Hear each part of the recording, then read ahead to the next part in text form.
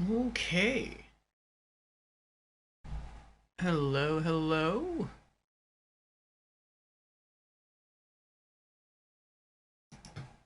Audio check. Audio check. Yep. All right, sounds good. Well, hello everyone, and welcome to another RPG Afternoons. We are here with more Dark Souls 2, Scholar of the First Sin. I am happy to be here. today we have a good bit of things to do in Dark Souls. Things that will likely keep us occupied for, well, who knows how many hours. We'll see. But before I detail what today's plans are, let's go into our opening announcements as usual to allow our other viewers the opportunity to join us for the day's show. So, again, welcome. I am your host, Lord Orfeo, and I am a variety streamer here on Twitch in addition to being a YouTuber. I stream 5 days a week, and I stream a little something different throughout the week. On Mondays, we have what I call the Monday Mishmash. And on Mondays, we can stream any game from any genre, except for RPGs. We do those later in the week. But whether into racing games, or retro games, or looter shooters, or some sports games, or full motion video games, we love those too. Expect to find all of that here on Mondays. So, yes, we have a lot of variety. Monday's basically our variety day. Tuesdays, I take the day off. Wednesdays, in the Discord channel, we have anime afternoons. And so if you enjoy watching anime, feel free to join us there. We typically screen through 2 episodes from a given series. And then afterwards on Twitch, we have our weekly Just Chatting stream called Community Chat and Gaming News, during which we discuss community updates, gaming news, and game releases for the week. Then Thursdays, Fridays, and Saturdays are our RPG afternoons. So if you like role-playing games, those 3 days out of the week are specifically aimed at you. Sundays, I take the day off as well. So if any of those stream themes, as I like to call them, are of interest to you, then I encourage you to drop me a follow, and I hope to see you sometime during the week. And with our opening announcements now out of the way, let us return to the stream of the day. So again, we are here for the final RPG Afternoons stream session of the week, and this is Dark Souls 2, Scholar of the First Sin from Software. So, let me sip my coffee, and I will tell you what we accomplished yesterday and what the plans are for today. Let me log in as well.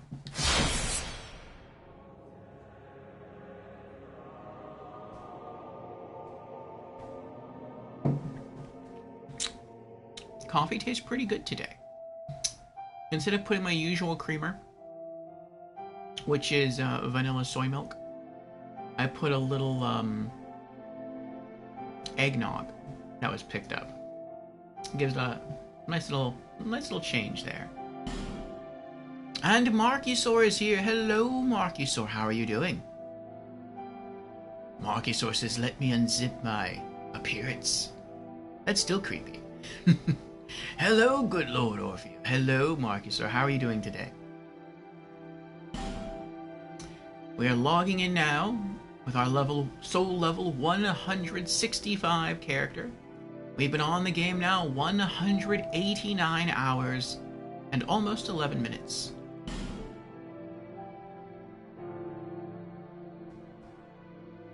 So 2 stream sessions ago, at the end of 2 stream sessions ago, I said that our plans for Friday, because it was going to be a very short stream, it was going to end like almost right at the 4-hour mark, and because we're having quite a bit of difficulties at the end of stream, or close to the end of stream on Friday, or I'm sorry, close to the end of stream on Thursday, that Friday's stream would likely be very simplistic. It would just be a farming stream. we would just be going into the Shrine of Amana and farming mobs there unto extinction, so that today, on Saturday, we could go into the Shrine of Amana and more fully explore the area, and perhaps fight a boss there if one was located behind the fog gate. That didn't completely happen. We actually didn't farm all of the mobs into extinction. We farmed some of them. We explored more of the area than I thought we would, and we actually pushed forward through the Shrine of Amana, fought the boss, beat the boss, which was, I think, the Demon of Soul Song, or the Demon of Song Soul, or... It has those three words in it, Demon, Song, and Soul. So we beat that. And we got the boss soul. We went to Olafed, still lingering in the Lost Bastille. I guess he's still figuring out where to go now that he's been unpetrified. And we got the weapon I'm holding in my right hand here. This is the Spotted Whip. So, it is a poison weapon I have not upgraded yet. I am planning to. That's the first thing we're planning to do this stream. And I am quite happy to have it. So, yes, I'm excited. Marcus says, Fine was lurking yesterday. You had, Fine was lurking yesterday, watching you in Amana's shrine. I hate this area so much. Glad you made it. Thank you, Marcus, or thank you. Yes, we did first try quite a couple things down there. We came across a black phantom, or was it a red? I think it was a red phantom invader. And it was an NPC invader. And we beat it, which was... I was really kind of worried. It wasn't that far away from the bonfire, but we used a lot of arrows to clear out a lot of the mages in that area just to make it as far as we did where the red mage invader happened. So we beat him first try, but doing so sort of depleted our boss killer, our old whip. And then we got to what looked like the boss arena, and I was like, I'm not sure I'm going to be able to pull this off without my trusty boss killer. So I had to use some repair powders. I think we were down to like 8 Estus flasks. But we did it, we made it, we first tried the boss. And yeah, we traded its boss all the way, and now we have our poison whip, and I am very excited about that. And we made it all the way into the next area, called the Undead Crypt. Marcusor asks, but Dark Castle might not be much better in parts. Oh, the Drangleic Castle might not be much better? Or by Dark Castle, do you mean the Undead Keep? Or, what was it called? The Undead Crypt. Yeah, the way is much harder than the bosses and invaders? Yes. Yes, it was. Undead Crypt, yes. Oh, the Undead Crypt's gonna be even harder? Okay. Well, I mean, I guess that's to be expected. It is later on in the game. The further on into the game you get, the harder it gets, so... Okay.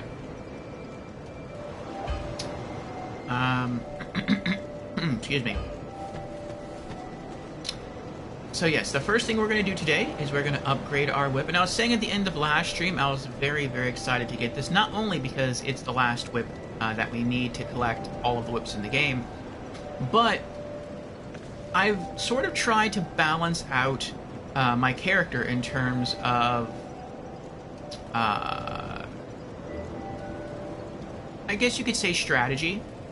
And so I kind of feel like I've done that in terms of range. For somewhat long-range enemies, we have throwing knives. We do use consumables in this game, or throwables in this game. That's part of our character build. We're going for like somewhat of a Castlevania build, so it's whips and throwables. Just like in Castlevania, you can, like, you know, hey, you have your whip, you have your throwing knives, and your holy water urns and stuff like that. So that's what we're trying to imitate. So throwables sort of help with long-range enemies. We have our whip for mid-range, which works quite well. And then for short range, I discovered I needed something to offset any enemy that gets too close to us. And that's because if an enemy is about the, I'd say about the mid-length of our whip when we swish it out to the tip of the whip, they take pretty good damage. If they're at the midpoint or closer to us, then the whip either does very little damage or it misses entirely. And so if an enemy gets right up in my face, I don't really have many solutions for that, or at least I didn't until I adopted the curved sword. The curved sword is very, well, it's pretty quick. And I also like that it has, at least on its second swing, a lot of horizontality to its swish, to its swing. So when it comes to the ghosts that like to roll right up into our face that you can't lock onto, even if they roll a bit to the right, if they roll a bit to the left, it's okay. The horizontal swing of our Melu Scimitar tends to catch them. So that's sort of made up for our shortcomings in terms of range. But there is another weakness with this build, and that is curved swords have the same weakness as whips, generally. And that is both are resisted by enemies with strong armor or thick scales, I guess, like dragons. So I had no real solution for that.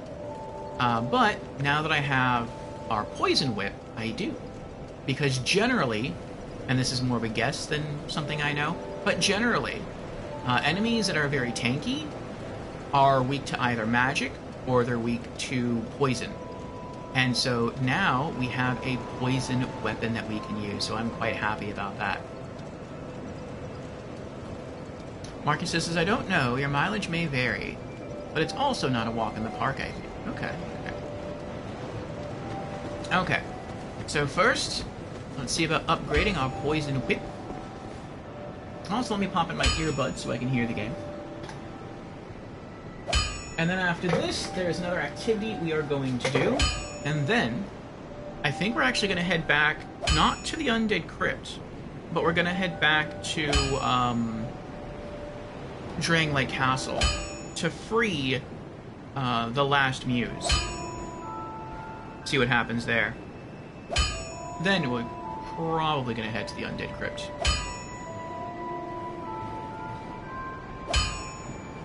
You got a key? Yes, we got the key from the boss. The boss we got the Demon Soul song from. I knew you'd be around soon. Go on, show me what you've got. Okay, reinforced weapon. There we go, spotted whip. Alright. Attack goes up by 23, and poison goes up by 13. One petrified dragon bone.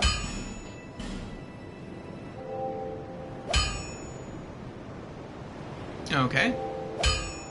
We can upgrade it again.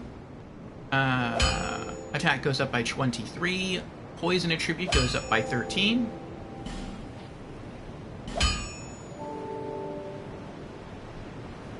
And we can do it again. Physical attack goes up again by... Oh. This time it goes up by 24. Poison effect goes up by... What is that? 14? I think so.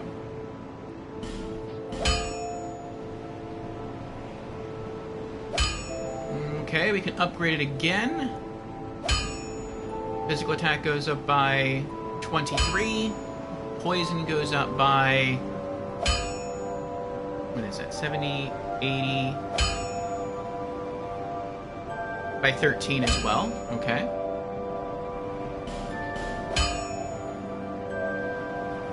And that's where we are stuck. We need one final Petrified Dragon Bone to finish maxing out our Spotted Whip. So as soon as we find that Petrified Dragon Bone, we're probably going to backtrack to a bonfire, and we'll come back here and finish upgrading our Poison Whip. And then after that, there's something else I want to do. I'll be around if you make it back. I did a bit more research on the Spotted Whip, which I said I would do. I wanted to know everything about all the whips. And even though the Spotted Whip is natively a poison whip, you can further infuse it with poison by using a poison stone, which we have plenty of. And I actually have one in my inventory right there. And I think you only need one to infuse it. They seem to have simplified the infusion system from Dark Souls 1. Whereas in Dark Souls 1, like, if you wanted to make this a poison weapon, you would have to get it to a certain level, and then you'd have to use a different stone to turn it into a poison weapon, and then you would have to use, like, lots of other poison stones to further upgrade it into a stronger poison weapon. It doesn't seem to work that way in this game. In this game, you just use whatever materials you need to upgrade the weapon, and then if you want, you can just use an elemental stone or a status effect stone to imbue it with that element or imbue it with that status effect. So that makes things easier in terms of weapon upgrades. But yeah, once we get it to max, I'm going to use the stone, the poison stone, and we're going to further reinfuse it with poison. And I went to the other smith in the Lost Bastille to check how it affects the stats. And it looks like physical attack will go down. Physical scaling goes, I think right now it's at a B. Let's see.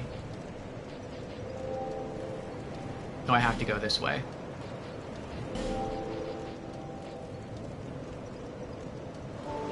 Okay, yeah.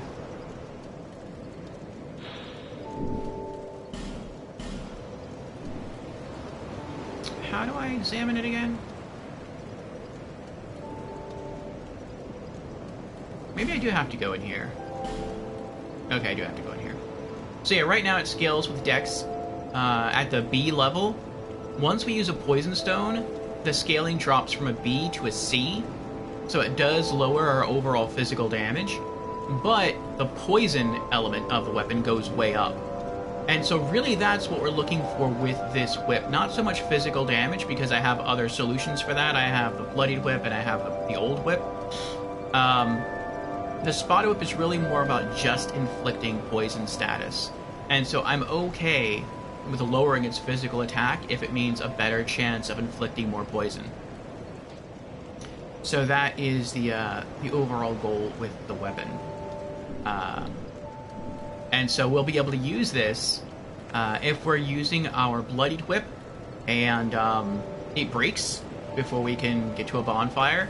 Well, that's okay. We have a backup. We can just go fall back to using the Poison Whip.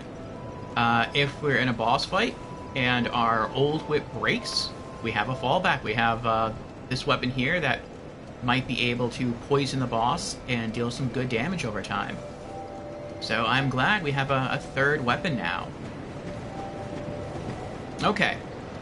So until we can find our fifth and final Petrified Dragon Bone, we are going to continue our journey. Now, I did say we're going to do something else before returning to the castle, so I did one more thing yesterday. I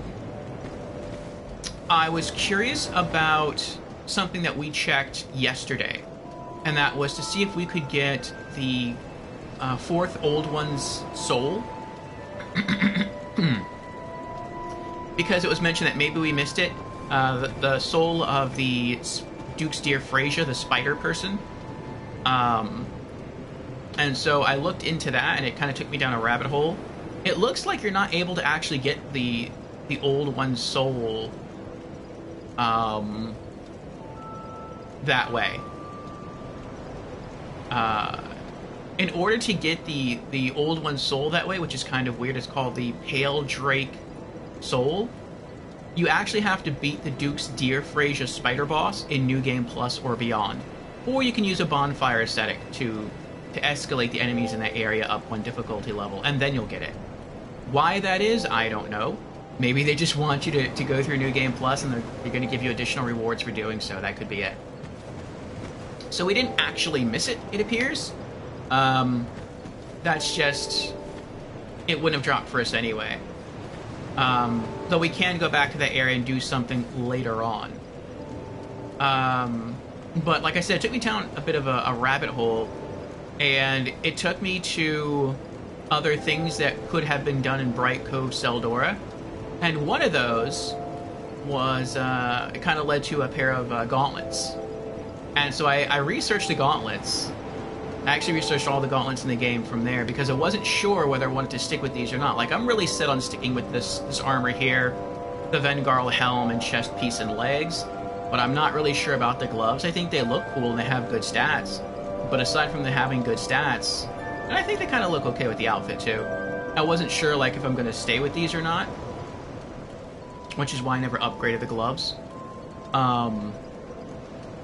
But it turns out that there is like this side quest line between Pate and Crichton, and we've been sort of advancing it, but we haven't been like we've kind of been stumbling across it.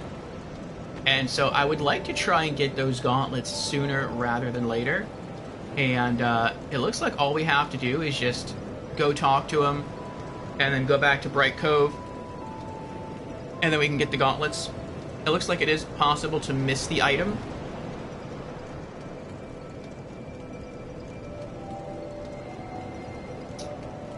So I have a bit of a guide up, and we'll tackle that next.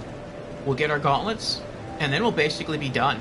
Our end game build, as far as I'm concerned, is finished.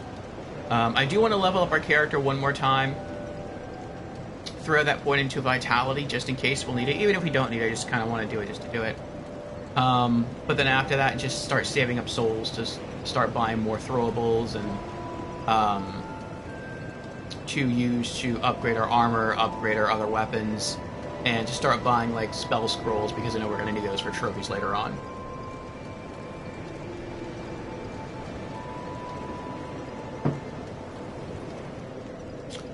Okay. So, let me get the guide.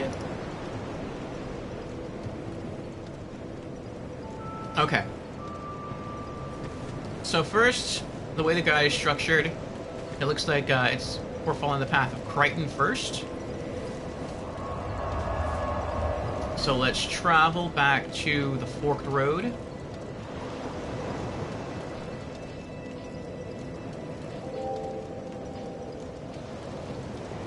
So if I can find... We have so many locations left to explore. Look at all this. Look at all these locations. How many rows? 1, 2, 2.5 rows. We've unlocked 1, 2, 3, 4, 5, 6. 6 rows already. So, I mean, if we go by this, and I don't know how large each of these locations is,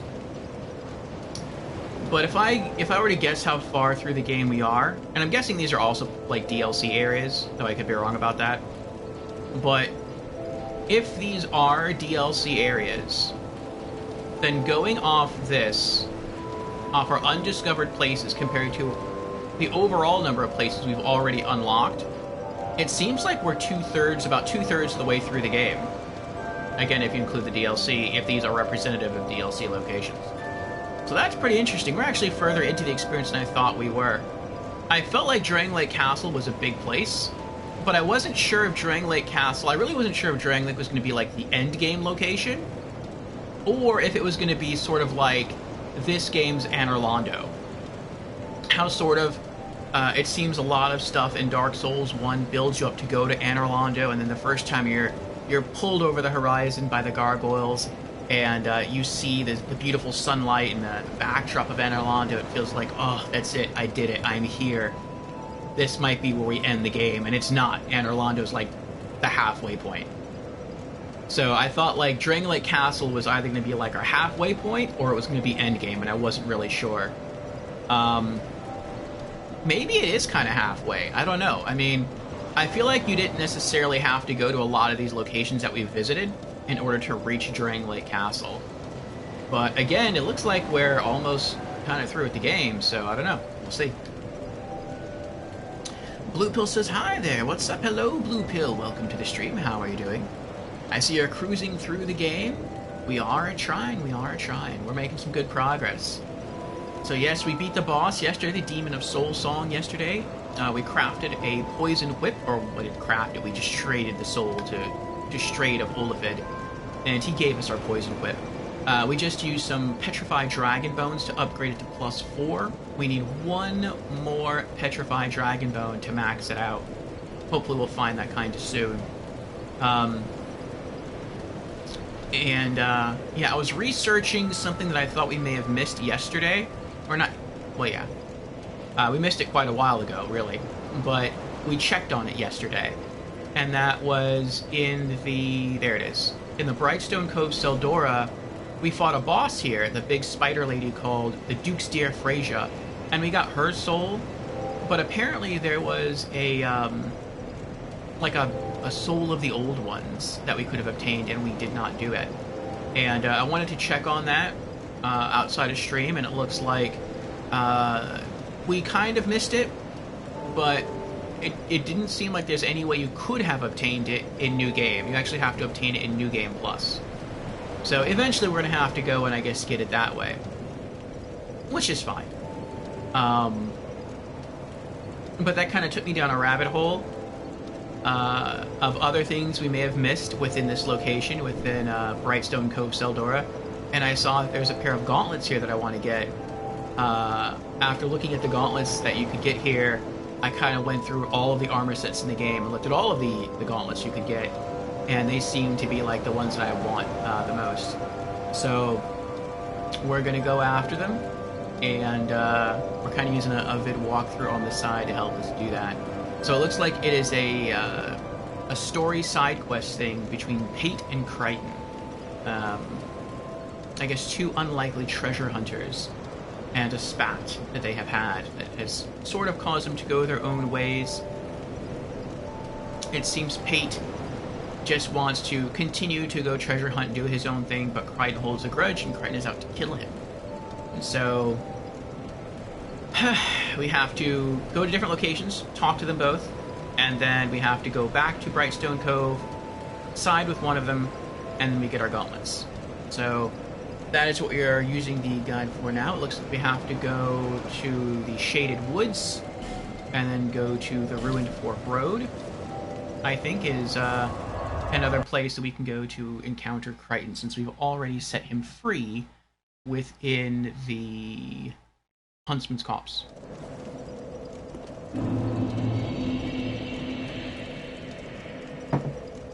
Okay. I think we have to ascend the stairs, and I think he should be sitting next to one of the doors, unless we've done that already. I really don't remember. Okay, he's not here. Let me see.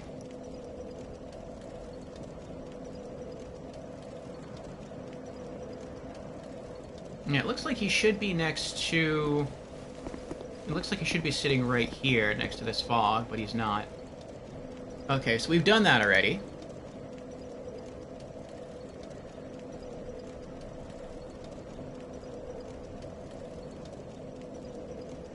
Okay. And the guide itself is pretty short. It's like 5 1/3 minutes. And, let's see here. We're not going to have to go through the whole thing, because I know we've already spoken to a couple of them at different locations. Okay, so we already set Crichton free within the Huntsman's Copse. That's done. Then it looks like the next area you meet him is here in the Forked Road. He should be right in front of me, but he isn't, so I guess we've done that already.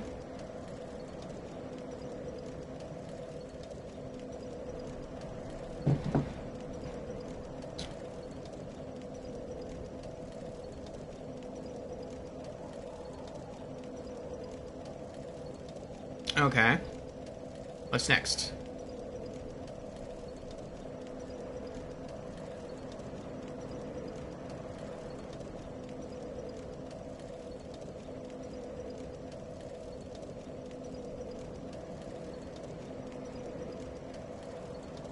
Okay, now they're showing me Pate's locations. We already met with him the first time within the Forest of Fallen Giants.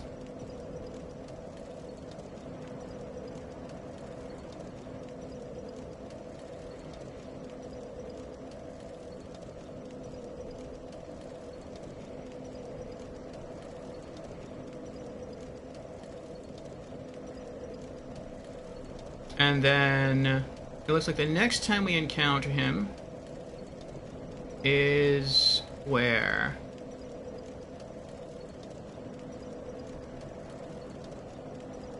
Oh, Central Earthen Peak. Okay. Oops.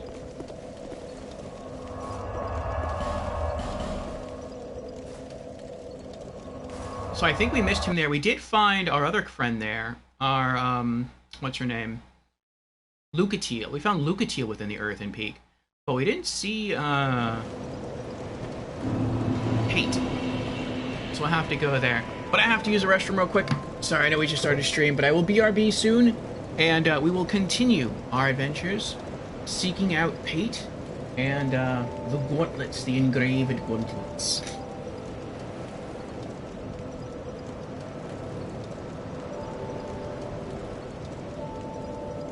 Blue Pill asks, have I watched any of the movies I wanted to see?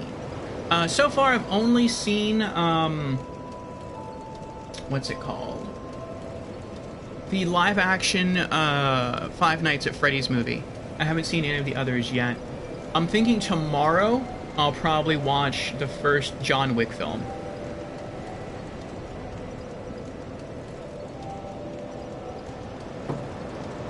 Alrighty, boob.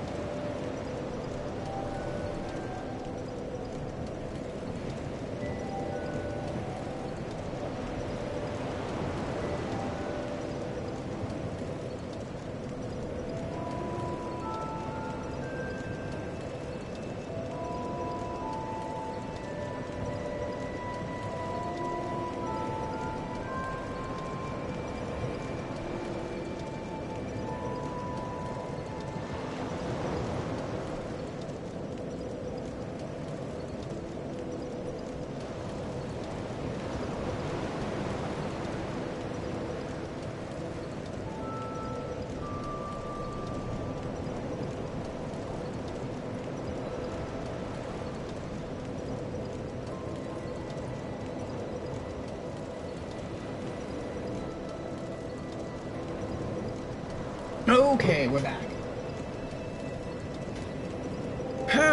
Thank you for your patience. Let me catch up on chat here. Alright. Ah, Indy is here. Hello, Indy. Welcome in. Indy went into lurk mode. Very well. Blue Pill says, I found a Reddit thread with someone's personal Dark Souls 2 achievements. And here's some of them. No soup for you. Defeat another player while using the Handmaid's Ladle. That's funny. Modern Warfare. Get the killing blow on another invader by blind firing a crossbow. That's interesting. You look fabulous. Give Rosabeth of Melfia a complete matching armor set to wear. I would like to do that. I've kind of been trying to do that little by little. I really wanted to give her the full Pyromancer set, but it seems like you only get one of those sets, like, in the game. Unless we find a merchant later on and we can just buy the full set, then I'll do that. Either that, or I was going to give her the Desert Sorceress set. But so far we've only managed to get, I think, the dress. We haven't got the gloves or the hood. Though I might not give her the hood. She has nice hair.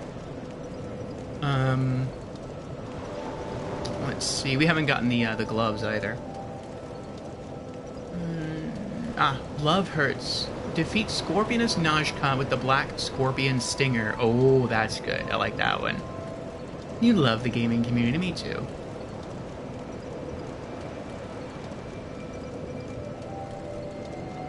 Alright. We are back. And it looks like we have an ad starting in about a minute and a half. But to clue in everyone before the ad hits, and we'll probably still be doing it once the ad ends, we are seeking out Crichton and Pate for their side quest to get some cool gloves. And then I think those are going to be our end game gloves. So right now we are headed back to the Earthen Peak.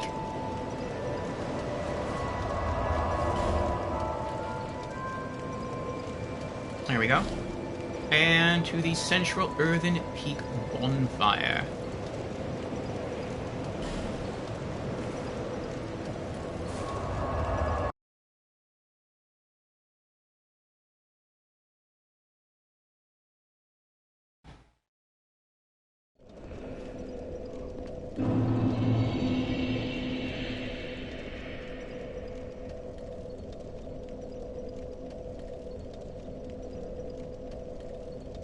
Let me see here.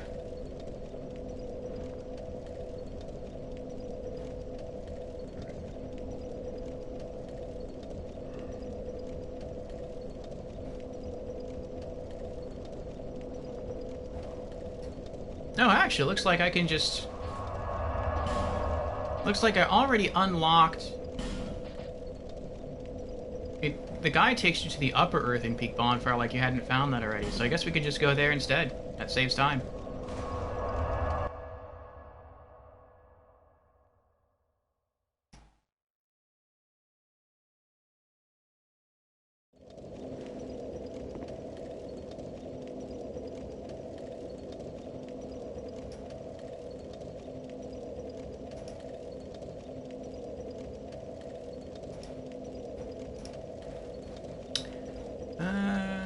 Blue Pill says a lot of NPC quests requires them to fight alongside you with several bosses and survive to complete their quests. Maybe, Blue Pill, maybe. If so, then we've already blown this. The walkthrough said that you would have had to invite, I think it was Pate, to fight the last giant with you, but that it's not necessary. Like, if you did invite him to fight with you, then he would have to survive. But if not, then you can still do it. But I think if he would have helped you, then you got, like, his armor or something. Like, he would just give you some stuff, but I didn't do that. And he says, I'm folding laundry while my phone charges. Okay. Got you up in the living room. Gotcha, Andy, gotcha.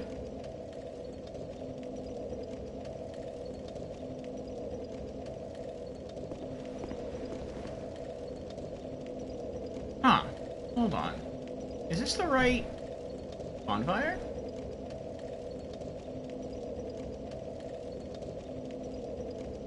Let me see here.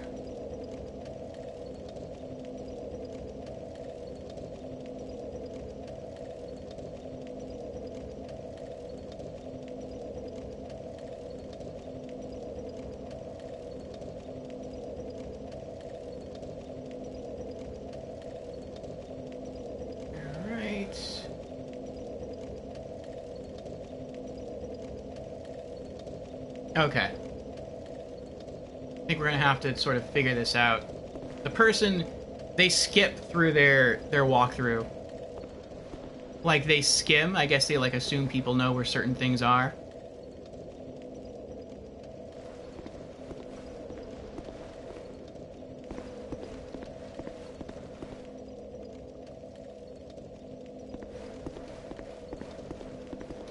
But we should be... Yeah, okay. So it directed us up here. Okay, so that's correct. And then it takes us... It looks like it takes us back downstairs into that room where the gears are turning.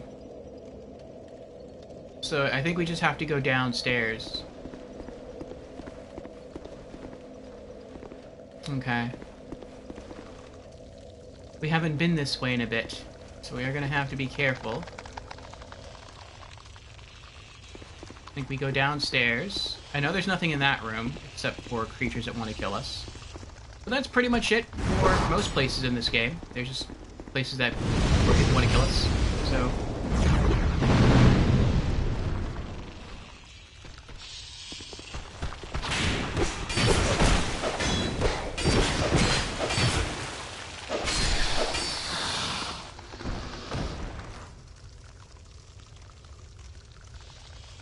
Okay, let's wait for the bleed to go away, and then we'll go kill that pyromancer in the upper left-hand corner. Okay. I remember how we did this last time. We have to... Oh, she's right there!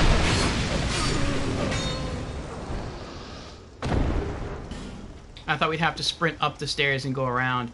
Usually we come from that direction, that's how we do it. We run through here, run up the stairs, run around, and then cut into her before she can really cast her magic.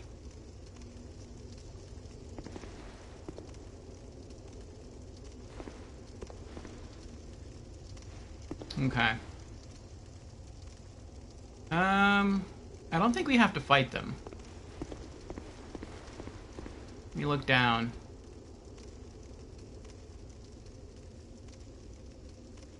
There's a bonfire right down there.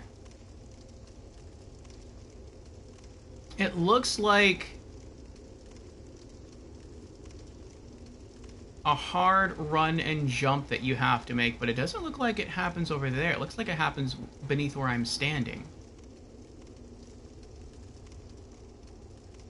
If I go that way... Am I into the whole Pate versus Crichton drama? I'm so on Crichton's side. I don't really know much about it. I know things from what they've told me about, and so far I'd say I'm more on Pate's side. It sounds like, from the way that they each tell their tale, that Pate says that he's a treasure hunter and that Crichton was like his partner, and they would go hunt treasures together, and one of the treasures that they tried to obtain was within the tomb of... not the tomb. The Forest of Fallen Giants. And Pate said that he warned Crichton about going in, but that Crichton went in anyway. The gate shut behind him, and he got trapped in there. He doesn't know what happened to Crichton. And then we later on find Crichton, and we find him in a cell in the Huntsman's Copse. And Crichton admits that he felt betrayed by Pate. He thinks that Pate pulled like a trick on him, and so he set up a trap to catch Pate, but that the trap backfired, and he locked himself basically in the cage in Huntsman's Copse. So that's all I really know about their drama. As far as who I believe, I feel like neither of them is completely trustworthy. but I feel like I'm more on the side of Pate. Pate kind of comes off as being a little like what's his name? Patches from Dark Souls 1 and from Demon Souls, where you can't really trust him. It seems like he's one of those guys that tells you to like look over the edge to get a treasure and it'll kick you in. But what makes him a little different to me is that when we first found Pate in the Forest of Fallen Giants, we talked to him. He was like, hey, you know, you can go through there and you can get the ring that my partner tried to get but failed getting, but be forewarned. Once you go through, the gate's going to drop behind you. It's going to lock.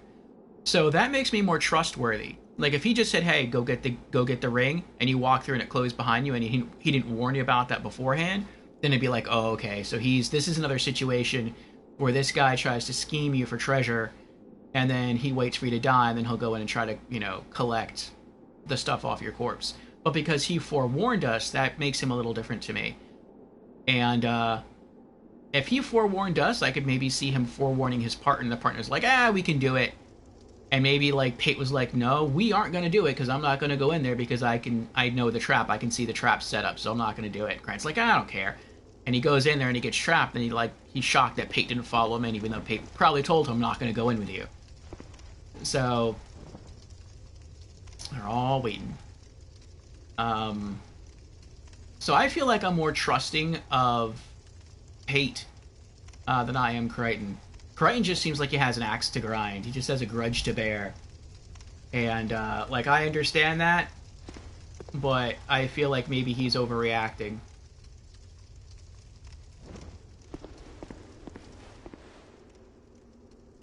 Okay, I heard cloth shuffle there. I didn't know if one of them was coming after me.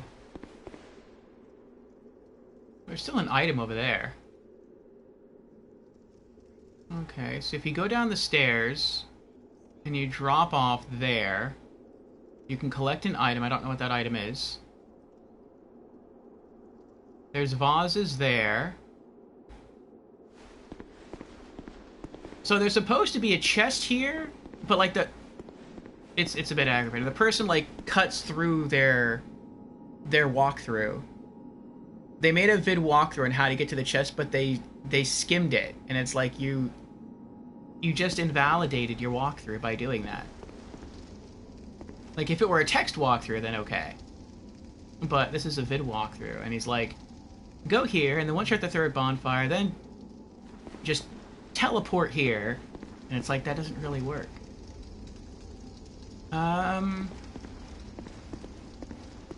Maybe I can jump up here and then drop down there? I feel like I'm going to draw their attention, though, without meaning to.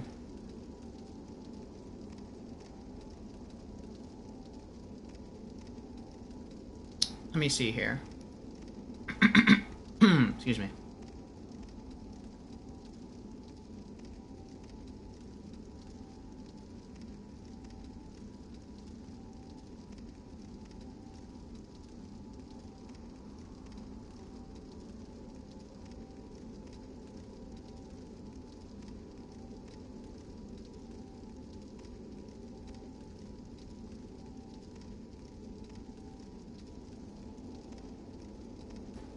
Okay, I think I see where he is now. Okay, so I have to face the bonfire, which is down there. But I have to be beneath where I'm standing, and I have to be over there. So, I don't know if I can... No, it looks like the wall goes all the way around. Okay, so I'm gonna have to go further down.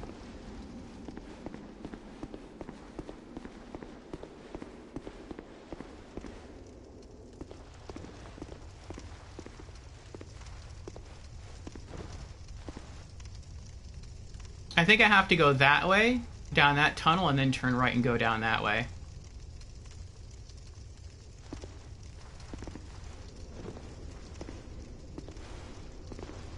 Gotta watch out for the poison pots here.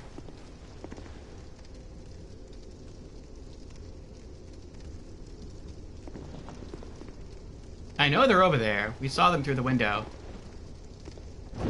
There we go.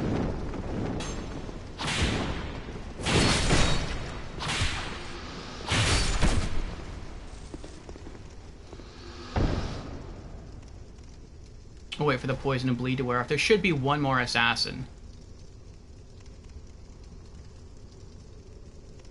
Okay. Oh, the mannequin claws. I don't think we had those yet. Let's go around to the ladder. The third one should be popping up soon. Where are you? I know you're here. See if we can draw him out.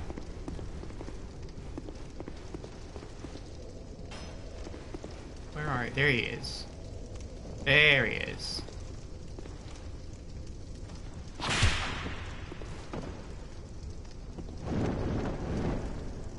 Oh, he's coming for us.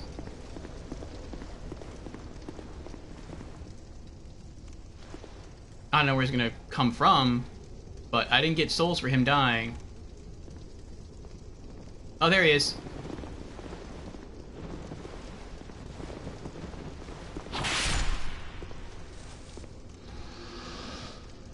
Okay, we're good now.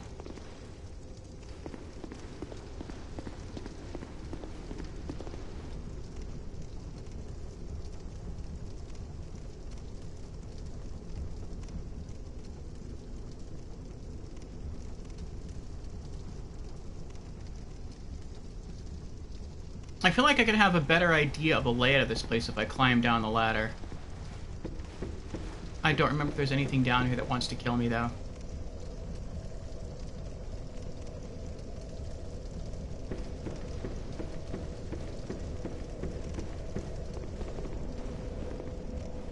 I know there's a trap here. Somewhere. Oh. Hello there.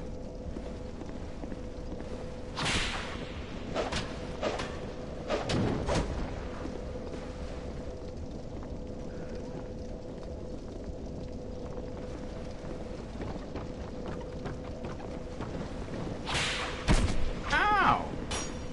Cheater. I mean, I guess I cheated too, but still. Gotcha. Okay. I'm not gonna try to get a better look at this place. Yeah, that's a really nice looking item down there. Okay, so I'm supposed to be over there, where those pots are, along that railing. And where I have to get to is that door right there. So I have to figure out how to get over there.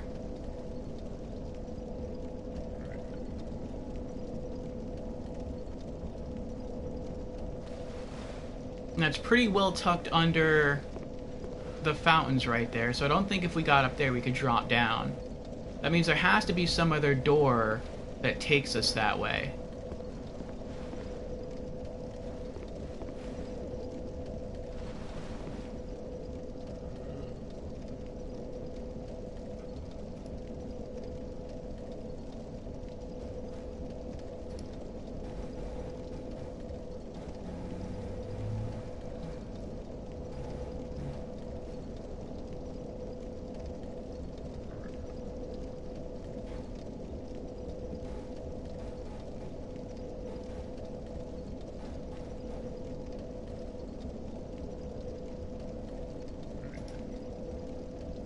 Oh wait, is there...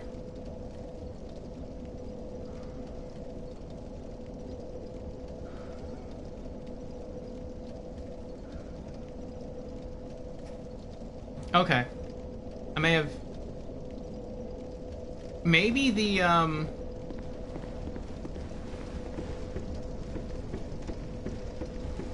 maybe there's another illusory wall in that room, where the bonfire is.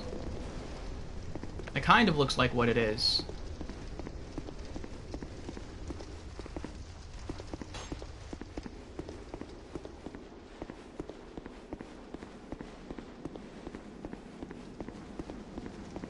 That would make sense. That would be how you're able to get down there.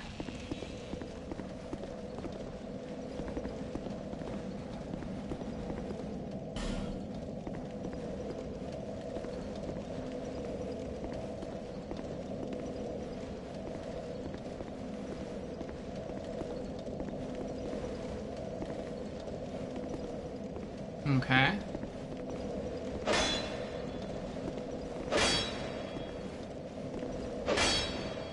This is a complicated side quest path. Like, even following a video guide, I'm having a hard time doing it. Of course, I left out, like, a really crucial detail, but still. Maybe there's an illusory wall in here?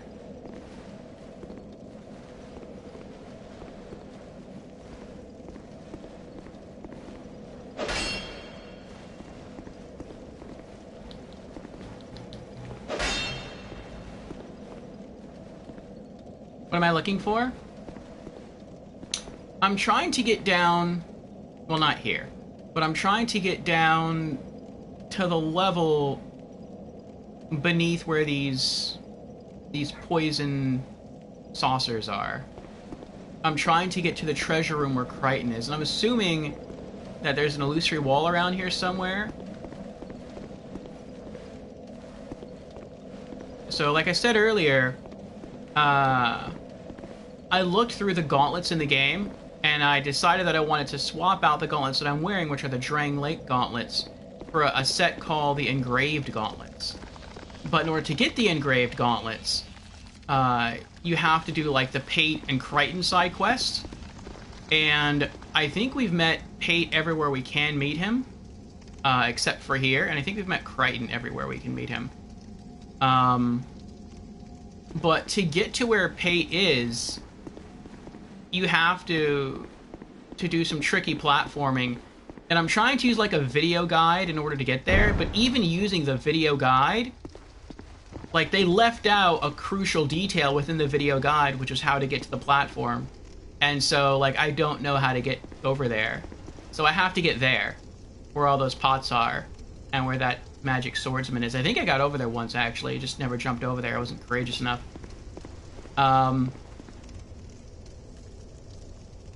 Maybe I have to go around here. Let's try going around here.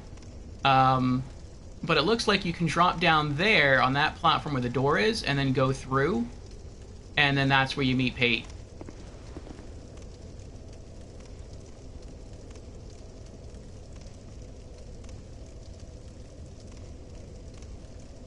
Hey, Icy's here. What's up, Icy? How you doing? You're going the right way earlier? Nothing left up where you are? Okay. Treasure room or room? The little space under the elevator comes in mind? Okay. We'll check that out. That might have been it. For the chance of crits? Yes. So, like I said, when it comes to the armor, the Vengarl armor, I like the helm. I like the bonuses it gives. I like the look. It's mostly cosmetics, really. I like the look of the chest piece and the pants for the Vengarl armor set. But the gloves... The Vengarl gloves look okay, but the stats of the Vengarl gloves are... I don't want to say they're bad, but... They're kind of bad.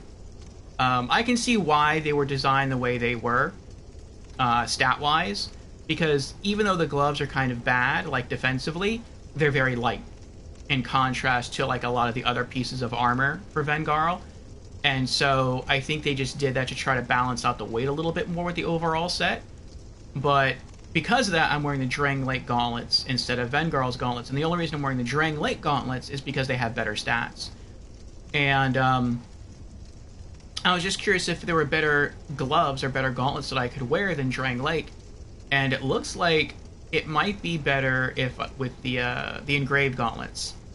So yeah, it appears that there's like a small chance, like something like a 5% chance, that a normal attack will do crit damage. And so it's like, I think it actually has worse stats than the Drangleic gloves, but any chance that like bonus damage sounds pretty cool, so I'd go for it.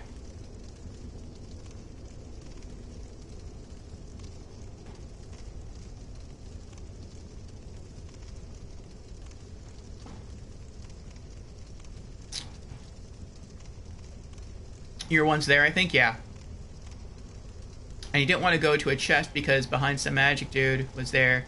Tricky jumps, yeah. What is the glove's name for 5% crit chance? Where to get and who told you that? The engraved gauntlets. They're called I think they're called engraved gauntlets. And yeah, nobody told me that. That was just... It was me sort of doing research on the soul thing that we tried to go through yesterday. Where, I guess I'm going to have to make this jump again. Where, oh, that's right, there's no poison here anymore. Nice.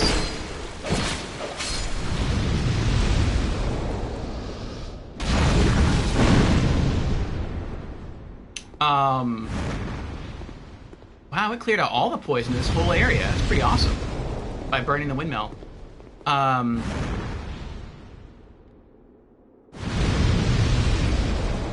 Hold on, let me... Oh, I didn't set it. Let me quiet her down real quick.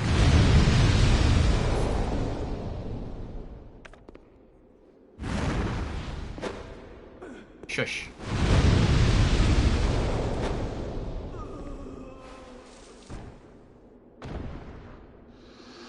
Oh, okay, I can hear myself think again.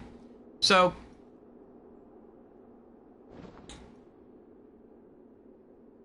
yeah, I went to research the boss soul, the soul of the Duke's Dear Frazier. Like, we got the soul, but we didn't get, like, the big... I guess you would call it one of the souls of the old Great Ones. And... It looked like we couldn't obtain it because we went through the Winter's Shrine first, because we already had over 1 million soul memory. And so I researched to see if that was really true, or if I was just still, like, messing something up. And it looks like that that wasn't actually the case. So it looks like what it was is that you cannot obtain the 4th big boss soul, called, I mean, like, the Duke's Dear Fray is like the 4th soul, but you can't get the other soul there, called the Pale Drake soul. You can only get that in New Game Plus or beyond, or you can use a bonfire ascetic. Either one of those works. Okay, she's there by herself, and then we can go down some more. Let's go get her.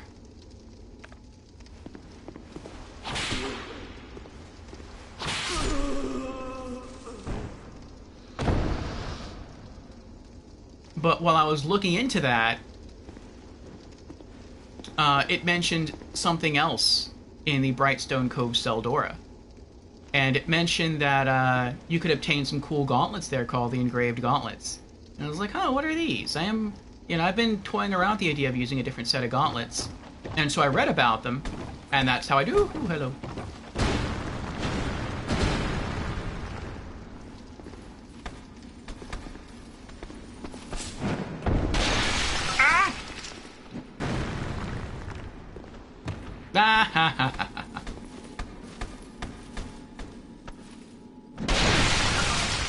Oh, that's awesome. He just poisoned himself. I hope he dies now.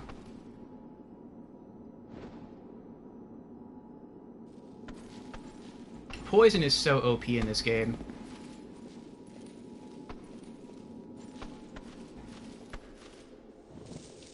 And he's dead. Nice.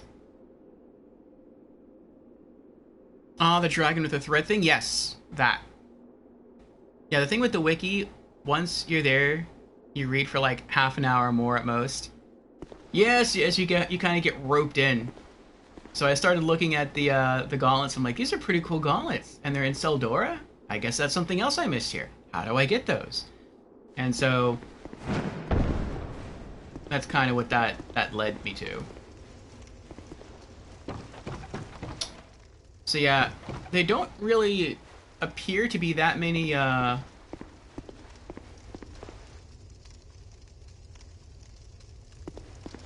good gauntlets in the game. Oh! Wow! I am lucky I have high defense. If not, that would have probably been like a one-hit kill right there. But, oh, this is it. This is it. We have to break this wooden platforming and go through that door. I'm gonna try killing him first, though.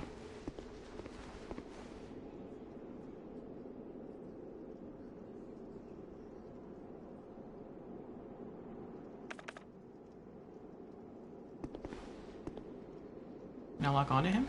I can't lock onto him. Can I hit him with a throwing knife? I mean, I probably can, but that was a pretty bad throw. There we go. He's got his shield up now.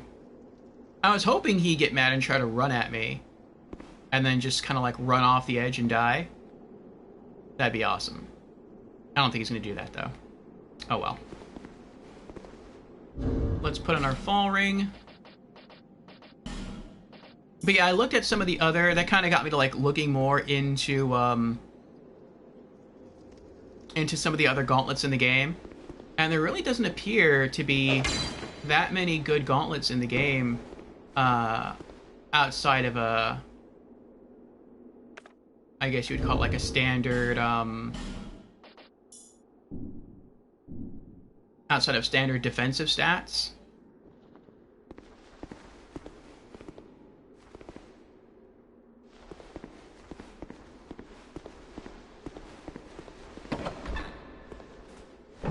There he is.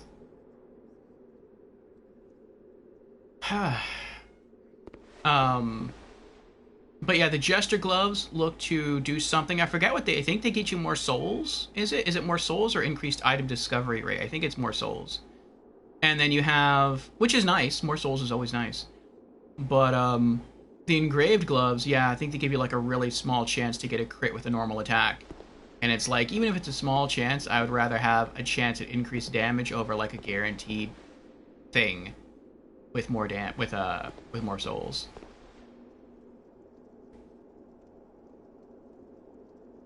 Oh, this place you meant? Jeez. Got a throwing dagger to the knee, yep. 5%, so every 20th hit, not so bad. Yeah, it seems like it'd be good for weapons that you can spam, like that have really quick attacks. Curved swords are supposed to have quick attacks, but I wouldn't say the Melu Scimitar is really that quick. Though it does look like a pretty heavy curved sword. The whip's kind of slow too, but again, I'll take it.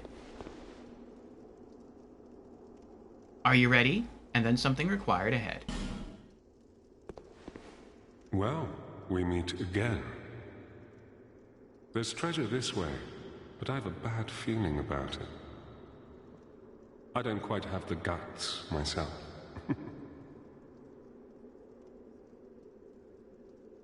Well, there's treasure this... I don't quite have the... I think we actually did talk to him before. It might have been him. Maybe it wasn't Lucatiel, because I remember them mentioning treasure. I think we came from this way. We talked to him. We tried to go through the door, and we couldn't because it was locked. But maybe this door is only locked from within here. Maybe you had to open it from the other side. That could be it.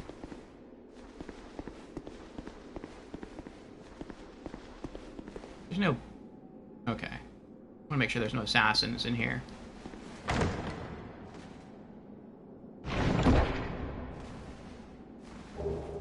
Great heavy soul arrow. I think that's it.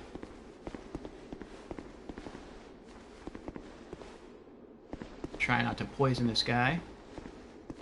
Well, good to see that you survived. Perhaps you're more rugged than I thought. In any case, the treasure is yours, since you went ahead and took the leap. I prefer a more cautious approach. It's hard to know who to even trust these days. For instance, I've heard that a man is out for my life. Now, what misunderstanding could have ever led to that? I don't know. The poor bloke must have quite an imagination.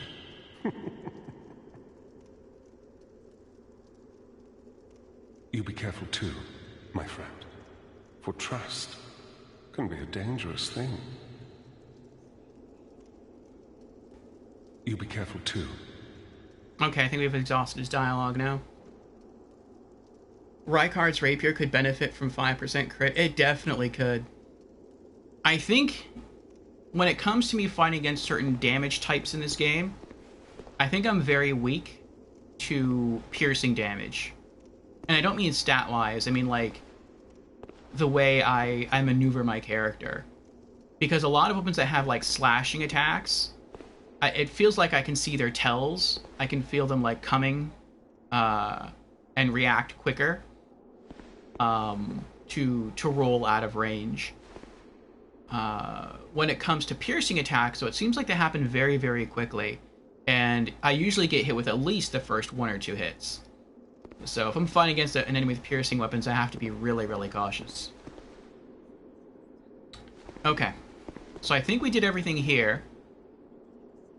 And let's see. Is there anything else that I have to do here?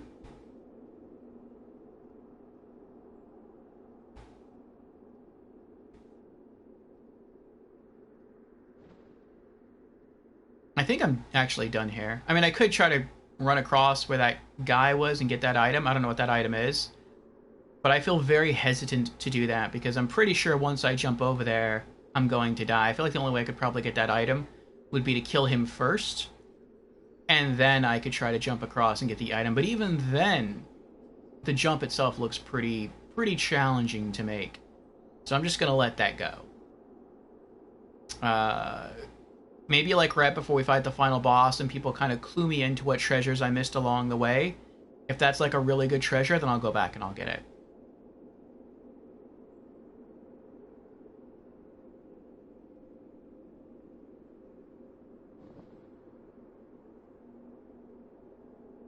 Okay.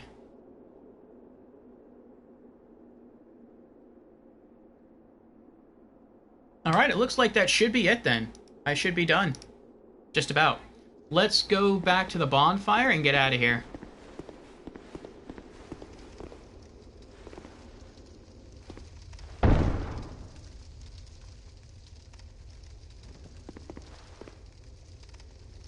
Oh, that's the guy that died from the poison.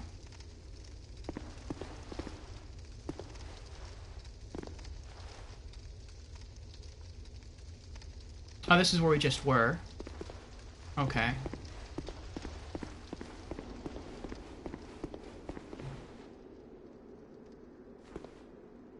What happens if I fall from there? Well, if I fall from there, I die. That means there has to be a door over there somewhere.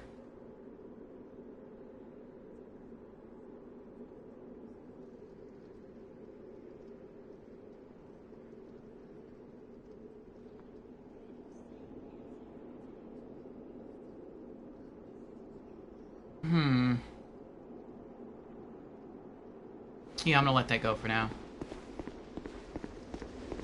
If I ever come back here and decide to go for it, I'll probably just do something like bring a great bow, because he can't move anyway. He can't really dodge. All I can do, it seems, is block. And some great arrows.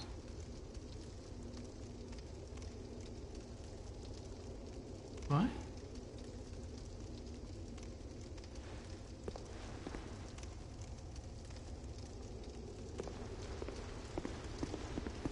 What was that? Oh, that was a soldier's body, wasn't it?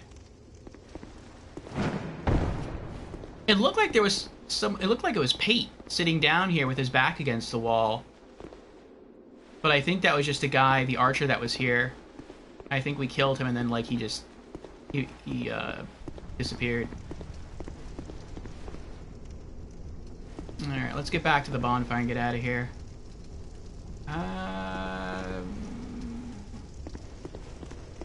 I don't know if there's any more enemies down the ladder. Let's just go back to the bonfire we used to get in here. There shouldn't be any enemies along the route. I'm gonna leave them alone.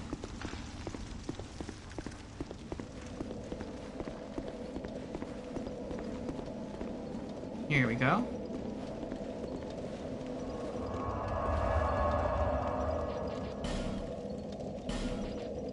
Wilted dusk herbs.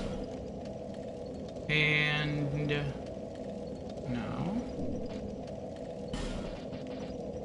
Mannequin claws. Claws used by the mannequins of Harvest Valley. The peculiar art of puppetry is a vestige of the two lost lands. The queen, entranced by poison, used it to beckon unknowing souls to the defiled valley.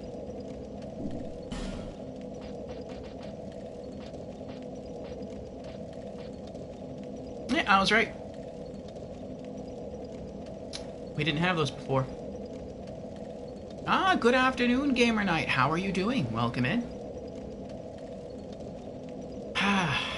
Oh, and if you missed it last time, Marcusor, we did a trade with the birds in what is it called? The crows in Things Betwixt, and we got ourselves a second old whip. That's pretty cool. I'm gonna keep it. I'm not gonna sell it. All right. Oh, I think there's other stuff to put away.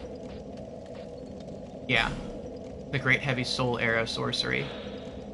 A spell superior to Heavy Soul Arrow fires an even stronger Soul Arrow. Difficult to handle, but very powerful. Only the well-trained can handle these arrows.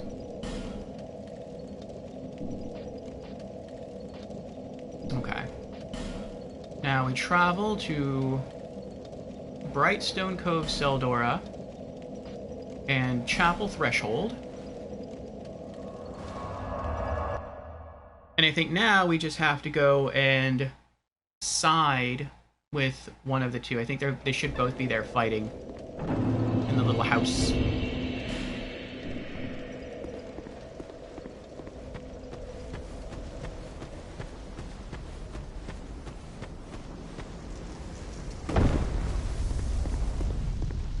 Yep, there they are.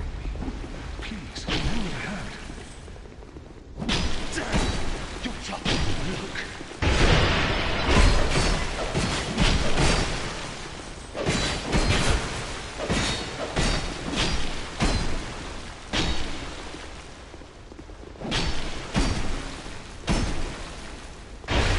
Yeah, move out of the way, guy. I don't want to hurt you, too.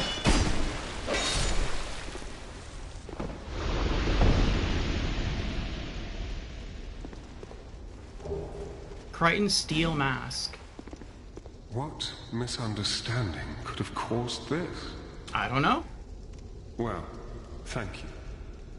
I owe you my life. You're welcome. My little pied-à-terre lies beyond here. You'll find some of my treasures there. Help yourself to those that suit you. Yay! We did it! Here, use this key. Seldora Den Key. I did read that we'd actually have to land the killing blow, and I was kind of worried about that in this side quest. But after kind of standing back and watching how much damage they each did to one another, like, I can understand. Like, they did almost nothing. Like, almost no damage to each other.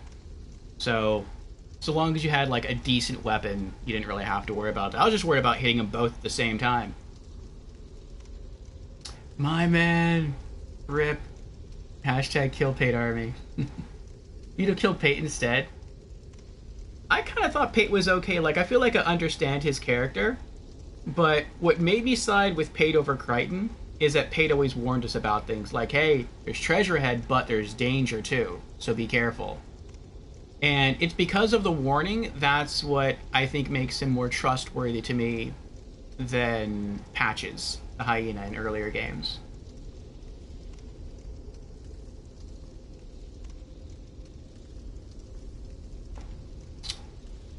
Blue Pill asks, is there a sport you like or are invested in? Yes, billiards.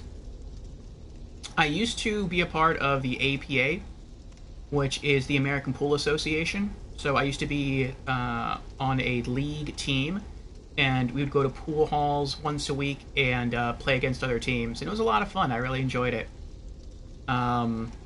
We did that for, I think, like 2 years, and then I wanted to step down. Just because it was like a real commitment. Like, it was every Thursday, and it was like 5 to 6 hours, sometimes more. And it's like, unless you were really, really sick, you had to be there. Some teams have like duplicate players, so if you want to take a night off, or you want to go do something else that week, you can do that. But mine didn't. Not for like the rank that I was. So there's just different like ranks or skill tier of players. and I was like one of the only people in my skill ranking on my team, so there was no one to like cover for me, and so it's like I always had to be there. And I'm like, after 2 years of that, every Thursday without missing one, I think I missed like 1 or 2 due to like literally being really sick, but outside of that case, like I was there every Thursday. I'm like, I kind of want to just go do something else with my Thursdays. Like if the schedule would have been more flexible, I might still be doing it, but yeah, it was a little too rigid for me. But I really enjoy billiards. I play billiards games. I used to stream a billiard game on this channel like almost every day. And I was starting to get into snooker as well. Snooker's like, I call it like the adult version of billiards. It's like a harder version. But yeah, I really love that sport. And I got to meet one of the greatest pool players alive today. They call her the Black Widow. Jeanette is her name, I think. I don't remember her last name. But she was actually the sponsor of my... Well, she was a sponsor of the branch of our league, which is pretty cool. That's awesome. You used to be a huge snooker fan? Yes, I loved watching snooker on YouTube as well.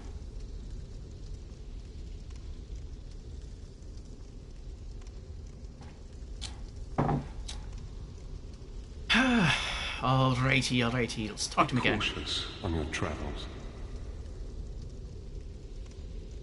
Be cautious on your travels. Okay. Let's go into our gear and see what we picked up. I found this so funny yesterday after killing the boss, that the key that you get is a weapon. And it's a keyblade. That's what it is. I don't remember when this game came out, but I wonder if they were the first ones to have a keyblade, or was it Kingdom Hearts? But after we get through with our side quest, we're going to do this next. There we go. Crichton's Steel Mask. A typical steel mask belonged to Crichton the Wanderer. Its design resembles that of the Knight Order of the eastern land of Mira, but there's some odd differences that catch the eye. Perhaps it is a finely crafted imitation. So maybe he wasn't a Knight of Mira. Or he just had the mask customized, but I think they're hinting at that he wasn't exactly who he claimed to be. Alright, where's the key? Seldora Den Key. Opens the den in Brightstone Cove, Seldora. Key to the den in Brightstone Cove, Seldora. The fools that venture into Seldora, unaware of the ancient deeds that still haunt the cove, are transfigured into unspeakable malformations.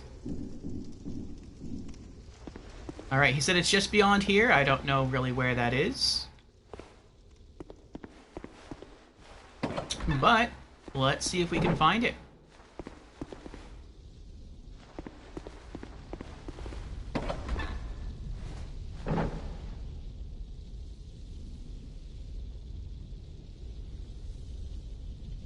I don't remember coming this way. Am I outside now, or am I inside? Oh, I remember this. Okay. So, I don't think it's there. It might be there. Or maybe there? Well, let's put on our fall ring just to be safe. Okay.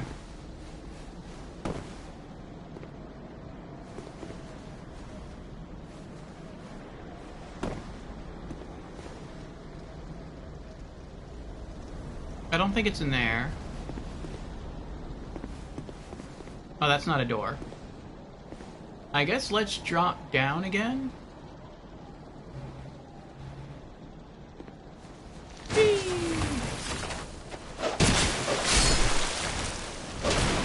No. Go towards the safety of the fire. Here they come.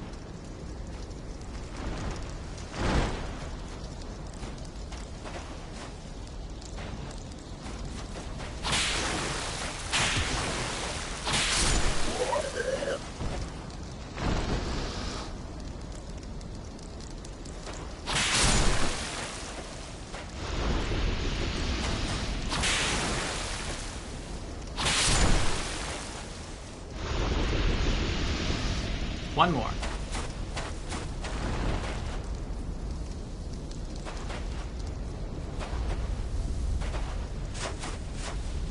It's like he's hiding.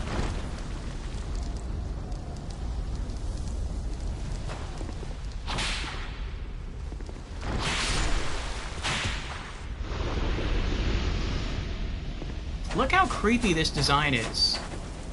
The spider guy. It looks like a spider jumped on his back and it bit him in the back of the neck. And it, like, I guess started injecting some sort of weird toxin into him. It caused him to fall down. And as the spider was, like, feeding upon him, it somehow asserted some sort of mind control, I guess. And the two sort of, like, became one being. That is so creepy.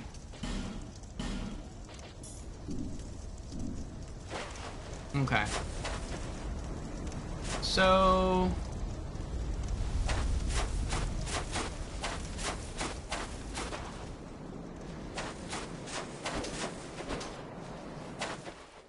is it in here? Dash ahead and then enemy ahead.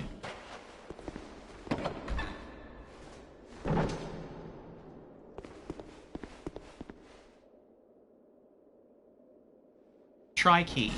Ooh, is this it? Use Seldora Den key. Nice.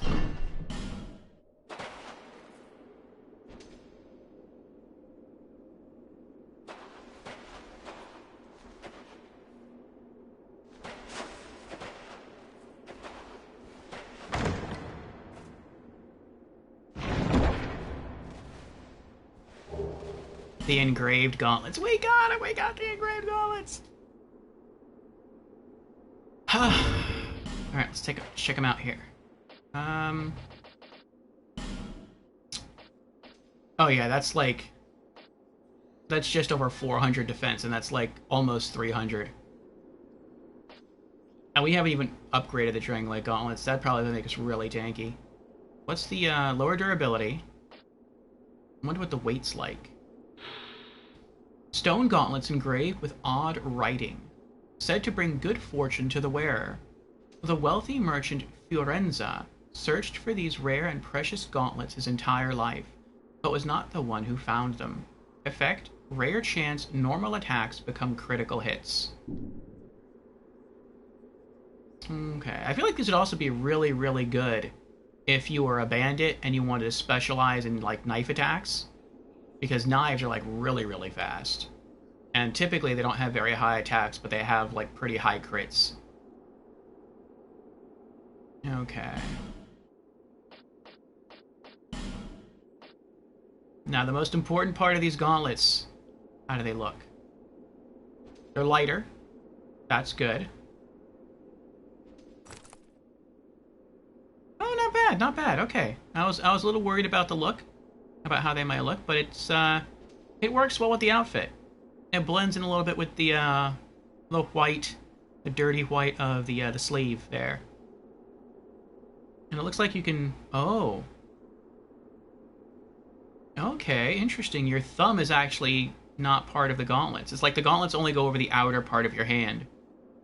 Interesting. Very interesting. Okay, okay.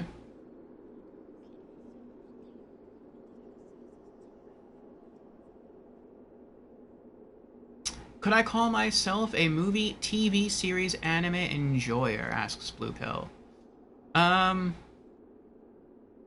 would say I'm starting to enjoy anime more. Since we've been having our anime afternoons stream sessions within Discord, I've been enjoying anime more. Like, I didn't... before that, I wouldn't say that I did not enjoy anime. It's just I was ignorant of anime. I hadn't really seen too many series. And so getting more experience with anime has made me enjoy it more. As far as being movie or TV, I used to enjoy TV a lot more when I was younger, but I probably really haven't watched a real TV show in like 20 years. I'm just not that into TV. It's like if I have to choose to do different stuff, like I'd either rather read or watch YouTube or watch Twitch or game. As far as like on-screen or like, you know, media interactions. just sitting and watching a TV show doesn't really appeal that much to me. Though there are shows I do want to get into, like I do want to get into the Twisted Metal series. I do want to get into... I would like to try to finish up, if I can, the Hercule Poirot series that I was watching over on Netflix. I think there's like 9 seasons, and I got to like the first episode of season 9. And then, like, I was kind of like sad that it ends after 9 seasons, and I was like, what happened after 9 seasons? Did like the actors just quit? Did they get tired of the role? And so I did what I should not have done, and I looked into it, and I found out why season 9 is the last season. And I found out that something unfortunate happens, not to one of the actors, but to one of the characters. And that kind of ends the show. And after I saw that, it made me like not want to watch the rest of the episodes to season 9. But I do want to go back and sort of finish it up. As far as movies, it depends. If the movie is within a genre that I'm interested in, like fantasy or horror, I like some horror, not as much as I used to. I'm more fantasy. Or if a movie is based off a video game franchise, then yes, I am interested. Gloves have an almost Celtic vibe to them. I agree with the runes. Okay. So, let's see here. Yeah, our defense went way down. Well, not entirely. Let me see here. So our physical defense, strike, slash, and thrust. Oh, they call it thrust. I thought it was pierce. Okay. Defense goes down. Our poise goes down. Wow, our poise goes down. I didn't know if the gloves gave... I didn't know if the Dragonlight Gauntlets gave me poise. And our bleed resist goes down. But we did... There are some trade-offs here. Magic defense went up by 1. Fire defense went up by 1. Lightning defense went up by 3. Dark defense goes up by 1. Poison resist goes up by 1. Oh, we got major bonuses to Petrify resist and Curse resist. Resistance to the Hollowing Curse. HP is reduced as Hollowing increases in severity. Oh, so I guess, like, as we continue to get cursed or continue to die... It might just be cursed, though, I don't know. Maybe our HP capacity diminishes less. That's okay. Petrify resist... I really haven't faced a situation where I've had a lot of trouble with Petrify. I think Petrify is one of those interesting status ailments where it could have been really, really bad in Dark Souls 1 and in Dark Souls 2, and maybe it is in Dark Souls 2, maybe I just haven't gotten to that point yet. But there's never a point where you feel like you have no chance, where it feels like you're going to get petrified no matter what you do, unless you play in a very, very specific way. Like, I've never been in that kind of situation. I have been in that kind of situation with poison, but I've never been in that kind of situation with Petrify. So I feel like the added resists here really aren't that good. They don't really make up for losing such an overwhelming amount of physical defense. Like, we're losing, what is that, like 50, 60 in some cases physical defense from switching from the Dragonlight Gauntlets over to the Engraved Gauntlets. But I do want to playtest it, and like I said, I never upgraded these gauntlets. I do plan on trying to fully upgrade the Engraved Gauntlets. Hopefully that will help to offset some of the stats that we lost. Okay. Let's open the other chest and continue.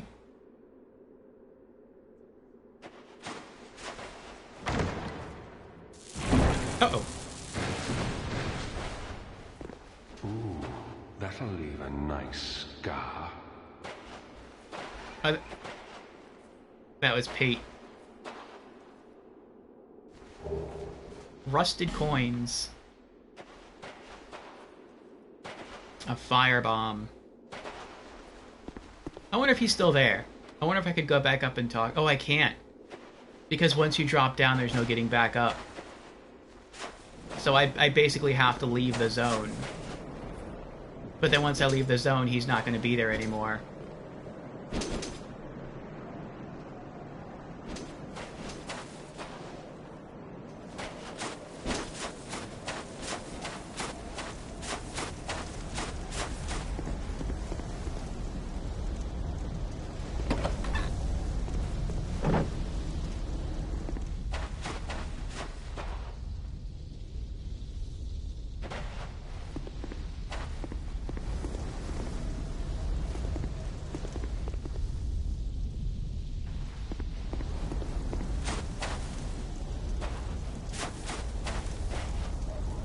Yeah, so now in order to get out of here, I either have to Homeward Bone, or I have to go all the way back to the boss room and then leave that way.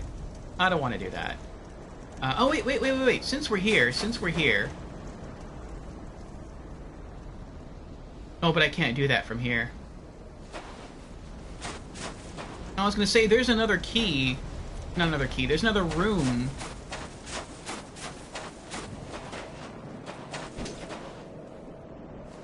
I think it's on the other side, though.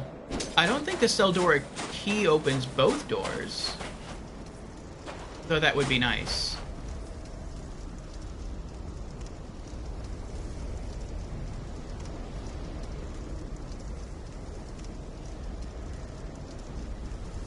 Blue Pill says, back in the day, I used to enjoy anime a lot. But then I got to the point where finding something good, interesting, took just too much time.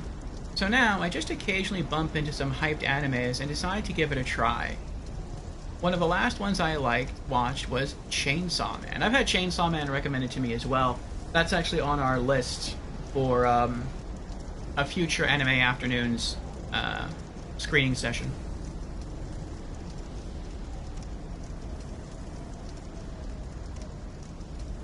But yeah, I guess it's like anything. You know, if you watch a lot of movies or a lot of TV shows, then it's just probably going to get to the point where you feel like you've eventually watched so many of them that it just doesn't feel like there's really anything else left to watch.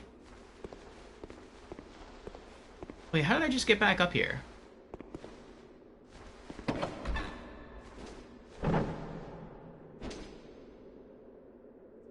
What? I know where I am, but how did I just do that?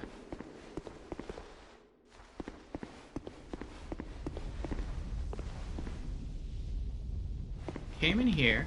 Maybe I was wrong. Maybe I can make my way all the way back to Pate.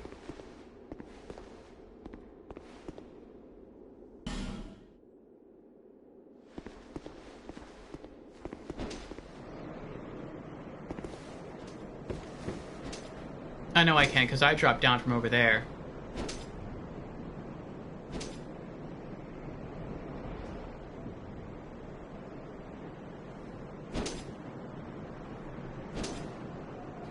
Alright, let's Homeward Bone out of here.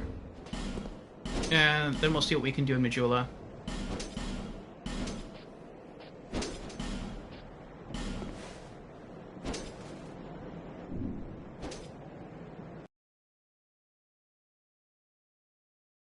There is another building here, though, that contains a bonfire, and I couldn't figure out how to open the door.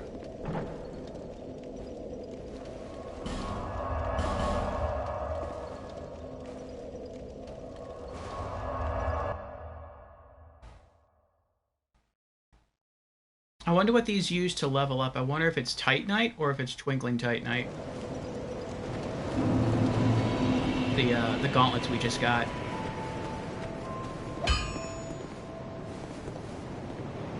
I knew you'd be around soon. Go on, show me what you've got.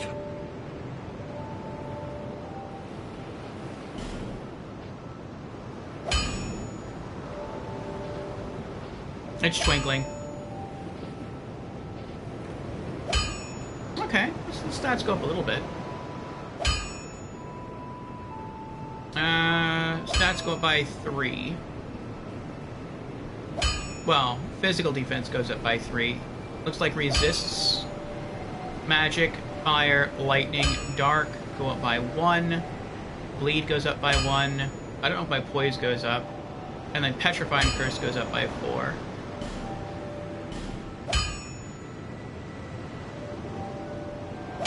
Alright, I guess next time we find a piece of Twinkling Titanite, we'll come back and we'll level up the engraved gauntlets again. I'll be around if you make it back. Let's put some stuff away.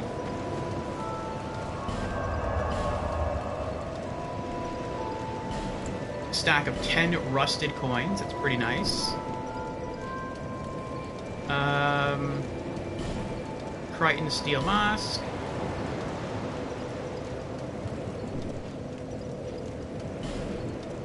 Drangleic Gauntlets.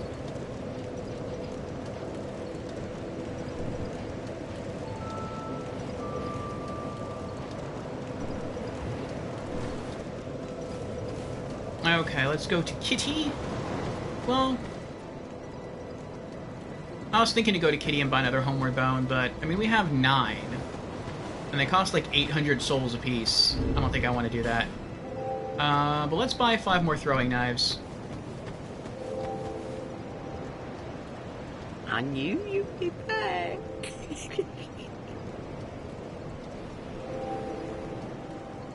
Still waiting for the attack on... Oh, the attack on Titan's ending? I thought that ended already. Everyone's so stingy around here. That's a rare Everyone's so trap. stingy everywhere. Was it unique? I don't know. I've never seen it before. My only customer, don't make me beg. Now buy something. I've seen poison traps in chests. I've seen mimics. I've seen crossbow traps. That was my first time of seeing a firebomb trap.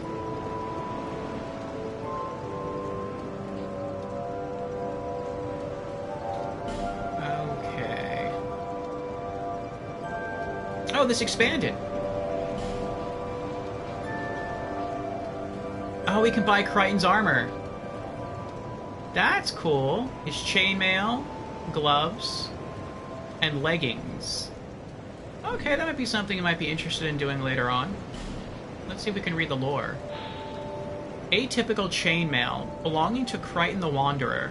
Its design resembles that of the Night Order of the eastern land of Mira, but with some odd differences that catch the eye. Perhaps it is a finely crafted imitation. That's pretty cool.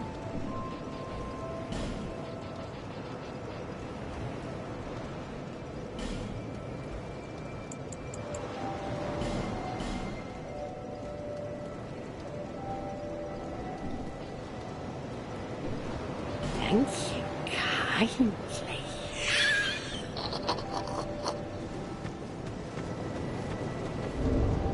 Alright, level up, we need 37.3.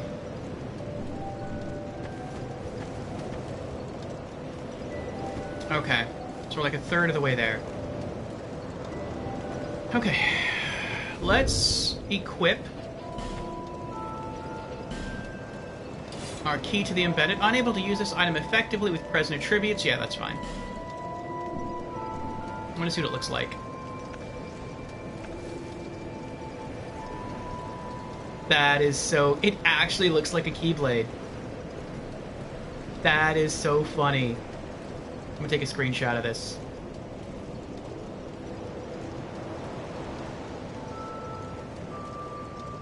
Dark Souls has a Keyblade. That is so awesome.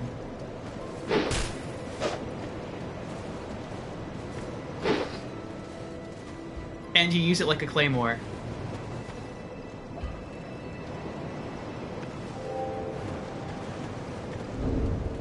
What's our weight like now? 65? Yeah, we still have our medium rolls, that's fine.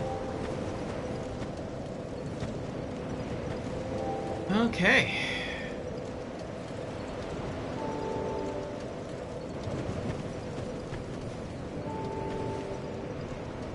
I don't think anyone here is going to have any new dialogue until we fight Vendrick. I feel like that's the case. Like, we killed the Maronite, we killed the Song of Soul, but it seems like, I mean, it would be cool if they had new dialogue every time you killed a boss, but I feel like that's unreasonable to expect. Is there anything else for us to put away? I don't think so. No? Okay. Travel back to Drangleic Castle. And we're going to, I think it's Central Castle Drangleic.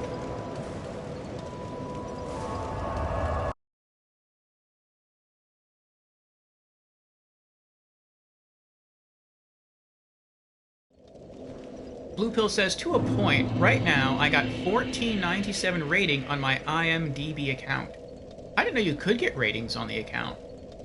I mean, I've used the website, but I don't have an account myself. It may sound like a lot, but at the same time, there's 2811 still in the watch list. Titles in the list I want to watch. Oh, so it keeps track of like what you've seen. That's cool. The Attack on Titan manga ended, if I'm not mistaken, but the anime gets stretched for years. Interesting, interesting.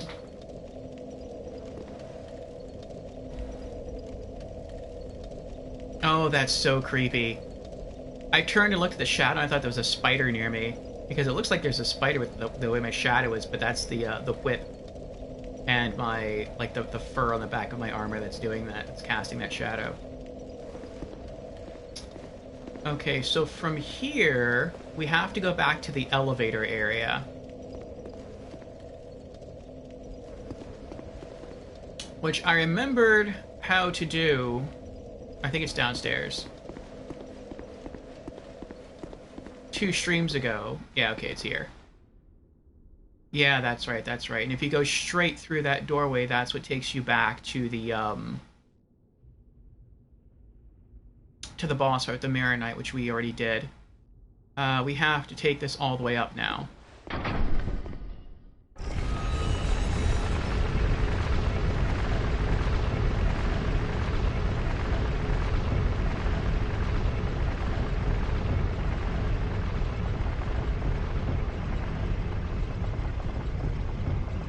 I feel like this is optional,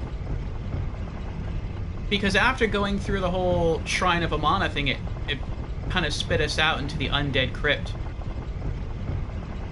Which makes me think that you don't have to come back and set the final siren free. But I want to. I'm hoping for something good. Weapon required ahead, but key. See, now this message makes sense. We got all the loot in here already.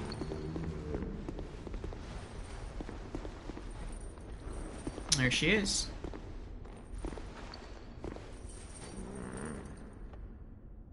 $14.97 is the amount of titles I've rated. Oh, wow. That is a lot.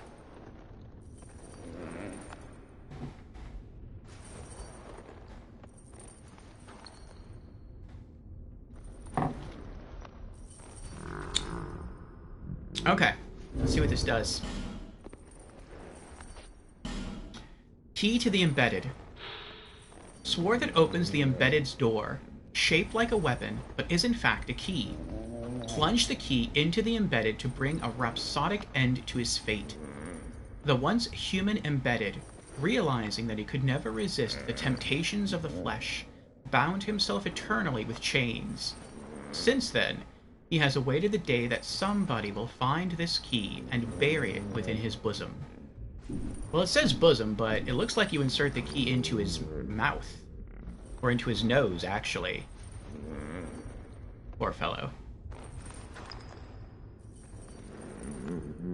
Alright, let's do it. Feel bad about this, though. Use key to the Embedded? Yes.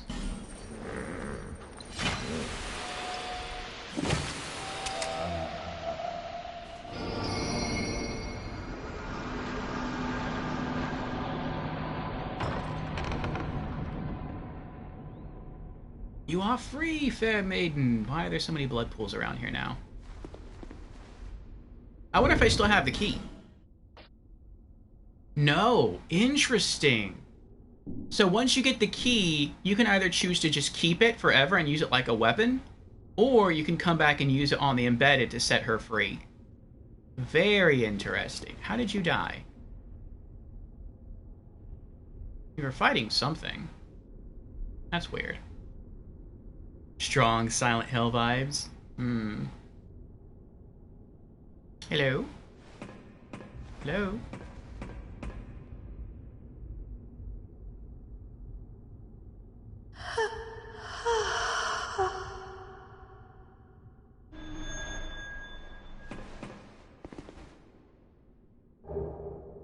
Ring of the Dead.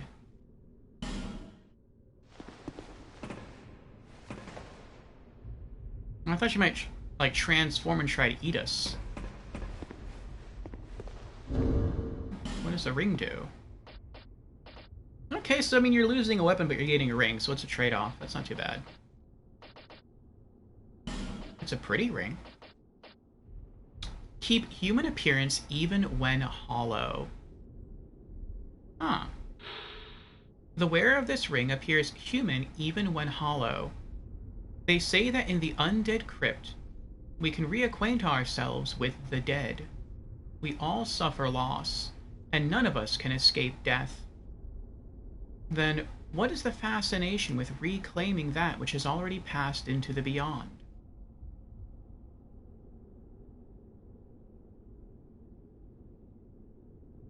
I feel like this is a bad ring. If all it does is what it says, I feel like it's an objectively bad ring. Unless, maybe if you're dead, if you're hollow, and your HP capacity is reduced, and you put the, what is it called again? And you put the Ring of the Dead back on, it makes you not only look alive, but it gives you back the lost HP, capacity that you would have had by being or suffering from the undead curse. If it does that, then I can understand. Then that makes sense to me. But otherwise, I don't really see why anyone would wear that, unless you're like really, really vain and you just really want to keep you just really want to preserve the look of your character, because there's better rings to wear.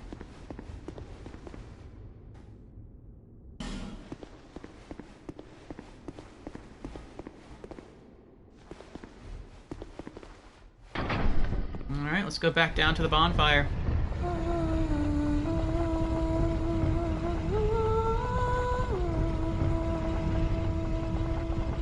What?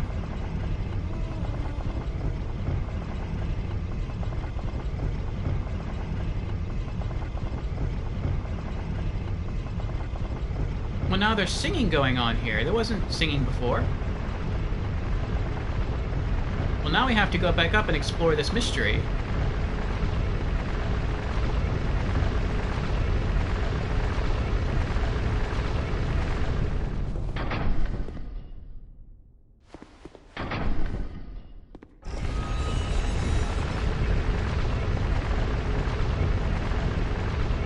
Hopefully I didn't miss something right there.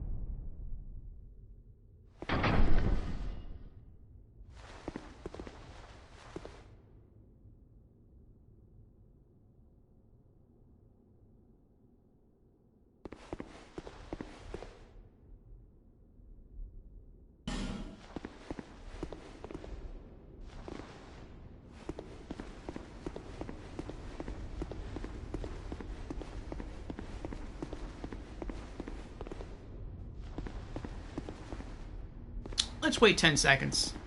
There's an ad going right now for those who aren't subbed.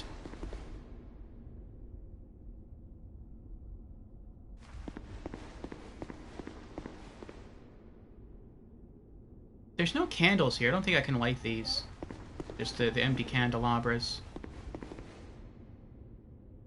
Alright, welcome back from the commercial break, as it were.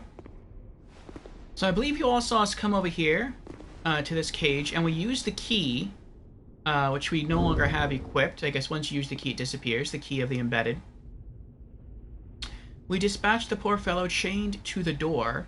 We free the maid inside. We're given the dead key, and which, when you wear it, preserves your human appearance even when hollowed. And then she just disappeared. So I feel like maybe that was it. Like, you just could come back here to free her, and like you had a choice between getting the ring or keeping the sword. And I guess we got the ring. But then as I came out here, and I'm like, I guess that's it, and I started to descend on the elevator, I heard her singing.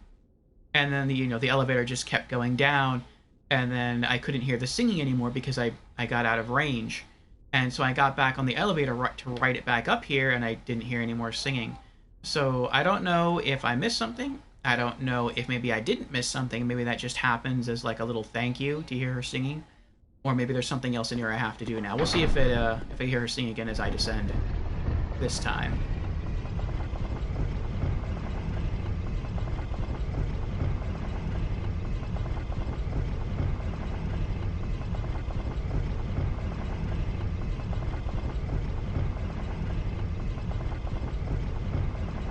No, this time I don't hear it.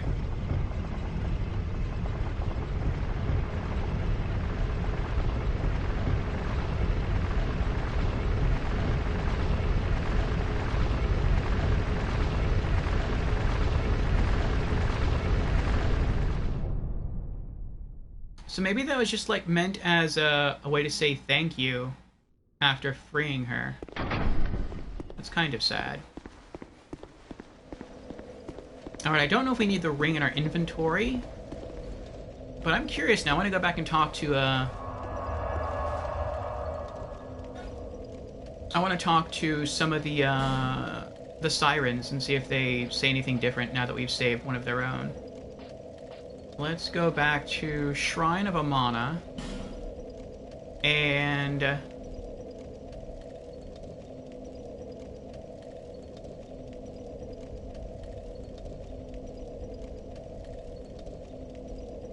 I think there's 3 sirens we can talk to, right? It's either 2 or 3.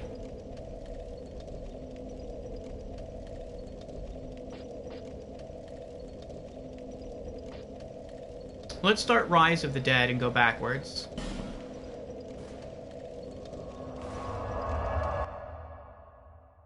There was what looked to be a really old siren, and when we talked to her, she just vanished.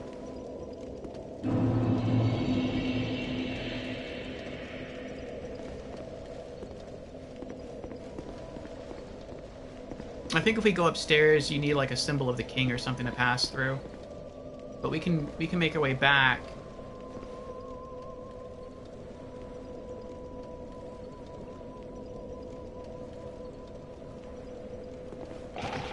Uh-oh.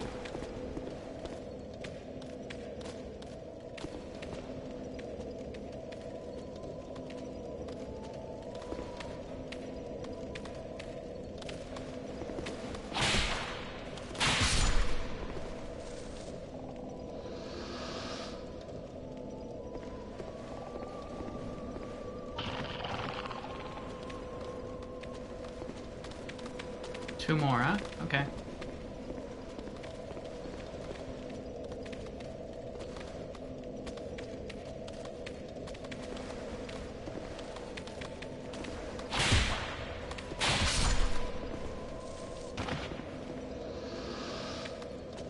Where are you going?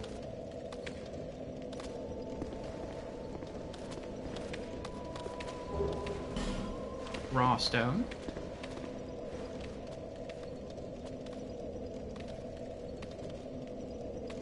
Sounds like he's coming back up. Oh, I guess he left.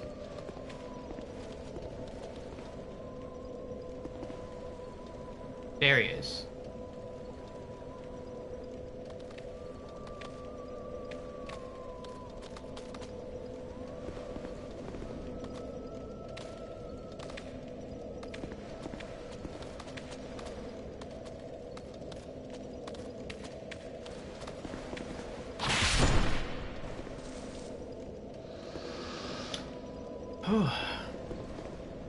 Love the cheapness of the whip.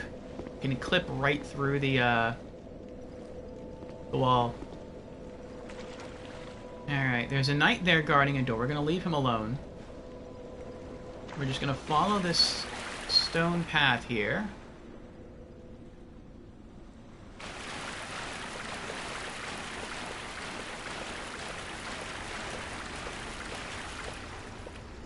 This will lead us back to the boss room.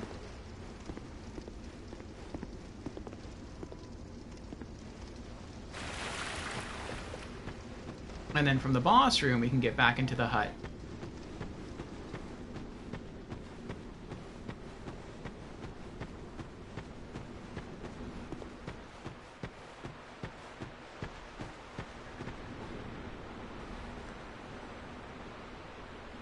This is like the prettiest boss room in a Souls game that I've seen.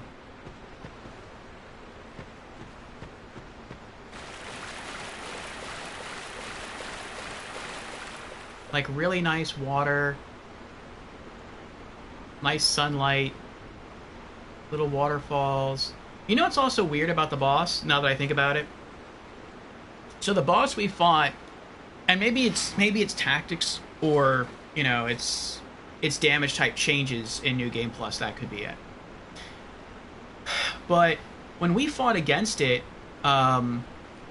it basically used raw damage, and it sort of has a concealment technique, you know, where it can like pull its froggy skin over its face, and once it does that, it basically becomes invincible.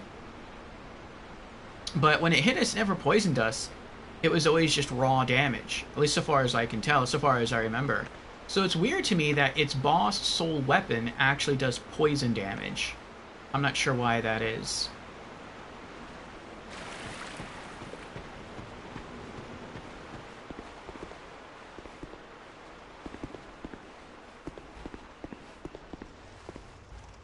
Okay, the old siren was sitting right here, but she's not here anymore.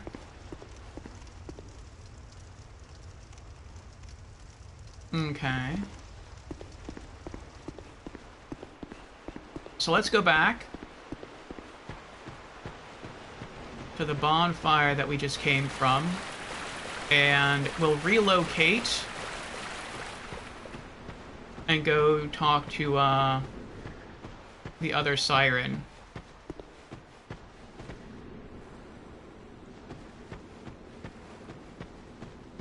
Where is the other siren?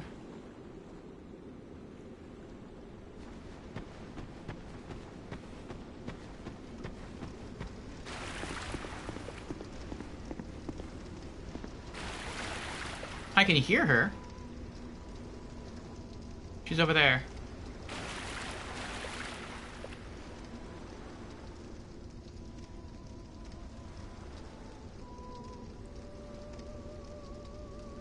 Actually, maybe the one that I set free is up here now. Let's check.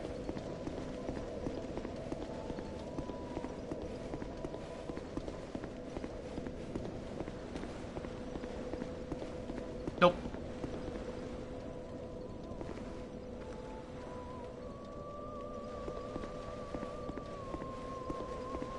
Oh, I almost walked right off the edge there. I mean, I wouldn't have taken a lot of damage, but she's over there. Or at least one of the sirens is over there. Okay.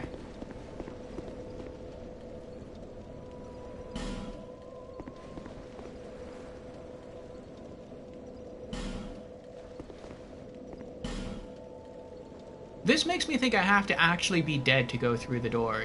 Both messages say you have to be hollow.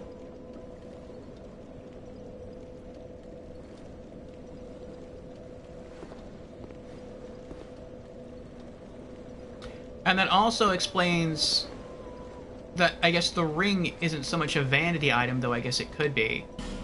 But it's more so a clue. It's a clue that I guess you're supposed to be dead to pass through these doors. The boss is immune to poison, maybe that's why? Oh, okay.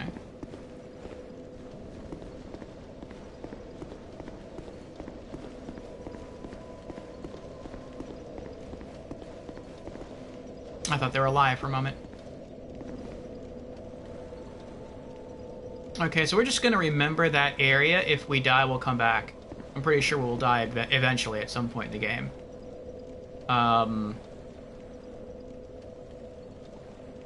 But we're human now, and, you know, I would hate to kill myself intentionally just to get through some doors.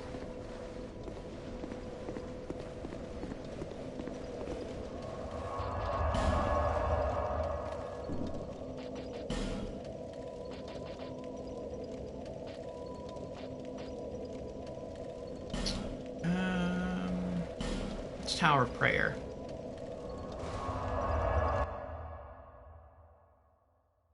I would like to talk to at least one of the sirens before I leave.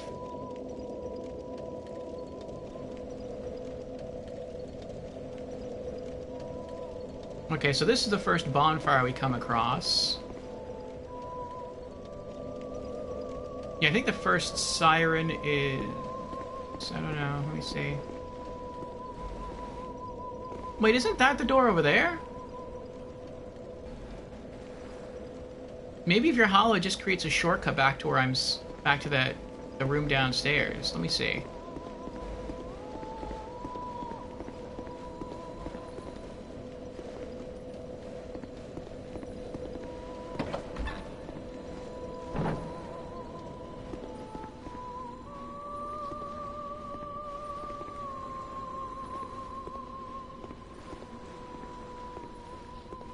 See if I can get the backstab in. That'd be really nice, because these guys are really strong. Nope.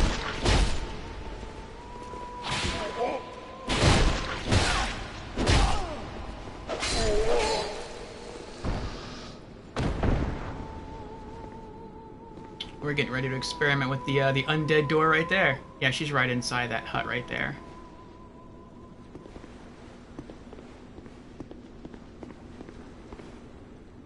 So there's a basilisk there.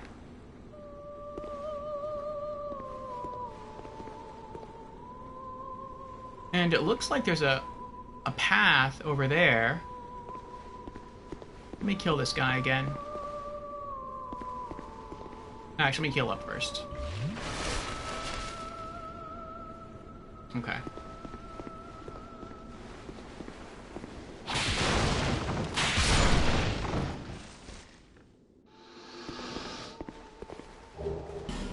Another raw stone. It looks like all these rocks are in the way.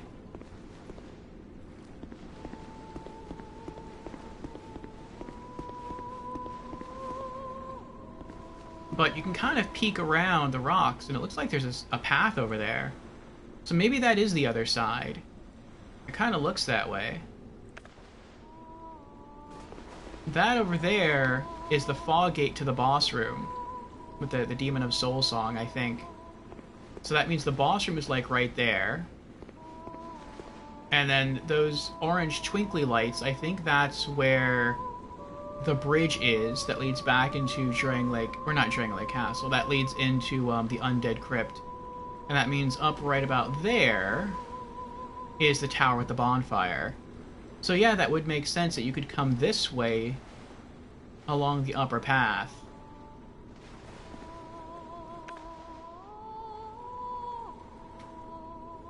Now I kind of want to die. I'm gonna go talk to her first, though. Like, maybe there's something really good through those doors that will help you in the Undead Crypt.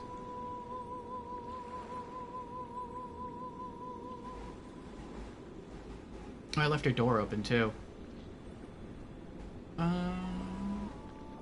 I feel like if I go to the bonfire inside the cave and then walk backwards, I might have an easier time of getting into her hut than if I just try and go forwards. I'll try that.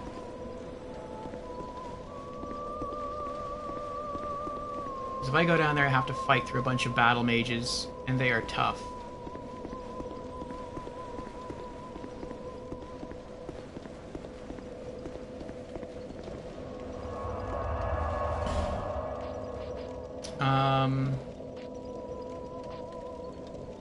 Oh wait, do I have the ring on me still? I want to make sure. Yeah, I do, okay. Travel to... Shrine of Amana, Crumbled Ruins.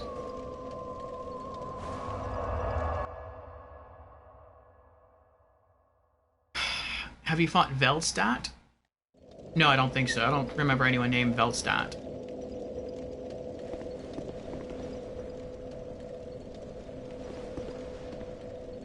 Oh, that's right. I don't have to be scared. This is like the one area in Shrine of Amana where we farm the mobs into extinction. Except for the man mutant guy over there. But he never gets in our way, so we leave him alone. But the mages that are here, the knight, the man mutant over there, from here all the way to the lit torch area all the way over there, this area is completely free of enemies. There's the hippo guy all the way over there, and there's the dragon rider guy all the way over there, but there's no one around here to hurt us. So let's double back this way.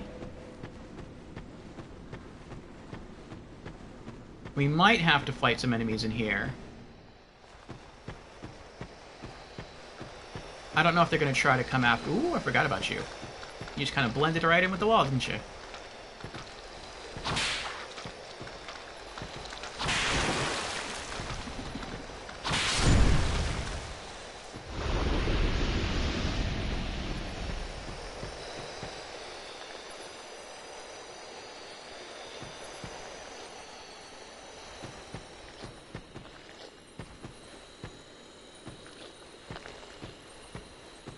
I'm not going to try to pull them.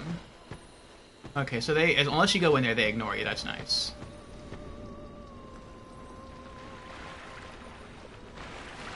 Hello there.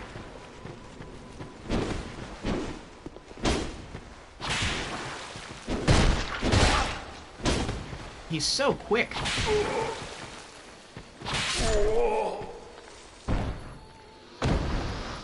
He has good recovery speed. Ooh, Twinkling Titanite and Archdrake gloves. Nice! Once we get back to Majula, we can upgrade our gloves again.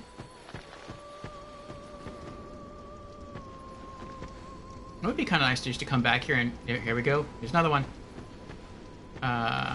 It seems like these guys and the... I call them the battle mages. I think they're battle clerics. Uh-oh.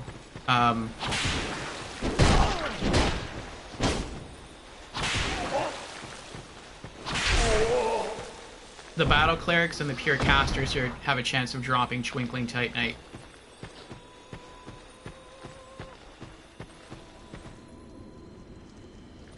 Yeah, he has such fast recovery speed that as soon as I whip him once, like, I'm already spamming the back roll button.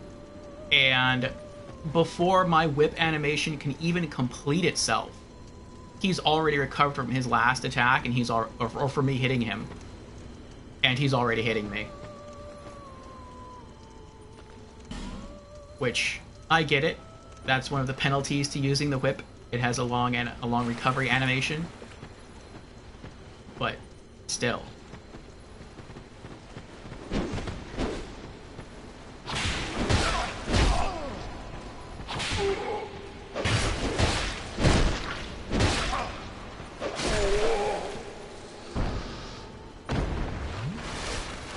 That was so close.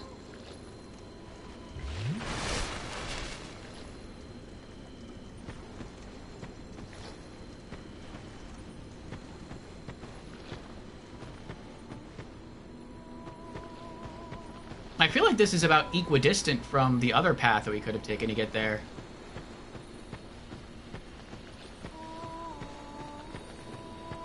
This might even be the harder path.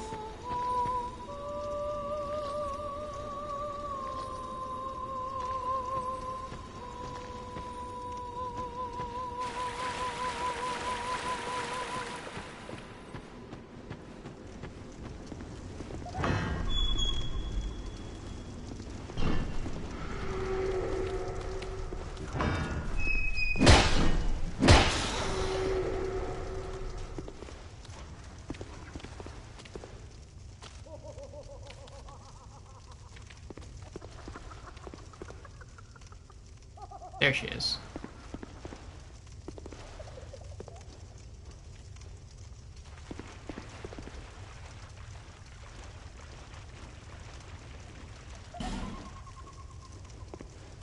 We hear a song in the distance. You rescued a Milfanito, who was taken from us. Take this. We, Milfanito, thank you.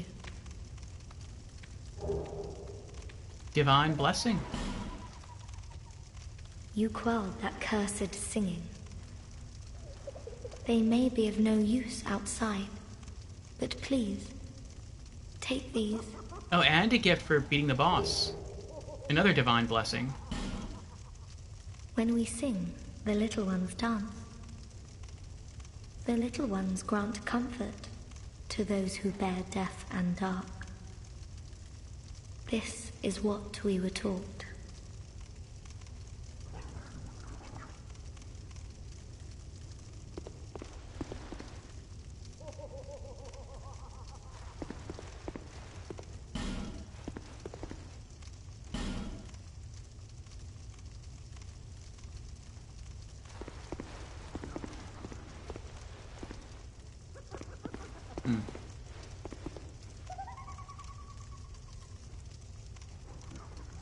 Maybe she is the only siren that you talk to here.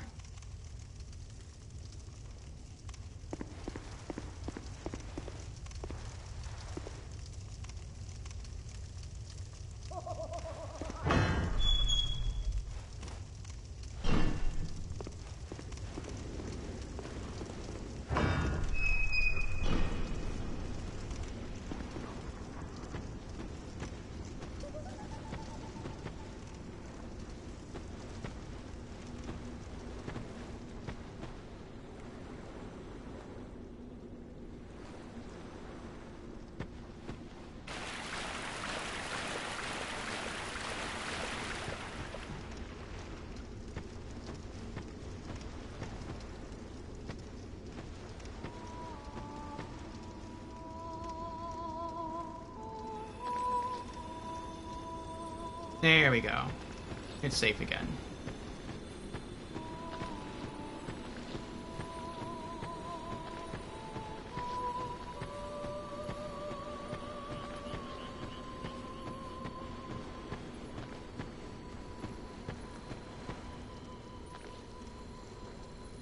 There's a chest over there. I didn't notice that before. I only noticed that now because I was, you know, not in any real threat of dying. And I see a glow over there, which means there's a monster over there. Ooh. Can I get over there without dying? I think so.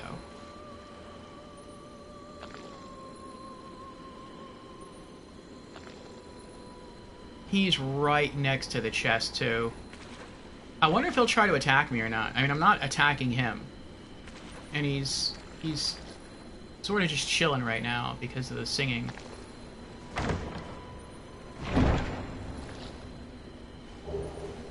Dragon Charm. Eh.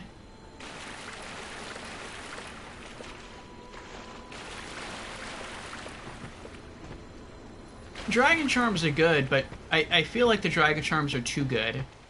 Which probably doesn't make a lot of sense. But I feel like they're such a good item that I actually don't want to use it. Like, I want to save it for a time when I really need it. But the thing is, I feel like I'm never going to know whether I'm in that situation where I should be using it, and because of that, I'm just never going to use it. Now, really, the ideal situation to use it would be against the boss in this area. Actually, no, I can't say that. Because the boss in this area doesn't deal poison damage. Or if it did, I didn't notice it. And that's what these do. They cure poison and greatly restore HP. Alright, let's put that away. Let's put the Divine Blessings away. We're racking up a lot of those, aren't we?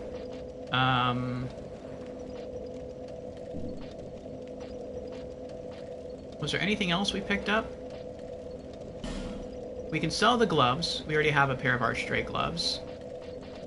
Yeah.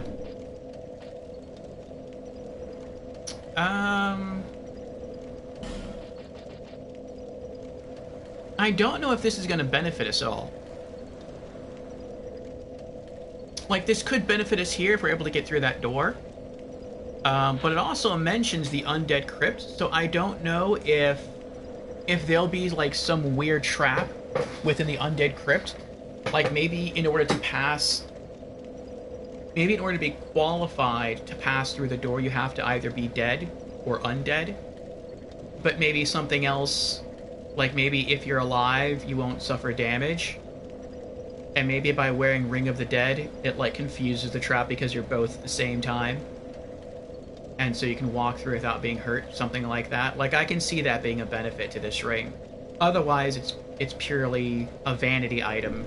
And because there are so many better rings in the game, I feel like this can't just be a vanity item. I mean, it could be, but I feel like there's probably something else, some other purpose tied to the ring.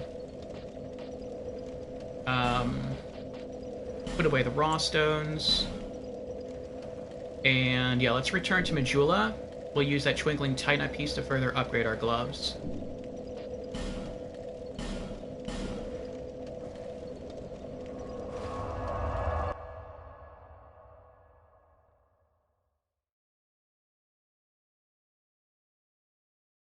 I feel like if I ever did a second playthrough of this game,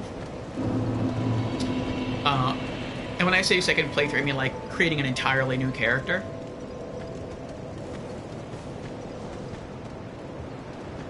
Just for fun, I think my main weapon, it would take a long time to get, but I think my main weapon would be the Keyblade, the Key of the Embedded. I just would never use it. And I would try to upgrade it and just have that be my main weapon, and then try to make my character look as Kingdom Hearts-like as possible, and I would name him Sora. That would be funny. Okay, blacksmith. Like, look, it's Kingdom Hearts and Dark Souls. Isn't that a weird combination? Oh, I'd given you up for dead. Almost had me worried, really. Alright.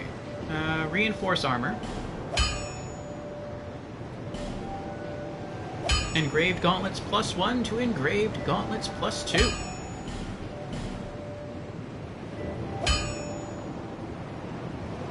Okay, and now we need 2 twinkling titanite to do pretty much anything. Alright. I'll be around if you make it back.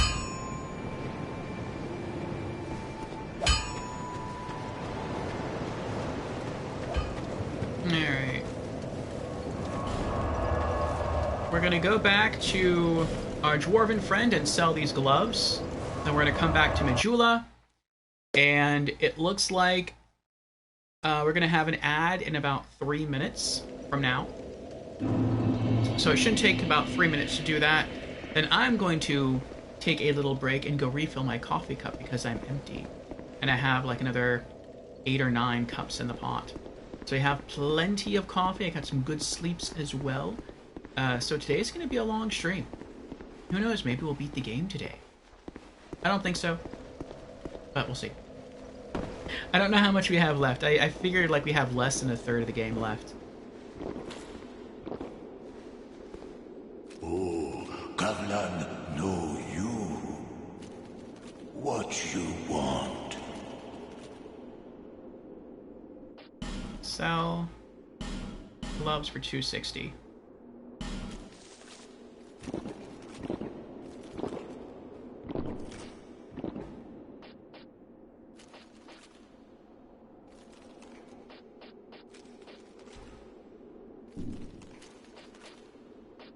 You don't have any new inventory, do you? No, he doesn't. Okay. Many deal, many thanks.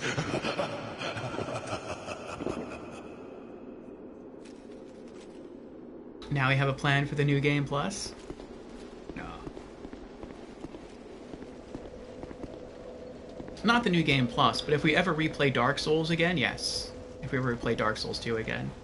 There might come a day when I've beaten all the Souls games and I just feel like replaying them all over again, and if that happens, then yeah, I'll create a new character and I'll just do new themes for all of them. Like Demon Souls, I'd probably do a Temple Knight just because it's the only, like, I think it's the only game that actually has like a default Paladin class.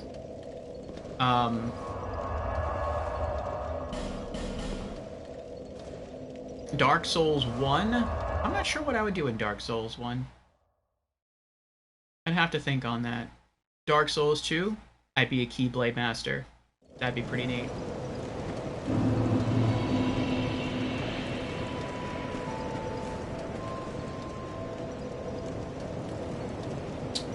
Alright. We're back. And, yeah. We're getting there. Still about a third of the way to leveling up. Alright, so I'm going to go ahead and take a coffee break. Quick restroom break again. And when I get back, we are going to head into the Undead Crypt and begin our explorations there. I think these gloves do look good. You know, with the Drang Lake Gauntlets, it kind of... I think you saw more of the Drang Lake Gauntlets. Actually, no, I think you saw less of the Drang Lake Gauntlets. It looks like the sleeves here are actually like tucked into the gloves. I like that. Oh, hopefully they do us well. I really haven't been paying attention if the crit has been going off or not. But we're gonna use them. All right, BRB while I get some coffee.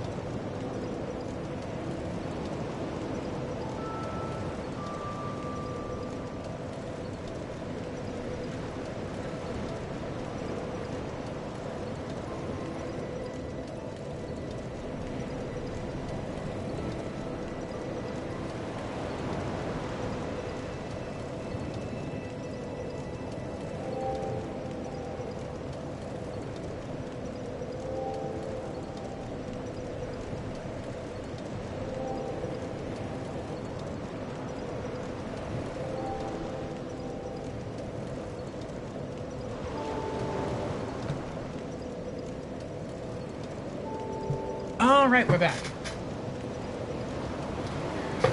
Oh, okay. Hello again, everyone. Alright, so good news. Got to use the restroom. Got myself a full cup of coffee. I also saw the garbage kind of filling up a bit. So while my coffee was warming, I tossed that. I came back in here, and I queued up another ad, since I was going to be away anyway. And, yeah, now we have like a full hour until ads start again. So, we have a lot of uninterrupted time ahead of us. So let's indulge in more Dark Souls 2.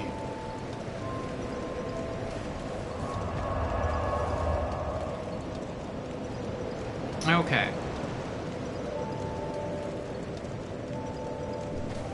But now the question is, where should we go? I feel we could do one of two things. We can either go explore the Undead Crypt, or we can die on purpose. Which I think will be the first time we've ever died on purpose in this game. To see if those doors will open for us to give us anything special. I feel like I want to do that. How many human effigies do we have? 64?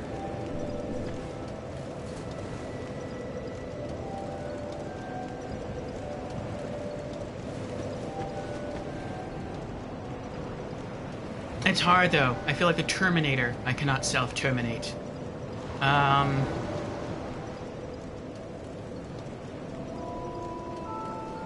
I thought I briefly had was to take one of the human effigies and go back down beneath the Drangleic Castle and try to offer that to the merchant there, or the Covenant guy there, to let us go invade the Dark Realm, the Abyss, again. But if we die in the Abyss, we're going to lose our 13,000 souls, and I don't want to lose these souls. I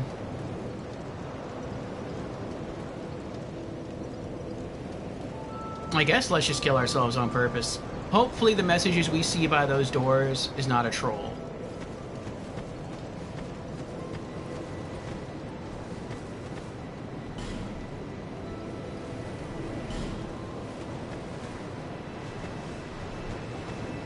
Let's do it. We're just gonna jump it. Rah!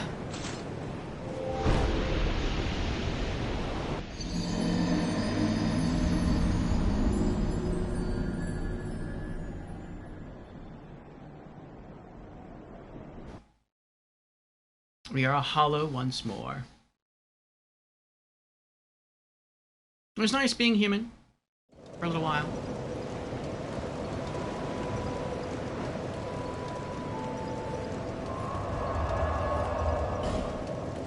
Okay.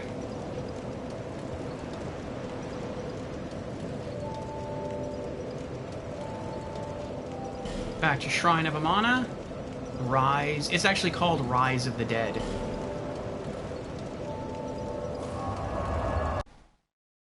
Okay. Now let's... Ooh, I almost spilled my coffee. Now let's see if we can get through there.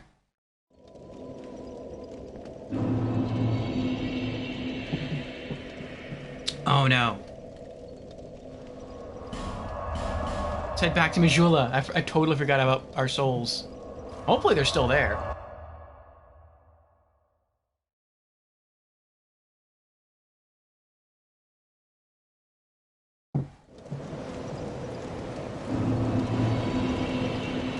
Okay, good.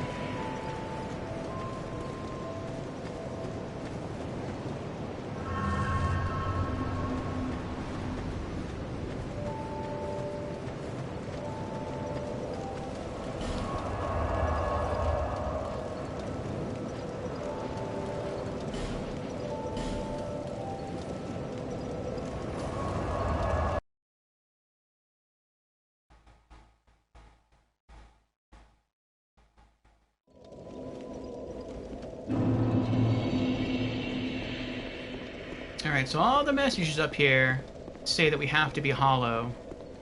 So hopefully that's a real thing and we weren't just trolled into committing suicide. Try hollow, therefore death required ahead. Try hollow. In short, be wary of fire. It wasn't a troll. We did have to be hollow.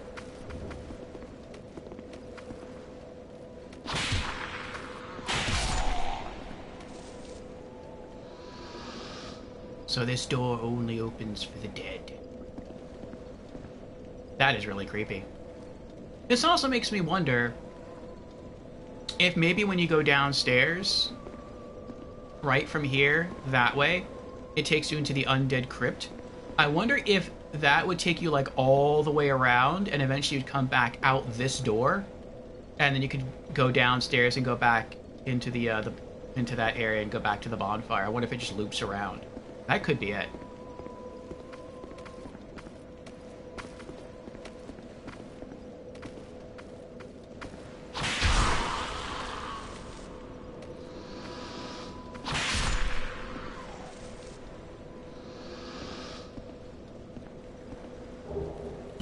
Poison stone.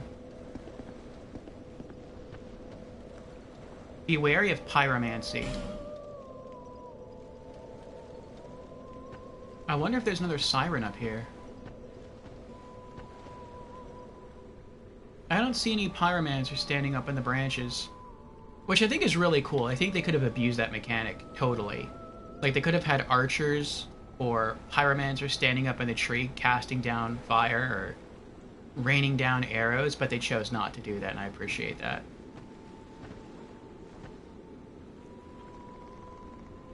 Visions of bug, therefore bug. That looks like a bonfire over there. Well, no, that can't be a bonfire, though. Why are there shades here? Are these invisible mobs? No. Okay.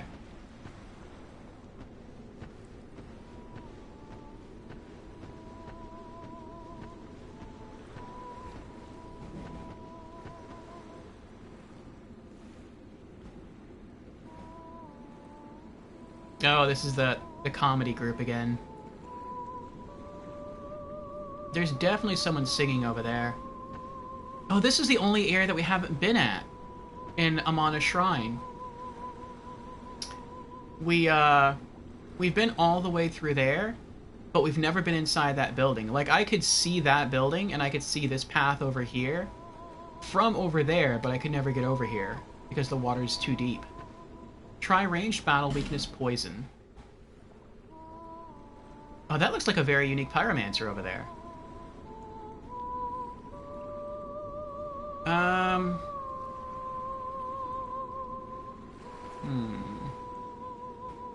We'll see what happens.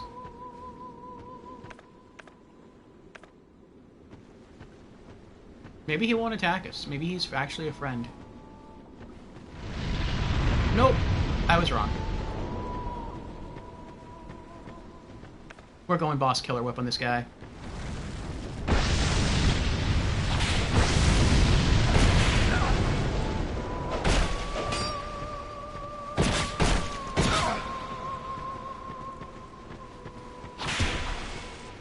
Got him. That was a good fight. It was a quick fight, but it was a good fight.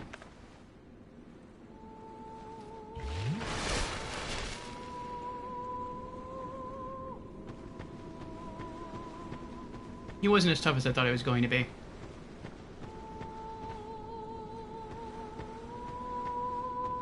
Look at all these bloodstains that lead up there. Oh, the singing's getting a lot louder.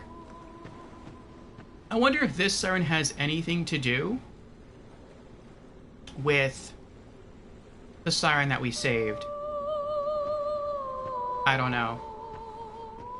Like, is this the siren that we saved? Is this not the siren that we saved? Will she know of the siren that we saved? I don't remember hearing singing here before we saved the one inside Drangleic Castle.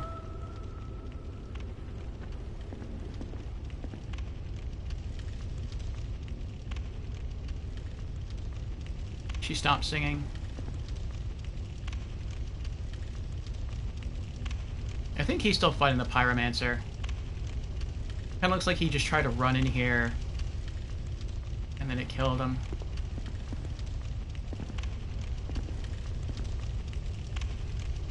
This bowl kind of looks like, and I've seen this bowl elsewhere too, but it looks kind of like a, what is that called? That large bowl from Dark Souls 1? The Lord Vessel. It looks like a Lord Vessel. Oh my goodness. Looks like 2 tall people burnt alive. That's horrible. Oh, there she is. She's kind of blended in with the candles.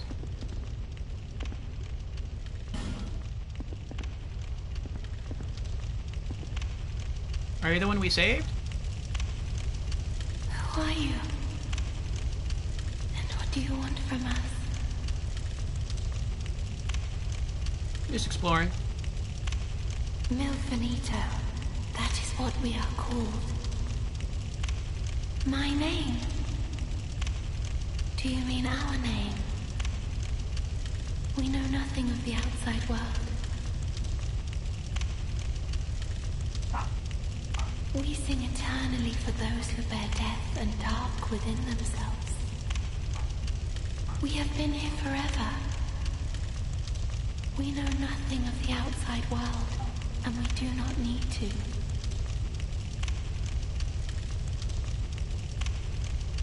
The little ones were born from the great dead one. And the great dead one taught us song. We have sung ever since, to comfort those bound by death and dark. This is what we were taught.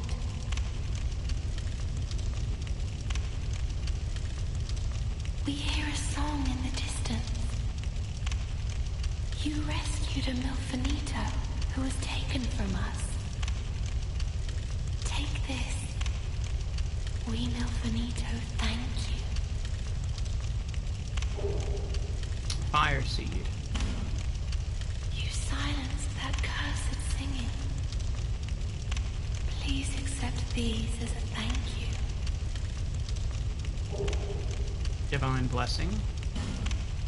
Do you seek comfort too? You poor thing. Take this at the very least. Petrified something. This is all that we can do. I think I missed a bit of just a question here from Blue Pill. Blue Pill asks, have you exhausted the whole dialogue with Aldia every time you've encountered him? I don't know who Aldia is. The little ones were born from the great dead one. And the great dead one taught us song. We have sung ever since, to comfort those bound by death and dark. This is what we were taught.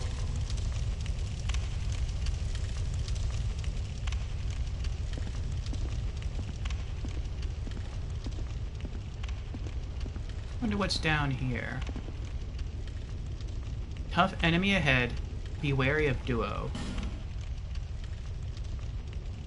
Maybe this is an alternate way into the Undead Crypt. Baddie.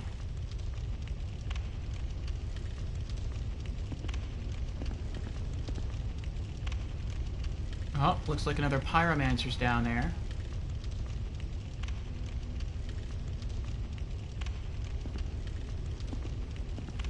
Be wary of Caster and Duo. So there's 2 casters down here. I guess I just can't see the other one yet. This is a little rough. What I would want to do is run back up the stairs and try to battle them up here, but that would probably get her killed. So I could try to fight them on the stairs. The Pyromancers might have a hard time hitting me with magic that way. But I can't go too far up because the elevation would throw off my whip.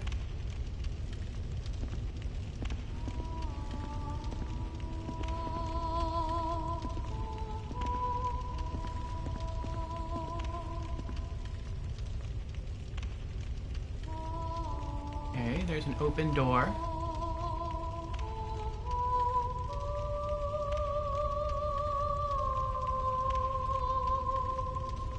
There's one of the casters, pyromancers. So there's one there, and there's one right under me. Okay.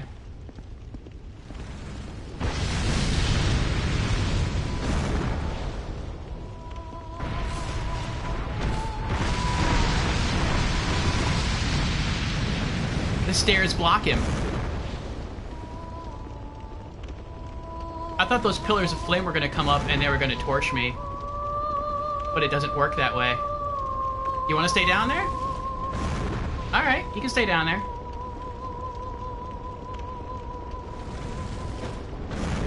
Oh, I missed! How did I miss? There we go. Oh, that breaks your gear.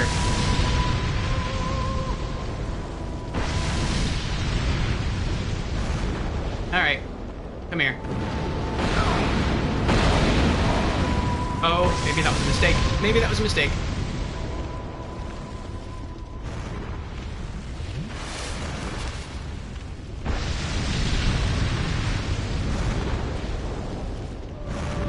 Okay. Alright. You want to stay down there?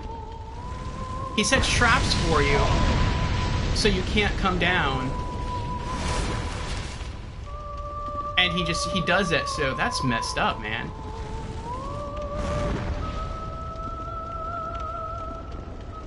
And I can't lock onto him either. Yeah, I can't. I guess it's too dark down here to lock on. Even with the fire he's creating, it's too dark.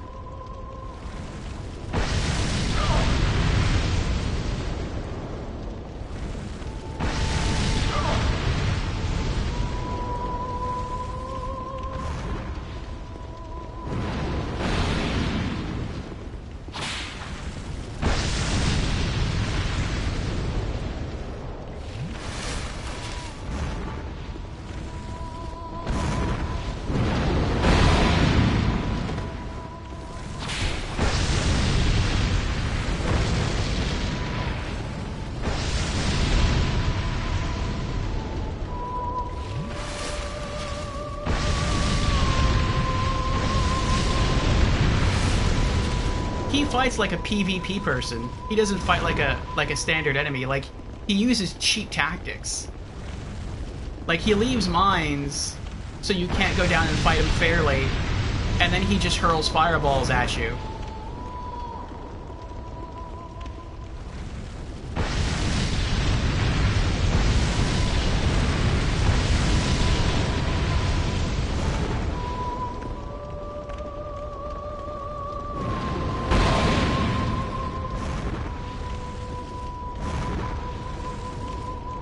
It's super cheap. Alright, you know what? Fine. You want that's how you want to play? We can play that way. I'll be right back.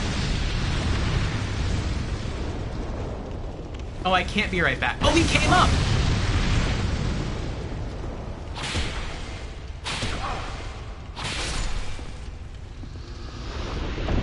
I hope he didn't kill her.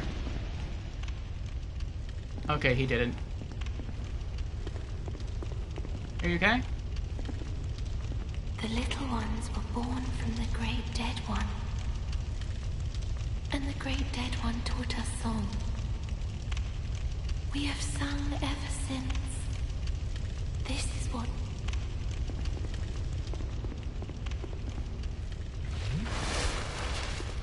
I was worried he'd kill her, but I didn't know by running back up he'd follow me.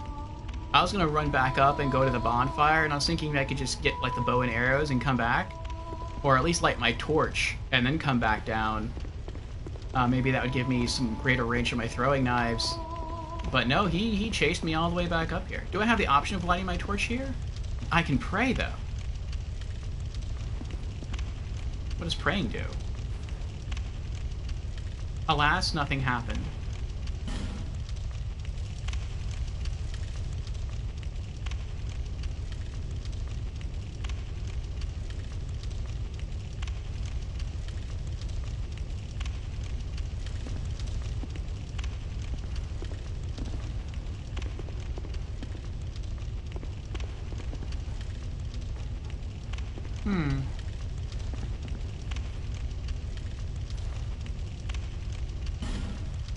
either this is a Covenant thing, or this is DLC.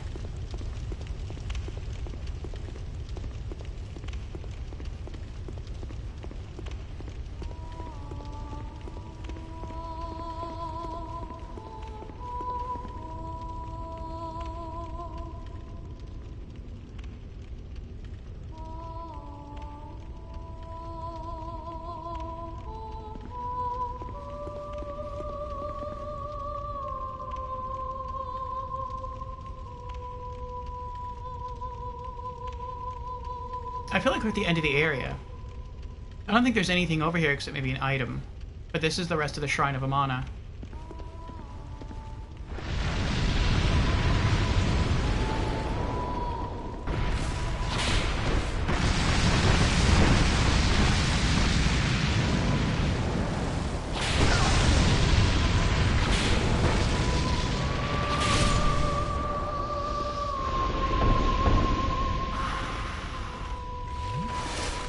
I had to be quick, I had to just keep using my boss killer whip. Is there anything in here? No, but this looks very sus, this big empty room. Batty. Boss? Fire Seed. I'm gonna leave that room alone for now. I feel like I'm gonna sink through the sand and drop into an enemy-filled room.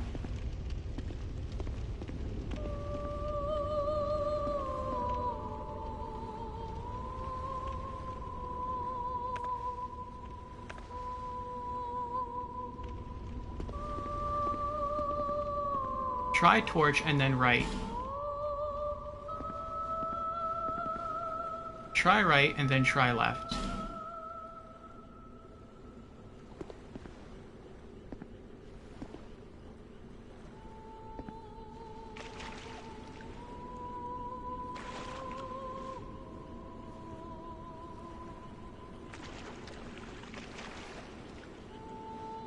I mean, I don't think you necessarily need to use a torch.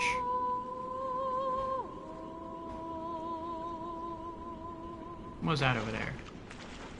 Oh, that's a phantom. If you just keep the camera tilted, like focusing straight down, I think you're okay. Yeah, it looks like that's a deep end. There's a bit of land there, but you can saw someone died. I really hate using my torches unless I really have to. Alright, so I can go that way. There's a chest.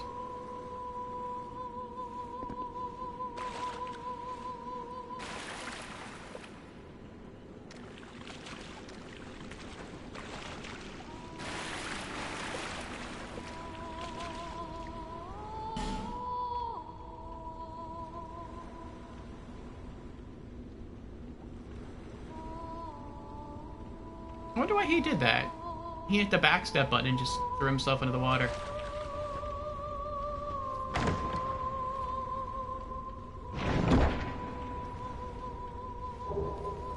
Bonfire Ascetic.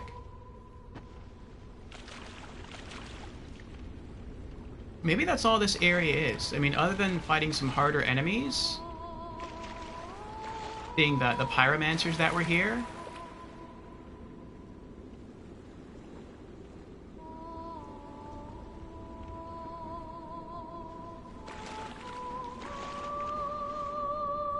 maybe the only point to it was getting some cool stuff. Because you had to kill the boss in order to get here. And then you also had to be hollow. So if you were alive like us, you had to actually kill yourself, which stinks. Just to be able to come down here and get some of these items. So there has to be some pretty good loot down here. So far it hasn't been too good, though. It's only given us good loot if you're a pyromancer.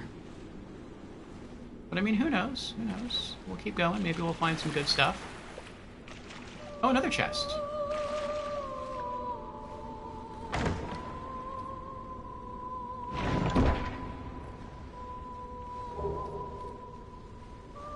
Manslayer. That sounds pretty cool. What does that do?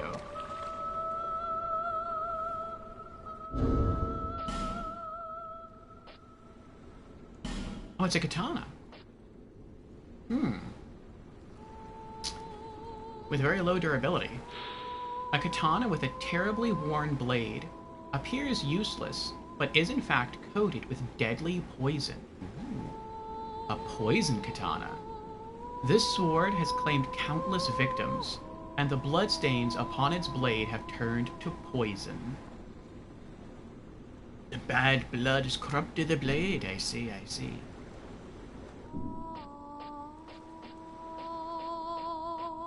That's pretty cool. I like that. One of your favorite weapons, says Blue Pill.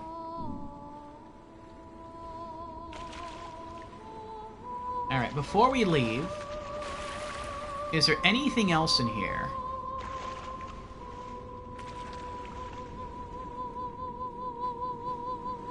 Kinda looks like you can go that way. No, you were coming from that way. Ooh.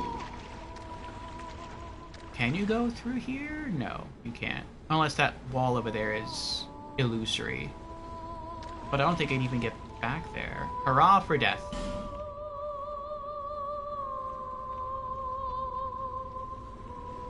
No, I can't even get in there. Okay. The playthrough with dual poison katanas was your favorite? That sounds pretty awesome. Can you power stance the katanas? If so, that sounds hilarious. And totally unfair in PvP. Don't katanas always also inflict bleed because of the nature of the curved blade? So wouldn't it be inflicting poison and bleed at the same time?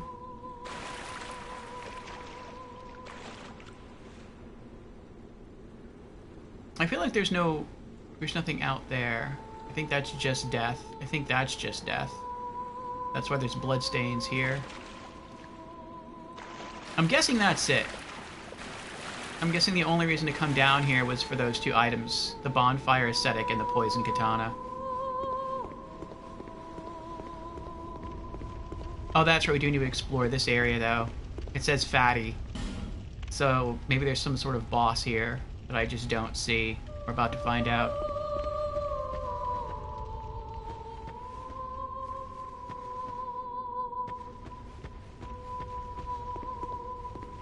Oh, that's interesting. Okay. I was expecting there to either, like, an enemy to appear in this area, or maybe the sand would, like, crumble out from beneath me and I'd fall into a boss room, something like that. That's what this message makes me think. Fatty typically means, like, there's a boss ahead. He's fighting something. Unless he went down there to fight one of the pyromancers.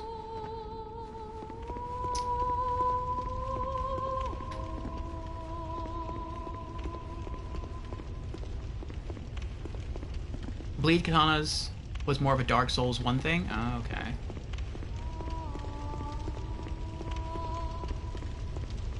Alright, so eventually I may need to come back here. Because I don't know what this is for. Like I said, it's either DLC or a Covenant thing. Looks like you can pray here, but it doesn't do anything.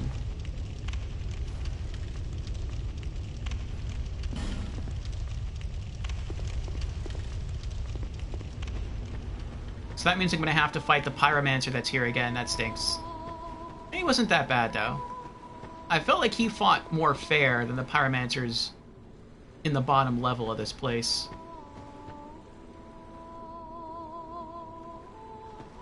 Well, that's it. We have fully explored the Shrine of Amana. Oh, that's the bug they were talking about. There's a butterfly there. Or a moth, whatever that is. I hope this door stays open, too. I don't want to... If I become alive again, I don't want to have to kill myself again to open these doors a second time.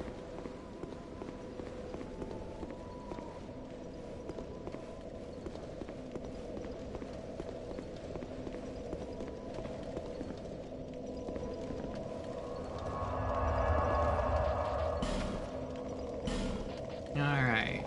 Divine Blessing. Bonfire Acidic.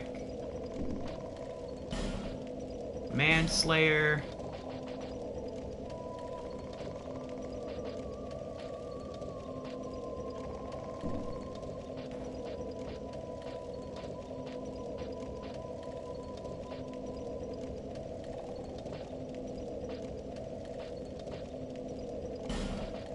Fire Seeds.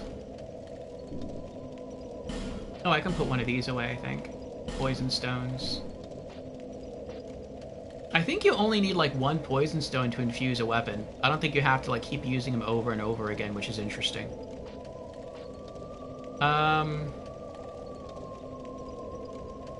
Okay, let's go to Things Betwixt and use our Petrified thing. Maybe we'll get lucky and we'll get another Twinkling Titanite, or... I don't know if you can, but maybe we'll get, like, a Petrified Dragonbone? That'd be cool, too.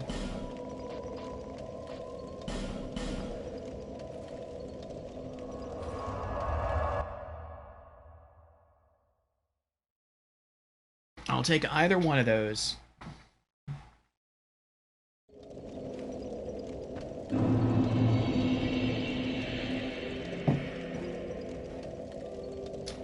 Okay. This way.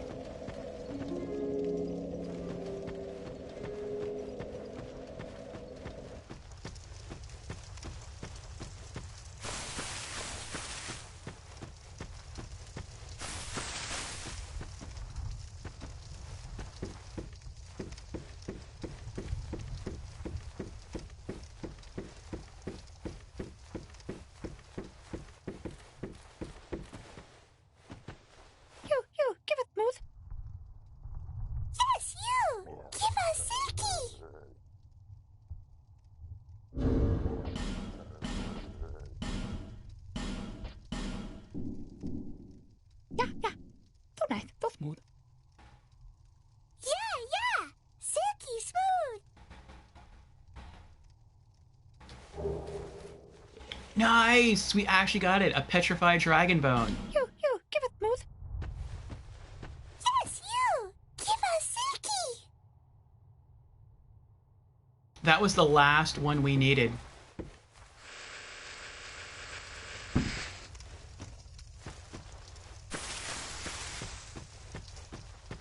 Alright. Let's return to Majula. And, we'll finish upgrading our Poison Whip.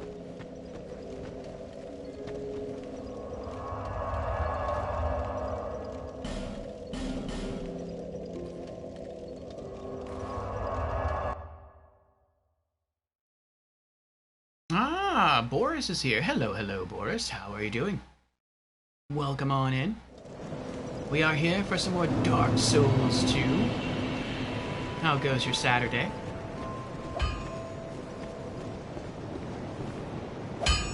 I knew you'd be around soon. Go on, show me what you've got. Reinforced weapon. Spotted Whip +4 into Spotted Whip +5. Yes, with our 5 Petrified Dragonbones. Okay, attack goes up. What is that? 7, 8, 9 by 24. And poison effect goes up by 14. Plus 1880 souls. Yes. Nice. My witless daughter finally came home. Just as oblivious as she's always been. Well, at least now I can keep an eye on her.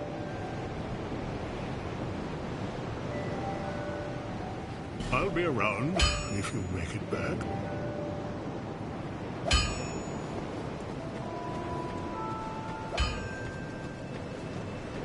Okay. Good, thanks. How's the run? Run's going well. Run's going well. So, the last big thing we did yesterday, I thought yesterday was just going to be like a farming run, just to try to farm some mobs in the Shrine of Amana into extinction. So, it'd make it easier to explore the area and get to the boss. And we started to do that, but we actually made our way all the way to the boss, killed it, beat it. And then we took its soul and went to Strayed, and we traded it for the final whip to add to our collection, which is the Spotted Whip. It is a poison whip. So now we have all 5 whips in the game. We're only using 3 of them, though. I put away the regular whip because the Bloodied Whip is just a straight upgrade over the regular whip. And I put away the Notched Whip, which is the Bleed Whip, just because I felt like it wasn't really that beneficial. If I were gonna maybe like do power stancing with whips, I could see it being more useful. But that's not really how I use whips. I just have a whip in one hand and like a sword in the other. So I put that away. But now we at least have a whip for regular enemies, which is our Bloodied Whip. A whip for bosses, which is our Old Whip. And then we have a backup whip sort of for both. Or, if we run across an enemy that is really tanky, like really heavily armored, whips don't really do good damage against those. So, I can rely on the Poison Whip to try to poison it instead, and hope that the poison will kill it. So, I now have, I'm a bit more versatile now than I was. But we upgraded it. We actually just got a Petrified something, traded it for Petrified Dragonbone. We were able to come back here and finish fully upgrading our Spotted Whip, our Poison Whip, so I'm pretty happy about that. At the beginning of stream, we also did the Crichton and Pate side quest. I kind of looked that up, I cheated a little bit. And we got ourselves some new gloves. I was pretty set on staying with Vengarl's helm and chest piece and boots for the rest of the playthrough. I like this set. But I wasn't sure if I was going to stay with the gloves we were using before, which was the Drang Lake gauntlets. They had really good stats, but I was wondering if there would be anything better that we would come across. And I kind of prefer these. I don't know if you're familiar with them. They're called the Engraved Gauntlets. They have a very low, supposedly 5% chance to make one of your normal attacks count as a critical attack. And so that's not too bad. If I'm swinging my sword or if I'm cracking my whip, maybe I'll get lucky and I'll do crit damage. And that would be a lot of bonus damage. So these do have much lower defensive stats than the Drang Lake Gauntlets. They do actually have higher Curse Resist and higher Petrify Resist. But everything else is really low as far as physical defense stats. But I feel like I'm willing to make that trade-off for the possibility of dealing a good chunk more damage occasionally. So I feel like when it comes to armor, we're set. We've been using Twinkling Titanite as we're coming across it to make our armor beefier. We're finally improving that. And we went back, we explored more of the Shrine of Amana. We set free the Siren that was trapped within Drang Lake Castle. Now we're headed off to another smith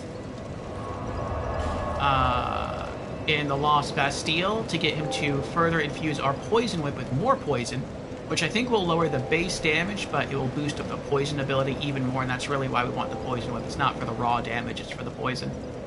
And then we're going to head back to the Undead Crypt and begin our explorations through there.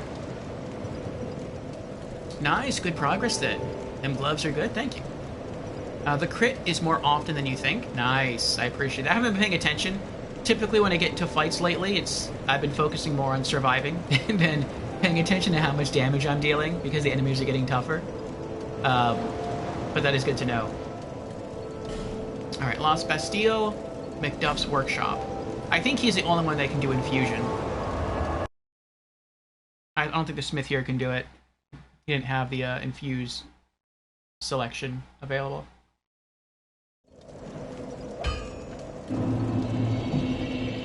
But yeah, considering we've been streaming for less than 3.5 hours, I think we made a lot of good progress. Here we go.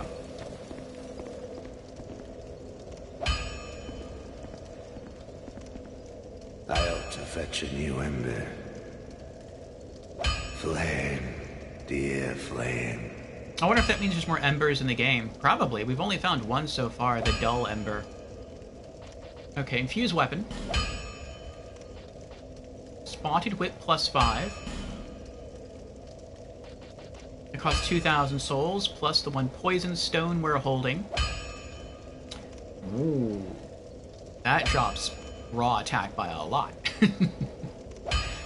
What is that, 195? That's 18, drops raw attack by 18 points. Oh, but poison ability goes up by 87 points. That is really impressive. I have to say, though, I don't know what that number means. Like the 287. Like, I don't know, like, I know the higher the number, the faster or the more you fill up an enemy's poison bar with each hit. But I don't know, like, how much it takes to poison someone. Does it take, like, 1,000? If that's the case, does it mean I have to hit someone, like, 4 times with the whip to poison them? Is that what that means? Within roughly quick succession? Or is it, like, 500 points? Or is it, like, I don't know. That's a good infusion. Yeah, I'm surprised I'm able to infuse it. Like, by default, the Spotted Whip already has a poison attribute. And so the fact that I'm able to use a poison stone to infuse it to make it even more poisonous it's interesting. That doesn't really make sense to me. I'm not arguing with it. I'm grateful for it. It just doesn't really make sense to me. Maybe it's like a different kind of poison. I don't know. Yes.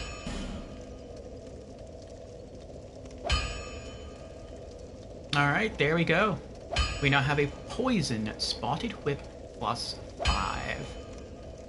Very cool. Can I do that with any weapon? You can infuse almost any weapon. That is really cool. I'm not going to do that. But it's cool that you can, though. And I'm guessing if you change your mind, you can pay 1,000 souls to revert it, to, like, take the element off. That's really, really cool. I like that. That's interesting.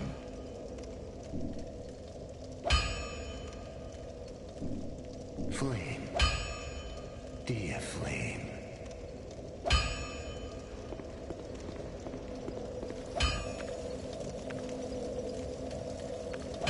Nice.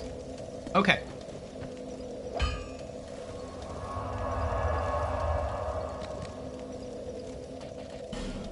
Is there anything else to do here? I was gonna buy like another 4 throwing knives in Majula, but I forgot.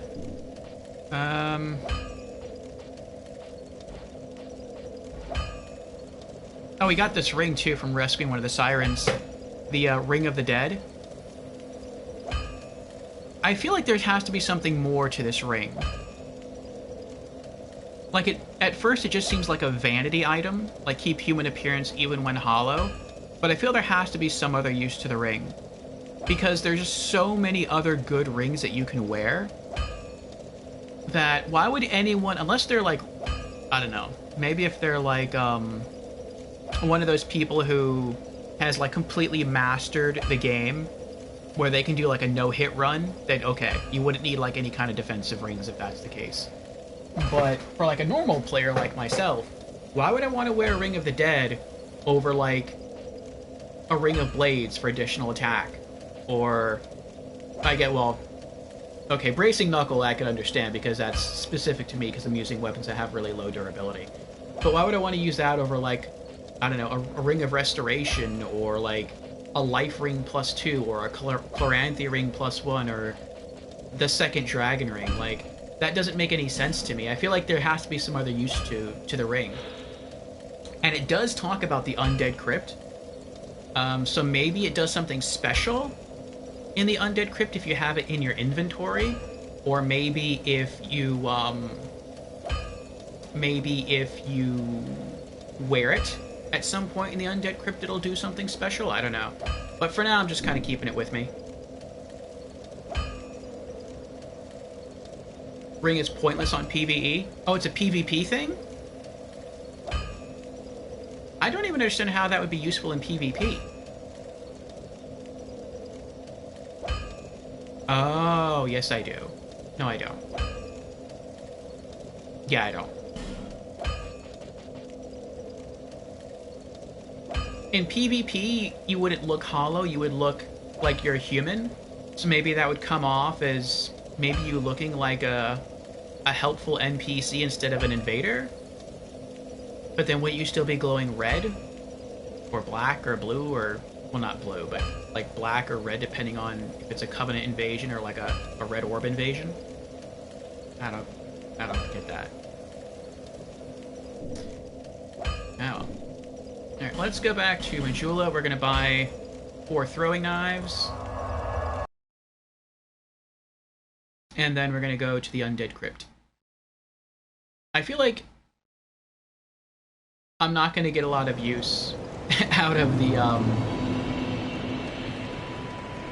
out of my poison whip heading down into the Undead Crypt. You again? It doesn't make sense that the undead would be weak to poison. But I mean, it's cool to have once we eventually, you know, get to fight living things again.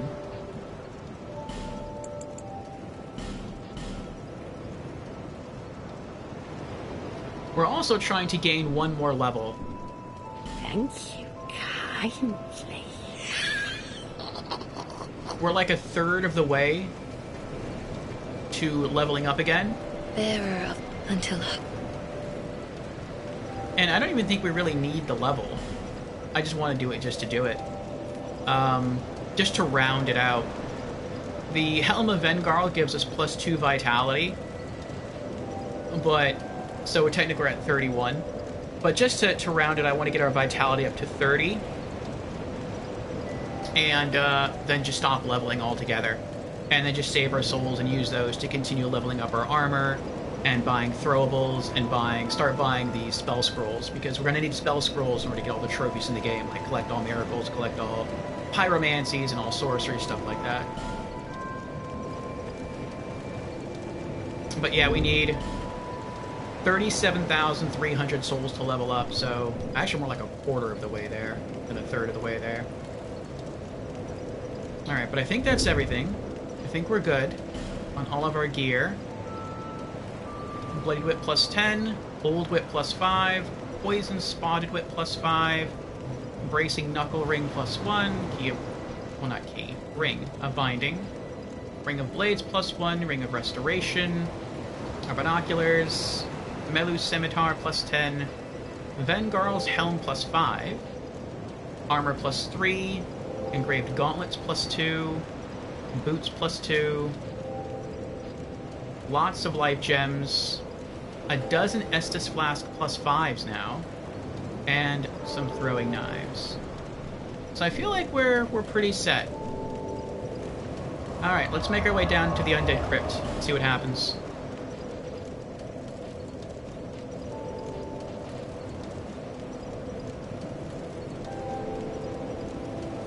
I feel like there are more places to explore within Drangleic Castle, but it feels like we need something special, like the symbol of the king thing, to do anything. So, alright, Undead Crypt entrance. I feel like maybe I had like a fire whip, that might do something.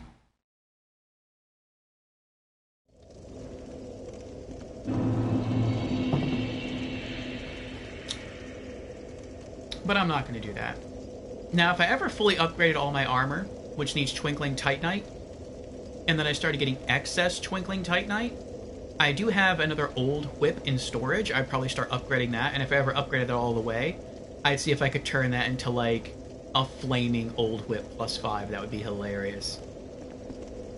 That's something I would do. Okay, so back that way... Wait, where is it? Wasn't back this way the knight guarding the doors? I don't see the knight, though. Maybe he's further down?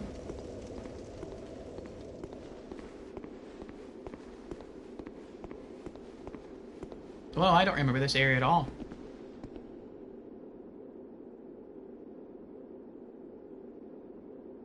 That's weird.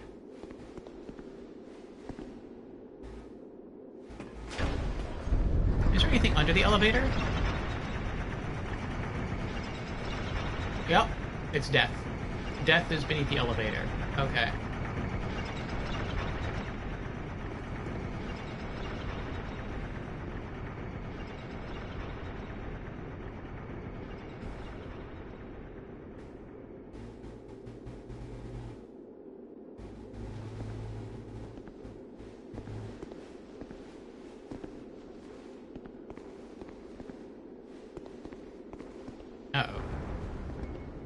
Oh, it took a long time to dock.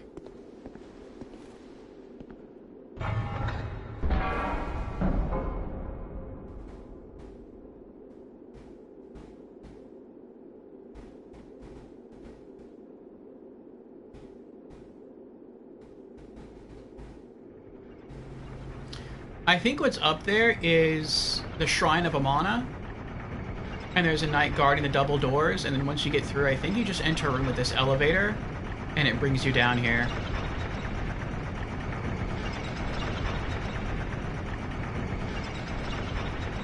I'm pretty sure that's what it is. We'll just leave that alone. I'll just leave the elevator down here. And I remember we looked around in this room, and then we left. The furthest we've been in the Undead Crypt so far is right here to read those 2 messages. And that's it. We've never even gone down this hallway. Okay. Well, let's begin. The floor is curved in. That's weird. Oh, I seen a weapon over there. Looks like an enemy's waiting for us. I wonder how hard this area is going to be. Be wary of torch. In short, dark required ahead. Dark required ahead? Really? Oh, someone's twin clubbing it. That looks pretty cool. Heavy strength build. Oh. Oh. 2 halberd knights. And a person with a torch.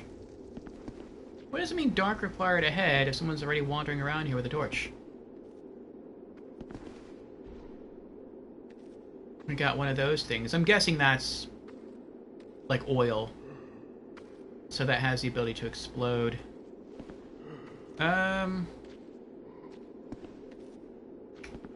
Will you two just leave me alone? I don't think they're gonna leave me alone. Hello? Maybe they'll talk to you. Maybe they're not. Oh, nope. I was wrong.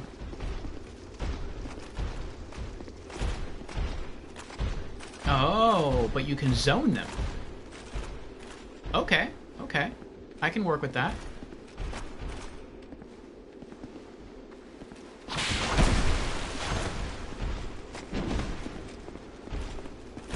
Gotcha.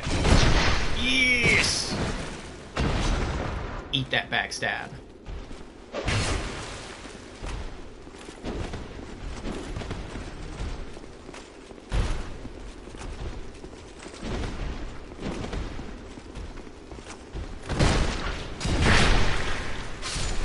Got him.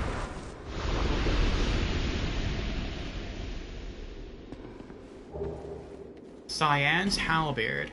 That's right. Same thing's gonna happen to you now. You had the chance to help your friend. I didn't want to hurt either of you.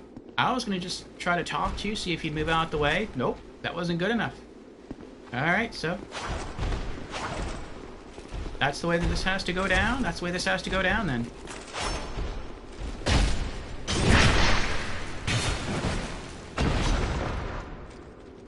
I'm not role-playing a paladin, but I was trying to be kind.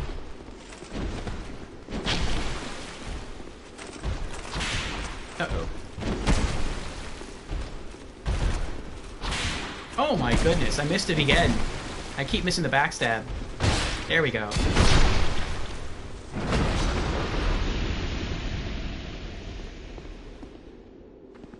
Okay, okay, okay.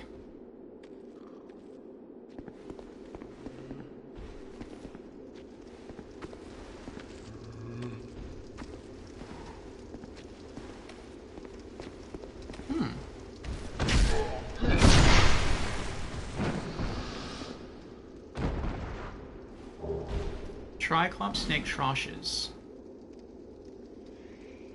Those shield doors look sus. They look like shields, they don't look like doors. Looks like I'll get close and they'll just like slam into me and throw me backwards. Let's see what else is in this room. These are pretty carvings. What's this say? Try attacking and then treasure ahead. Oh, I knew it. Look at that. They are soldiers holding shields. Those are not doors. That's mean.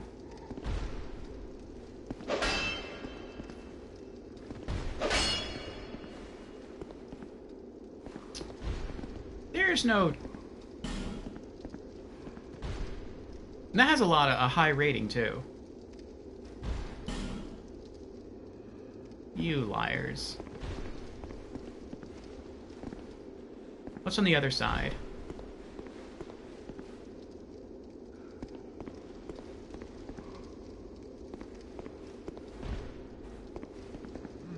Nothing. Okay, so I have to go through here.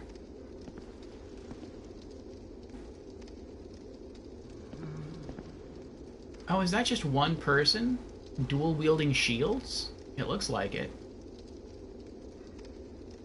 Uh-oh.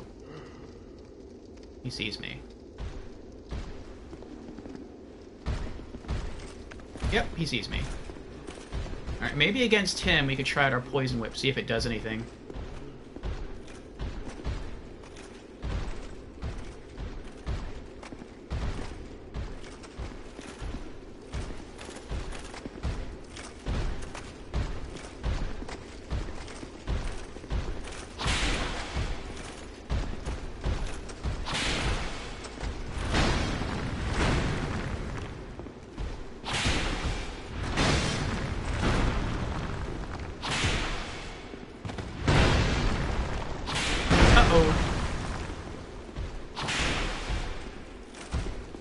Maybe he can't be poisoned.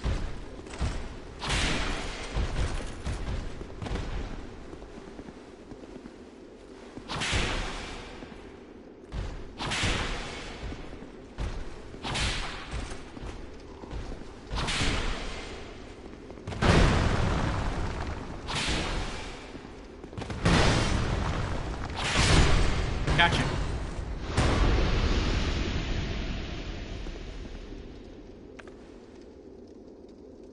Yeah, maybe he couldn't be poisoned. Again, that kind of makes sense. I mean, if he was undead, it wouldn't really make sense for undead to be able to be poisoned. Door, but visions of Wretch.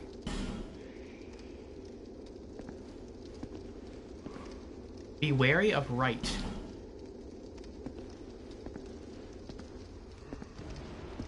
Uh-oh. Oh.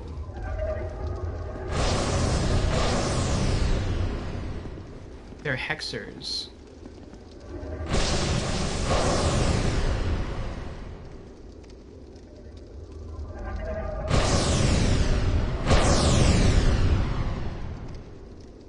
I like how the spells in this game, like the dark spells, the abyssal spells, are called hexes.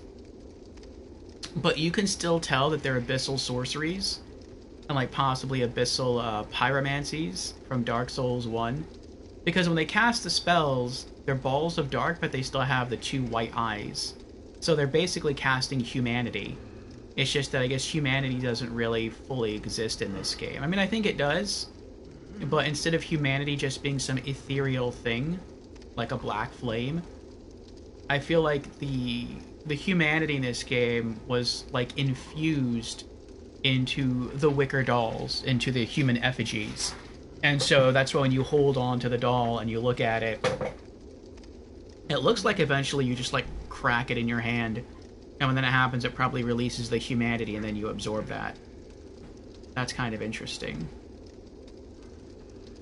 Alright, so if we just stay here long enough,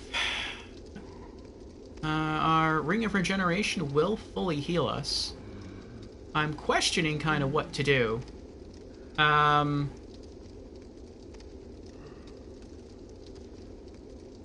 Maybe we can lock on to them from here. There is a torch back there, so that should help with our lock-on abilities. But, yeah, I don't know. I can try to kill him with throwing knives.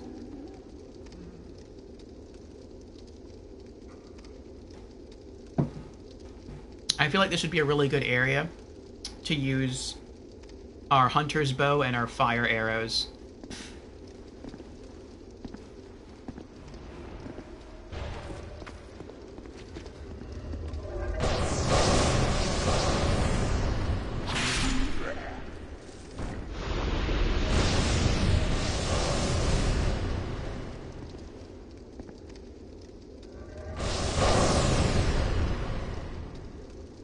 feel like if one full blast from either of them hits me, it's probably not going to kill me, but it'll almost kill me.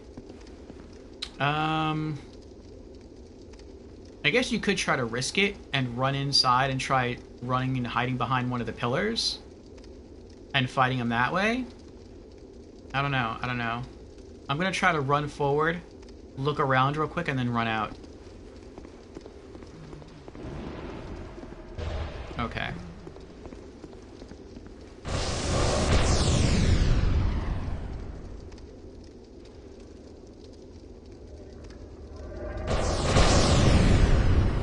That might still hit me, even if I'm behind a pillar. It looks like when they explode, they deal splash damage.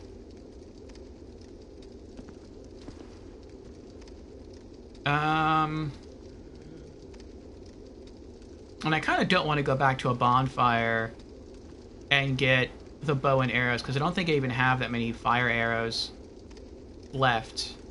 We used a lot of those in the Shrine of Amana.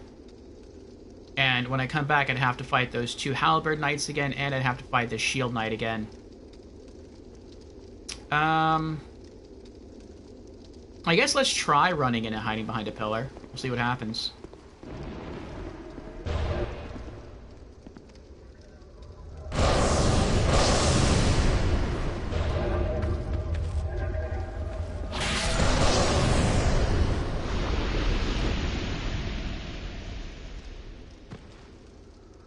Okay, that's interesting. They also stop attacking you. I didn't think that was going to happen. I thought that they would just keep attacking non-stop since we're within range. Can I lock on from here? Triclops Snake Trochez. What does that even do? Boost Petrify Resist. Okay.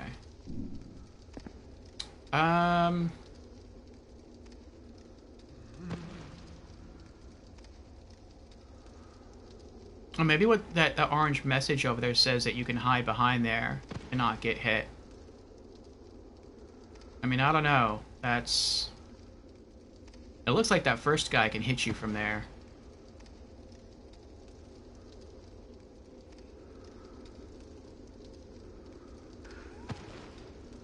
I don't know what else I can do, though. I can't lock on from here.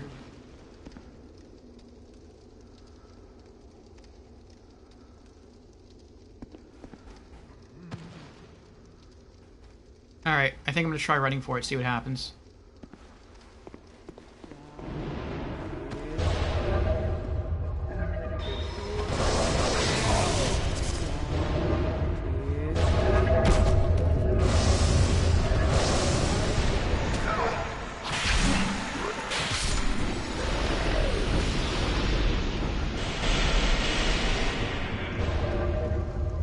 Oh, I didn't mean to do that. I meant to do that.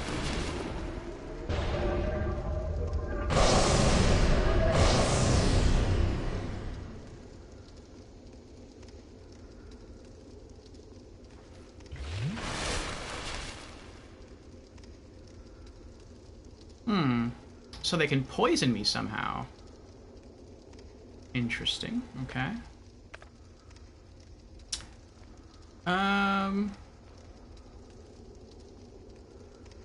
Or maybe it was their servants who poisoned me. I don't know. Well, if I run behind that pillar, he can still hit me with everything. Though maybe I can stagger him with a throwing knife. Let's see.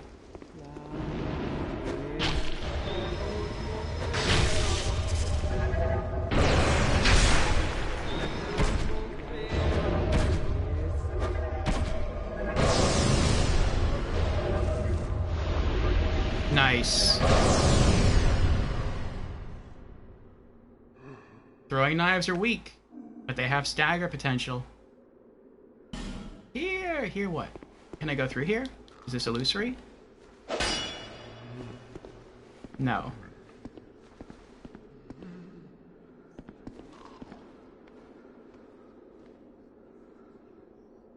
I feel like these containers are supposed to do something.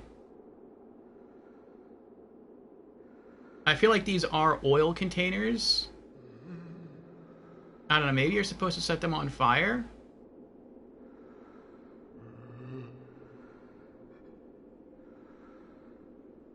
And maybe if you have like a fire thing, like a throwing knife. Maybe that's what it is. I don't know. I'll try killing that one first. Actually, I'll just try running back and lighting my torch, see what happens.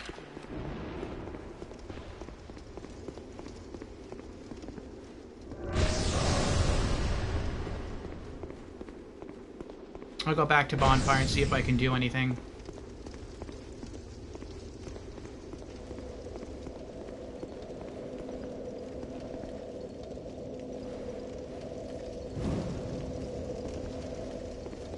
I just hope it doesn't blow up in my face. That'd be horrible. End up killing myself. Alright, can this do anything? No, it doesn't do anything.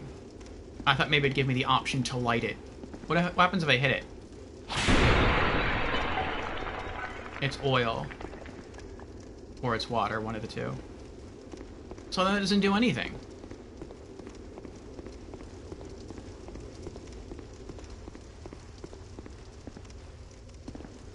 Yeah, all I'm doing is wasting torch time then.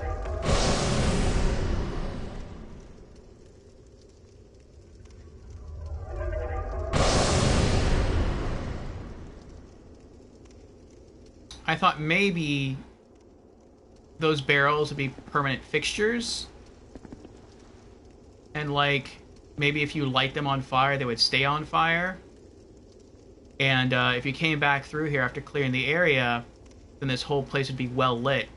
And then you'd be able to easily target the enemies from afar, but I guess that's not something you can do.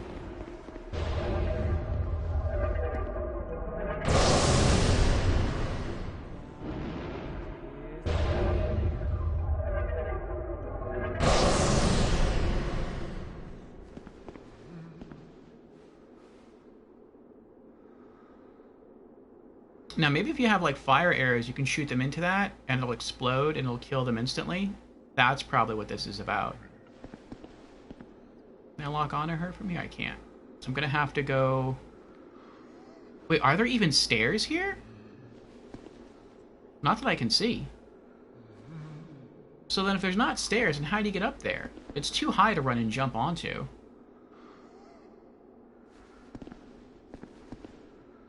I don't think there's stairs over there. The message says here.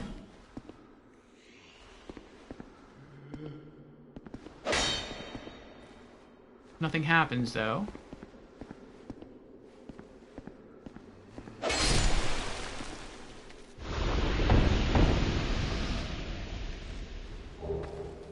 Oh. Okay. We'll try that later. And things betwixt. I feel like I'm already stuck. Unless that's an illusory wall over there. I feel like that's probably not... Oh, there are stairs over here. I thought I was stuck. I thought this was like a puzzle level. And I'm like, I have no idea what to do here. I guess one of these walls is illusory and we have to go through like a special tunnel filled with enemies to get out, to bring us to the other side.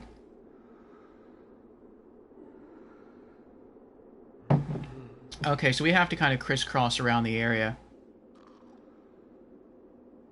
Okay.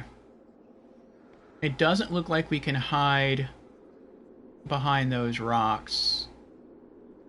She has too good a line of sight.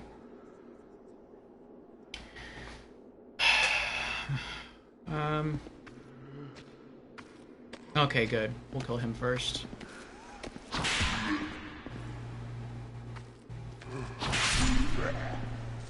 That helps. One less aggro. Alright.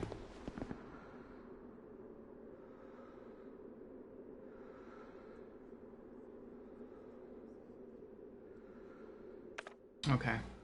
I think I'm gonna have to take her out the same way I took out the Pyromancers in Earthen Peak. I'm just gonna have to run at her.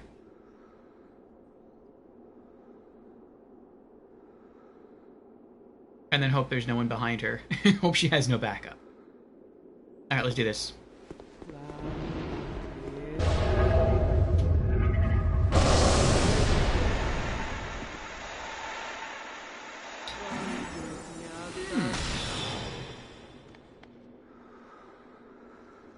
Her spells don't really have a lot of AoE, do they?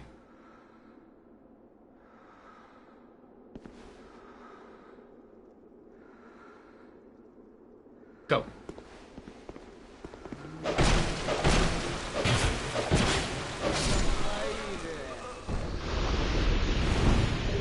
Magic stone. Nice.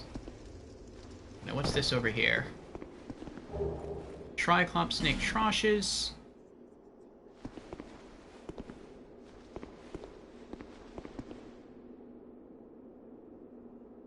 Okay.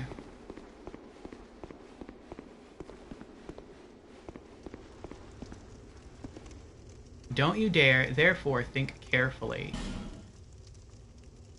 Wonder what that means. Looks like we can get up there.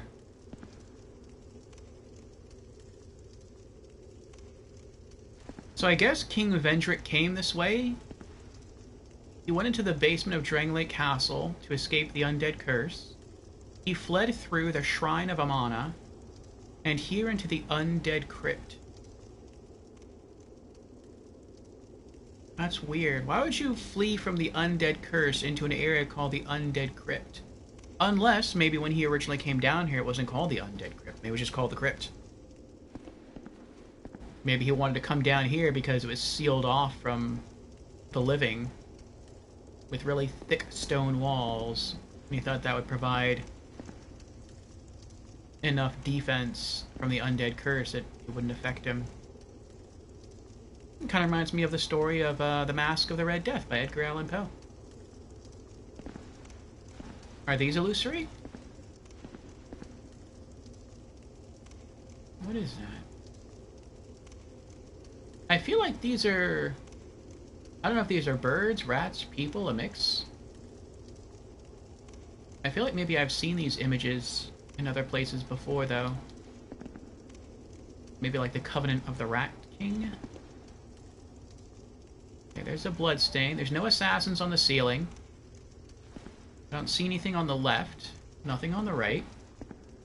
How did you all die? Oh, it's the comedy crew again. Okay. You can never trust those. Is this illusory? No. What does this say? Be wary of torch, in short, dark ahead. I feel like it's telling me not to use torch. Which is weird. Like, this is a dark place, but I feel like it's like, no, don't use torch. If you use torch, you'll get in trouble. Oh. Lots of messages here. Liar ahead. I see a ladder over there.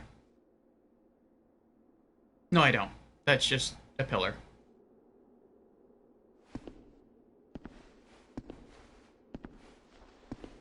Be wary of torch.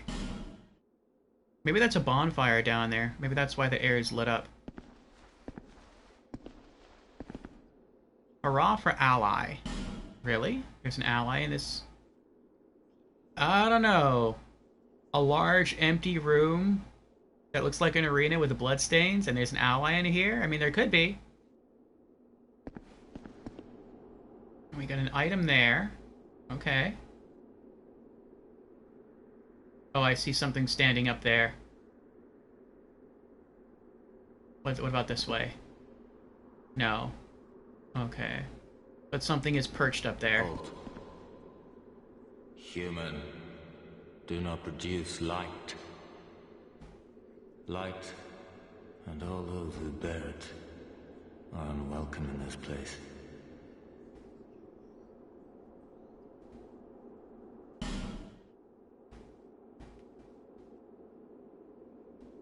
Okay.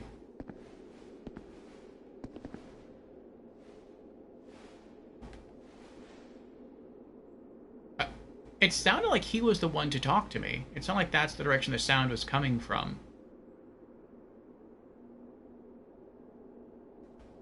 Let's check the bloodstains.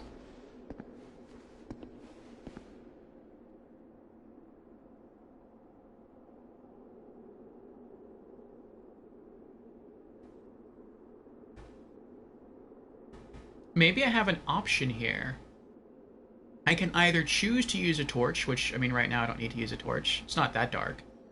But then I'll draw aggro from all these guys in here. Or I cannot use a torch, and not all of the enemies in here will try to kill me.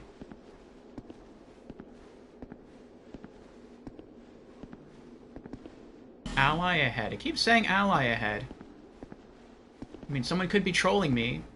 Oh.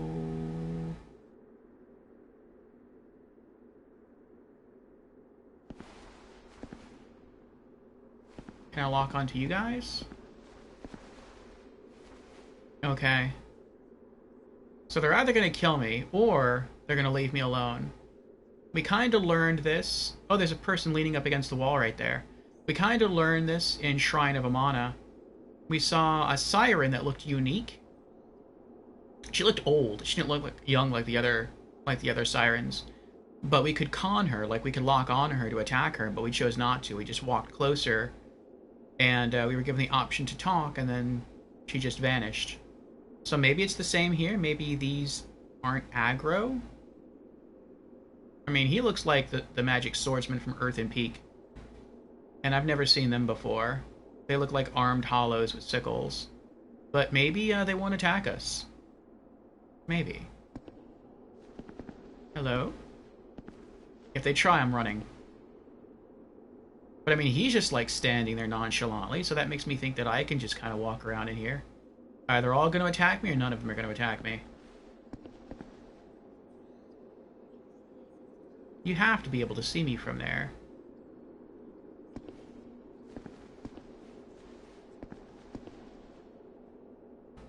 Okay. So I guess they won't attack you then unless you light a torch. I bet once you light a torch though, like, it's on. Like, even if you put out your torch, if you commit that sin once, they're probably on top of you.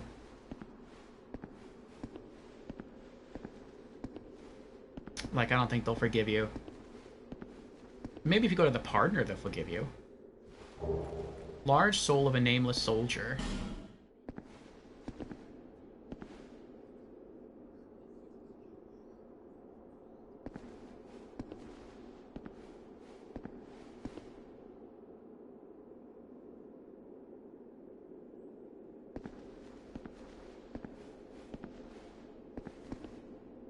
Okay, unless one of these walls is looser, I have to leave. But let me try to talk to this guy first. Weakness torch.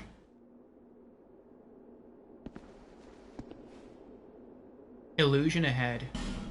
I hope that we don't find those mutant creatures, the creatures that feared fire in here. The ones that we encountered in No Man's Wharf. He's got a cool armor set.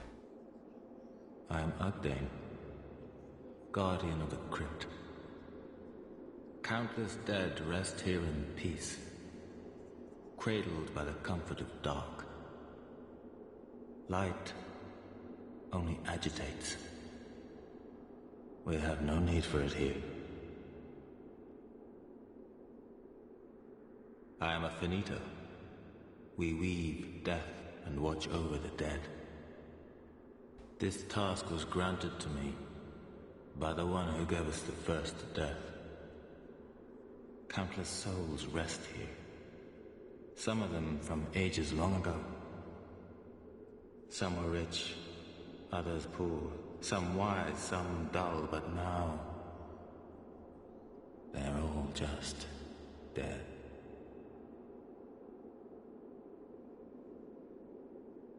Did you come for him? The one called Vendrick? I did. You will find him deeper inside.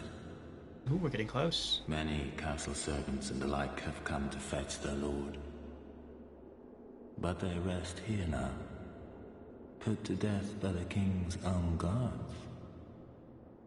Perhaps he's not in the mood for company. So I guess maybe the king has sort of gone mad. Maybe he's become so terrified of the undead curse that he doesn't even want to rule his kingdom anymore. He just wants to spend the rest of his life down here. In the past, humans were one with the dark. The former king of light, he feared humans. Feared that they would usher in an age of dark. Mm-hmm. How queer you humans. How you go on, never separating truth from fiction. That's cool. That's the original prophecy in Dark Souls 1. The choice between prolonging the Age of Fire or ushering in the Age of Dark by letting the first flame extinguish.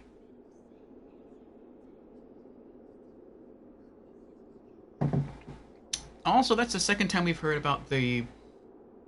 What was it? The old one who ushered in the first death. We heard that from him, and we heard something like that from the Sirens. That was the person who taught them to sing. That makes me think of Gravelord Nito, the first of the dead. But we killed Gravelord Nito in Dark Souls 1. Unless Gravelord Nito can never truly die.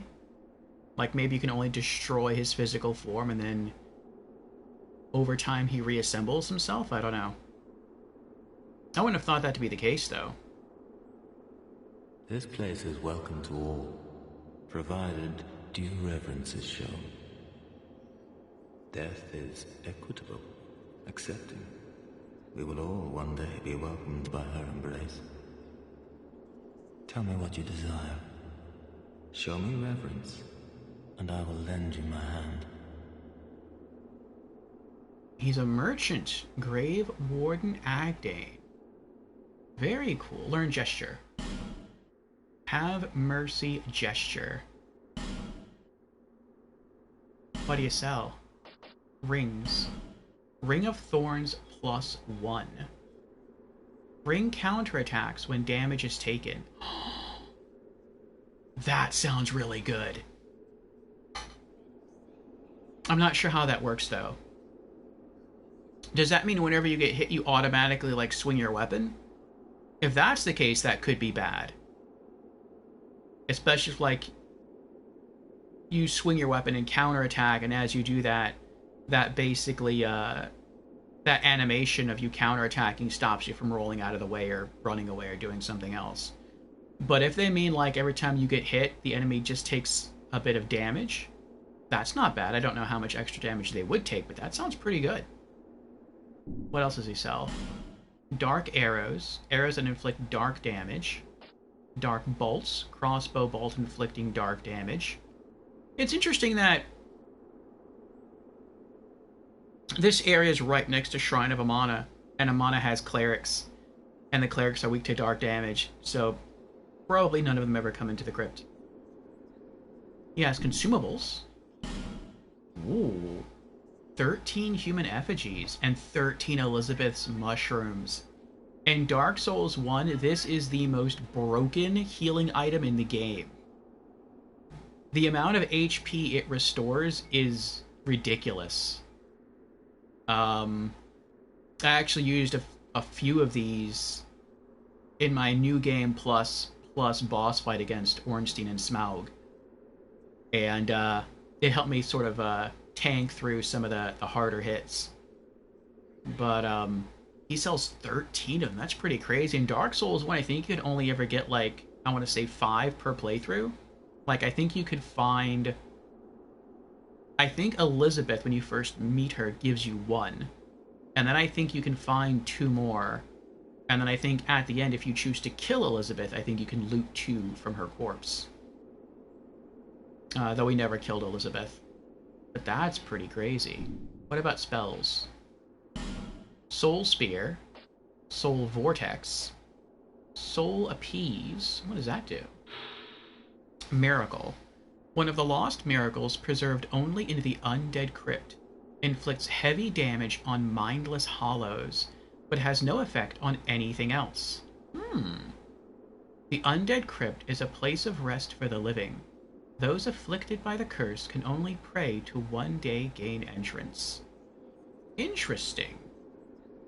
Heavy damage on mindless hollows, but no effect on anything else. So basically, if you're just surrounded by a lot of low-tier hollow enemies, you can cast this miracle, they all die, but nothing else in the area gets hurt. That's an interesting concept. Okay. And warmth. One of the lost pyromancies preserved only in the Undead Crypt creates a gentle, warm flame that heals those who touch it. Interesting. Fire can be a show of strength, but it is also a symbol of wisdom and comfort. Fire is what the caster wishes it to be. I definitely want the ring. I don't know if I'm going to ever use the ring, but I do want it. But do I want to spend... Oh, see, that's the thing, though. Do I want to buy it now? When I'm kind of close to leveling up? Or do I want to just save my souls and come back later? Like, if I buy it now, I don't know if I'd use it. I want to leave on the Ring of Binding, just because it counters the curse so well. I want to leave on the Ring of Blades to boost my attack. I need to leave on the Bracing Knuckle Ring to preserve the durability of my whips. The Ring of Restoration, even though it's slow, I love having a constant heal. I feel like the one that I might be able to take off is the Ring of Binding. But that's only if I haven't taken a lot of damage. Or a lot of curse damage. No, this is a really cool ring, but I don't think I'd ever wear it. Which is, it's kind of sad. Let's read the lore. Ring granted protection by Kreml, god of struggle. The ring's spikes drive into the wearer's skin. Ew. So that each blow taken fuels spite toward the perpetrator. When damage is taken, the ring retaliates and inflicts damage upon enemy. Oh, so it's not like an animation. It's just whenever you get hit, the boss or whatever enemy takes damage by default. That's interesting.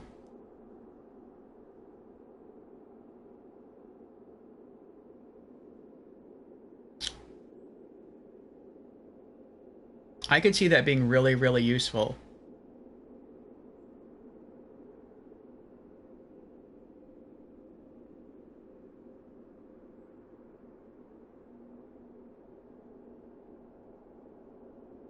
I wonder how much damage they take, though.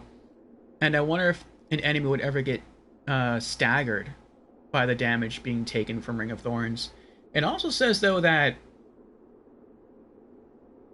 the spikes drive into the wearer's skin. I wonder if that means, like, the Ring of Thorns deals damage to the wearer over time.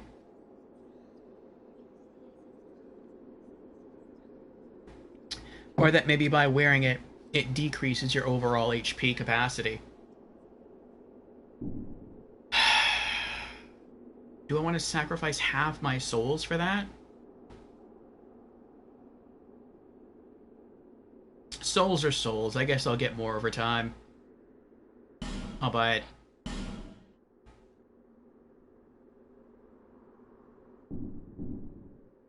I am a finito. This task was granted to me. Countless soul, somewhere it. Farewell, human.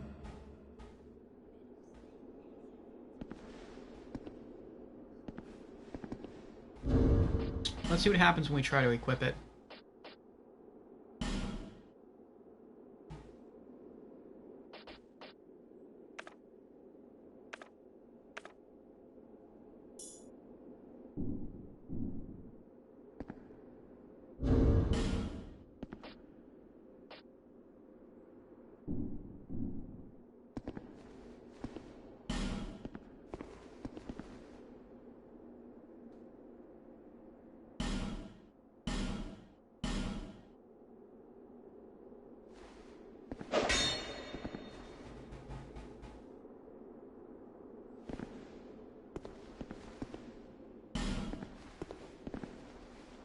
Okay, I don't think this is illusory.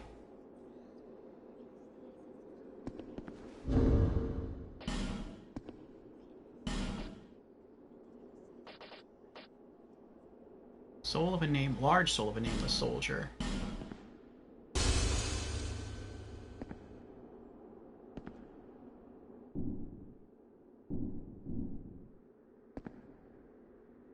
Alright, well, I mean, if they're not going to attack me so long as I don't light a fire, I'm not going to light a fire then. It'd be nice if none of the enemies in here would attack me. But, I mean...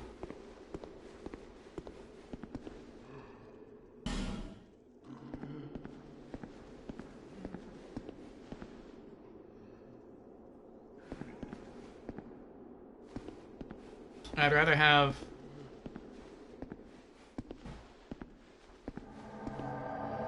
Uh-oh.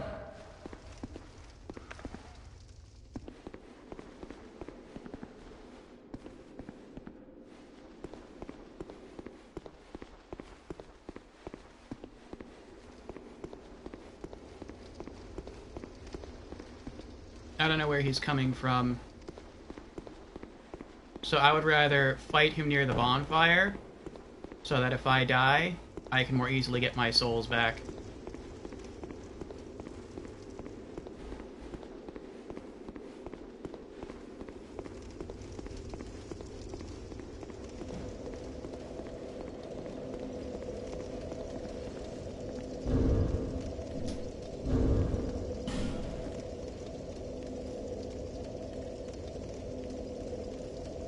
Oh, he's another whip user like me. Interesting. Oh, he's using the bloodied whip.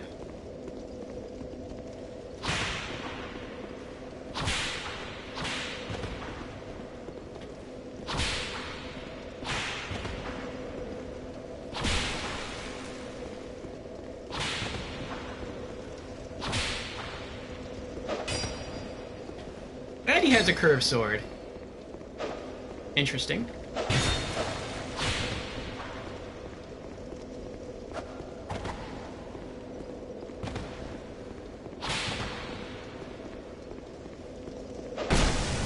Oh!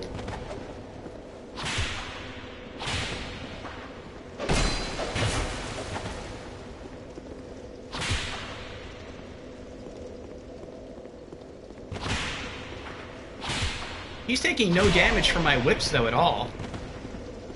I wonder if he's a hacker. Like, he's just walking up and taking the hits from the whip and nothing's happening. He takes damage from the sword, but he doesn't take damage from the whip.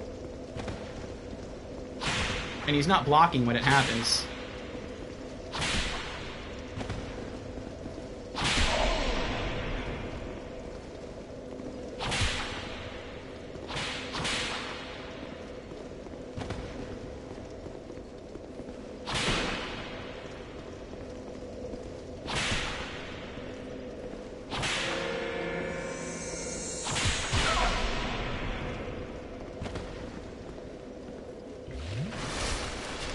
Well, if he's gonna cheat and use a heal item...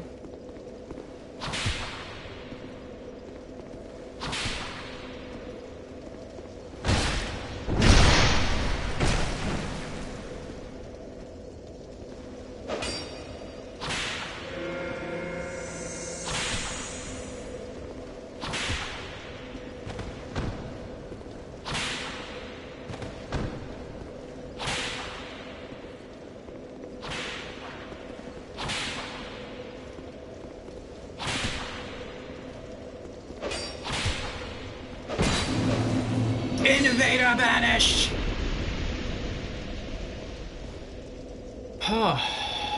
I'm not gonna pick that up, though. Human effigy! We did break our boss killer whip, which stinks. But we did win the duel.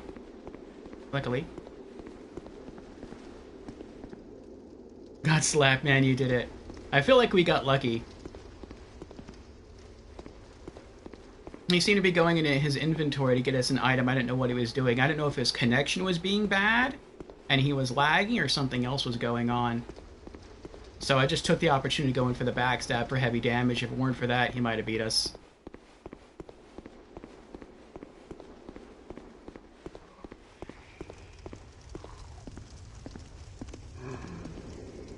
Maybe we'll get lucky and we'll find a bonfire now.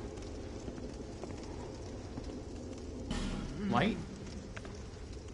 Yeah, as soon as we find a bonfire, we have to leave. Go back to Majula. Get our whip fixed.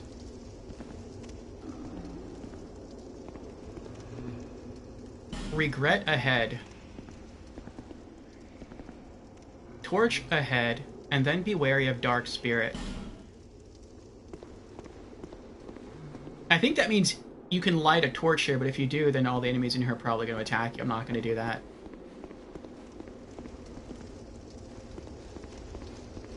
Okay, that's a drop-off.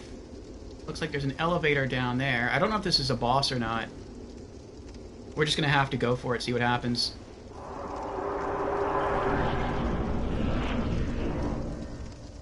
Not a boss. Okay, that's good. We got... What is this? Lots of stones in here, though. We got an item over there. How'd you die? Okay, so you were shooting at something. And you die. Okay. I will say I am very impressed by the poison whip. We actually poisoned our intruder, our invader, twice with the whip, the poison whip. I thought that was pretty cool. Like, I wasn't sure how effective it was ultimately going to be. But, yeah. And I question whether or not it was a hacker. Because, like I said, I was hitting with my old whip, +5, and it was doing no damage at all. And he wasn't blocking or anything, and even if he were blocking, he would still be taking some damage, but he was taking 0 damage from the old whip. It looked like he was taking damage from the poison whip, but that might have just been poison damage, I don't know. And he was taking damage from the sword. I can't get through here. Oh, there's another item back there. I feel like to get through, I'd have to break the bell, and that might trigger something bad to happen. There's bells all around here. Well, let's try to roll through, see what happens. Nothing.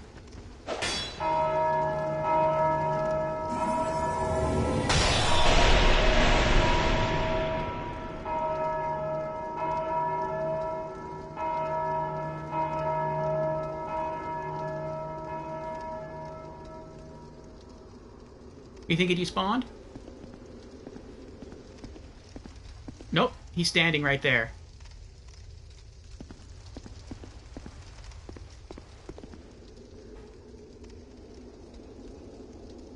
Oh, he doesn't even walk, he floats. I kind of want to see if he's gonna come through the hall. If he does, I'll run back downstairs into a larger area. I don't want to fight him in these cramped quarters.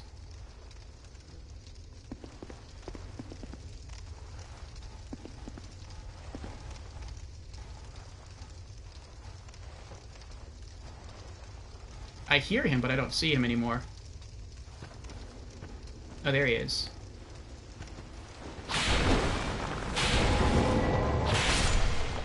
Got him. Oh, so you can break the stones. I didn't know you could break the stones. Okay, so I guess every time a bell rings, it spawns a shadow. I hope that's not the case.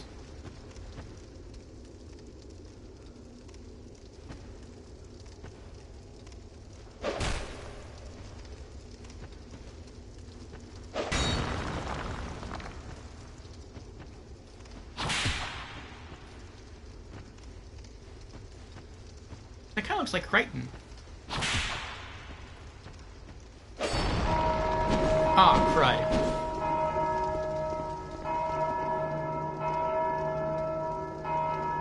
They are very sensitive about their bells. I guess the bells wake the dead.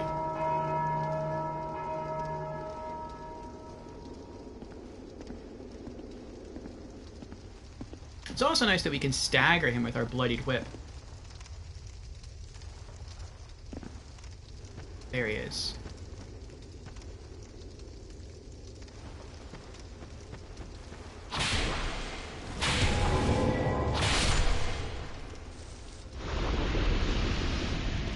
What did you drop? Ladia White Hood. What is this? Titanite Chunk and Petrified Dragon Bone. Wow. Oh, there's a ladder. I wasn't sure if that was a ladder or just the decoration of another pillar. Okay, so I guess whenever you ring a bell, it spawns a spirit from the nearest... Oh!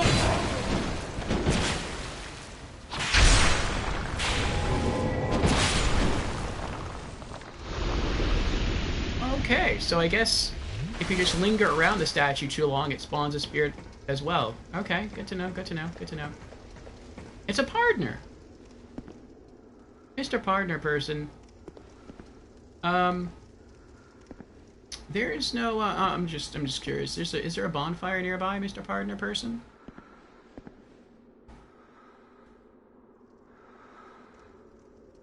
Wait, is this a partner? They're standing like a partner. I can lock on to you, though. Are you a pyromancer person? What is that?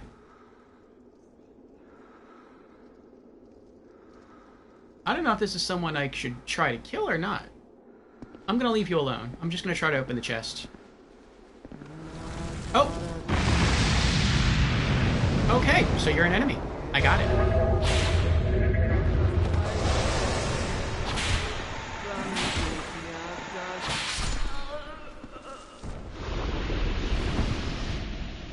Now that I know, like, some enemies in here will only attack you if you, I guess, have a torch, it makes me hesitate to want to attack anyone.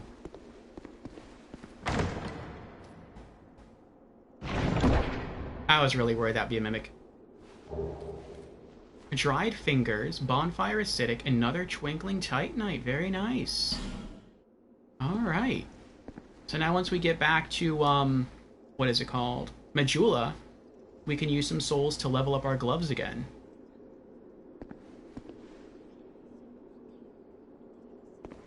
Okay, okay, so we have to go back down the ladder. There's an item there.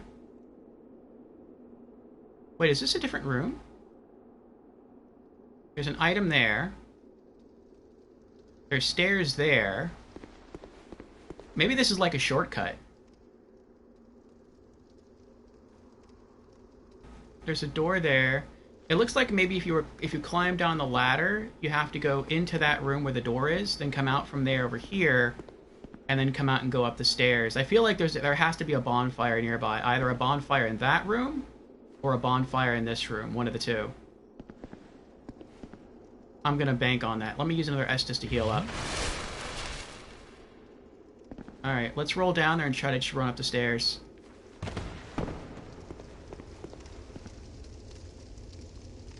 Okay, there's a soul item. A lot of messages. Nameless Usurper. That's not good. Oh, and I can't use Boss Whip. This stinks. Where's he coming from? Oh! He's coming from that way. Okay. Let's go in here then. Get more room.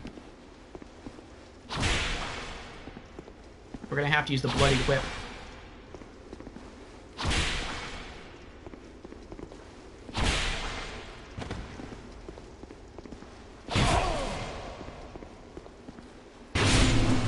Innovator banished! Nameless Usurper has been vanquished. I'm glad I Estused up before I went in there. Another human effigy. Nice. Nice. What does this say? What is this? Divine Blessing, Soul of a Hero. Be wary of Dark Spirit. No kidding. Try attacking.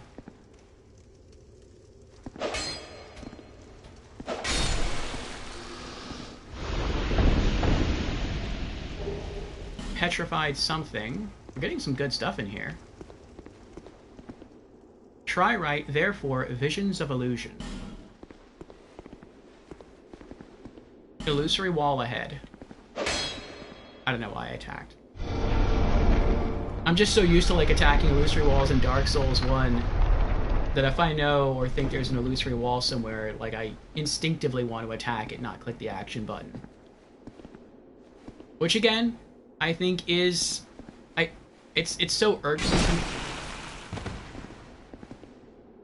Actually, he took a lot of damage. That damage he just took wasn't from me attacking him, that was from the Ring of Thorns +1. That's a lot of damage to inflict. I like this ring.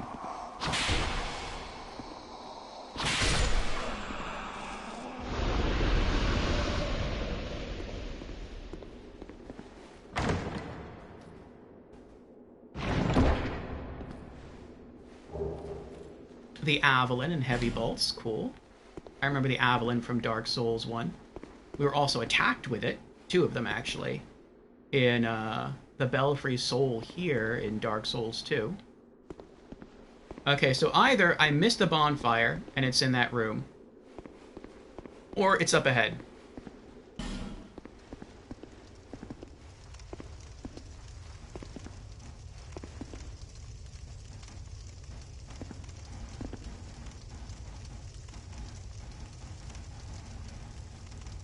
And I don't know which one it is. Part of me wants to go back, part of me wants to just push forward. We're gonna go back. I hate not fully exploring a location. To me, it would make sense if it were like right here, the bonfire. Aside from the Dark Spirit, this is like a really nice empty room. Alright, so... I guess let's just fall out in the middle and try to go in through there. Wait, what's that? What is that?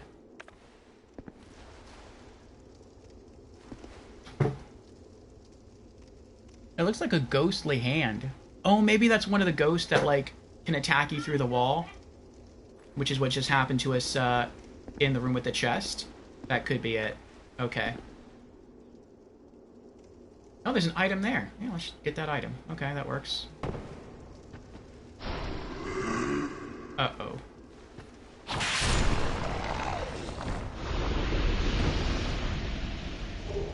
Soul of a Lost Undead.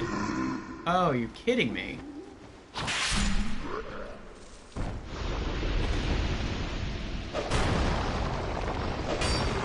Really sorry.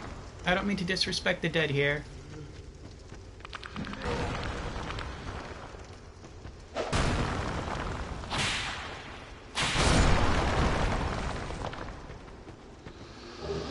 Smooth and silky stone.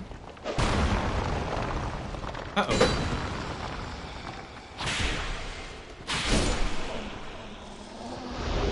Smooth and silky stone. Okay, we came from that way, right? Oh, there's still an item over there. There's 2 items over there.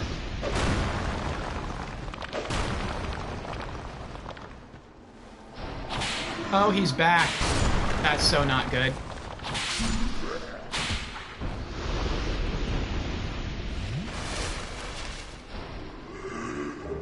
Soul of a hero.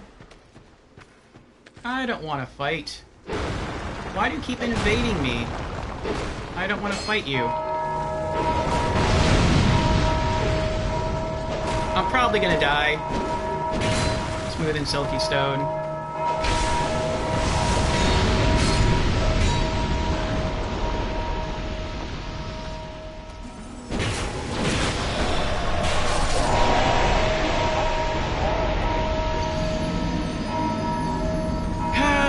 Yep, now I have to go back and get my souls. It may have been that phantom, though, that did that. Because it looks like they can cast magic.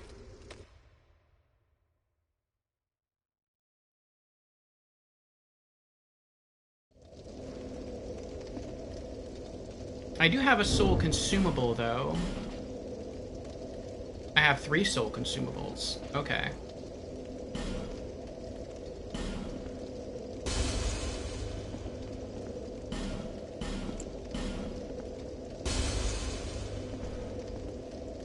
$20,000 souls? Oh my goodness. I didn't realize I had that many souls. Alright, let's go back to Majula. And we are going to increase the strength of our gauntlets. And then if we can actually make it back to our souls once we come back here. We lost like 25,000 souls. So, we get those back, we can probably come back here to Majula and level up again. And then we'll be done with leveling for the remainder of the game. Oh, we have to fix our whip anyway. I knew you'd be around. Forgot soon. about that. Our boss killer whip, the old whip plus Show me 5. what you've got. Repair, old whip. Okay, and reinforce armor. I thought I had 2 Twinkling Titanites. I thought I loaded 2 Twinkling Titanites and 1 Petrified Dragon I'll be Bone. around if you make it back.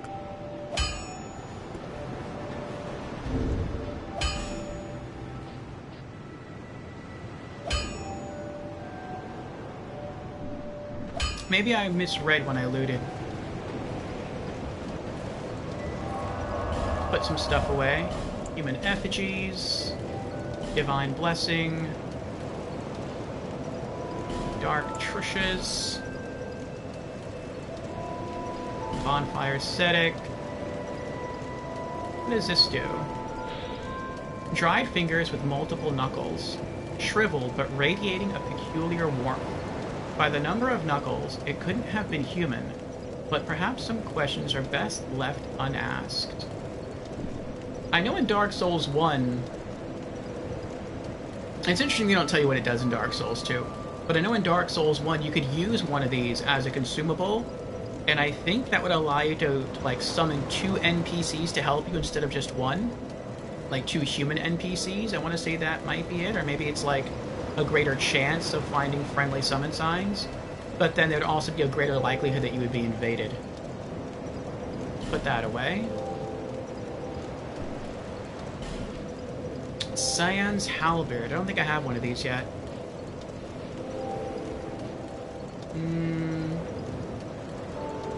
No, not from the look of it. Replica of the halberd of the loyal knight Cian. A meticulously crafted, distinguished weapon. Sir Cian was widely known as the kingdom's most loyal knight, and when the giants invaded, he volunteered to lead the advance party, but was slaughtered most dishonorably. The king commissioned replicas of Cian's accoutrements and bestowed them to promising knights, but not long after they donned the armor did they go thoroughly mad.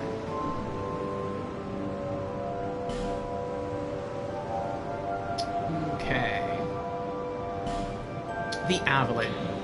An extremely rare, rapid-firing crossbow. Fires 3 consecutive bolts. Inflict heavy damage by making all 3 shots count. Fiorenza, the richest merchant in all of Vol'jin, recreated this lost weapon after reading of it in an old book. That's kind of cool that he would learn of this weapon by reading about it in an old book. And in Dark Souls 1, you acquire this weapon in the Duke's Archives, which is basically a library.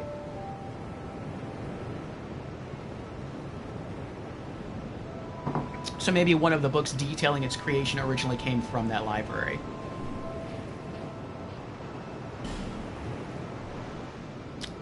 Alright. Lydia White Hood. Hood of Lydia Pyromancer. Lydia apostles, in their conceit, occupied the undead crypt and misused death. This invoked the ire of Finito, who branded them as transgressors. Interesting.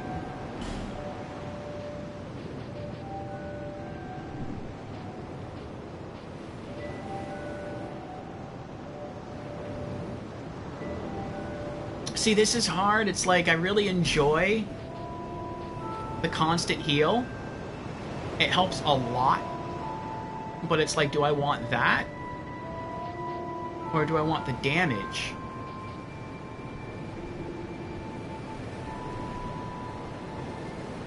The damage looked really good. Like when that Phantom Ghost attacked us through the wall, it lost like a fifth of his HP, and he only attacked us once. So it's significant damage.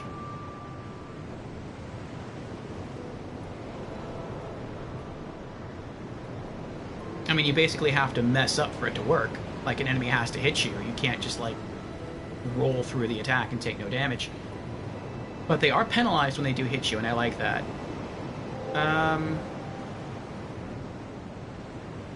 Yeah. You know what? I'm gonna do it. I'm gonna, at least for now, retire the Ring of Restoration. We'll just try to make our healing items last. We do got a lot of, healing stones, a lot of life gems, and we have a lot of, Estus. So we'll just try to make it work.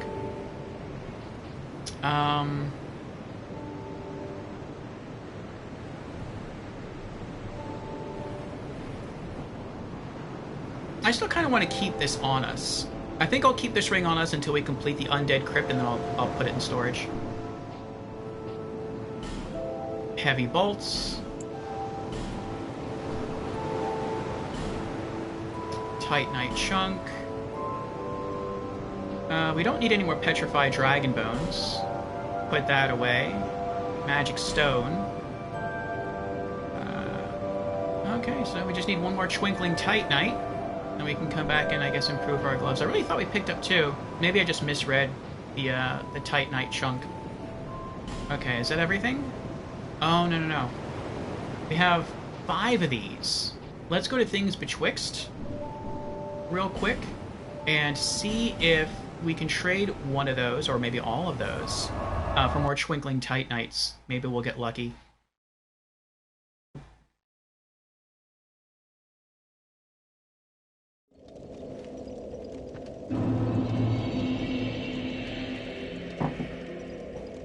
Okay.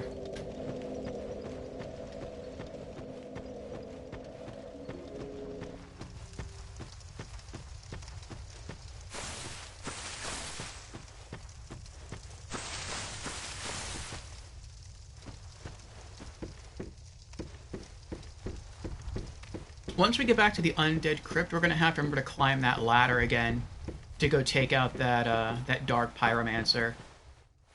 Because from her vantage point, it looks like she'd be able to hit us with her curses, her hexes. From where she's standing. Okay. Petrified something. Yeah. So nice, so smooth. Yeah. Silky smooth. Channeler's Tree. Yeah, we saw that. Give us smooth. Yes, you. Give us silky. We've gotten so many of those this playthrough.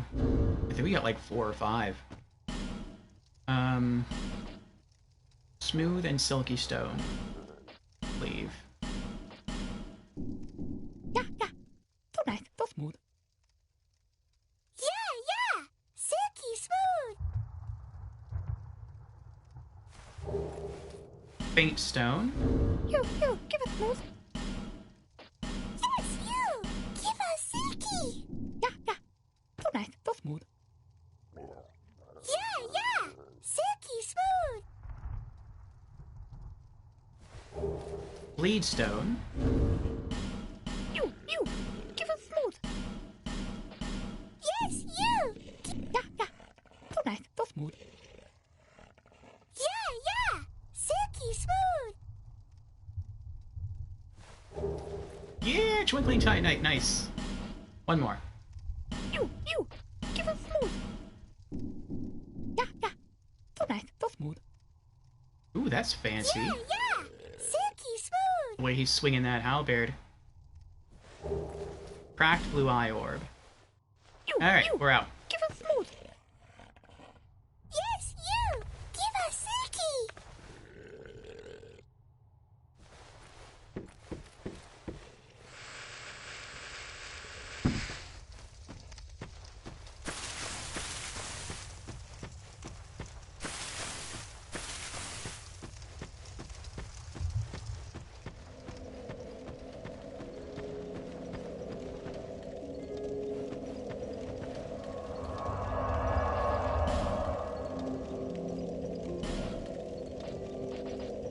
Cracked blue eye orb.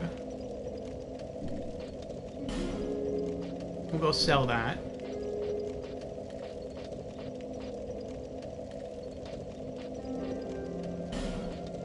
Faint stone. Bleeding stone. Okay. Let's travel to Ordeal's End. Go sell the Channeler's Trident.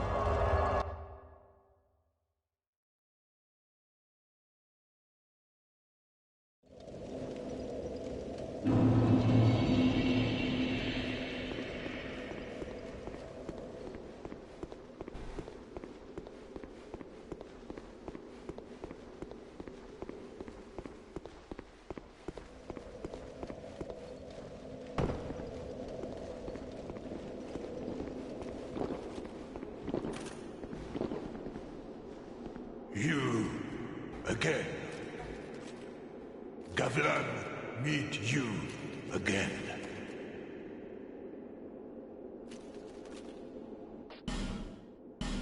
Thousand souls for the Trident.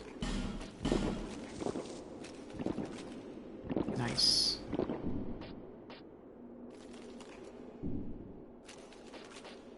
Many deal, many thanks.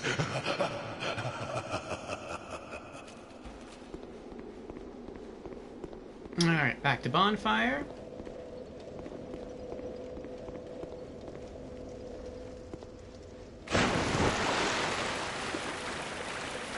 Now let's go to Majula and upgrade our gloves.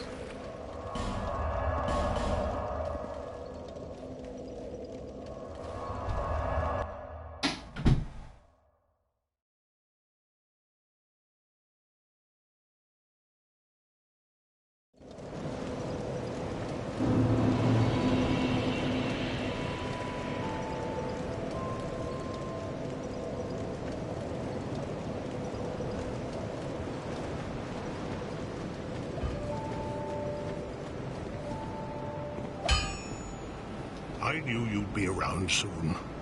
Go on, show me what you've got.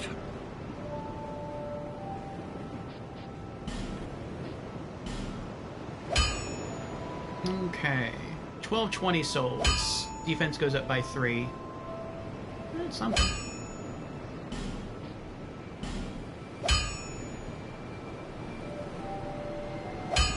Alright. I guess next 2 Twinkling Titans will put into the boots. I'll be around if you make it back.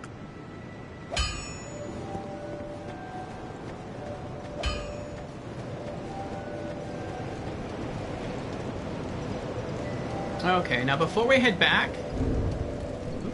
Wrong button. I'm gonna see...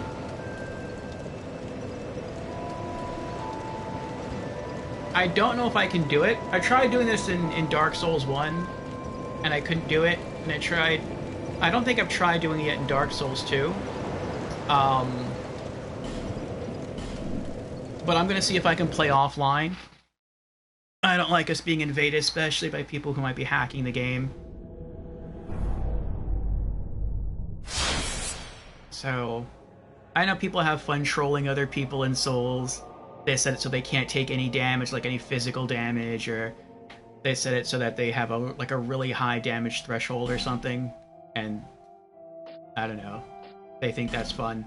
But it isn't fun to be on the receiving end of that, nor do I enjoy visiting that upon others.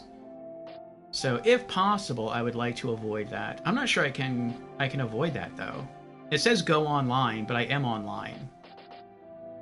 But so far as I'm aware, you can't go offline.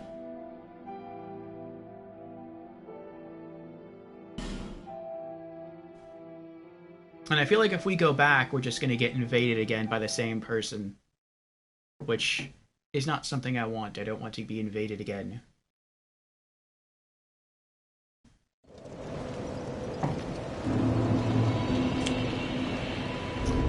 Does anyone know if there's an option to turn off online play?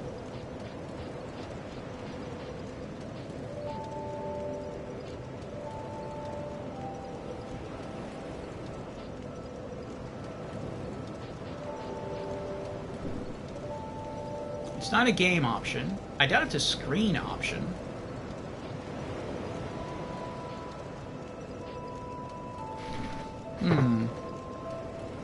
I'm pretty sure I could play offline if I, like, logged out of the PlayStation, what is it called? The PlayStation Network. But then if I do that, I can't stream. So, let me see if there's a way that we can play offline, or...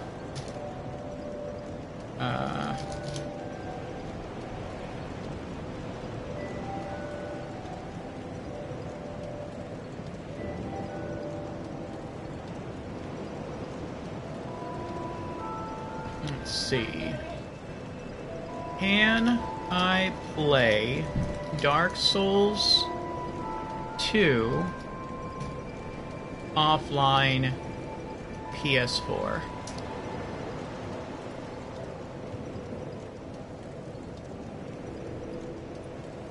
You can't play offline? Marcus says, yes, you can at the first start of the game, if I remember correctly, if it is retrieving information the first time. Very short window, you could cancel with circle and then confirm that with X. But if you hit circle again, if you're mashing circle to hit the time window, it can happen very quickly, then it cancels the go offline.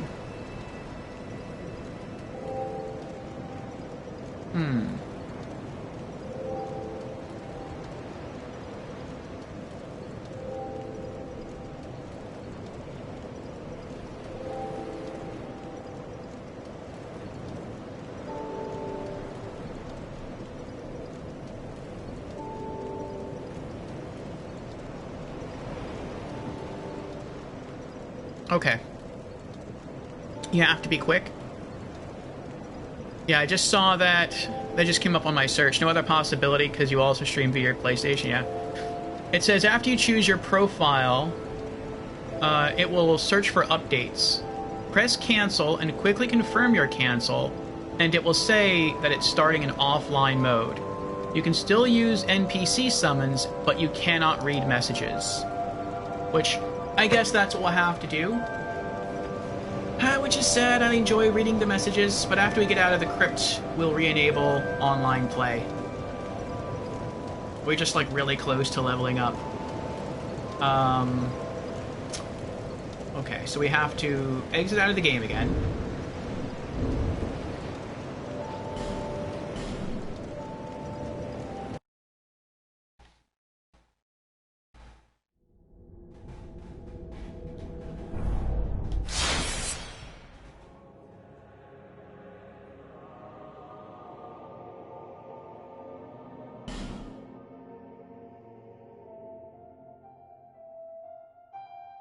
Okay, so it was scanning and I was hitting circle to cancel.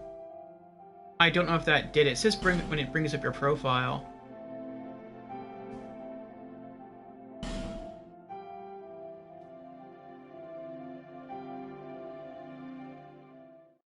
It said online.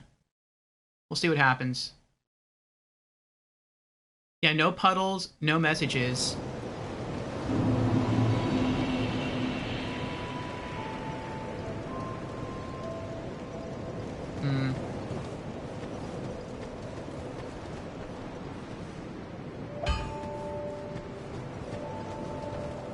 And some people stream snipe too, yeah.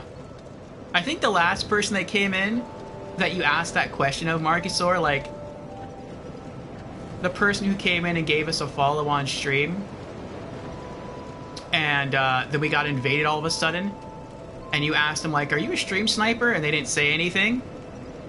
I noticed that after they invaded and I beat them, they unfollowed.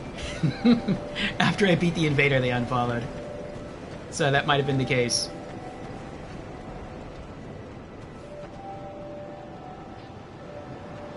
But I think I'm still online. Yeah, I have to be, because I can still see bloodstains and messages. Okay, let's try that again then.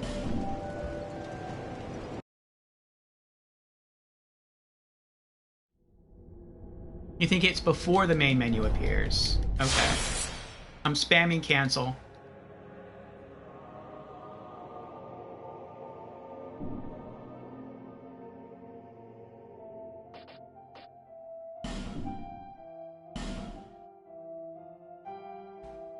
What if I info? What does that mean?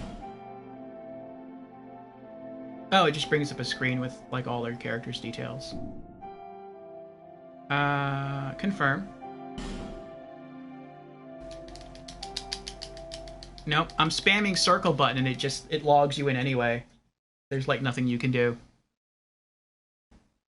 I tried that in Dark Souls 1 at some point as well. Like, I went to the login screen, and I put, like, start in offline mode, and then I logged in and I was still online.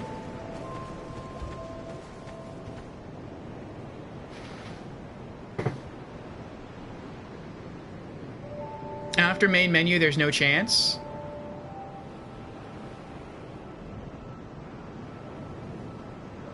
I don't know how then, because I'm spamming it.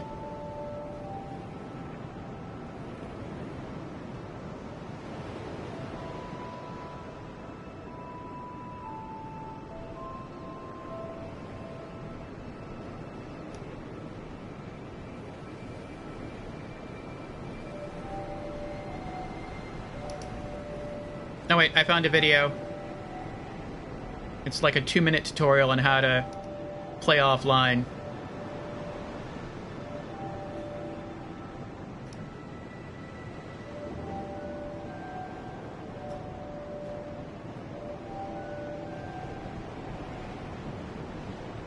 It is a shame we have to go through these lengths to not have hackers invade because they think it's funny.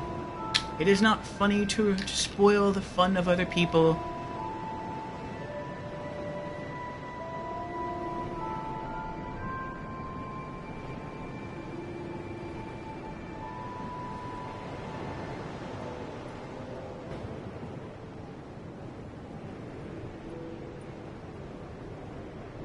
Okay. Plug in this other earbud so I can hear the video.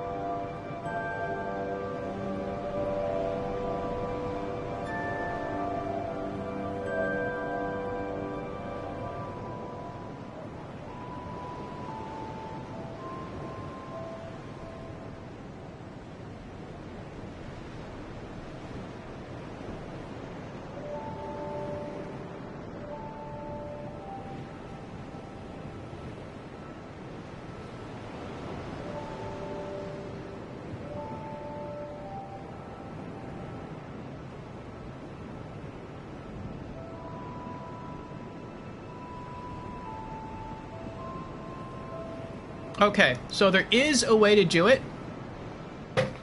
It looks like we have two different options. But I would have to end stream, sadly. So... hold on. Okay. So it would either involve going into internet settings and just turning off the internet, or putting my system into power rest mode. Which would cut internet connection. And then basically, so long as I don't turn off the game completely, it would allow me to go back and log into PSN, but apparently it will keep me logged out of the game. Like, of the game's servers. So that is an option. I think what we're going to do is we're just going to try to go back one more time, because that would require me to end stream. I mean, I'd be able to relaunch it within like less than 5 minutes. But hopefully the person won't invade again.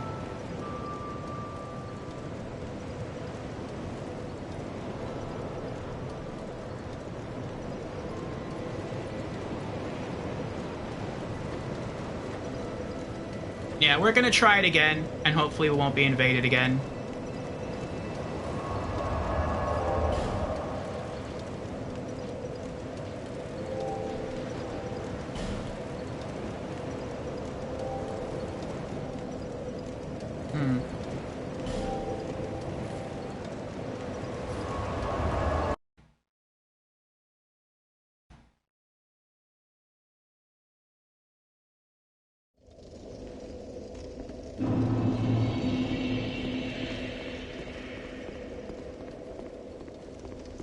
Actually, hold on. I have to use the bathroom again. Oh, the item is even still here. That he dropped for us the first time.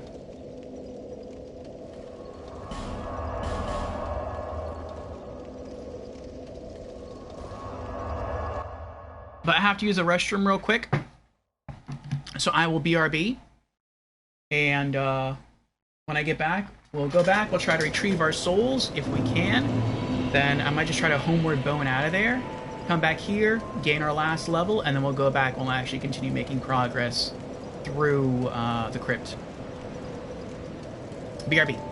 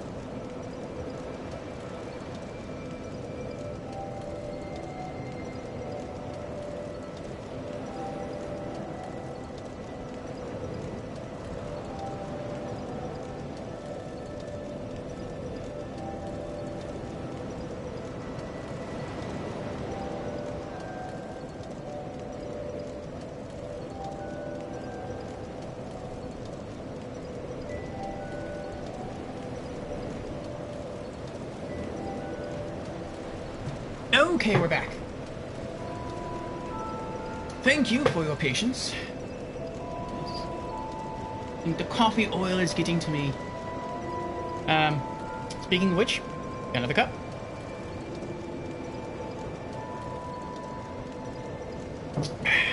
It is tasty, though.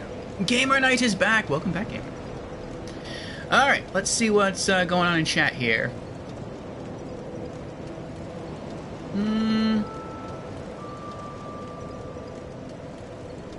Marcus just says, offline mode in Dark Souls 2 might only work if you freshly start up Dark Souls 2, which would still cause us to end stream.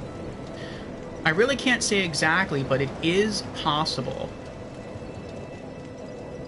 Crawled through my Dark Souls 2 videos, but they are all cut. So the startup is, of course, cut. Understandable. Yes, you're welcome, Gamer Night. I had to step away, use the restroom, get some coffee. We're having some issues with a, what appears to be a hacking invader, which was a bit annoying. We beat them the first time. They beat us actually, they kind of beat us the second time. I'm not sure they even did anything just the second time. They showed up the second time, but we might have just died to NPCs because I was just trying to run through and pick up items before they killed us. But they may have not even done anything. So I was looking at ways to disable online mode, but it's kind of difficult in this game. I would probably have to cut stream in order to do that. I don't really want to do that. So we're just gonna cross our fingers, cross our toes, hope not to get invaded a third time by the same person. And go retrieve our souls, then come back here, level up, and then we'll just continue to try to push through the level and explore. Marcus says I could record it again with firing up my stream PC and firing up my Xbox Series and try it, and then slow it down and show you. But it'll take a lot of time, which I'm not really willing to do now. Or try to go back to main menu and smash circle and see if something different happens very quickly.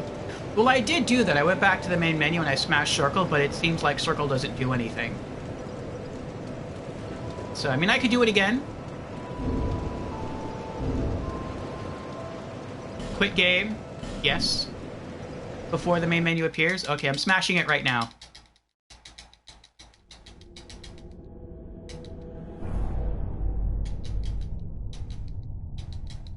I was smashing it the entire time right there.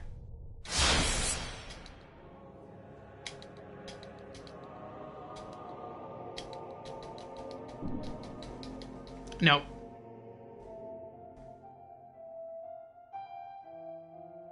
Yeah, I hit touchpad and I was smashing it the whole time.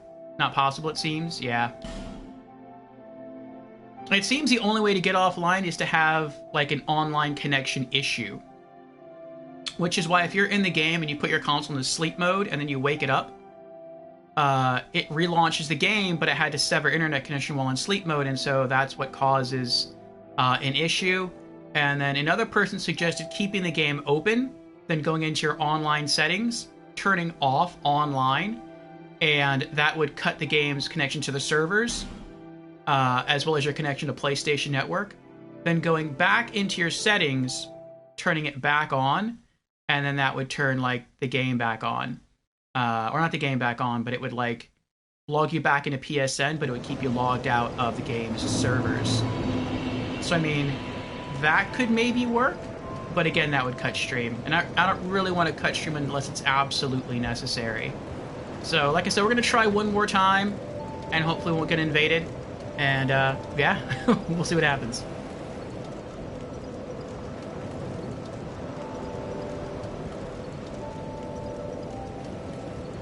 It said go online in the main menu there.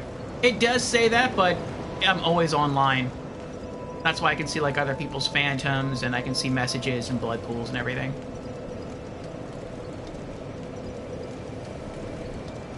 Yeah.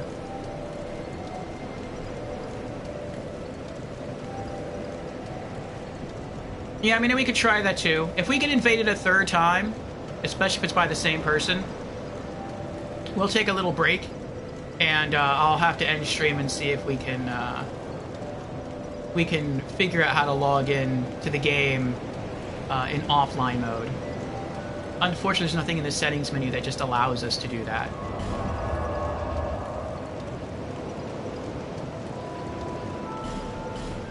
Okay, here we go.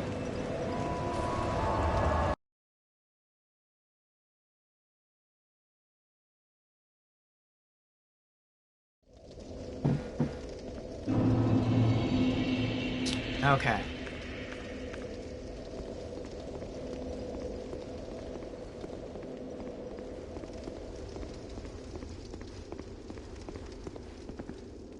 We have to fight the knights again, and the torchbearer.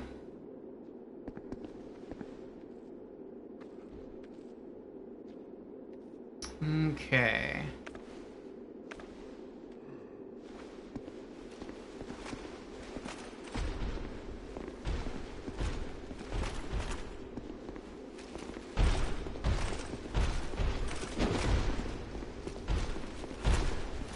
Oh, missed. Oh, he missed me too. I'm not sure how that happened. Yes! Get backstabbed.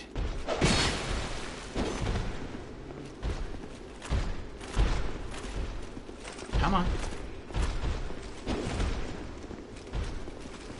Gotcha.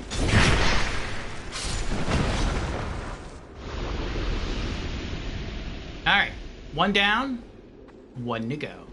I wonder if I could actually go that way, then turn right and backstab him from there. That'd be kind of funny. I'm not going to try that, though.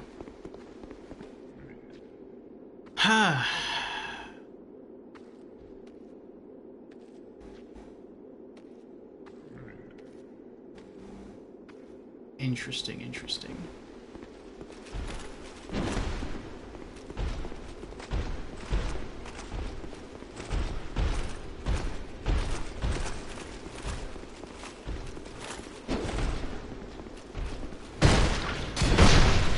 Yes!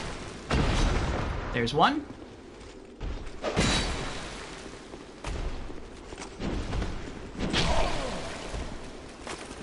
Gotcha.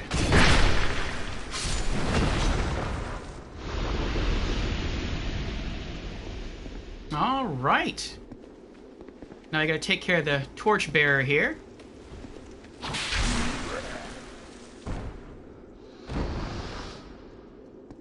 And now the shield guardian.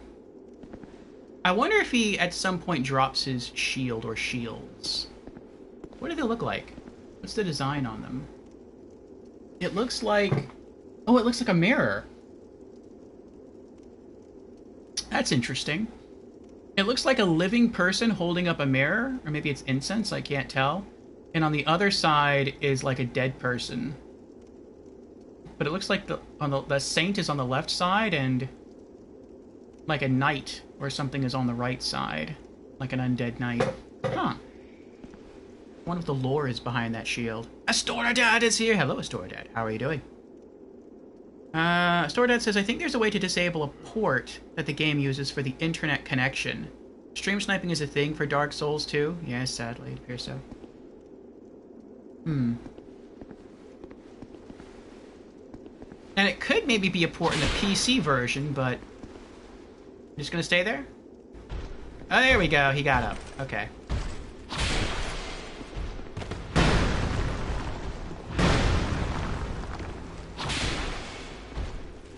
Gotcha. Oh, I missed. I missed.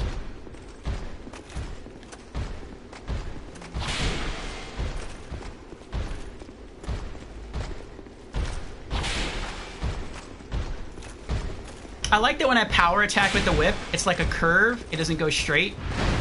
And so that kind of like allows me to curve around this pillar that we're walking around and kill him more easily.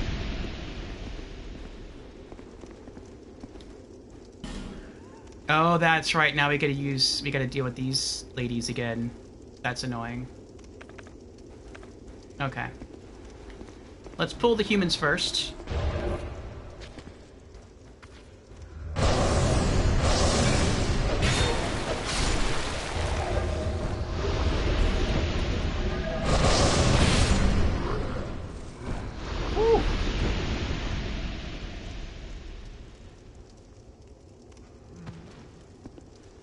Alright, we still have 2 more humans there to deal with, at least.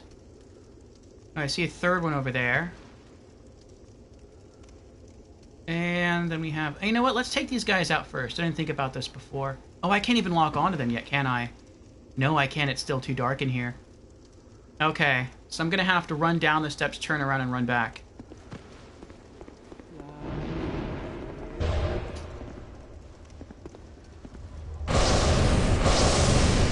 There we go. That's what I wanted to have happen.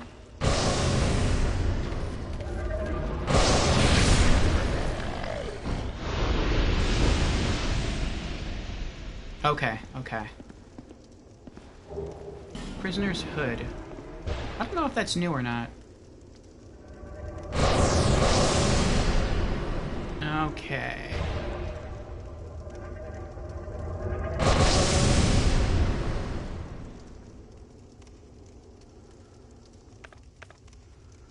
Alright.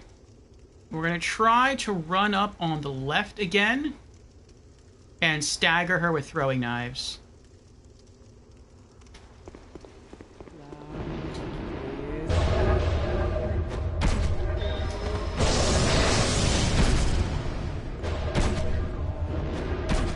I wonder what that lightning thing does that she hits us with.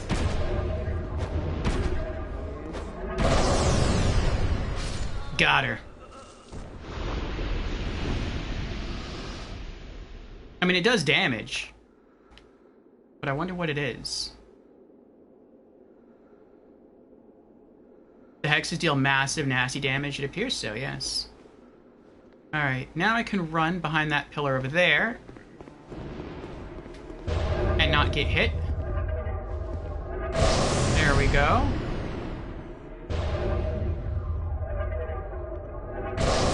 Now we lure him over. I have to wait till she stops casting, though.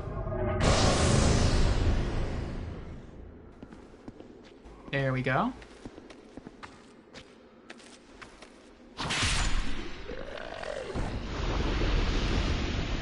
Okay.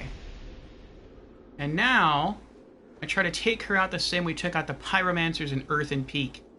Sprint up the stairs, run across there, sprint up the stairs, and just run right at her and slash her to death with a sword. Let's do it.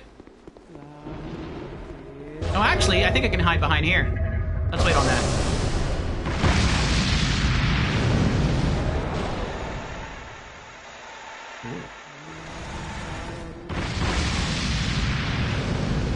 She's a fiery one, isn't she?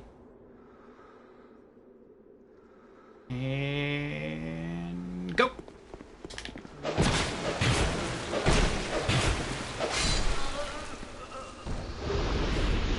Nice. Simpleton Spice. Okay. Now there shouldn't be any enemies in here, unless we're holding a torch, which we're not. We might get invaded by an NPC. Do not produce light. Yeah, we already talked to him. Light, and all those who bear it, are unwelcome in this place.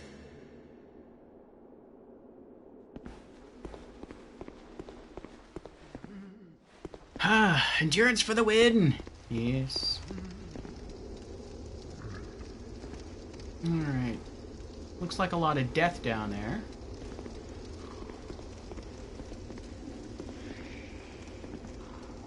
Try down, but lesser foe ahead. No. Not right now. Liar ahead. Visions of trap. Yeah, I think if you light that, it makes everyone mad at you. So we're not going to do that. And there's no floor connecting this to that, so we're going to leave that alone. And I think here is where the dark spirits begin to come at you.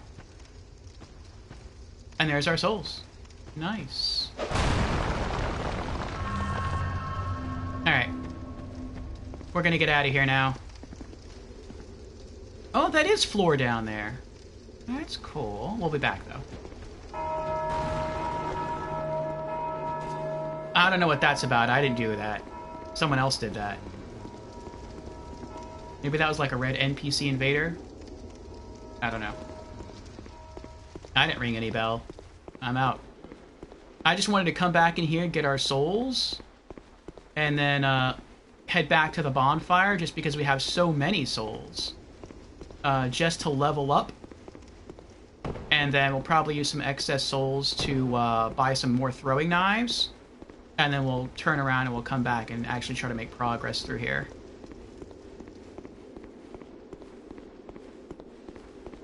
They already ring the bell just for you. They're announcing my presence. The online invader who came in here dropped that item, but I don't want to pick it up. It is always good, I think, to be wary of accepting gifts. It's the Trojan horse concept. So we're just gonna let that stay there. Yeah, they want to warmly welcome you. Alright, we did it though, we did it. And if the person who invaded us is watching this stream, let me say thank you for not continuing to invade.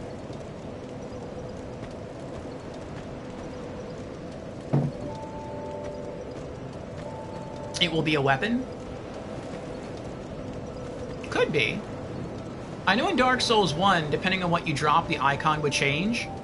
Like, if it was a consumable, it would just look like a sack, which is what it looked like back there. But if it was a weapon, or a shield, or I think even a piece of armor, it would actually look like a sword and shield, like, lying atop each other, or maybe like a helmet or something. Oh wait, what am I doing? That'd be nice to level up our gear again. We don't have the resources for that right now. Sorry to make you stand up. Curse. I will always be at your side until hope has fully withered. She's so bleak. I feel... She must have seen like a lot of people come in here and fail. It's like, don't worry, I will always support you until you eventually fail, because you're going to eventually fail.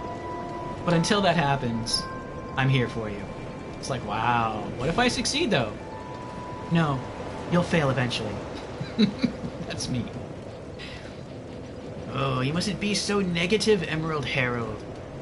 Alright, soul level 166, our final soul level of this playthrough. Maybe if we go into New Game Plus, we'll gain some more levels, but for now, we're done. HP +1, equip load +1. We started seeing diminishing returns with vitality on equip load. It used to give us +1.5, now it's just doing +0.1. Defense versus strike slash goes up by 3, and defense versus thrust goes up by 2.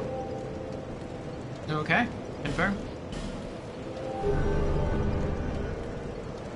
So we already have all of our end gear, our end game gear. At least I think we do. I mean, I thought that earlier, before we found the Ring of Thorns, and we changed that. It just happens that that happens to be lighter than the Ring of Regeneration or Restoration, one of the two. So maybe our gear will continue to change as we play the game, but I feel like we have... What is our equip load at? 59.3%. We'd have to gain, what is that? 60, 70, 10.7% to have fat rolls. I think we're going to be fine for the rest of the game. You again? Our armor is set. All of our weapons are set. Our rings might still change depending on, you know, the different rings we find. But I feel like at least for now, our rings are set. The only thing I don't know, because I haven't been paying attention, is when we upgrade our armor, or when we make our weapons stronger, do they get heavier? That I don't know. I don't think they do. It would make sense to me if they do, because you're literally giving like an armor, like here's my armor, here's more ore that I'm giving you that I found, so that you can melt the ore and make the armor stronger with the ore I found. So you're basically taking armor, taking ore, and then combining the two, which to me makes sense. It would make it heavier, but I don't think that works that way. So, if that doesn't happen, we're fine. Even if it does happen, I wouldn't imagine the weight goes up by that much, so we're probably still fine.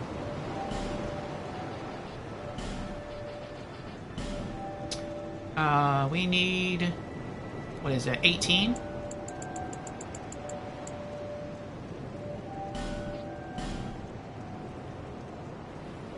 There we go. We're back at 90 throwing knives.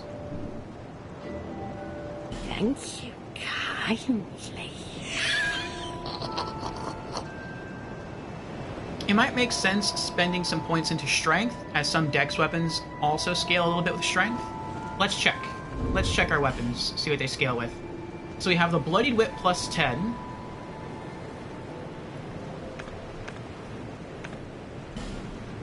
Okay, there we go.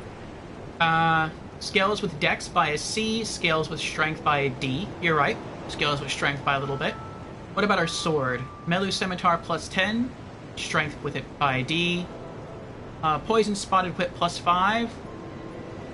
It looks like it only scales by dex and poison.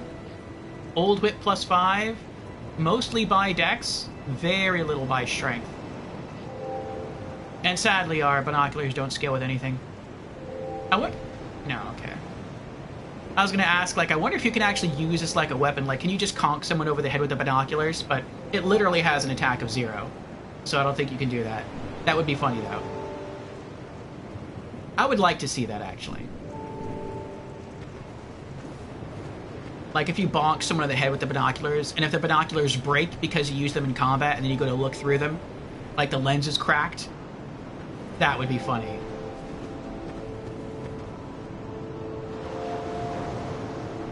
And of course, if you make another 40 levels, go into Faith or Intelligence and imbue a weapon. There is something, now that you mention it, that we might have to do. And I didn't think about this till just now when you brought it up. Is that we might actually need to start investing points into Faith and Intelligence, but we'll see. If that happens, that's something we'll do like way, way late game. We don't have to do that for combat. I've said before, this is a no magic run. But we are going for all trophies, and that means we do eventually have to collect all spell scrolls. And it might be, I don't think it works that way in this game, but it might be that we have to raise our intelligence or our faith to a certain degree in order to be able to purchase some of the spell scrolls from some of the merchants. I feel like so far we've been able to buy spell scrolls from all the merchants we found, except for, I think it's a Hex merchant at the very entrance to the Huntsman's Copse. I don't know if he's a merchant, but every time we talk to him, he's like, get away from me, you're not dark enough, or something like that. So, like, maybe we have to put, like, more points into faith or intelligence or both. But outside of him, like, we might need to do that if he sells unique stuff, just to get the trophies. But that's probably about it. Yeah, but to spend souls now, you shouldn't waste them into 99 vigor or so. Yeah, I'm not gonna level up anymore. Like I said, all the souls that we get now, I'm just gonna use those once we find the appropriate crafting materials to continue to level up our armor. All of our weapons are done now. The Melu Scimitar is done, Bloodied Whip is done, Old Whip is done, our Spotted Whip is done.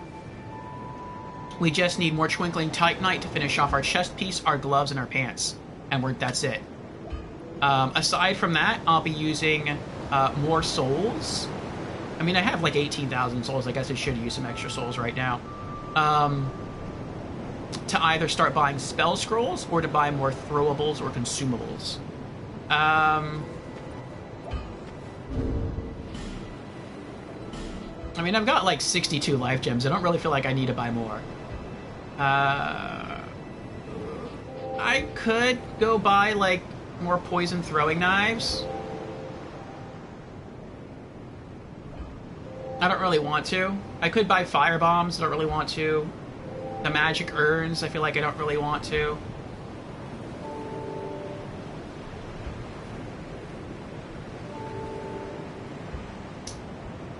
I mean, throwing knives feel good. Like, standard throwing knives feel good because they're really cheap and they're very effective. But nothing else here really feels the same way. Like, it feels... all the other throwables in this game to me feel like more expensive. And yeah, they do more damage, but they don't do significantly more damage. Like, I feel like the cost isn't really justified.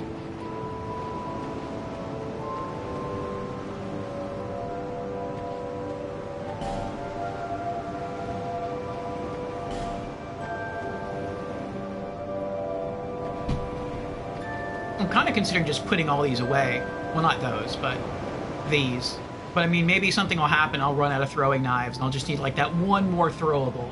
And if that's the case, then, you know, the holy water urn or the black firebomb or the poison throwing knife might come in handy.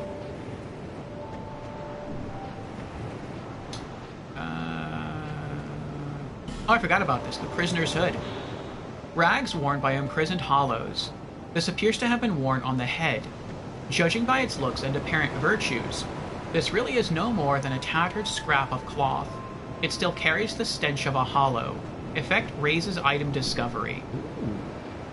I think our merchant hat probably gives us more. Do I have this, though? No? No. Wait, where'd it go?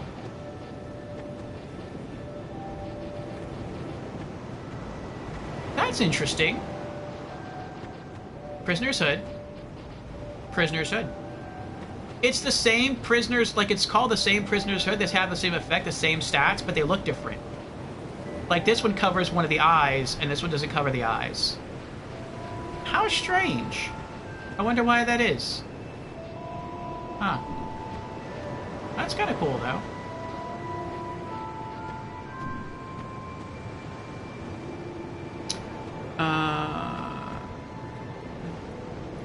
Okay, let me scroll back up in chat here. Marcusor says, I predict you're going to make at least 30 levels more until DLC ends and the final boss. Okay, wasting them for materials isn't so bad as the leveling requirements don't raise that way. Okay. Yeah, I think I just need 2, 4, 6, 12, 13, 14, 15. I think I need another 15 Twinkling Titanite, which sounds pretty expensive now that I'm really thinking about it. But I think I need another 15 Twinkling Titanite, and that would be enough to max out the rest of my armor. But if you're going to go into Magic and New Game Plus with this very same character, you can put it all into Attunement, Faith, and Intelligence. Nope. No magic at all with this character. Okay, or you can also respec all points anytime with an item. Yeah, I have a lot of those items, so that's cool. It's nice to give you that option. You couldn't really do that in the other Souls games. Well, you could, but it was really hard. Actually, I don't think you could do that in Dark Souls 1, but you could do that in Demon Souls. It was just very time-consuming and very hard. I don't really want to waste 18,000 souls. Let's see if we can buy a scroll, a spell scroll. Right on. Let's start with this area. Okay, what scrolls do we have? Let's go to the Pyromancer person. Actually, no, let's go to Melentia. Melentia is nice. Let's see what scroll she has. I knew you'd give that. She has Soul Arrow and Heal. Okay, let me see if I have those already. Lonely times these are. Yes, yes, yes. I'm sorry. I will be back, good lady. Item box. Scrolls. We have Great Soul Arrow, Great Heavy Soul Arrow, Homing Soul Mass, Homing Crystal Soul Mass, Soul Spear, Soul Greatsword, Soul Vortex. We have 2 Soul Vortex. Why do we have 2 Soul Vortex? It'd be nice if I could sell one of these spell scrolls, but Gablin won't buy them.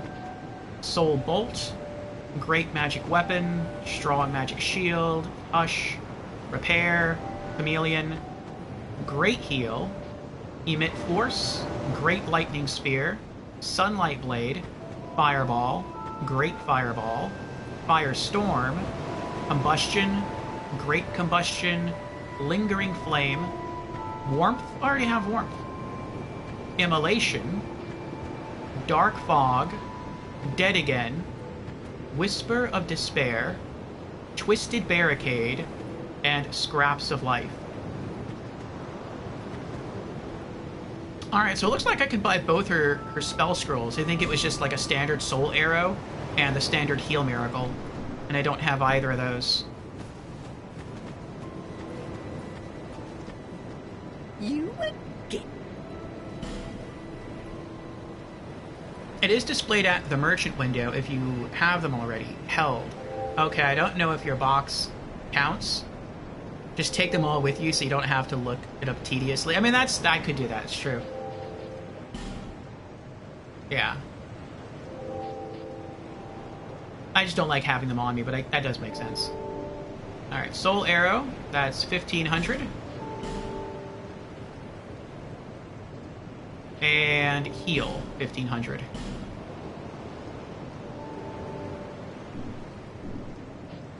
Thank you kindly.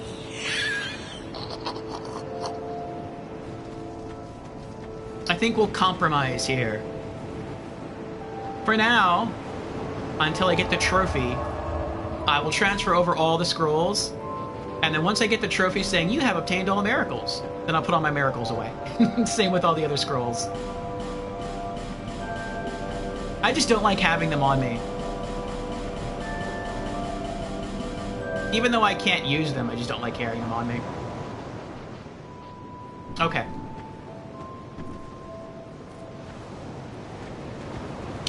Who else sells spell scroll? Oh, a pyromancer friend, that's right. She sells spell scrolls.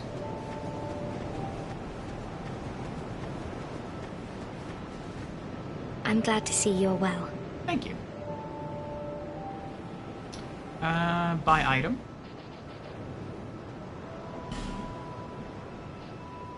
It works. Fireball. We need fire orb.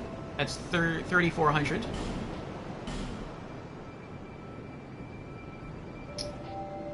We have combustion. We need poison mist. Let's read them as we buy them. I didn't think about that. Fire orb. A stronger form of fireball creates a fireball that is hurled at foes. Also inflicts damage to foes near point of contact. The power of pyromancies is influenced by one's pyromancy flame, which can be strengthened through reinforcement. And poison mist. A fringe pyromancy of unknown origin creates a cloud of poison mist. This spell contradicts the very principles of pyromancy, suggesting that its creator had a heretical streak. 3,400.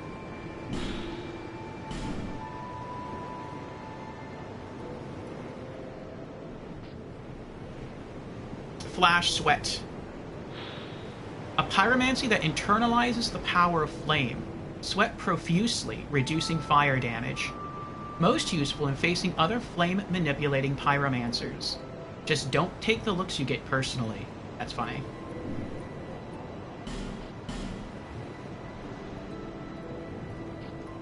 And Iron Flesh. A pyromancy that internalizes the power of flame, turns the body into iron, increasing defense and resistance. As one might guess, the rock-solid flesh enabled by this spell dramatically slows movement, guaranteed to cause trouble if used at an inopportune moment. 3,500. All right.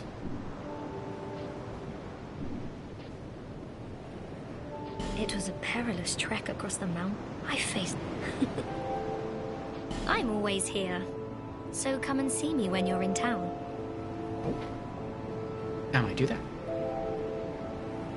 that? Scroll back up here. Count Von Count! He's doing it, yes. But why not buy more than already held? Because it's with slots like in Dark Souls 1, you can equip more than one scroll to make more uses out of the same magic.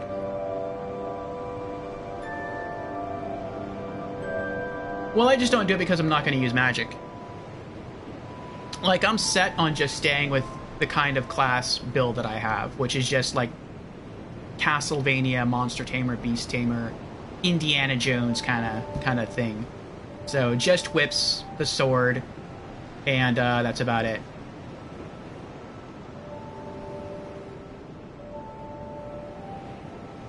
We can also make our souls stretch further if oh,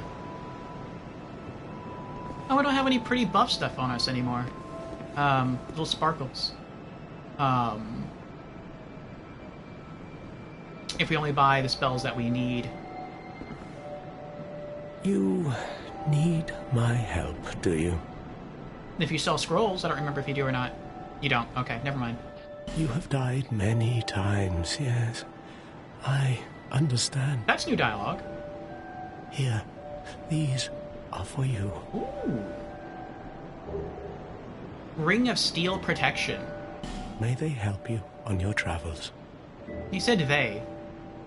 You only gave me one ring, though. Have you seen that pit? I don't... Besides, may you find peace on your journey.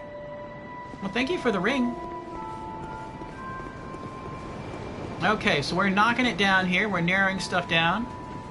We don't have to really... I mean, we might still talk to him after we beat the next boss. We bought all the scrolls from her that we need. We bought all the spell scrolls from Alencia that we need. The next one... I don't think she sells any spell scrolls, but we'll talk to her next. I want to put away the ring. Ring of Steel Protection. Wearer gains the protection of steel, increases physical defense. Said to be the ring of the once legendary Night King. Though his tales are long forgotten, and even the greatly wizened has no recollection of his exploits. Now, we found the +1 version a while ago. On the plate there should sum up your deaths. Have you ever read it? I thought that was the deaths for everyone. Like, all players in total. Though, maybe if we were offline, it would only give us our deaths. That'd be kind of cool. Let's try. I mean, not try offline, but let's just try to look at the tablet. Now, that's... what is that? 457,663,000 deaths worldwide. It sometimes switches to count only your deaths. Interesting. Maybe if you go online once, then maybe. It would be kind of cool if you could come back here. It says there's writing on the back here, and that would give you just your deaths. But when you examine it, it just says the letters are worn beyond recognition. So...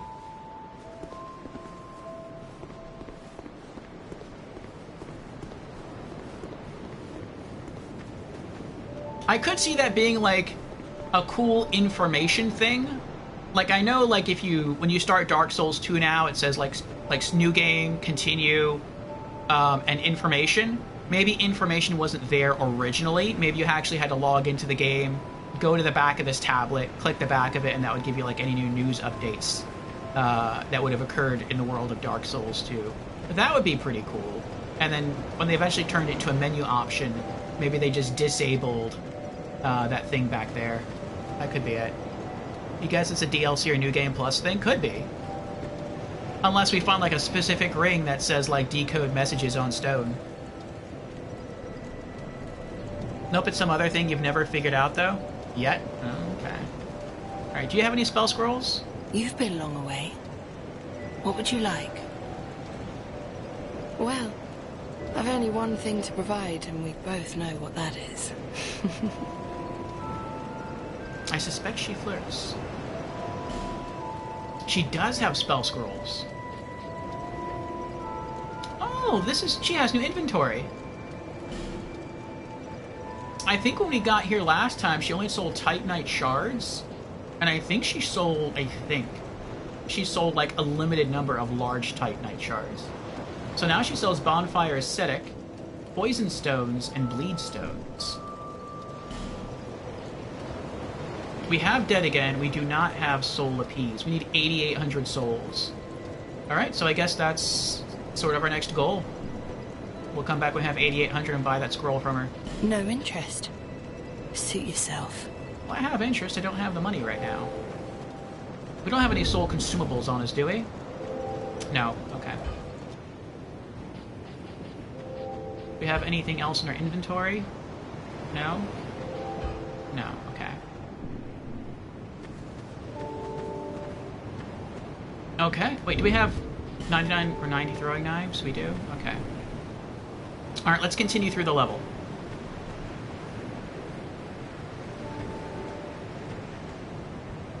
But really only a guess. Boob. Upgrading graphics card driver. Alright, Marcusor.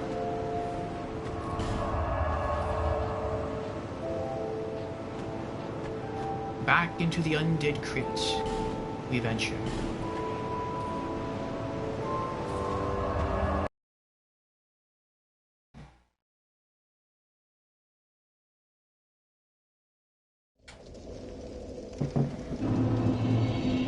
And I think off stream tomorrow, I'll probably turn it into just a farming stream. Where I'll just go back to the Shrine of Amana and just try to kill more of the mages. For Twinkling Titanite, since it appears they can drop some.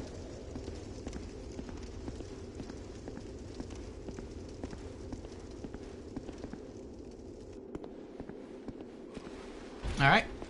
Let's do this again.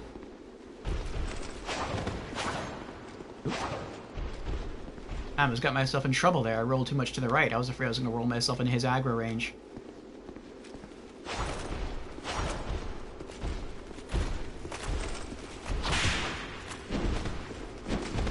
Ooh. That was a good dodge, wasn't it? Uh-oh. Oh my goodness. I need to get back. I'm getting too close to the other knight. Yes!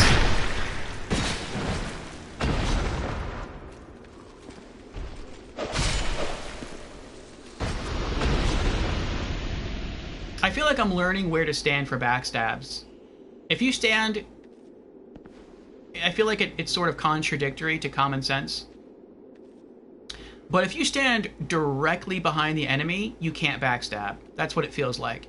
It feels like I have to stand off-center. Like I have to stand behind their right or left shoulder blade. Not directly behind their back in order to get the backstab.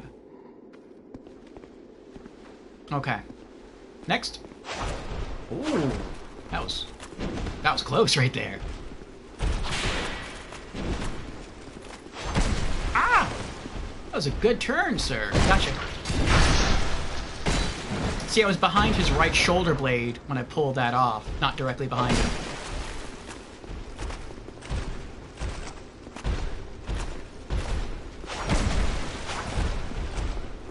Oh! Too far. There we go. I feel like I was behind his left shoulder blade.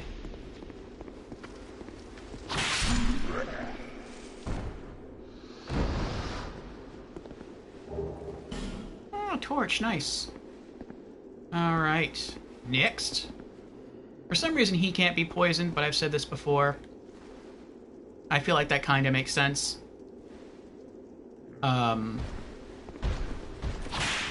Oh, I can't do that. I gotta one-hand it.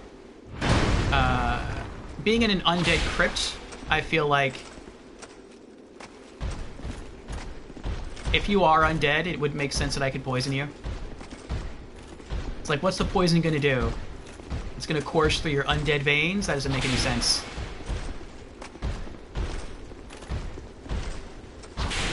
I would think poison only works on the living. I love how cheap I can be with this whip. Whip is so awesome. I can whip him through the pillar. Where did he go? Did he go this way? Maybe he ran back through the door. I don't know where he went. Oh, I hear him though. Well, there he is.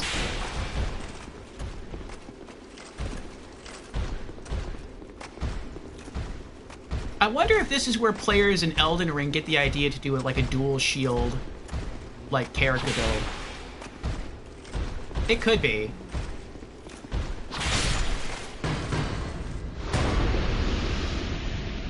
I wish he'd drop one of his shields. He has really cool looking shields. Oh, that's right, these guys again.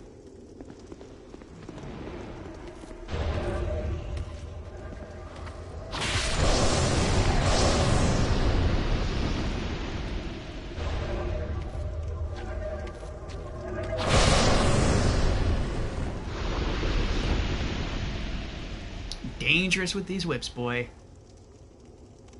Okay, okay. Now I have to run down there, then turn around and run back to pull these two worshippers here. I wonder if these are undead. They don't look like hollows. Maybe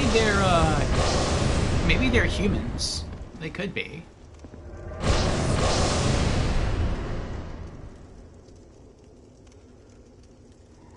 Oh, I guess they didn't even notice me run up right next to them. Let's try it again. Hey, wake up. There we go. I got at least one of their, one guy's attention. Okay, they're both coming. We did it.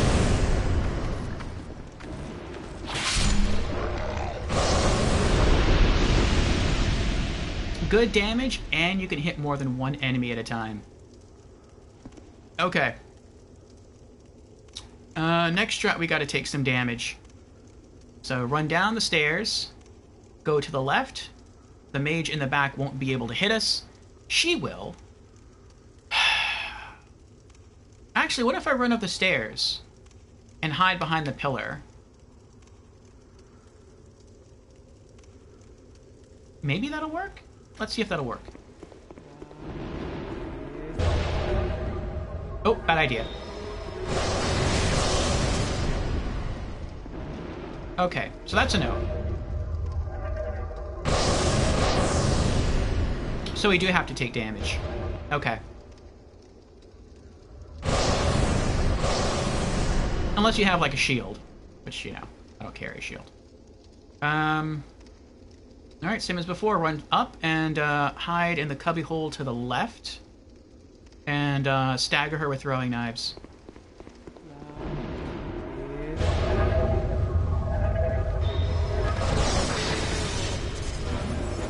Nope. Nope. Nope.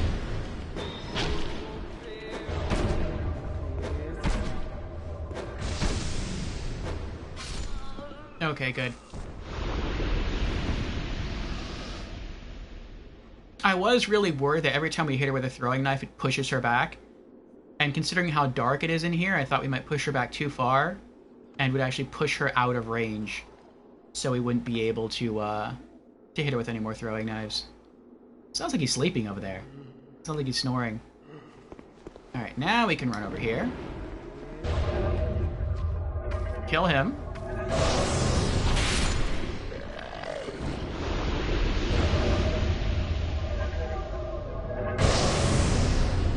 Alright.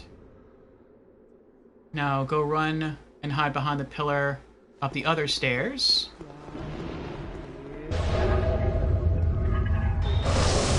And if she uses pyromancies, we have to hope that she misses.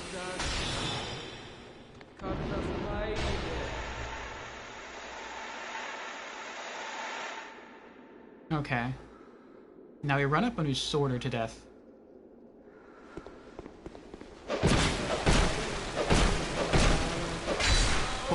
Oh, we got her. That was a sworded battle.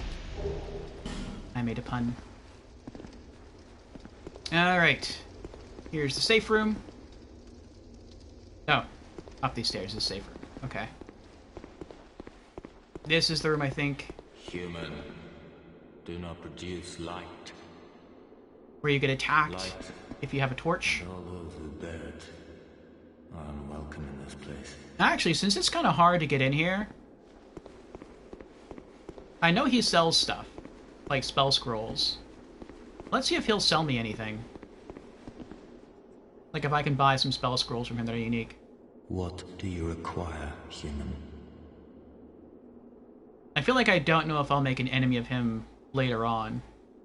Like I might slip up and light a torch, and then he'll like draw aggro and I won't be able to buy anything from him without me even like realizing it. And that'd be a shame too, because he does some good stuff. Really good stuff. Okay, he only has one item that I need. Soul Appease. 8,800 souls. Is that the same spell that the other girl had? Or is it a different spell? I think it was a different spell. Soul Appease. It was the same cost, though. One of the lost miracles preserved only in the Undead Crypt inflicts heavy damage on mindless hollows but has no effect on anything else. The Undead Crypt is a place of rest for the living. Those afflicted by the curse can only pray to one day gain entrance. Yes. All right. So we have all the spell scrolls we need from him. Farewell, human.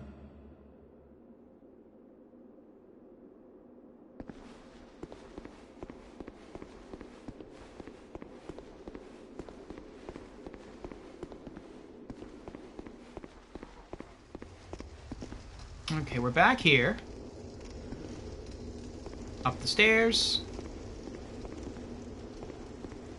Leave that alone. I bet if you light this, you can see down here.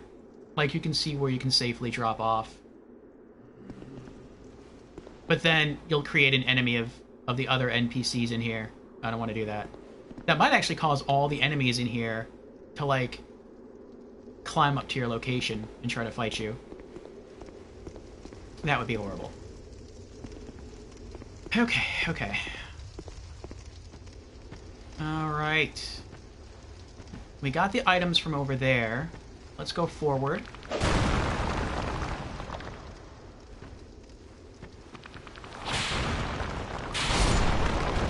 Got you. Who else in here wants some? Come get some. I hope he's not an archer. Oh, you're not gonna ring the bell by accident, are you? You can ring the bell? That's messed up. So the other enemies in here can ring the bell to spawn other enemies. That is so wrong.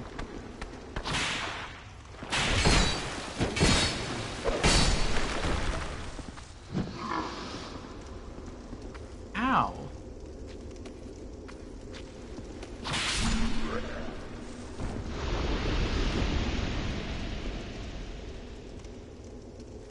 See, now I have to use an Estus. If I had my heal ring...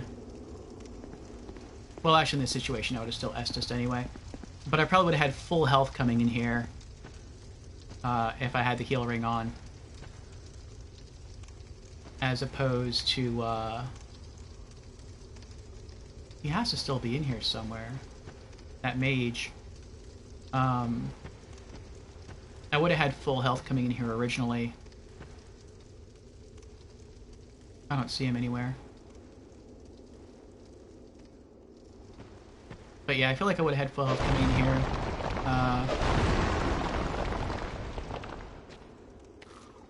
As opposed to me coming in low already. Oh, there's a bell there. That stinks.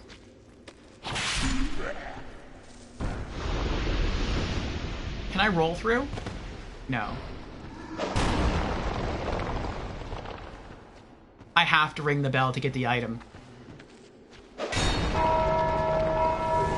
Human effigies.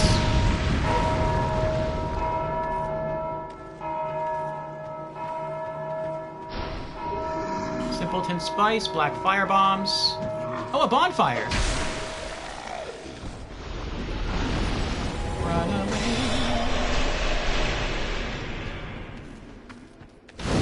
Nice. Go away.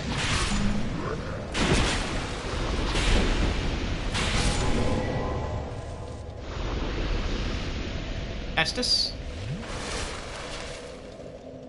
Alright. So now at least if I die, I don't have to fight all those other knights all over again. I can just respawn here. That's nice. Enemy ahead, but try boulder. Illusion ahead. Weakness, dwarf, by the way, beanpole. Oh, is this a ladder? Oh, this is a ladder. It's a ladder that I can't climb up, but it's a ladder. Illusion, huh? I'm spamming the action button, nothing happens. No, I don't think this is an illusion. I think I'm being trolled. Okay. Let's keep going.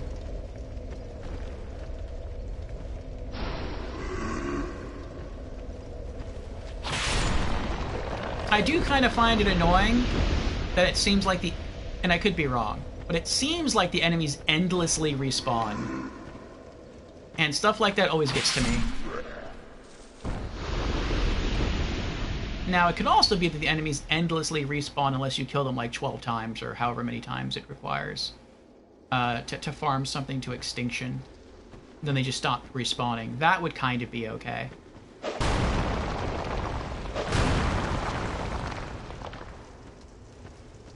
Try destroy. Ow! At least they're not that tanky.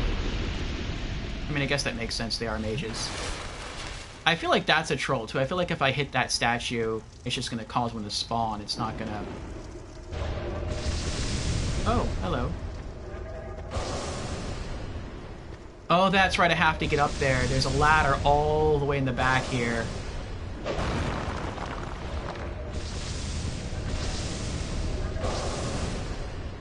This stinks. I really don't want to ring the bells. I hate ringing the bells. But I feel like I have to.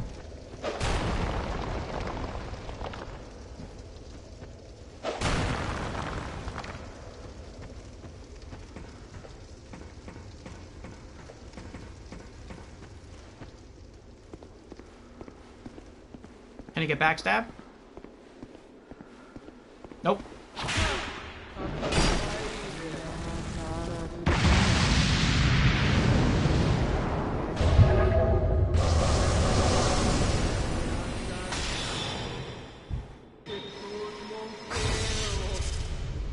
You done?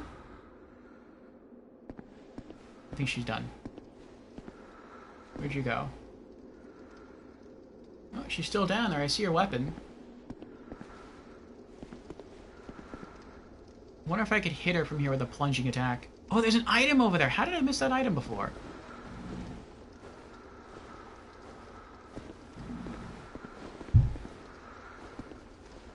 Here I come. I missed you. That's not good. Oh, it's a poison cloud that she creates. That stinks.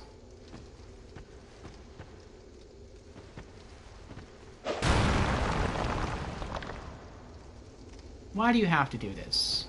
Why? Why can't you just let me... Is there a ghost in here? No, I thought there might be a phantom ghost in there. There we go. Bracing Knuckle Ring +2. Oh, that was worth it. That was completely worth it.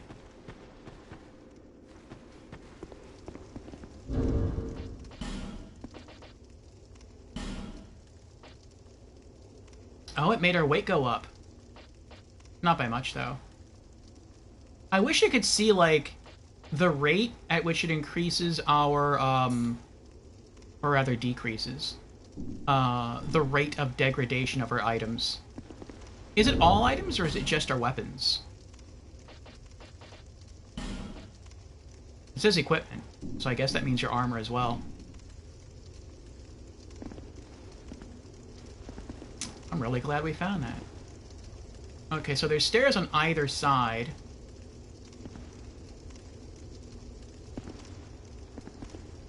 I see a ghost hand over there. I feel like that is a phantom waiting to attack us. You see that? I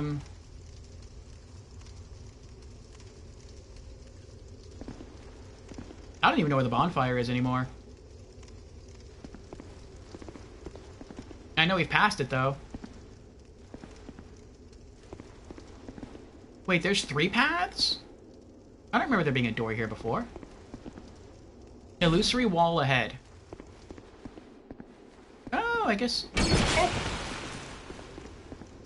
Forgot about him. He took no damage this time. Why did he take no damage? He should have. I'm wearing the thorn ring.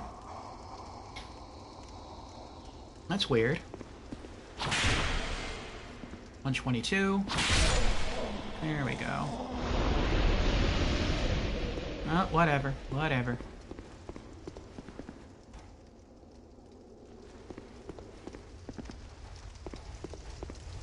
Alright, well, we have to go this way. This is the furthest we've been in this area. Oh. Pays to walk slow.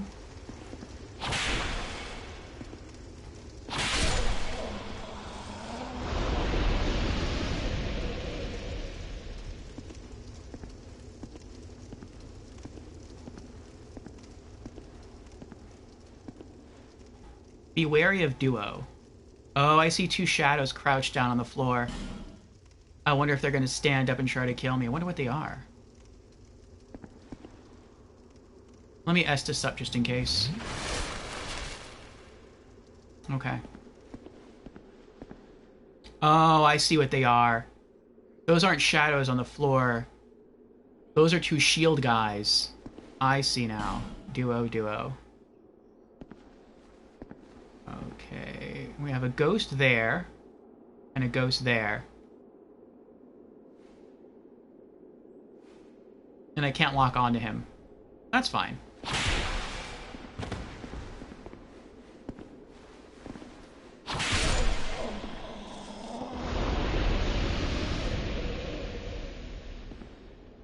Yeah, so I'm guessing maybe they wouldn't even attack you when you walk by. They'd let the shield guy start attacking you first, and then you would try to roll backwards, and you'd roll into the ghost, and they would finish you off. That's nasty.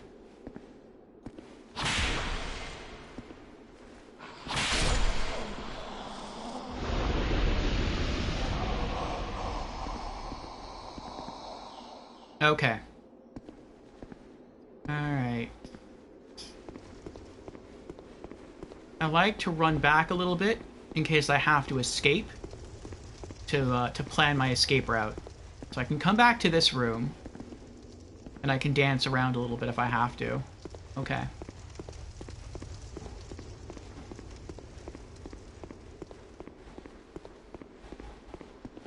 Alright. Let's do this, boys. Let's do it. Come on. Come on. Come on. There we go. Oh, they can run. I didn't know they could run. Can I zone you? Oh, you can fit through here. Will you follow me through here? No. Not generally. Okay, so I can zone you then. That's good to know.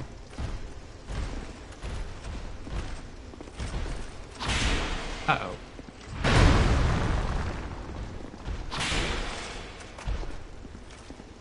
Alright, keep your shields up that way. That works for me.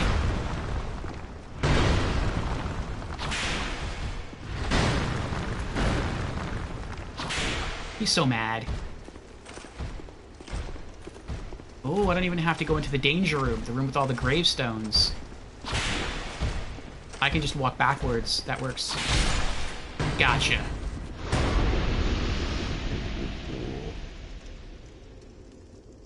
Come on, yes.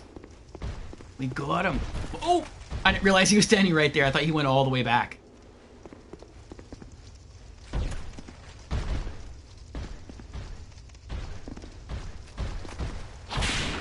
I'm this way. I mean, if you want to stand there, that works too. I'm fine with that. Can I get a back... I probably can't get a backstab on him. He's too big. Oh, I missed. One more.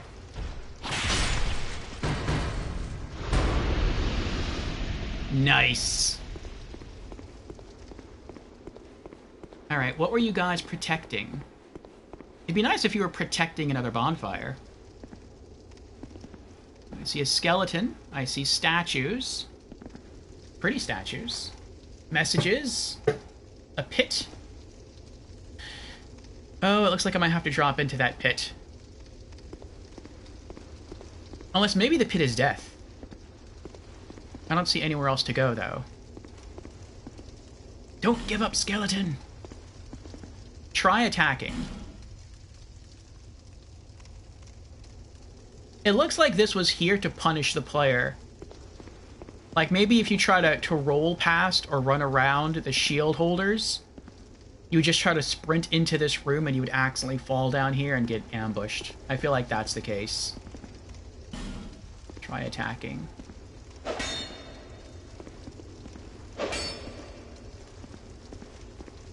Oh, there's something right here.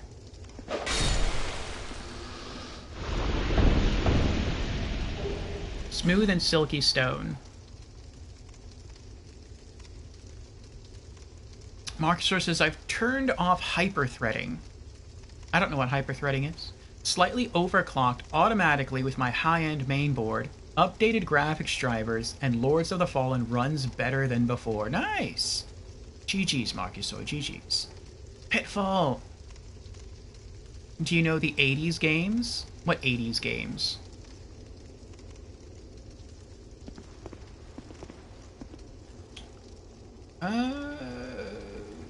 Let's go. Whee! Okay. I wonder for a moment if I just went into a, like, if I just went in a circle. But there's an item here, and I feel like I would have seen the item. So. Radiant Life Gem, Homeward Bone. Hello. Goodbye. Alright, we have different routes we can take. What's in here? Okay, we have a tunnel. Wait, where are you going?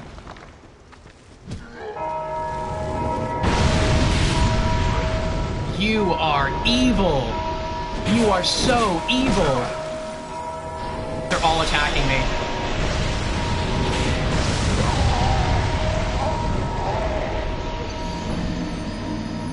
I was wondering when he burst out of the ground why he wasn't coming after me. I don't know if he was just like wandering around randomly or what was going on. And that's what was going on. He was running towards the bell. Oh, name Pitfall. Oh yeah, I played that game before. There was some spin-off in the 1995's Pitfall, Mine Adventure, I guess. But Pitfall back in the 80s was a port on nearly every 8-bit console. Yeah, I played that on the PlayStation 1. It was part of a collection called Activision Classics. It was like, I think, 30 different Activision games dating back from like the Atari 2600 and beyond. And one of the games on there was Pitfall. That's where you stopped your last playthrough? I can understand.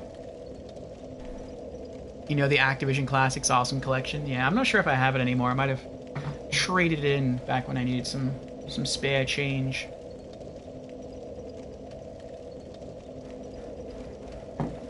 Alright, I have to take another 2-minute break or so to use the bathroom. Shouldn't be long, and then we'll continue trying to make more progress through the dungeon here.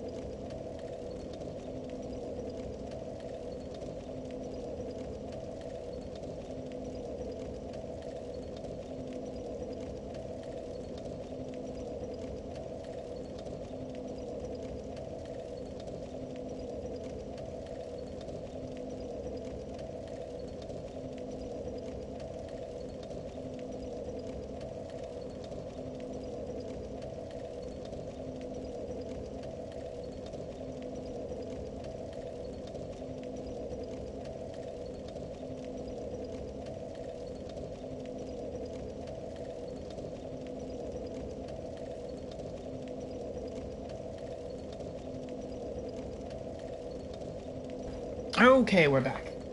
Thank you for your patience, everyone.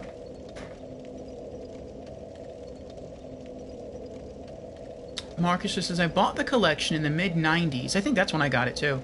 And it was awesome to have old games nearly 1-to-1 on PC to play like they were on console. Think of the date. There were no good emulators in early 90s for them. Probably not. It was a blast from the past. Yes. I enjoyed those games while I had them. Not as much as I thought I would, but I did enjoy them.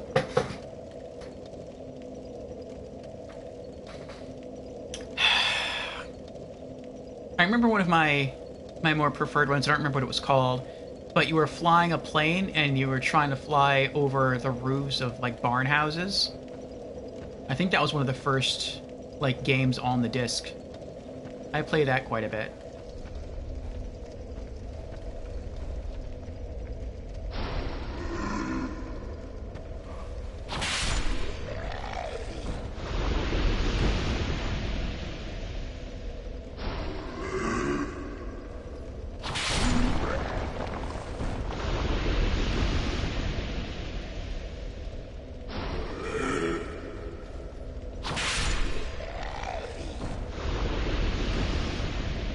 That's 3. 4. I'm gonna count. I feel I've killed him maybe 2 times in the past, but we'll see. 5. If I kill him, like if he keeps spawning and I kill him 12 times and then he stops respawning, then I might just do that with these guys all the way through, because it's kind of annoying. 6, because they keep ringing the bells to wake the other spirits. 7.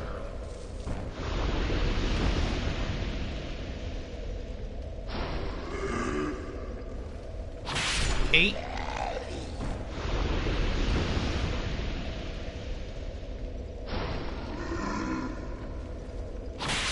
9.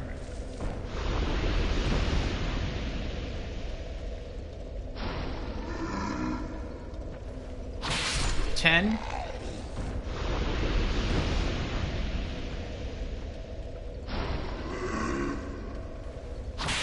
11.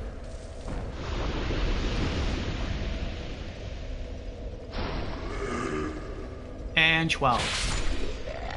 Alright, so you done now? You're gonna stop respawning? No, it's endless. So it is endless. Wow, that's annoying. Blue Max? I don't remember the name. So no matter how many you kill, they will continue to respawn. That is super annoying. I mean, if you just want to farm for easy souls, and you have, like, the Silver Serpent Ring on, I could see that being attractive. Because you're kind of safe here. And I can one-shot them. You get 150 souls each time, so it's basically an infinite soul farm, so that's kind of nice. But it's annoying that they keep respawning no matter what you do.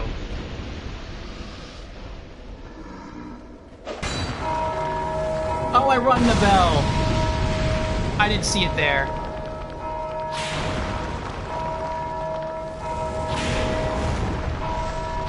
I'm trapped, I can't escape the fire.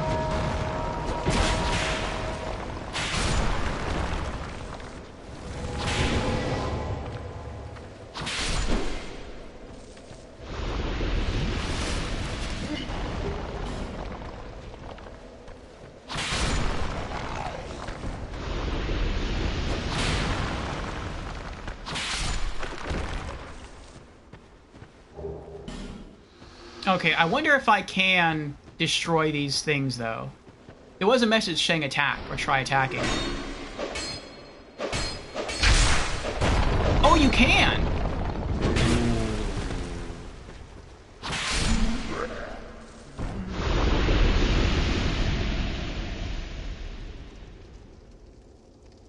Interesting. Now, I wonder if those statues follow the same rules as... I wonder if they follow the same rules as the poison-spitting statues in the, what are they called? The Black Gulch, which is you can rest at a bonfire, and the broken statues will stay broken.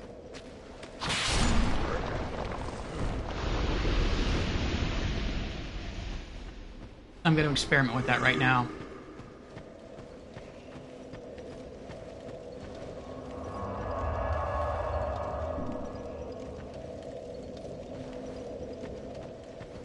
Okay, the broken gravestones stay broken. The broken bells, or the broken statues here stay broken as well. Very nice. So that means you can come through here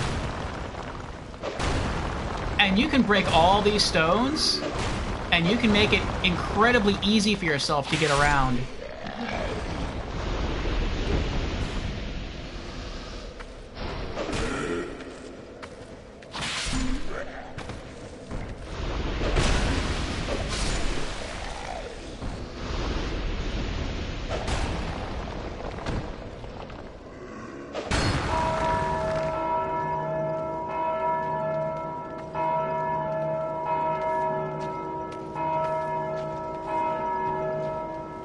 It doesn't matter. There's nothing here to summon. Can I break the bell? No. Okay, so you can't break the bell. But you can break the headstones from which they summon spirits.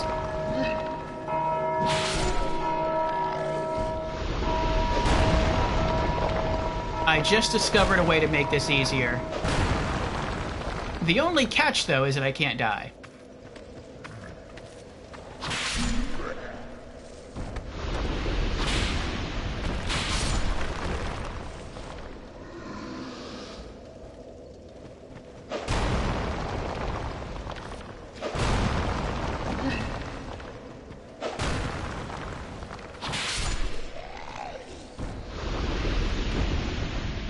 But if I can do that, if I can break all the tablets in here,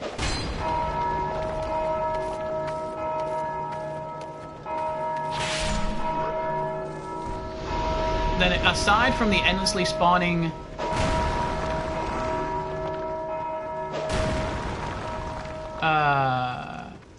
phantom spirits, which is super... not phantom spirits, the endlessly spawning zombies, which is super annoying. This will basically be a safe area. I so hate when there's endlessly spawning enemies. That to me makes... it's so cheap. It's like one of the cheapest solutions a developer can use in a game. Like, let's just make the player fight literally endless enemies. That's not fun.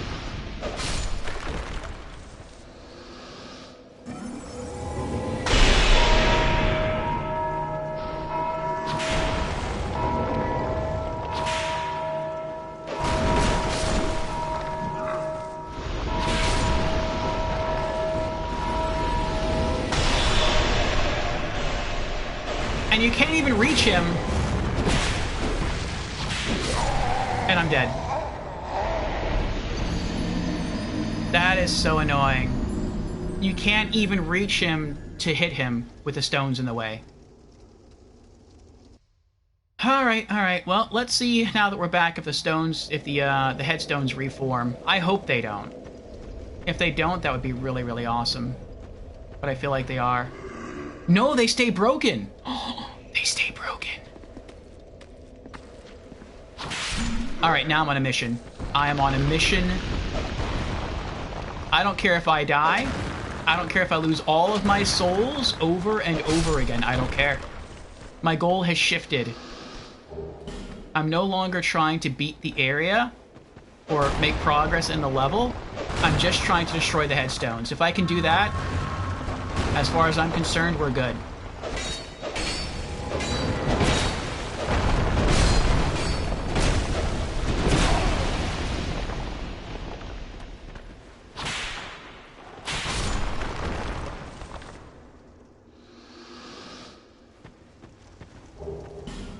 this makes things easier.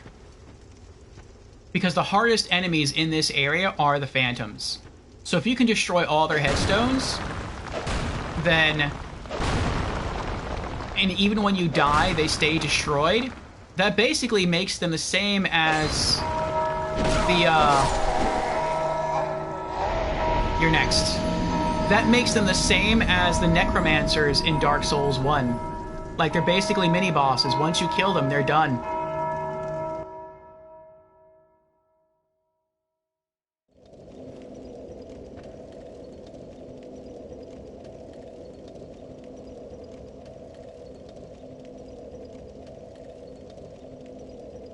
They may stay broken after 12th time. Just a guess. They kept spawning for me. I mean, it makes sense. We're in the Undead Crypt. So if zombies keep spawning endlessly, technically that makes sense. Like, it makes sense for the area. I just don't like that mechanic. Yes, but if you switch areas... they're there again, I'm pretty sure. Oh, okay. If you go to Majula and come back, might not be enough, but after 2 to 3 areas, they should reset. Okay, so far Dark Souls 2 is your favorite Souls out of the 3 games played yet of the series. How about me? I would agree. I mean, I haven't played Dark Souls 3, so I can't comment on that one. But between Demon Souls, Dark Souls 1, and Dark Souls 2, Dark Souls 2 is my favorite so far. And Marcusor has redeemed Hydrate. Very well.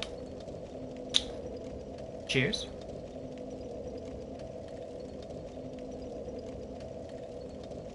I hope they don't come back. I hope the stone things stay broken. That would be great if they did. Not sure about headstones, we'll see. Would be insane. A reason more to come back for you. You haven't played Dark Souls 3 either. Oh, you played Demon Souls, Dark Souls 1, Dark Souls Remastered, and Dark Souls 2. I see, I see. Yeah. Alright, let's venture back out. Yeah, the small gravestones keep rebuilding themselves when I die, and I think the zombies just do continue to spawn endlessly. Which, again, I don't like, but I understand. But the headstones stay broken, and I really hope that's a permanent thing. I don't know if it is, but I hope it is.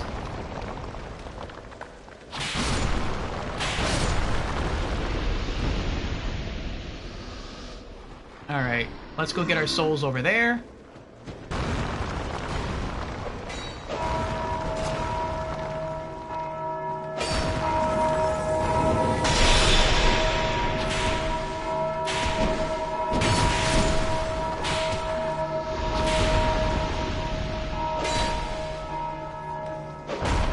Got it.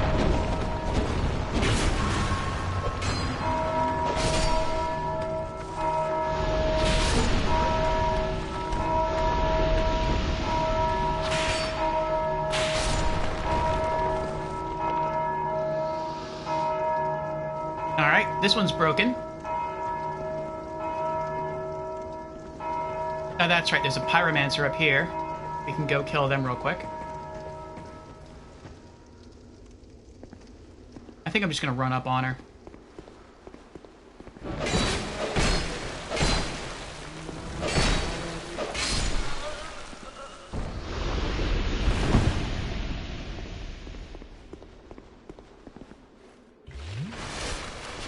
And, like, if you really want to... like, I think the necromancers... I call them necromancers. I think those probably die after 12 times, like, they no longer respawn.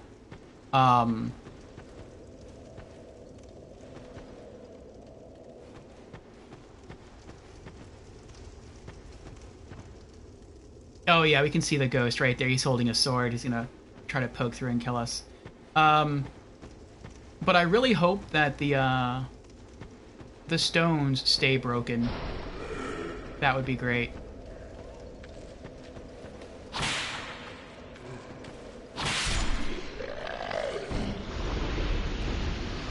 So that's the bonfire. We could even rest at the bonfire if we really wanted to. I don't want to, but we could.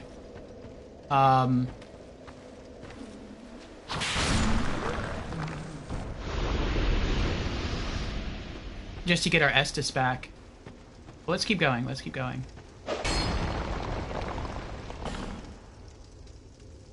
Now, in every area, we can just keep trying to destroy all these things. There's one right in front of us.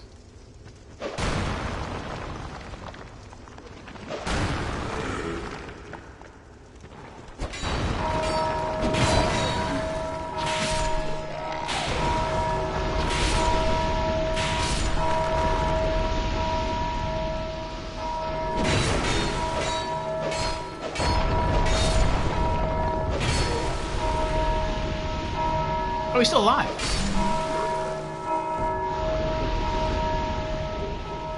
Lydia Gauntlets, that's new. Yeah. Have fun. Ring that bell all you want to. Go ahead.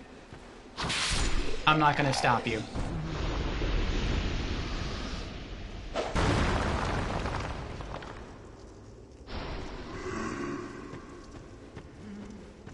Oh, there's another one. Let's Estus up.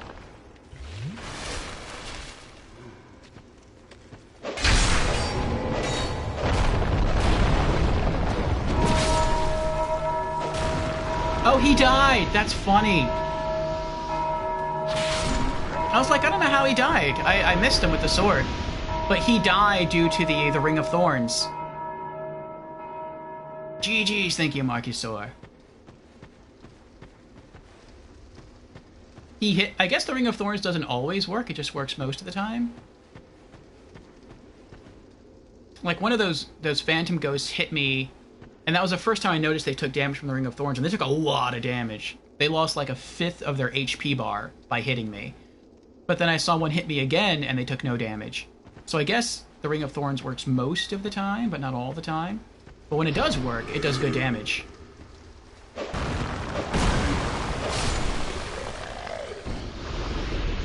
So I'm gonna keep it. Okay, so there's no more things down here. No more summonable areas. Okay. So now from here back, it's completely safe. Except for those guys who just won't stop respawning. Which again is super annoying. Makes sense, but it's still super annoying. Alright, now we gotta kill the shield guys again. The shield brothers. And the ghosts. I forgot about the ghosts.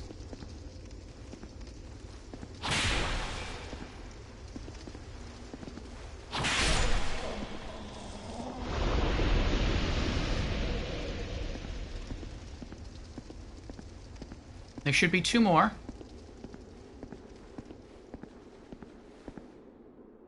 Yep, there they are. They're hiding. I missed. I missed again. There we go.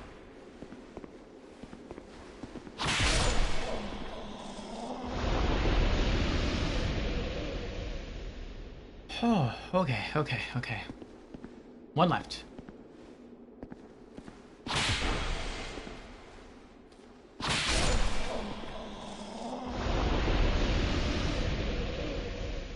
Alright. Now we trigger the shield bros.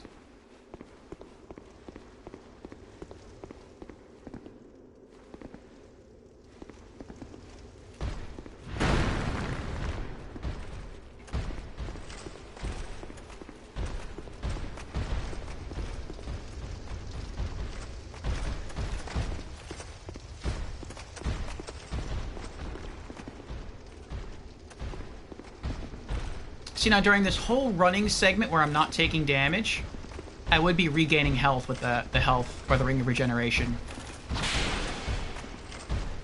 And it's kind of annoying that I'm not. That's why I missed the Ring of Regeneration.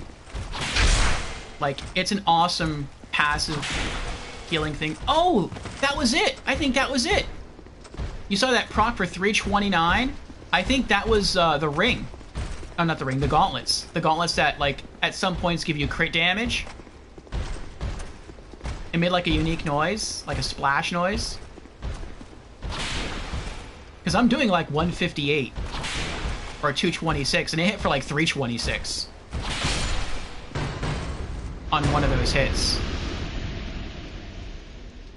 You always name them automatic doors. I can see that. Those slide doors in supermarkets? Yes.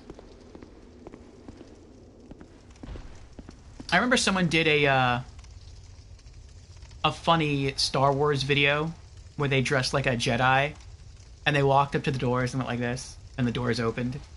It's like, ooh, it's the power of the Force. I always think about that now when I see automatic doors.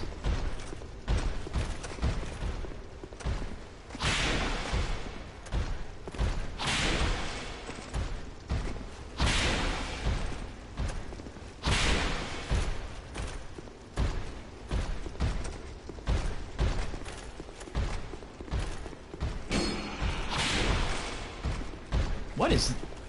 Someone sees me.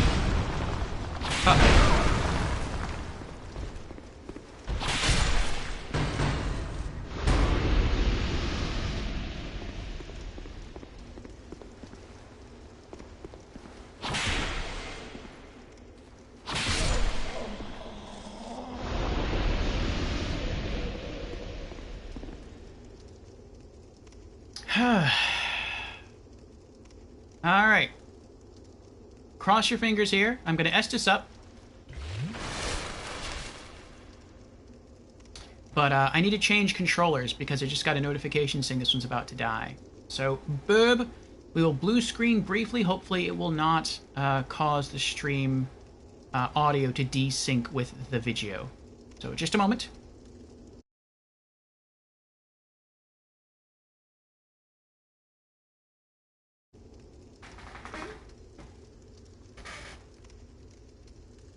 Okay, we're back.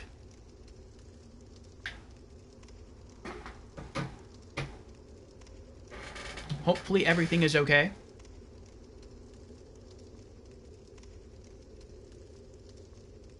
I shall crack the whip.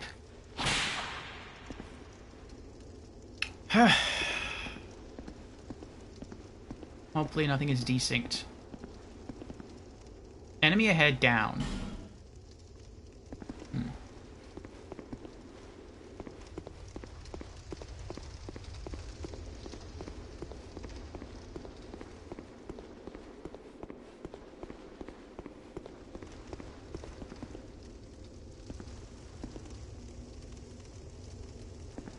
I feel like we're going to have to burn through a lot of our Estus down here. Like, a lot of our Estus. Because there's just so many tablets to break.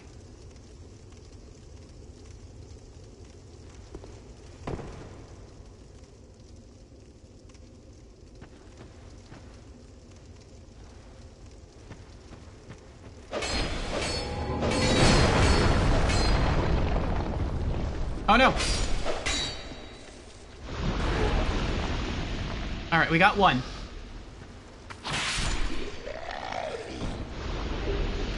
Lady of White Hood, we got another one of those. It looks like there's a... What is with this wall? It looks illusory. Illusory wall ahead, yeah. Aw, no one's gonna come save you now. Oh, no, I was wrong. I was completely wrong. I'm stuck.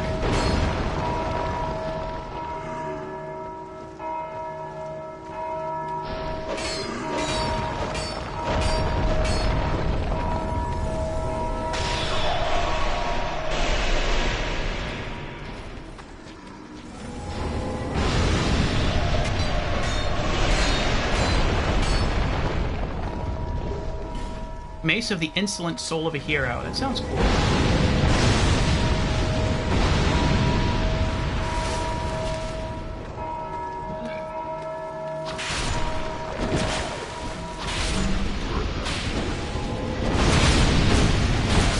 Oh my goodness, how many times do you need to hit?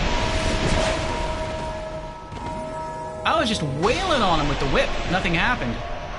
I said that, though. I said if someone's, like, right up in your face, the whip does almost no damage. Like, they have to be at range to deal any kind of decent damage with the whip.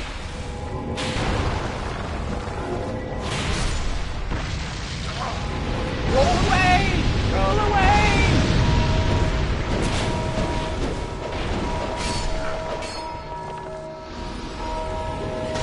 blue flame. That's cool. Sounds cool. So they're still spawning, but I don't know where they're spawning from.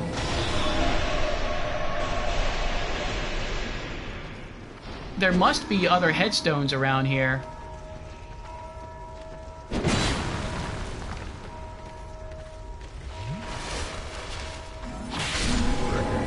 Like, that's the only thing that makes sense to me. Because I destroyed all of their other headstones.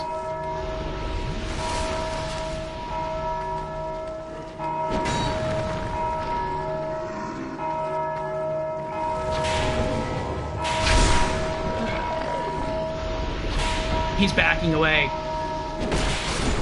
Die already!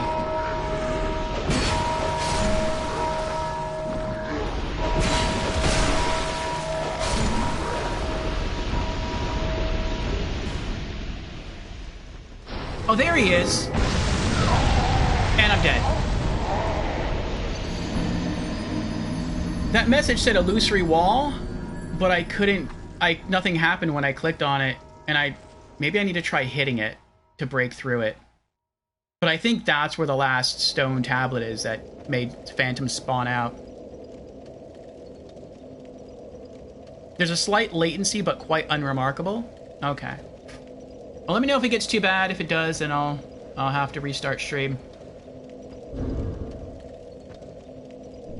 Alright. Let's rest and tend to our inventory. Human effigies. Radiant life gem.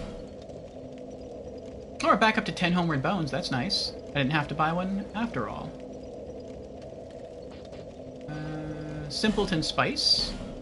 Get that away. We'll go use that later. Blue flame. Straight sword wielded by Ledia apostles. Imbued with a special magic that makes the blue flame both a sword and magic catalyst. That sounds really cool. Execute a strong attack to emit magic. The Ledia apostles, adept at magic, wielded unique weapons but were hunted down as traitors. Effect, use sorcery, strong attack. Interesting. I wonder if that means you can... I mean, I understand it means you can, like, use a strong attack and cast a sorcery. It's probably like a soul arrow. But I wonder if you can also use this in place of a catalyst. So, like, if you're a sorcerer, instead of having, like, a catalyst in your offhand and, like, a sword in your main hand, I wonder if you can just have this one weapon in your main hand. And just, I mean, maybe it doesn't do much, like, magic damage. But it'd still be kind of cool to have as an option. Mace of the Insolent. The mace of formerly high-ranking clerics. It is combined with a sacred chime and can cast miracles and hexes with a strong attack. Very cool. The clerics held venerated positions once, but now their souls wander aimlessly in the depths of a murky darkness. Effect, use miracle and hex, strong attack. Very cool. Okay. The Ledia White Hood. We already have one of these, so I'll probably wind up selling this one. I don't really want to give it to, what's her name?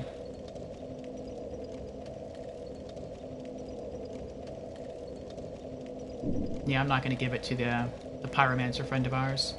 Armor. Prisoner's Tatters. I feel like, yeah, these are different Prisoner's Tatters. Interesting. The Lady of White Robe, that's unique. We didn't have that before. Yeah, it's a pretty robe. Lady of Gauntlets, those are new.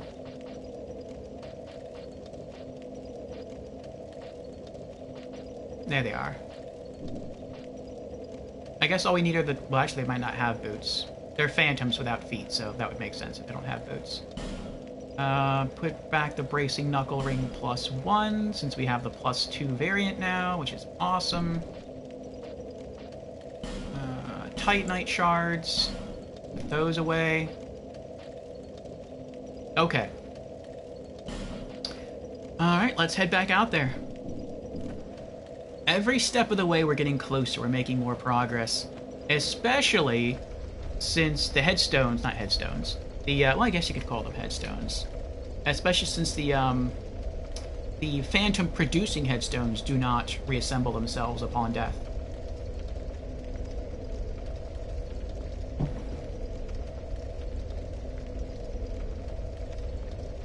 Okay.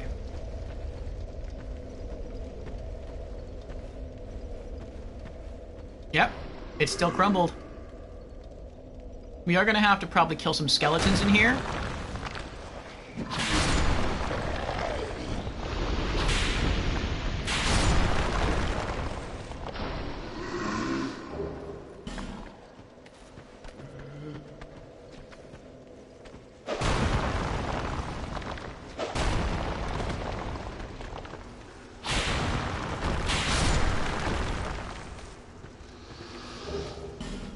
But aside from that, we're good. We can just keep on continuing. Oh, that's right, I forgot about her again. I keep forgetting about her. She's annoying. We have to go back to the entrance to this area and go climb the ladder and kill her. Oh, there's a skeleton following us. I was not aware.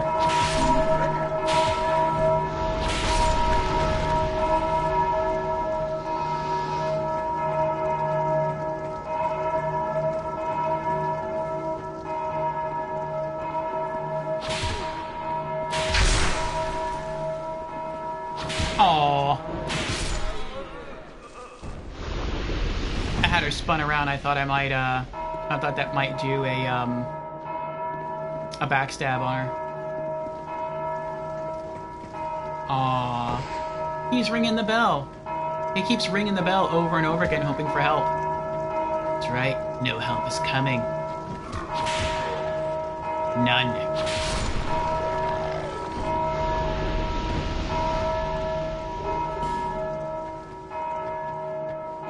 Alright, now I can make my way over here. Work our way up through here. Alright, we're back in here. We'll kill him when he comes up. We're also going to knock out the ghost that's here.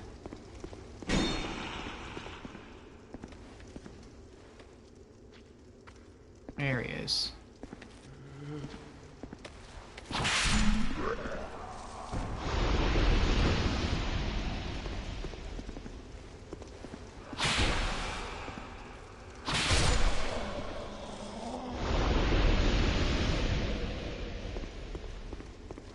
Alright.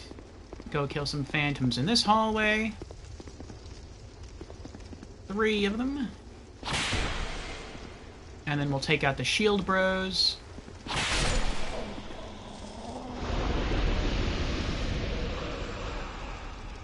And then we have to drop down there again. And we have to go and hit up that illusory wall. We have to make that the priority. And then destroy the phantom producing headstone in there. We might die doing that, but at least if we can do that this run, then next run should be way easier. I think there is still...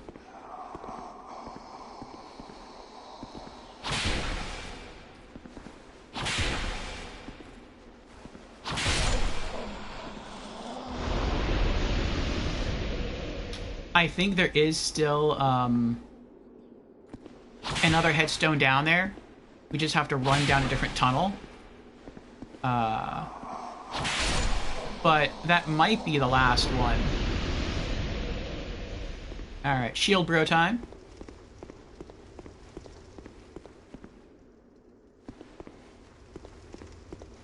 There we go.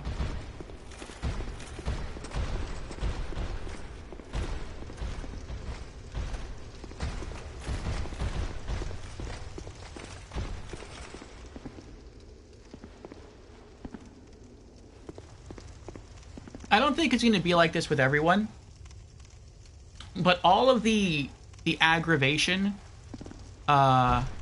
which there really hasn't been a lot of aggravation outside of the invader, But all the aggravation with PvE enemies in this area and having to die and like respawn and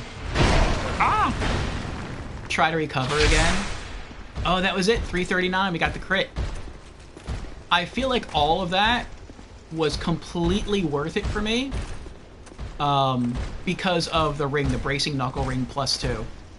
He's waiting for me to strike first, and he's going to counter while I'm extended there. I'm just going to wait. There we go. Get him to attack first.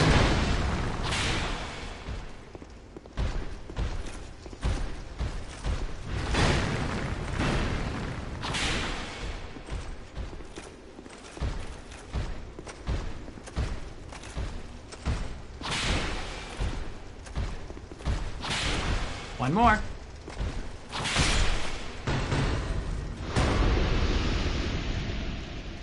But yeah, the bracing knuckle ring +2 is pretty epic.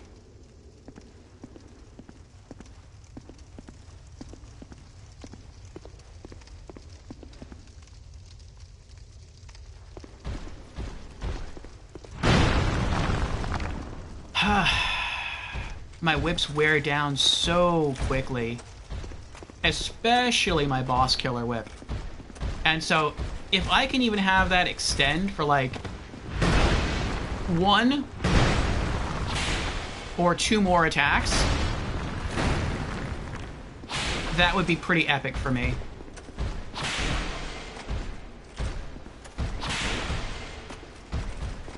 That could be the difference between like me killing a boss and me dying. Like 1 or 2 attacks with the old whip +5. Imperious armor. Ooh, that sounds good. Armor worn by once proud knights, relics of a party who long ago attempted to conquer the undead crypt. For this act of conceit, they will never rest in peace, and instead serve as crypt guardians. Wow. That is quite the twist of fate. They sought to conquer the place, failed, and became its eternal guardians instead.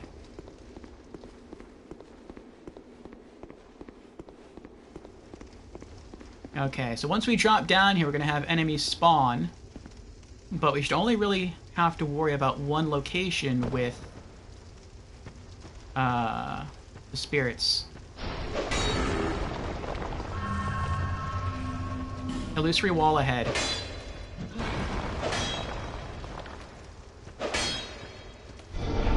There we go. We found it.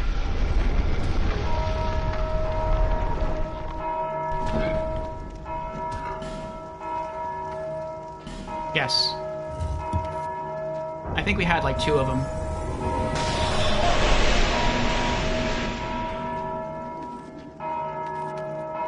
Nothing happened in here.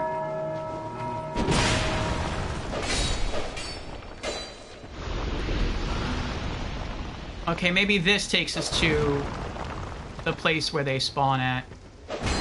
Let's Estus up though, because there's gonna be more coming. Oh no, it's a chest.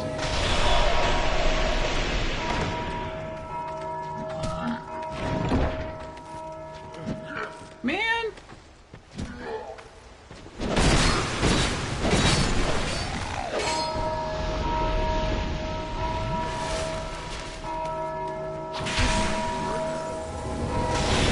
Leave me alone.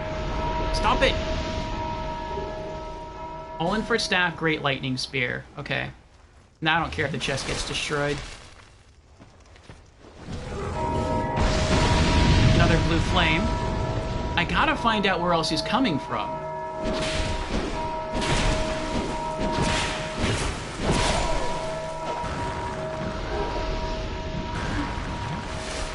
I'm pretty sure I'm gonna die here.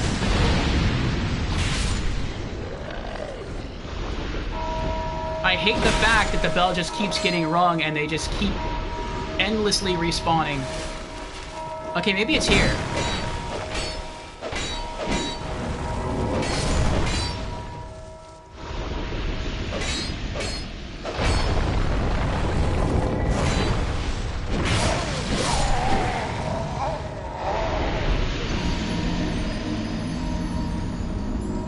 Okay, I died, but maybe that's where they kept coming from. So let's fight our way back again. We're also going to take a look at the new loot we got. I'm trying to... There we go. Okay. Human effigy, up to 70 now. Nice. What else do we got? Okay. Another blue flame. I guess we'll sell that. Allenford Staff. A staff of Allenford the Sorcerer. A catalyst for sorceries and hexes.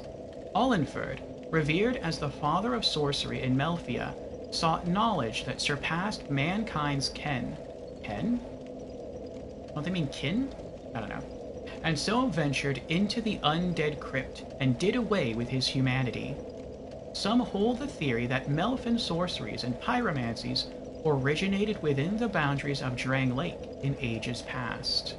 Interesting. So, I mean, that's pretty cool. It's not something we'll ever use, but it's cool just to have it to add to our collection. The Imperious Armor. That's cool to have. Prisoner's Gloves.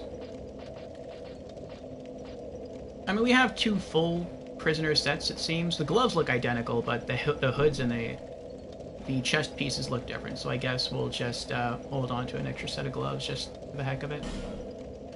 Titanite Shard. Okay. Let's go back there and keep pushing forward. Let me sip my coffee again.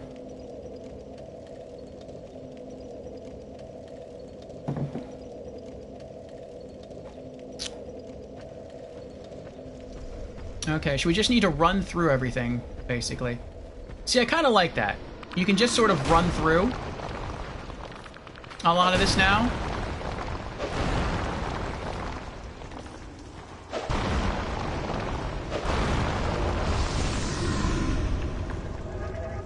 We can even run past her. Again, I forgot she was even there. It's not like she's going to follow us or she can attack us in here, so it's not that bad.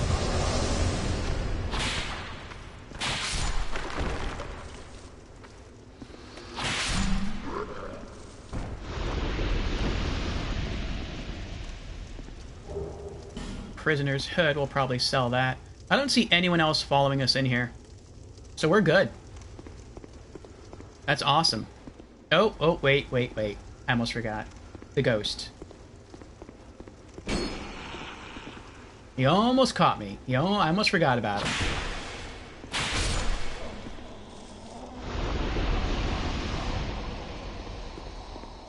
Okay. Now the 3 spirits and the shield bros.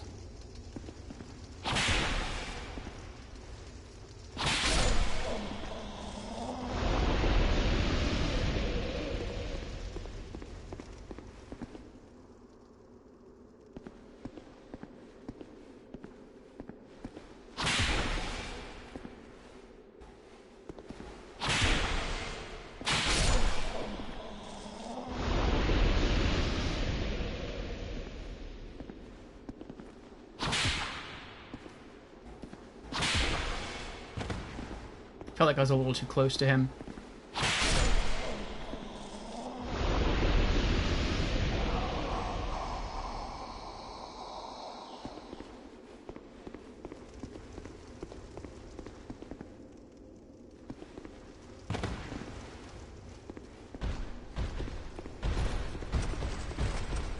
See, now I question, once we get down into the hole behind them, if any spirits will even spawn. If they do, that's going to be annoying, because that means there has to be one other tablet hidden somewhere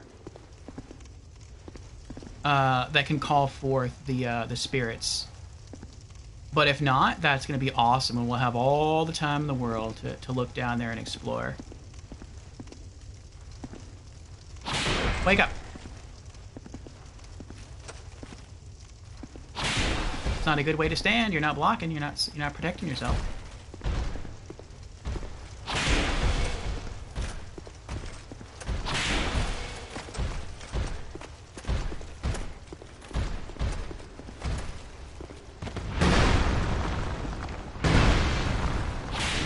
I like that they're slow and that they're predictable.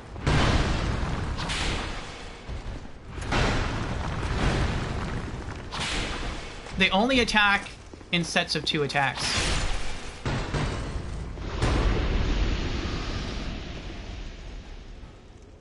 Ah, Creepy is here. Hello, Creepy. How are you doing? Creepy has redeemed a hydrate. Very well. Cheers, Creepy.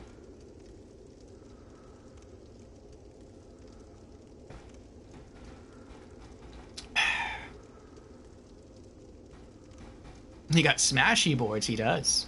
How you doing, Creepy? Creepy's also redeemed. Hello, I'm new to stream. Well, welcome, Creepy, to our stream for the very first time. Again. You live, living is good. Living is better than a lot of folks here in the Undead Crypt.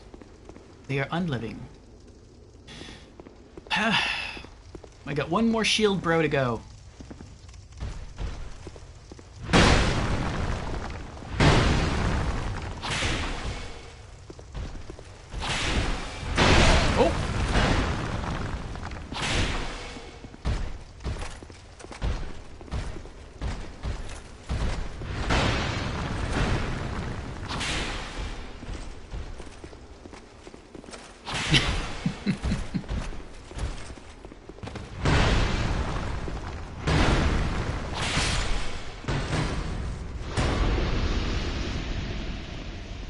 I like how their main defensive maneuver is peekaboo. It's like they just stand there like, shield, shield. Okay, they can't hurt me now. And it's like you realize I can just like walk around the side of you and still hit you.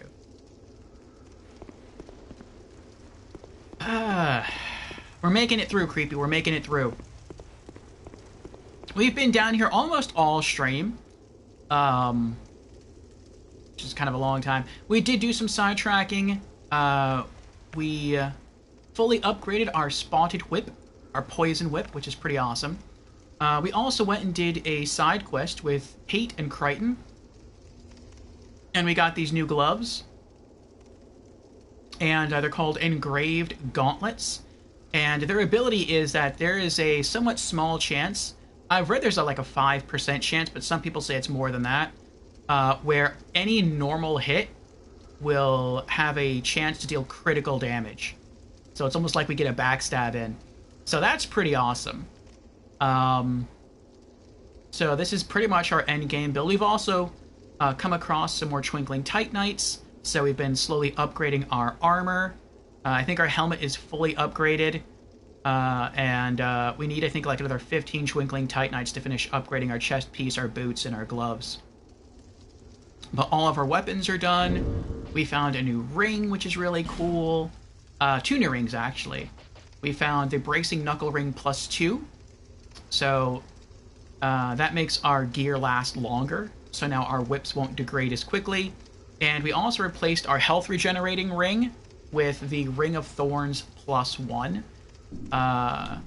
Sometimes when an enemy hits us, they take like counterattack damage. Just from the effect of the ring. I don't have to do anything. And it seems they take a pretty good bit of damage. So that's pretty awesome. So they're like toddlers and like object permanence. Yes, it appears so. Referring to the shield bros. We've been dying a lot down here. And that's because there's like a bell system where every time a bell rings, an angel does not get its wings. It just spawns a phantom warrior mage from a special headstone down here that attacks us. I have discovered, though, and I don't know if this is different if you leave and come back. I hope it isn't. But when we destroy the special headstones, they stay destroyed even when we die and come back. So I've sort of made that my goal. It's not even necessarily to make progress in this level anymore, it's just to destroy those specific headstones. And so far, we've destroyed all of them up until we drop through the hole. There might be like one special one down there somewhere that I can't yet access. But I've destroyed all the rest. And so we'll see what happens when we drop down now. So you have a pathway that way, a pathway that way, a pathway that way, and a pathway. So there's 4 different pathways that we can... Oh, there's a stone right there. I didn't notice that. Let's two-hand the sword. That's where they're all coming from. We're going to destroy that right now.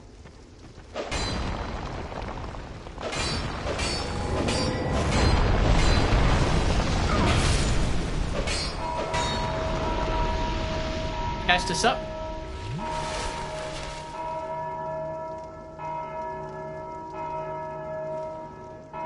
I think we did it.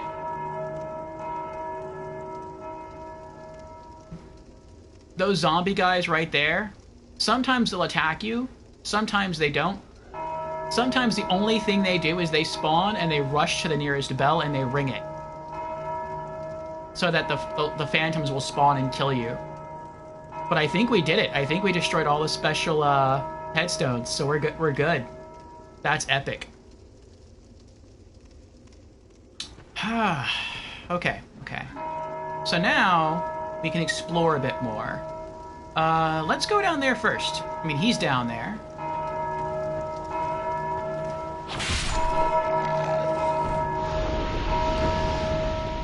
Okay, so there's nothing down here except a bell.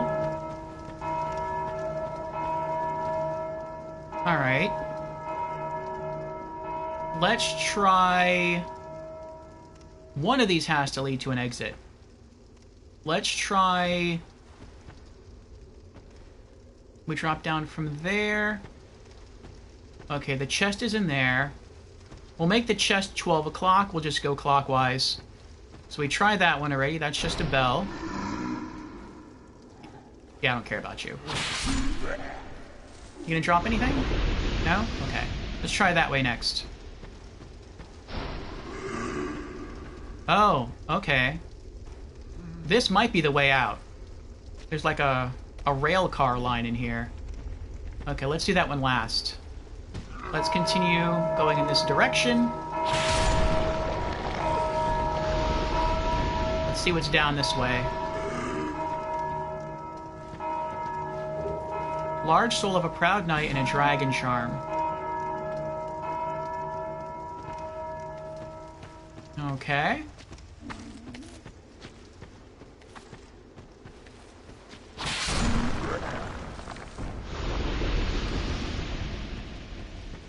One left. What's this way? Oh, these are our souls! I forgot about our souls. Wow, we got 43,000 souls. We're not trying to level up anymore, though. We hit our goal, our level goal. Our dex is 40. Our adaptability is 40. Our... Did I say dex? Dex, adaptability, vigor. And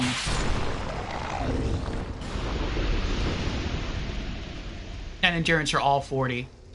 And we even got our vitality up to 30. It said 32, but Vengarl's helmet gives us +2 vitality, so it's actually 30. And all the excess souls we get from now on, we're just using to buy spell scrolls. Not that we're going to use any spells. This is still a magic-free run.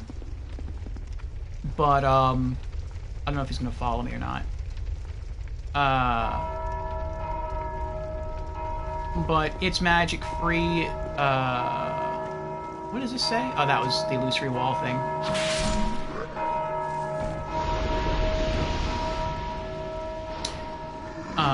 But we are trying to collect all trophies, and I know there's a trophy for, like, getting all the miracles and getting all the sorceries and all the pyromancies and probably all the hexes.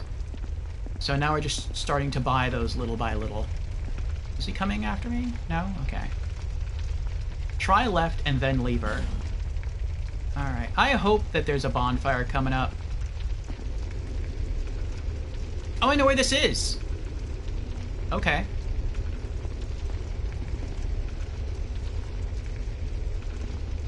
We were here earlier. Well, not here, but we came in from over there, and we went through that doorway. Hurrah for shortcut. I hope so. Oh.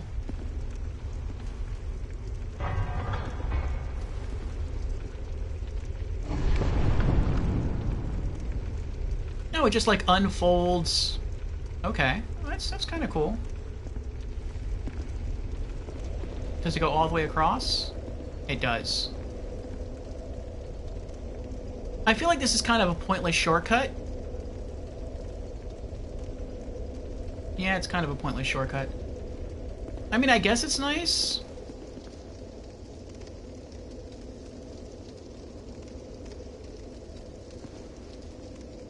They're still wandering around in there. There's a bonfire inside that room. So I guess instead of running up the stairs and going all the way around, you could just spawn in that room, run out here, and run across. Okay. Looks like there's stuff down there. I'm not going to go down there yet. This is one of the areas where we'll continue to explore. Maybe we'll beat the boss here, and then we'll come back later on and we'll explore it more thoroughly.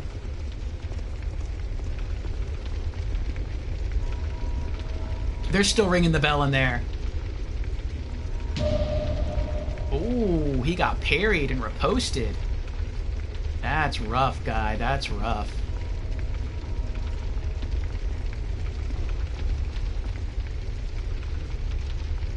Ooh, fog gate. And it looks like there's... What is that? 2 Cyan Knights and a Dragon Rider protecting the fog gate? How did you die? I had that feeling like he was just gonna walk off the edge. It looked that way. What does this say? Is this a mimic? Look carefully. I feel like this is a mimic. I never know how to tell a mimic, though, in Dark Souls 2. Like, in Dark Souls 1, it was pretty apparent. Like, if you just stared at it a while, it would, like, its mouth would open up and it would yawn. But it also had a chain attached to the side of it. And if the chain was curved at you, it was a mimic. If it was curved away from you, it was safe. It was not a mimic. Down ahead.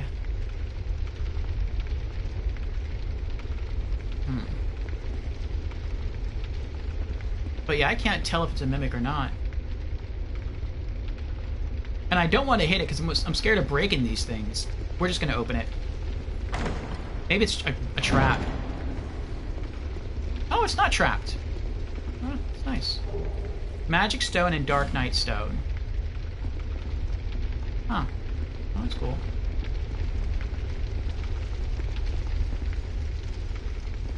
I kind of feel like I should leave here because I have 44,000 souls. But at the same time, since I know I'm not going to level up anymore, it's like I don't really have as big a worry of losing my souls. Like, even if I lost them all, it'd be like, oh well. It's not like I lost a level because I'm not investing them in levels. Up.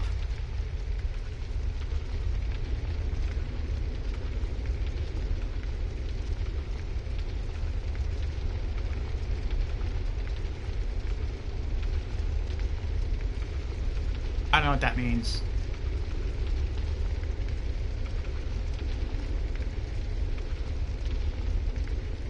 I hope that doesn't mean... These kind of look like the symbols of the special headstones that spawn spirits. I hope that doesn't mean that we're going to start walking through and just a whole bunch of spirits are going to spawn. And it's weird that everyone who comes in this room doesn't go down the center. They all go hard left or hard right. I wonder why that is.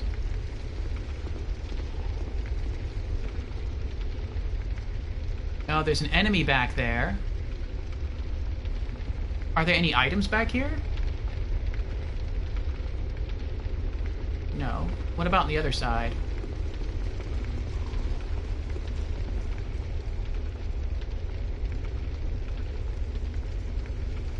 There's a message over there. Maybe if you try going down the center stairs, it'll spawn spirits. That could be it. I don't know. I feel like... I mean, if I just had to fight those enemies, I wouldn't care. I would zone them. But now I kind of feel like going around.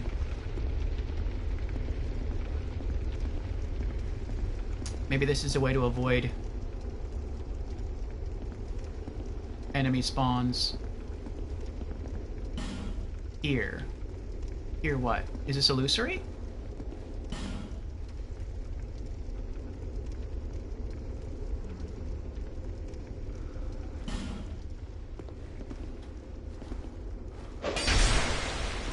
Oh. That's what they meant. Smooth and silky stone.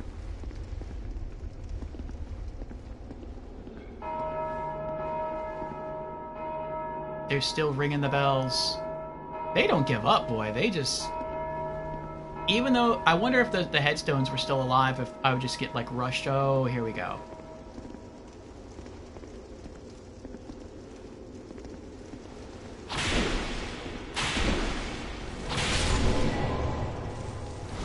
Oh, no.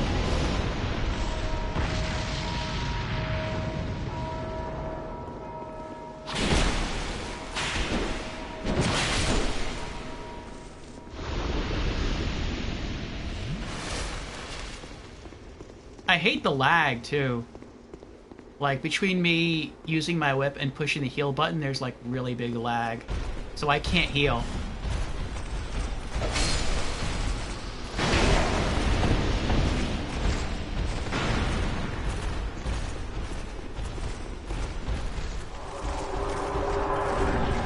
Made it!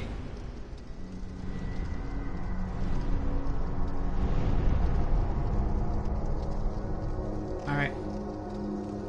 Who's this?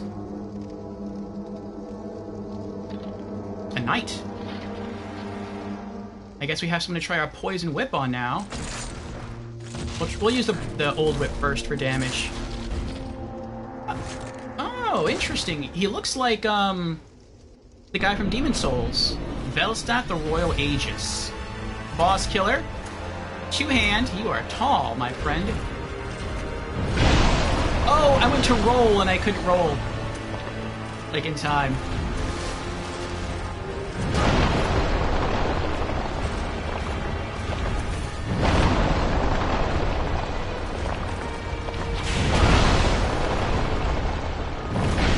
Oh my goodness. I keep trying to roll. It's like he's able to swing. Yeah, okay. I got it. I think I'm getting it. I feel like with him I have to roll before I think I actually have to roll.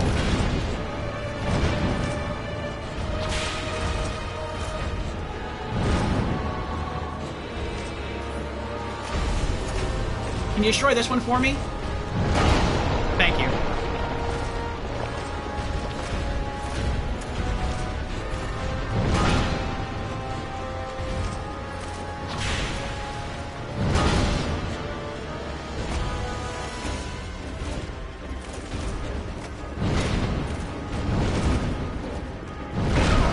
I didn't expect the third one. I should have.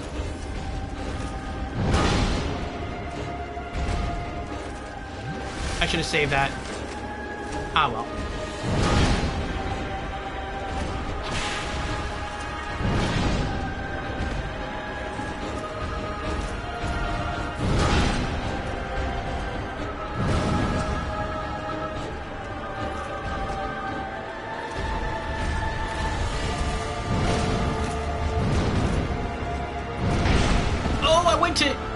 I went to roll the third time, and I guess I hit it too late.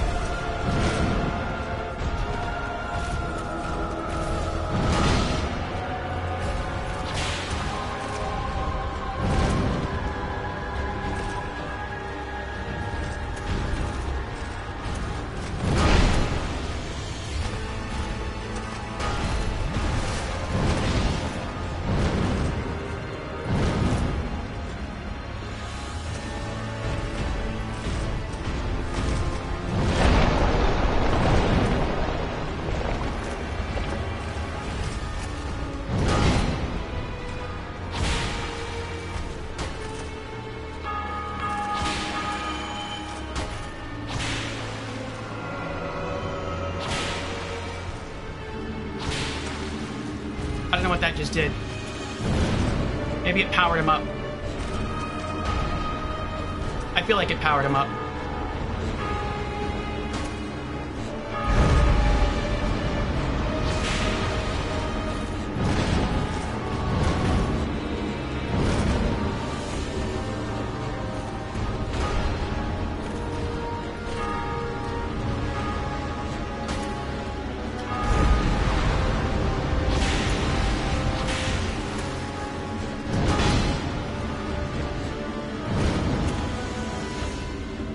Two-handing poison whip now.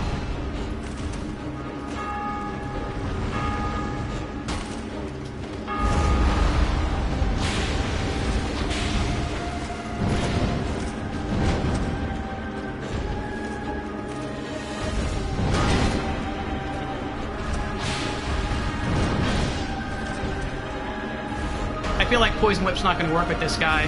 We're going to have to go bloody.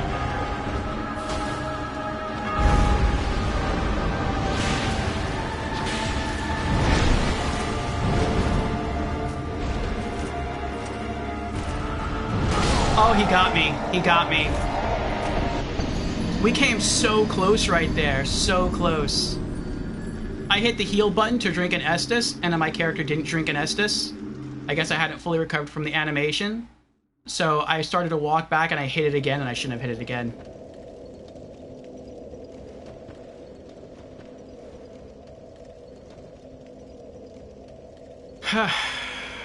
Did my whip break? No. Okay. We're gonna alter our strat a bit here. Let's put that away.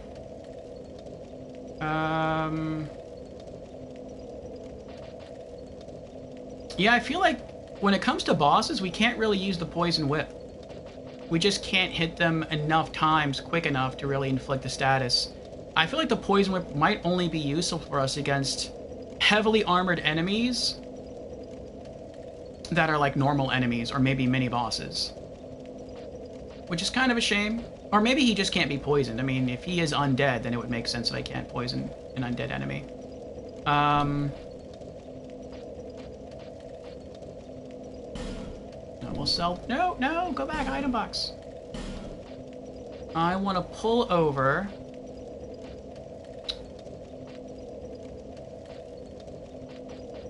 Where is it? The repair powders.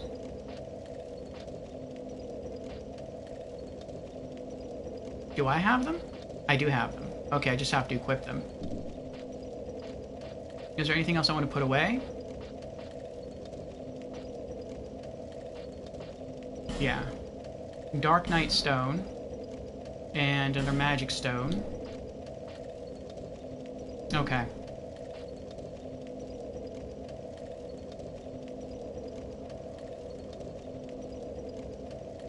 And that's it. Okay.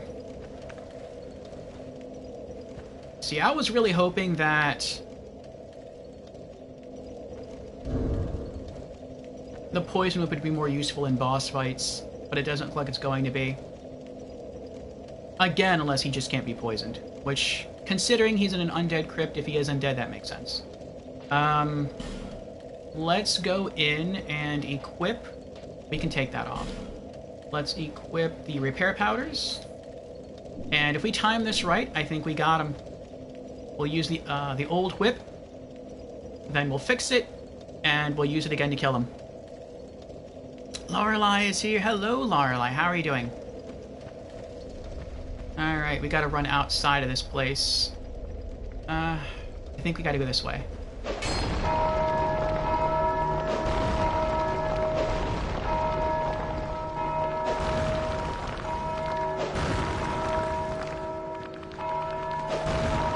Oh, I think I'm going the wrong way.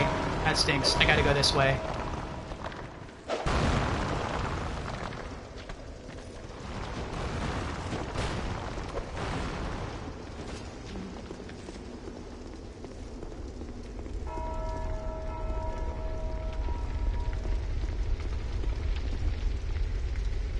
I think they stopped following me. That's good. Alright, let's go back to our old whip. Two-hand it. And we're going to try to drop down and I guess just run all the way to the fog gate.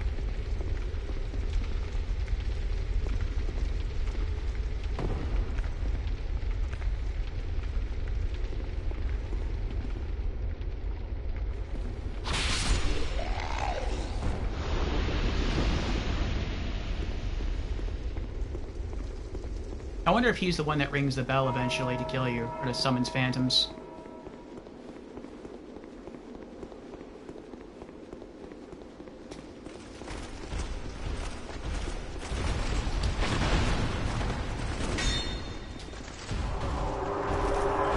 We made it! Hello again. I'm back.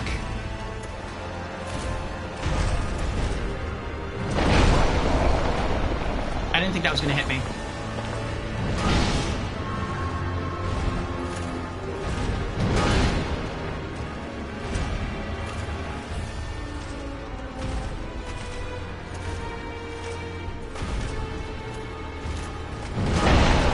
Oh, come on. I rolled right there. Whatever. Whatever.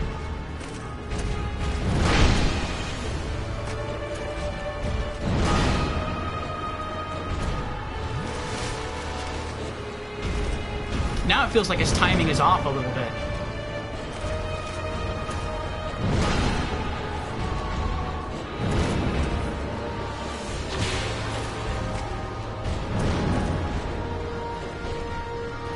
Destroy this one for me. There you go. Good job, good job. This one's next. Beautiful. I didn't appreciate that at the end though. That was a little naughty. What about over here? Need this one? There you go.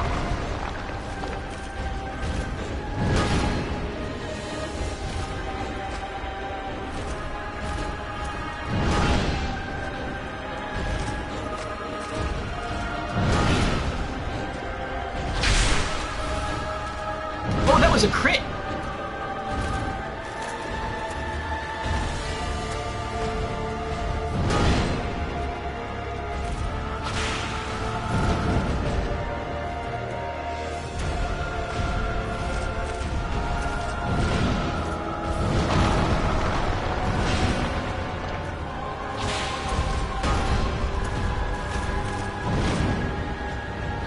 I want to be safe. I'm going to Estus up now. Wow, look at that. I was right to Estus.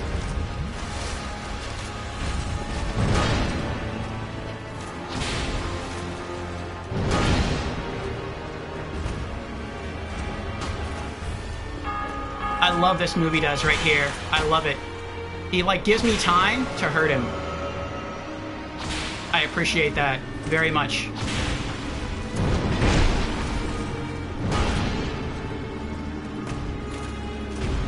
It looks like once he gets down to halfway, he does it. Okay, now I can Estus up. And then I can roll to the side. He misses. Hold whip at risk. Roll away. Roll away. Get my repair powders ready. Let him ring the bell again. Good. Use this to fix it. Get back to Estus. Roll out of the way. Whack. I did that too late. I did that way too late. I shouldn't have done that. From now on, I just need to wait for him to ring the bell.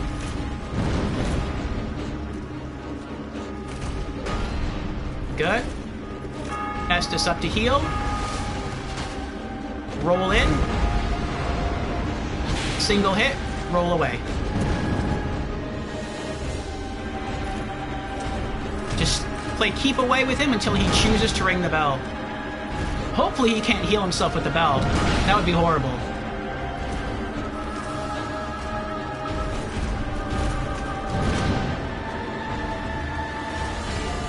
There we go. There we go. Now he rings it. Regain stamina. Hit once. Get away. Don't be greedy.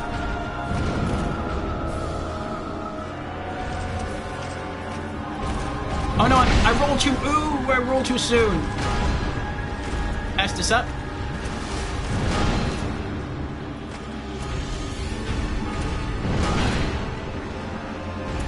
Come on, ring your bell again.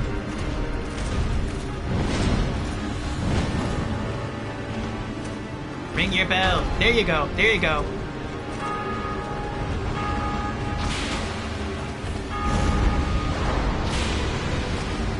Back away. I still got plenty of Estus. Hopefully I won't have to use it, but I got plenty of it.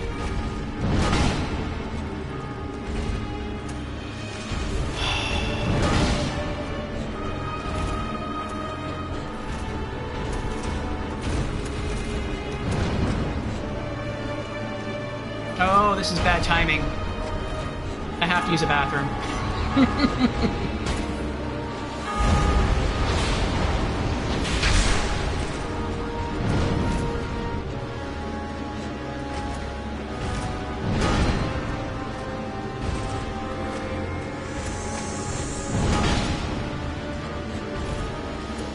I'll use a restroom after this. Hopefully I won't die.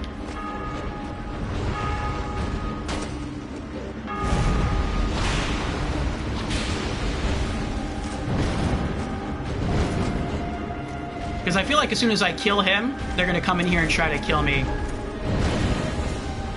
I just need one more hit. I'm not going to get greedy. I'm not going to get greedy. Got him. Victory achieved. Soul of Velstadt. I'm running this way. I'm hoping they'll ignore me. What is that?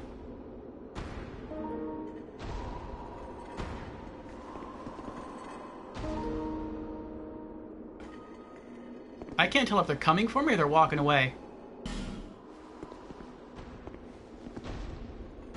Visions of sadness.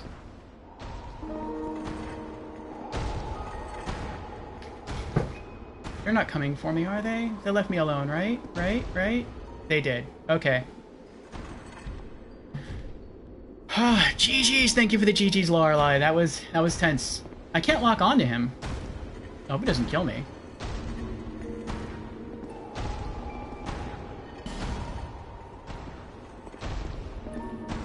Weakness beating to a pulp. There's a lot of people who died in here.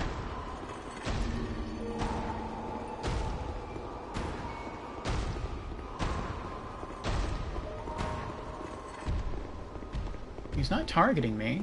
What's this?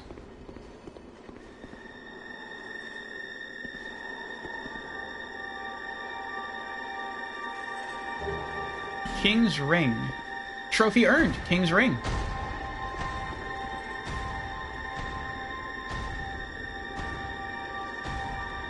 Oh, this looks like... Is this King Vendrick? Well, if that's King Vendrick, then who's that? Alas, nothing happened.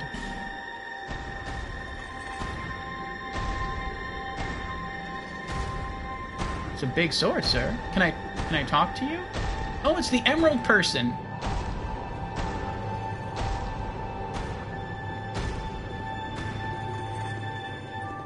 She just kind of appeared out of nowhere. The Emerald Herald. Hello again. This ring is the symbol of the king. Use it to gain passage through the King's Gate and venture to the far east. Bearer of the curse. If you are to be the next monarch, then one day you will walk those grounds without really knowing why.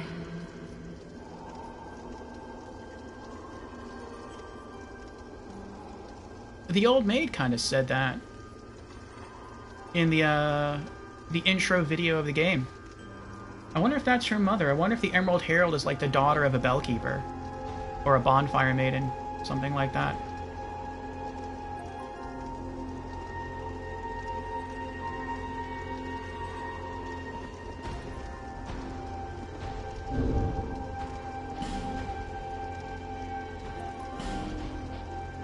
Soul of Velstadt. It looks like an abyssal soul, like Artorias.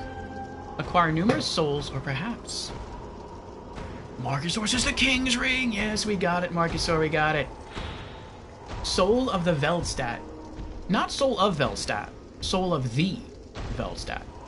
Defender of the king inside the undead crypt. Velstadt was always at the king's side, as if he were his lord's own shadow. After the king retired to the undead crypt, Velstadt followed, never to return. Use the special soul of this night to acquire numerous souls or to create something of great worth. Very cool, very cool.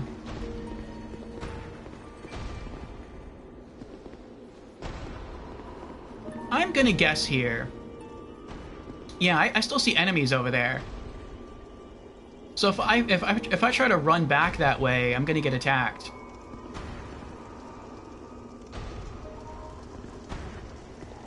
Is there a bonfire here that I can use to get out?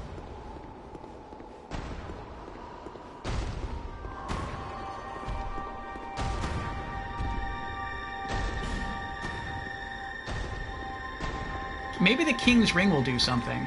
Let me read it.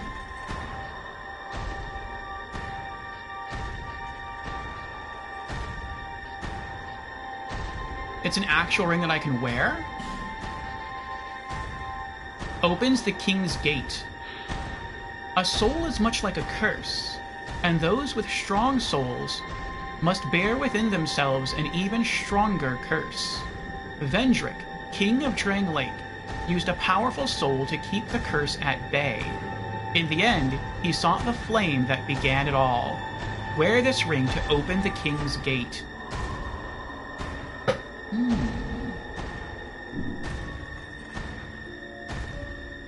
I wonder what soul he used to keep the curse at bay. Maybe it was the soul of Gwyn. Could be. But wasn't that completely deplenished by the first flame itself? Maybe his own? He used his own soul? Maybe. I wonder if equipping the ring will do anything right now.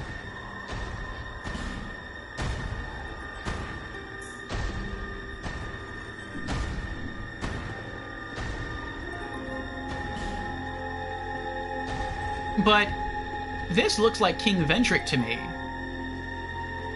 Looks like someone dressed like a king. He's lying on the floor. He's dead. But then I would guess that's also King Vendrick. So how are there two King Vendricks? That one looks undead. That one looks just dead. I wonder what happens if I try to hit him. Will anything happen?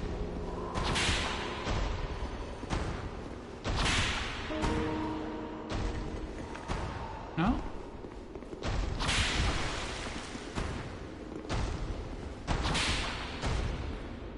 Nothing happens. Maybe I can't even damage him.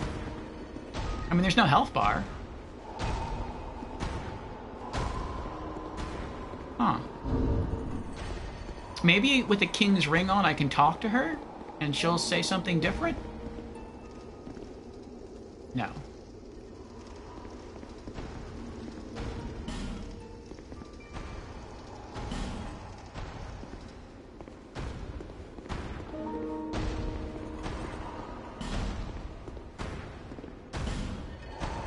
So I guess the king ran down here to escape the undead curse. And then something happened and either he died and was reincarnated as a hollow, or maybe the curse overcame him and this is the king, and I don't know what this is about then. That's weird. Do I wear the ring already? Yes, I just put the ring on. King's Ring. He just like pushes me out the way.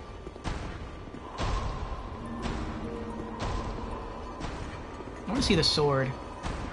That is a cool sword. Maybe at one point we get to actually obtain his... I'm not going to use the sword anyway, but it looks cool.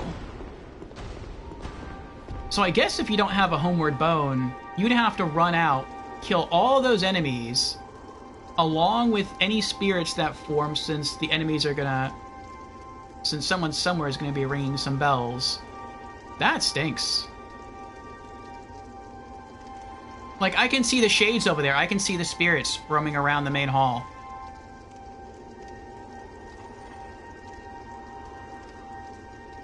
Wow. So if you got all the way in here, and you didn't bring a Homeward Bone, which we did, but if we didn't, you'd lose all these souls. That really stinks. Alright, let me unequip. We only have one left. That's what I need to do. That's what I need to do. It's gonna be a bit of a battle, but that's what I need to do. I need to use a lot of these souls, and I'm going to go back to the NPC at the beginning of Drang Lake Castle, and I'm going to buy more repair powders. Because he sells unlimited repair powders. There's a shield bro out there trying to get in here to kill me.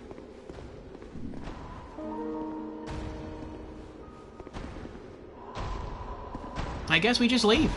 Okay. Alright, what did Harold say, and what does ring description say? She said that we obtained the King's Ring, and that it is a powerful item, and that you can use the King's Ring to open up the passage to the far east. And if we are to become monarch one day, we'll be walking these same grounds. So maybe that means we have to go to the far east, I guess another area, and get something to come back to maybe do something with this guy. Maybe make him human again. Maybe make him killable. Maybe put him to rest. I don't know. Maybe talk to him? Oh, now that we mention it, I wonder if I could come back with the Ring of Whispers, put that on and talk to him. Probably not, because the Ring of Whispers, like, even when there's enemies you can talk to, without the Ring of Whispers, you still have the talk option. It's just that when stuff pops up, it's just ... or a question mark. But I'm not getting anything, like, I can't talk to him. There's no prompt to talk to him.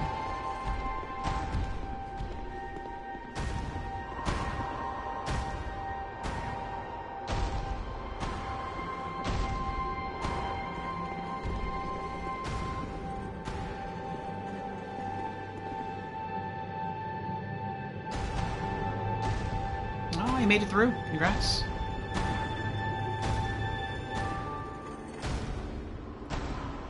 Boris says, talk to the queen. Oh, that makes sense. This ring is also a symbol of the king. Yes.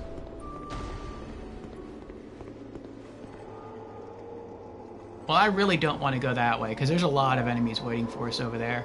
It looks like one of them is still trying to get over here to kill me. So, we're going to use a Homeward Bone. And we'll be back. Eventually.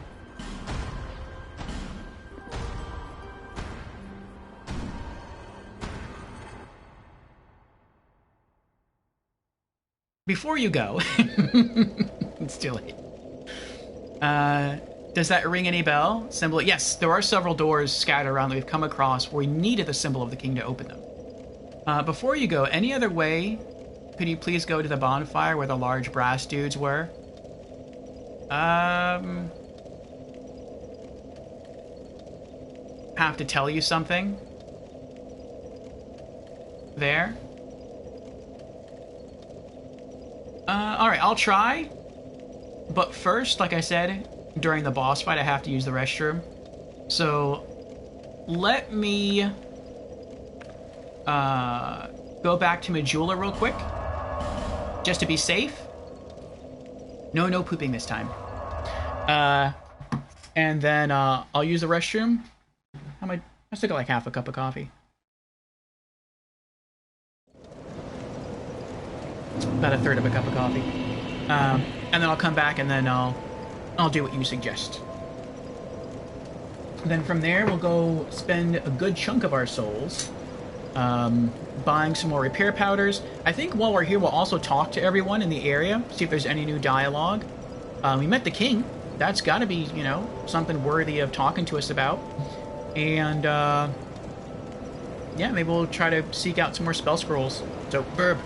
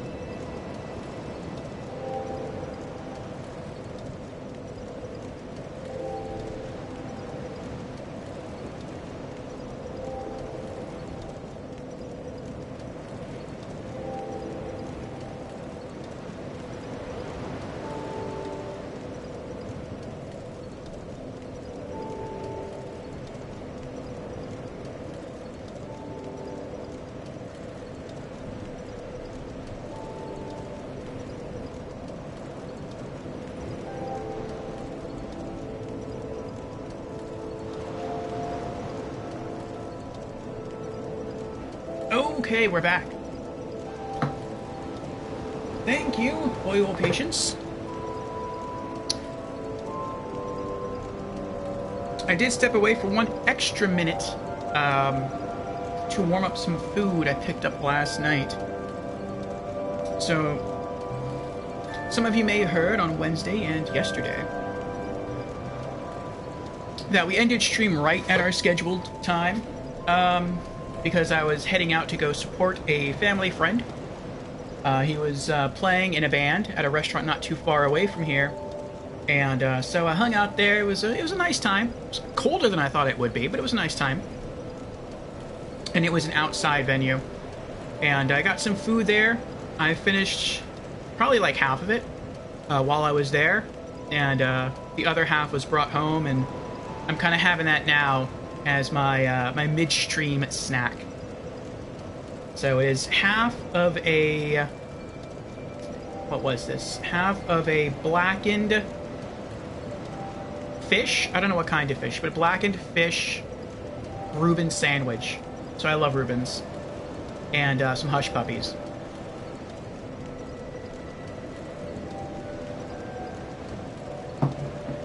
But we're going to play as we go. So, alright, Marcusor says, before you go any other way, could you please go to the bonfire where the large brass dudes were? The large brass dudes. I think, you mean the Shield Brothers?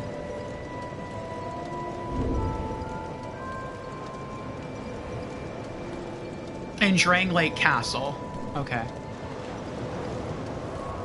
Oh. Sorry, let me put the camera back on. There we go. Okay. Sentinels, or what they're called. Okay. Travel. Drang Lake Castle. Wait, do you mean Drang Lake Castle, or do you mean Undead Crypt?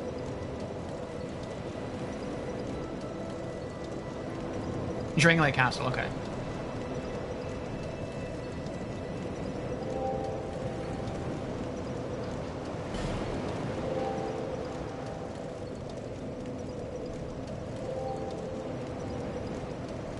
Oh, the Ruined Sentinels. They were here, King's Gate.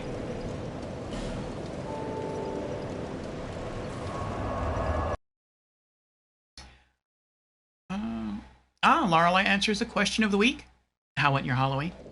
Lorelei answers, it was good. Just stayed home and watched Five Nights at Freddy's. Oh, Lorelei watched it too. What'd you think of it, Lorelei? Actually, I think you commented on this before. I think you said you liked it. Go to the large door. Okay. Oh, that's right. We have to be careful. There's a person here.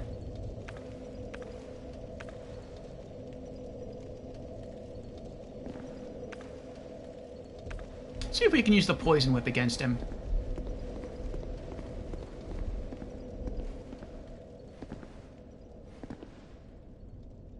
What?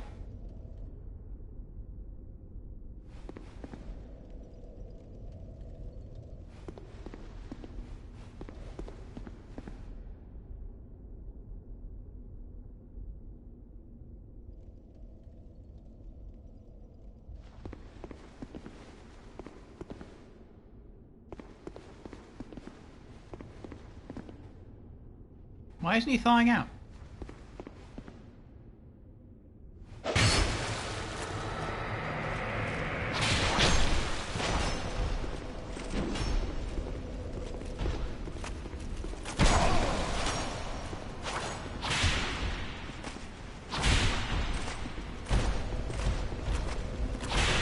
Oh, he's poisoned. We got him. It worked.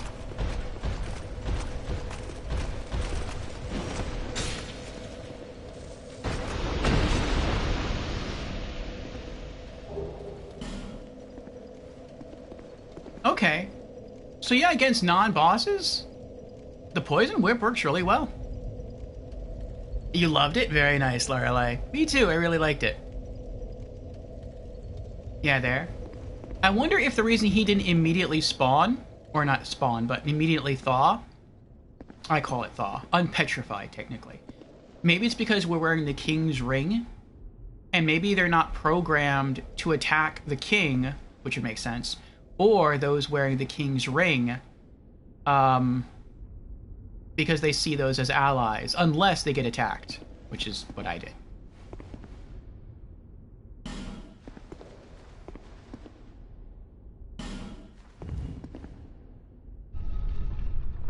Oh, it's opening! It's opening on its own! I wasn't even given, like, the option of opening it.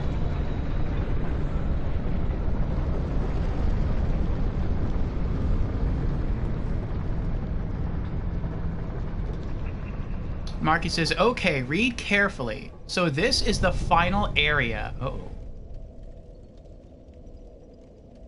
You might open it and might try the first fog fight in the current state of the game. Should nothing more happen then.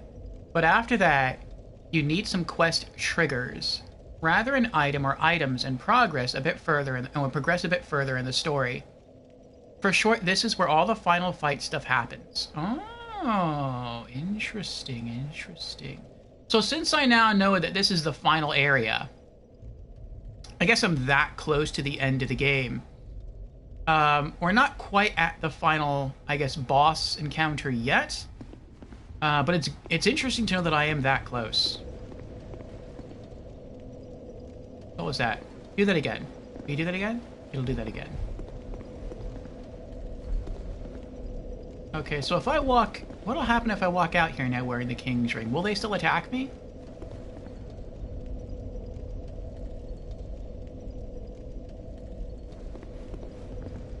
Yes. Okay.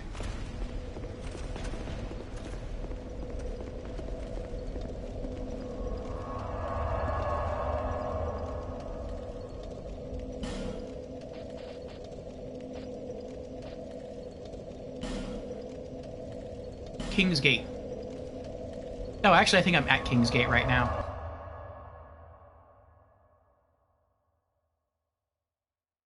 Marcusor says, so you know that before you do all DLCs and optional bosses and further needed story, etc. We said we're going to tell you that, so I've done it. Thank you, Marcusor, thank you. Alright.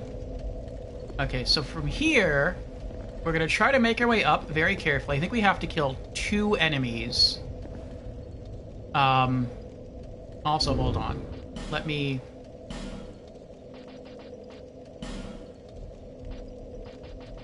put this back on.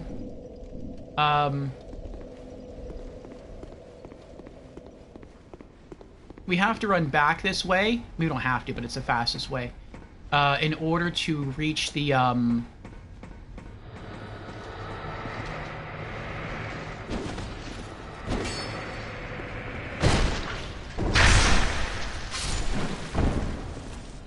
getting better at those backstabs. But this is the fastest way to get back to the ghost merchant in the front of the castle, where we can buy our repair powders from our unlimited repair powders.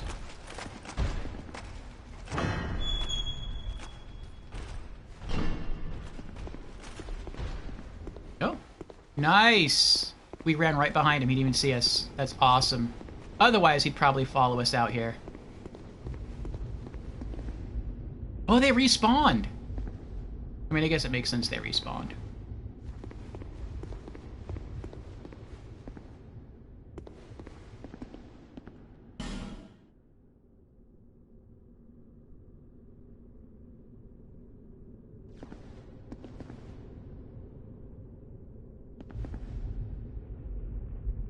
Welcome, visitor.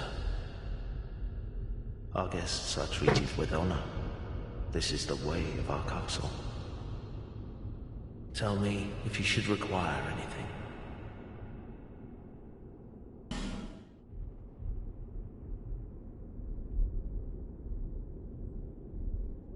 This is all new stuff. Black Flamestone Dagger. A dagger affixed with a black crystal, found deep inside the gutter in the Black Gulch. Heavier than a standard dagger, but with a fine crystal that gives it a smoother slice. Some of the more determined souls exiled to the gutter sought to scale the walls of the forsaken place and walk the earth once again. but failed, and wasted away mired in misery and resentment. That's rough. Yellow quartz longsword. A straight sword affixed with yellow quartz. This longsword is found in the Iron Keep. Breaks easily due to corrosion, but is light and still inflicts very significant damage. In the old Iron King's Great Iron Keep was a vast collection of weapons, erected as a display of strength to the world. But they were lost when the king's conceit doomed the castle to sink into a lake of fire. Ooh, so maybe like each weapon is like from a signature place. That's pretty cool. Black Flamestone? I'm guessing that would have like dark damage, like naturally imbued in the dagger. But it's probably also crystal. So crystal weapons deal a lot of raw damage. At least they did in Dark Souls 1. They had very low durability, but maybe it's like it's imbued with an element but also laced with crystal. So it's like especially lethal. That'd be pretty awesome. Marcusor says some further story points of interest and DLC. Oh, let me see here.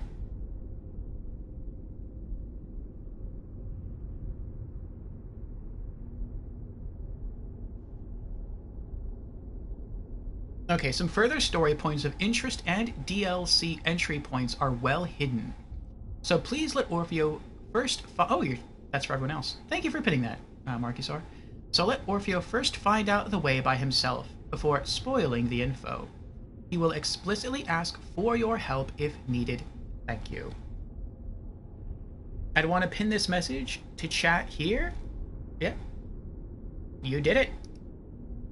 I've never even pinned a message. I'm not even sure how to do it. But you did it.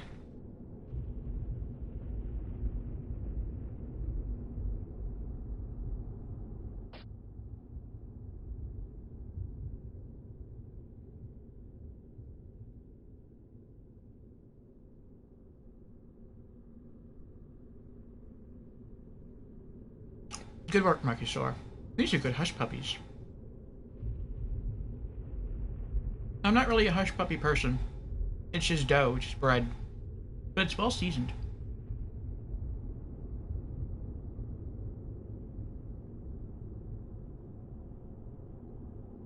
Okay. The Flamberger. We looted one of those already. Bound hand axe, that's new.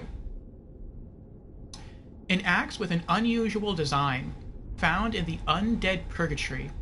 The chains and spikes wrapped around the axe cause bleeding, but weaken the axe's effectiveness when slashing. Accessories that are added to a weapon for the sole purpose of tormenting foes can often detract from the weapon's natural effectiveness. Oh, this is like a weapon of the torturers. That's what I had to farm over and over again to get the bloodied whip to drop from. Homunculus Mace. A pole with lumps attached to it, found in the manor in Aldia. I have no idea where this place is. I guess we've been there, though, because it's a weapon from that place, and someone asked me earlier, I think it was Marcusor asked me earlier, if I had exhausted all the dialogue with Aldia, and I'm like, I have no idea what that is. Heavier than a standard mace, but with more effective striking owing to its hard lumps. In the far eastern outskirts of Drang Lake lies an old manor that is now long forgotten, as it should be, for the things that lurk there are better left unknown. Oh, isn't that the guy who did all the horrible experiments on people?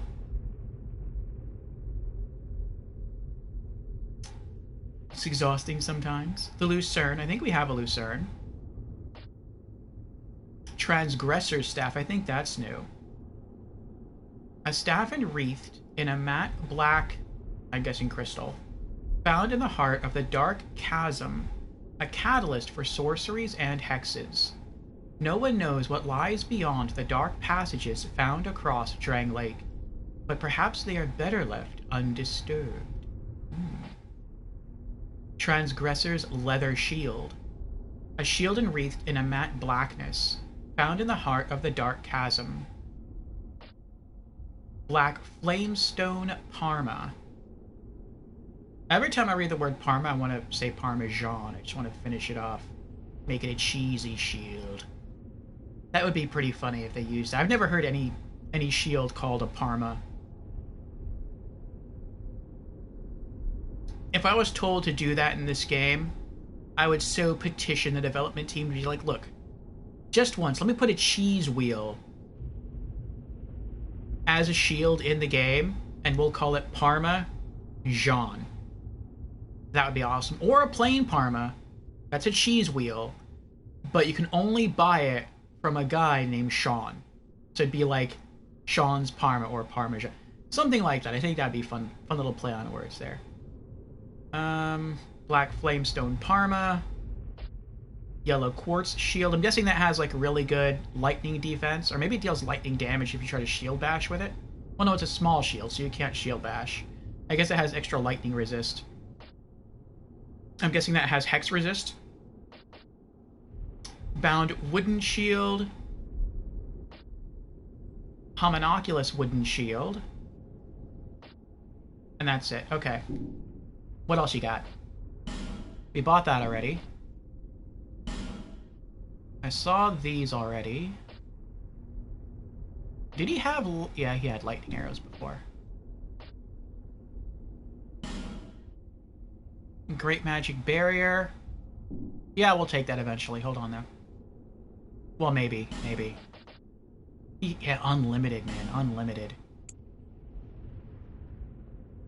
I'm doing it. Blowing all the souls right there. We now have 40 repair powders. That's probably enough to carry us through, like, the rest of the game. The king had a dear queen, a woman of unparalleled beauty. I think this is new dialogue. Long ago, the queen came to us, alone, from a faraway land. She warned our lord of the looming threat across the seas, of the giants. The king crossed the ocean and defeated the giants with the queen at his side.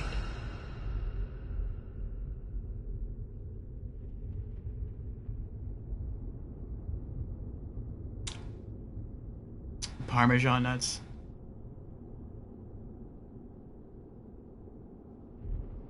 Aldia is the scholar of the first sin, I think. Oh, you've already met him at least once. Then I either didn't know it was him when I met him, or I did know it was him and I forgot. The king commandeered their power and created the golems. With the golems, the king created this castle to celebrate victory and to show his love, his gratitude to his queen.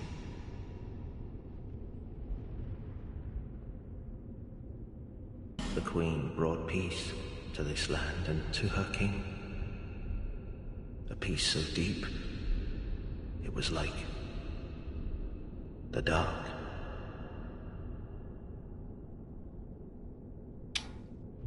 You forgot? Probably. I have a feeling I know how this ties into Dark Souls 1. At least part of it.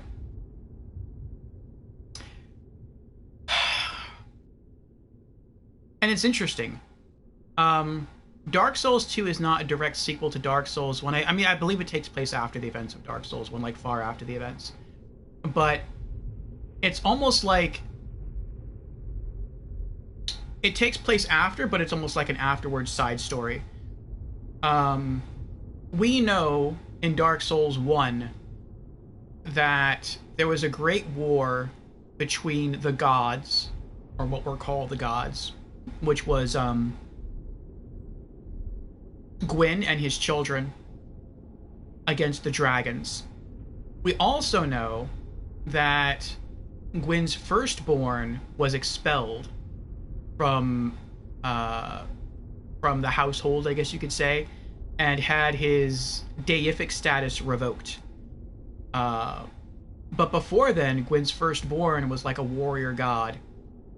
And it said that I guess he had his status revoked because he sided with the dragons against his father.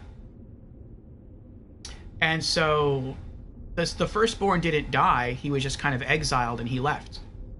And so I think what happened is, we also learn in Dark Souls 1 that Gwyn's firstborn was worshipped, because at one point he was a god, and all of the gods had worshippers. So I bet that at one point, the firstborn of Gwyn left, like because he was exiled. But there's also some human followers of his that probably went with him. They probably followed him. And when they came here to this place, they created Drang Lake. And Vendrick was probably one such person. And so that's why the kingdom was founded and based around dragons. And that's also why the giants were threatening to cross the seas to come here and destroy the castle, because the giants were sent off to kill all the dragons. And so that explains the Great War that happened here. So that's pretty cool. Some of the giants were killed, a lot of the dragons were killed.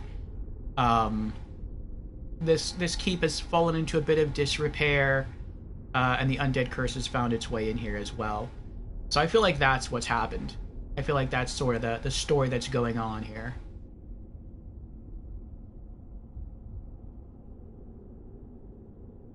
Oh. Marcusor says, Aldia was the thing looking like a garbage dump appearing after some primal bonfires. Oh, so he's that, like, large, undead-looking head that talks to us sometimes. I got you. Okay. Gone so soon? Not yet. Be safe on your travels. Not leaving yet. I got some consumables to pop.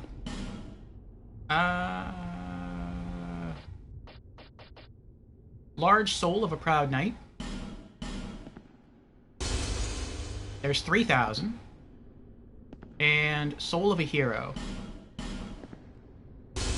There's 10,000. And now let's buy that spell scroll of his. Welcome, visitor. Our guests are treated with honor. This is the way of our castle. Tell me if you should require anything.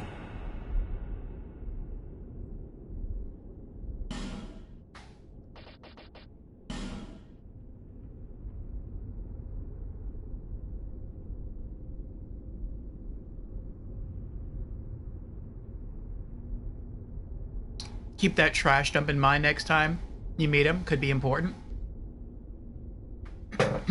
Great Magic Barrier. Miracle. Superior Miracle to Magic Barrier. Increases resistance to magic, lightning, fire, and dark. The Knights of Mira are expected to fight honorably, with reliance only upon swordsmanship. They only resort to magic the only time they truly need it, to face the magic of an enemy. I like that. That makes sense. 9,300. Let's do it.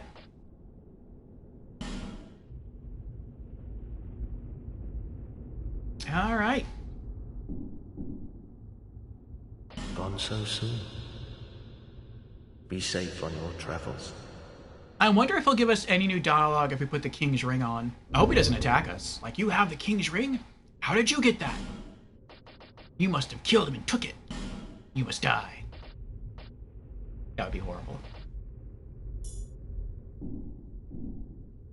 Welcome, our guests.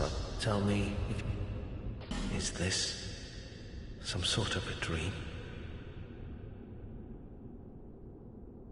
I don't think this is new either. What has happened to our castle? Who are you? And by whose permission do you stand before me? Gone so soon? Be safe on your travels.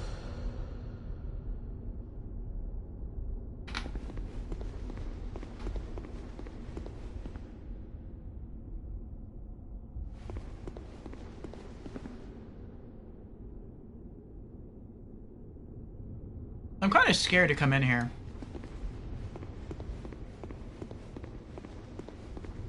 Let's Steve, there's some other things I want to do.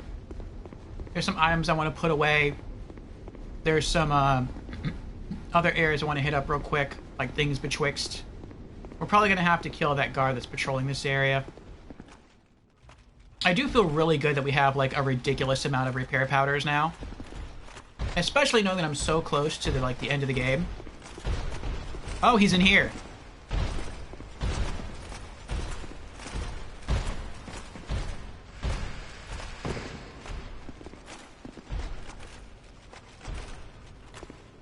I don't know how that worked, but okay.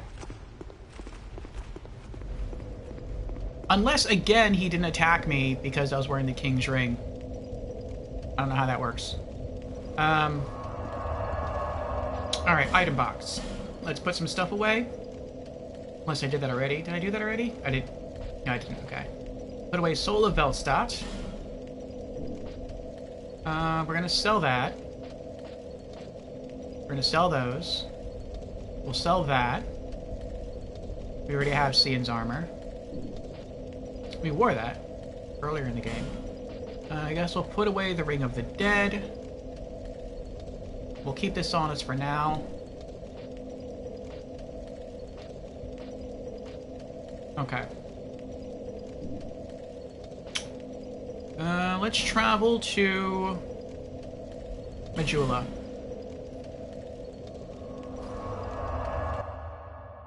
We'll visit Melentia. We'll restock on throwing knives.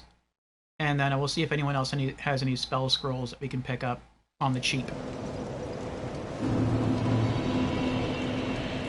Alright, do you have any new dialogue here?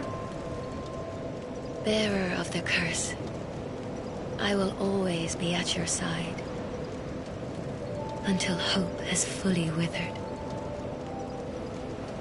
I wish we could do something to cheer up. The sign you bear will drain your very souls. And without souls, you will turn hollow. Stay strong. Do not lose hope. Even that's when more you have positive. precious little time. I like that.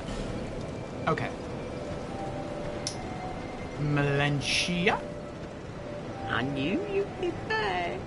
Yes, I am your best customer.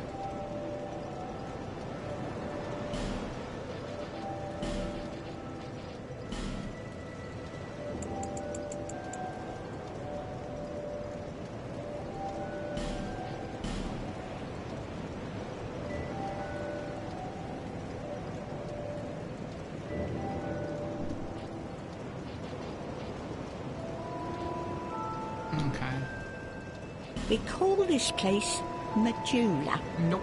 Not to... It's just... Thank you, kind. No new dialogue. I mean, the game's name is Scholar of the First Sin. So I guess the game is really about Aldia, then.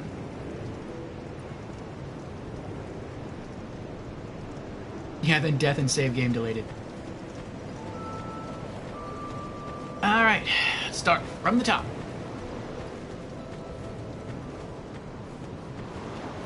See if he has any new dialogue.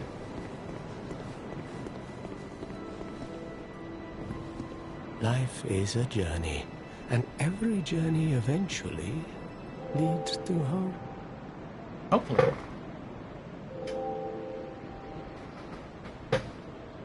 The flame you see there is a bonfire.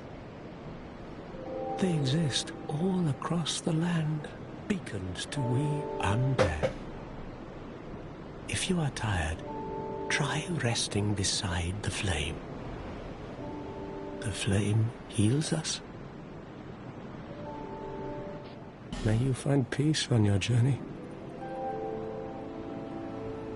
How many people have died since we've been away? I don't remember the exact number, but there were 3 zeros at the end when we came here last time. So at least 153 people have died. Ah, Fusion is here! Fusion says I is here. Welcome, Fusion. Welcome. How are you doing? Fusion has redeemed. Hello, I'm new to stream. Well, welcome, Fusion. To our stream for the very first time. Again. Every time. The first time. And Fusion has also redeemed Hydrate. Very well. Cheers, Fusion.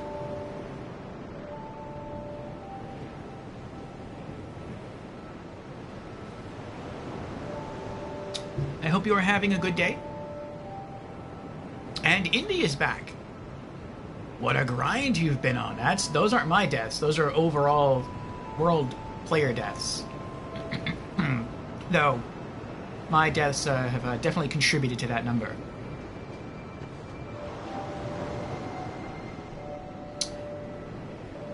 Marcus says, I'm switching locations to a sofa bed, mainly lurking likely. Gotcha, Marcus, or gotcha. Hello again. How have you been?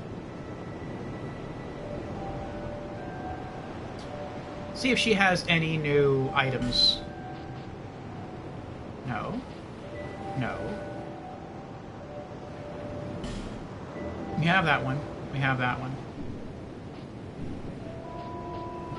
It was a perilous trek across the mountains. Nope, nothing new. I faced the most frightful things.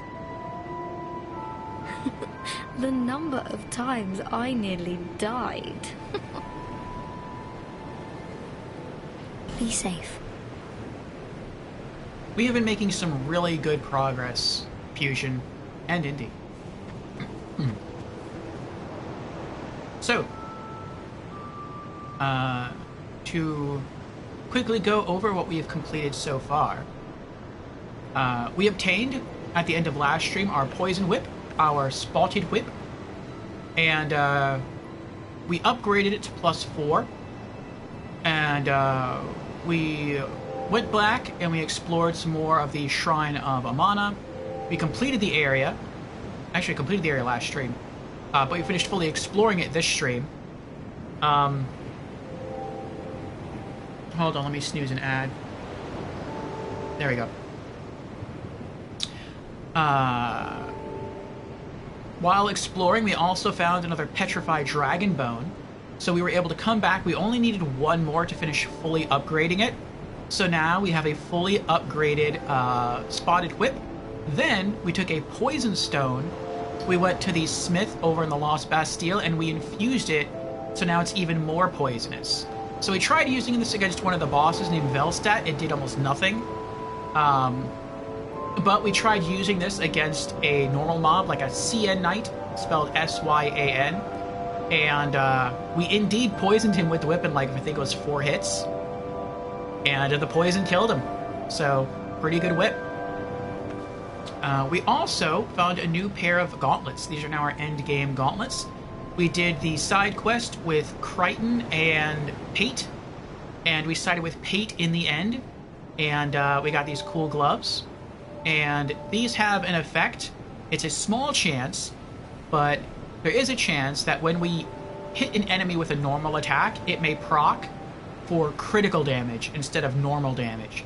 And it's actually happened multiple times already. We've only been using it since we have entered the Undead Crypt, which we just completed. We beat the Undead Crypt. We slew Velstadt. We got a lot of souls. We gained some more levels. We're now soul level 166. We're stopping here. We're not going any higher. We got our Vigor, Endurance, Dexterity, and Adaptability all to 40.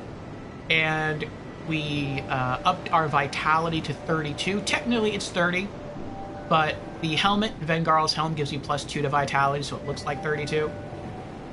So we're stopping there. I don't think we're going to have to put any more stats into Vitality. This is our end game gear.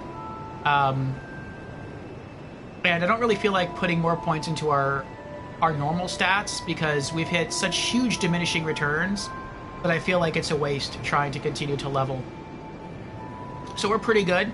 Now we're using our souls to continue to upgrade our armor.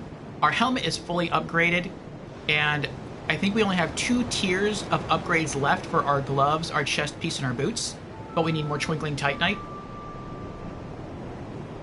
Excuse me. We've also been using souls to buy up spell scrolls. Not that we're going to use magic, but we are trying to go for all trophies, so we do have to acquire all the miracles and sorceries and hexes and pyromancies in the game.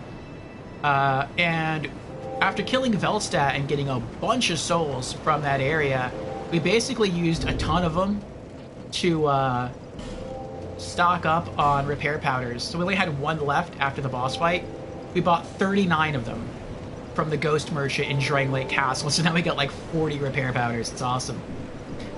But now we're here, and we're just seeing if any of these NPCs have new dialogue, and then we're probably going to go to our Dwarven friend to sell some excess items that we picked up within the Undead Crypt, and then we'll think about where to go from there. So, no new dialogue from the Emerald Herald, or the Crestfallen, or our Pyromancy friend. I keep forgetting her name. Let's check Cloanne. You've been long away. What would you like? Well, I've only one thing to provide, and we both know what that is.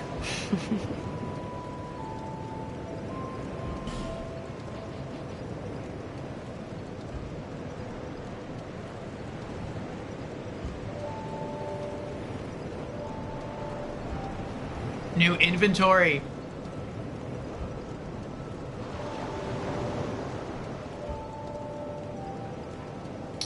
Alright, so I know we're going to use our souls for in the future. We're going to hold off on buying spell scrolls. And we're just going to use our souls to buy Twinkling Titanites. Looks like she sells 3 of them. Reinforces what cannot normally be reinforced. Yeah. I think we need like 15 Twinkling Titanites to finish upgrading all our gear, so I mean that'll help.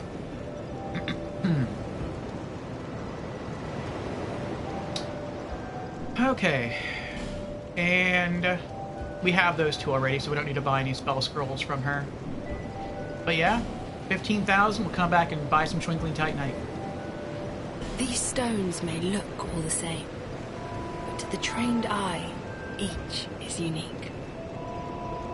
Some of them are used to smith weapons and armor, and some unique stones provide special benefits. Some of them are extremely rare and should be used with great thrift. None of the differences are easily spotted, but I've learned quite a lot, really. No interest. Suit yourself. Pardon, but I'm eating my midstream meal with some hush puppies and half a Reuben sandwich. Let's see if there's any new dialogue in here. I knew you'd be around soon. Go on, show me what you've got. Stones? Try asking my daughter. You might be surprised. Nothing new here. Oh, what about new items to sell?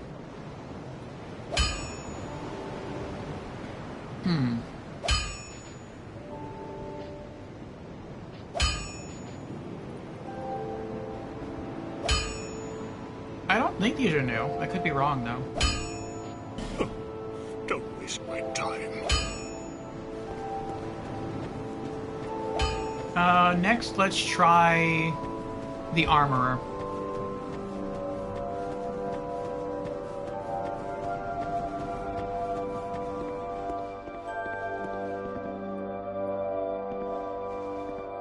Oh, hello again. I hope you find something of use.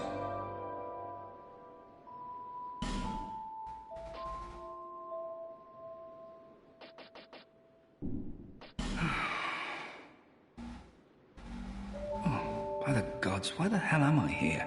Nope, nothing new. Well, I do hope I see you again.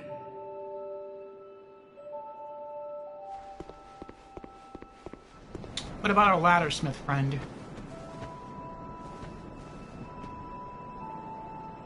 And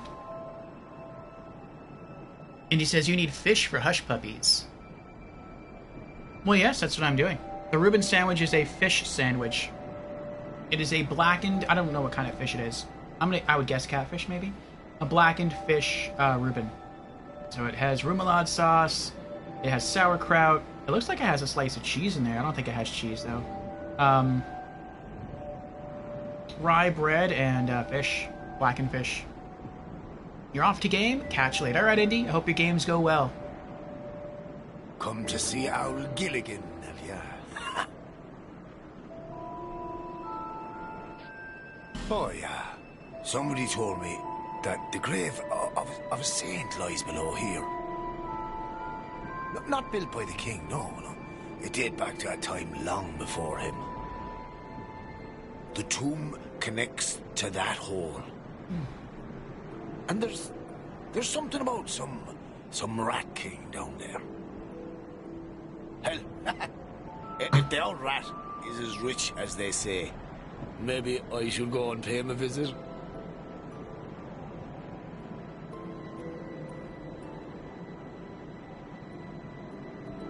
I hope he doesn't get himself killed. Anything new? Oh, he sells the... Oh, those are different. I thought those were the mannequin claws. I guess they're just regular claws.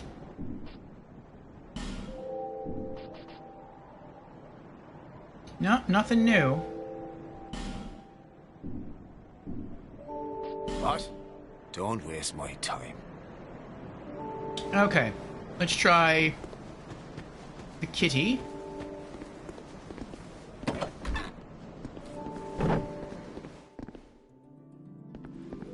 Oh, we also have the King's Ring. We're actually wearing that right now. We're only wearing that, though, to open certain doors. We got this after beating Velstadt. We went into the next room, and I think it's just the wandering husk of the King Velstadt, like his undead hollow, but he's not aggro or anything. And we're able to loot the ring from his corpse. I think it was his corpse. And yeah, we can now use this to open some of the doors in the game that we couldn't open before. So we'll be doing that later on in stream. But we also found the Bracing Knuckle Ring +2, so our whips last longer. Now that's pretty awesome. And the ring that we're wearing instead of the King's Ring, I threw into storage the Ring of Restoration. I love the Ring of Restoration, but we just found a better ring. And that ring is Ring of Thorns +1. We bought this from a merchant for 9,000 souls in the Undead Crypt. And so it does some pretty good damage. When I first put it on, a ghost, like a phantom swordsman, the kind that like stuck in the walls, he came out and he whacked me with his sword, and I rolled away, and I looked at him, I locked onto him, and like 1/5 of his health was gone. And I'm like, I don't know how he took damage. I didn't hit him. I just rolled away. But I think he took damage from the Ring of Thorns +1. So it deals a lot of damage. It doesn't appear to always work, because later on a different phantom ghost hit me and it took no damage. So it seems a little iffy, but when it does work, it procs for like a good amount of damage. So I feel like it's too good an item to not wear.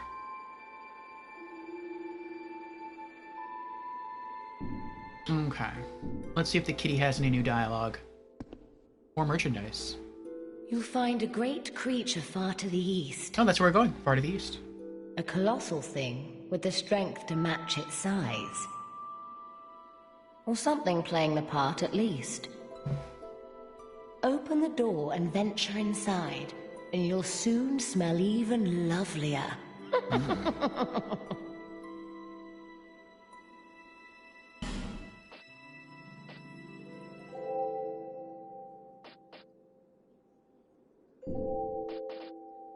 Once, people they thought that they create the lost in it. The fool. Okay, so when we first talked to her, that was new dialogue. No new merchandise. Close the door. So it's going to be polite. Alright, let's try out our map fellow. I used to think his name was Pate. I don't know what his name is. I know he's not in here. I feel like that book should do something, like become a portal to a new world or something.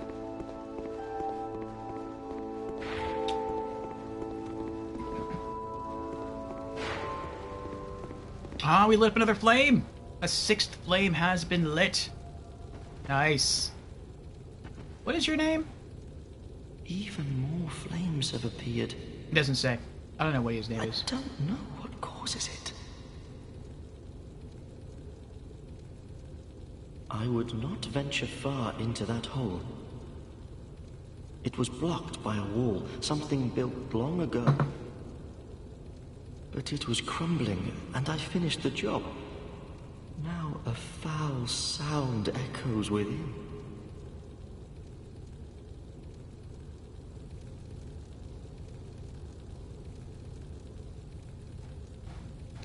Maybe this forms a circle. Maybe we have to kill like one more boss, and it's done. Could be. Well, no. That's if you don't include this area all the way up here. Okay, so nothing new there. That's it. That's all the NPCs in Majula. There is someone else we can go talk to, and I do kind of want to go talk to her. She's very close, though. She's on the way to Hyde's Tower of Flame. She's the one who can use miracle magic to shift routes for us. There she is. You've had quite a journey, I can see. Yes, I have. You must have a glorious number of souls by now. Not anymore. What a wonderful feeling that must be.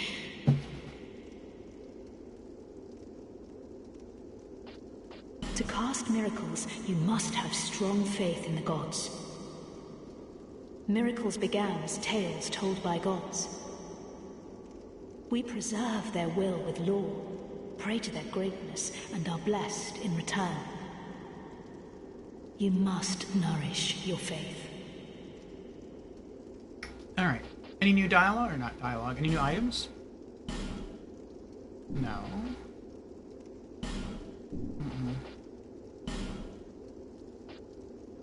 I need that one eventually. Medium heal miracle. Great heal excerpt. Replenishment.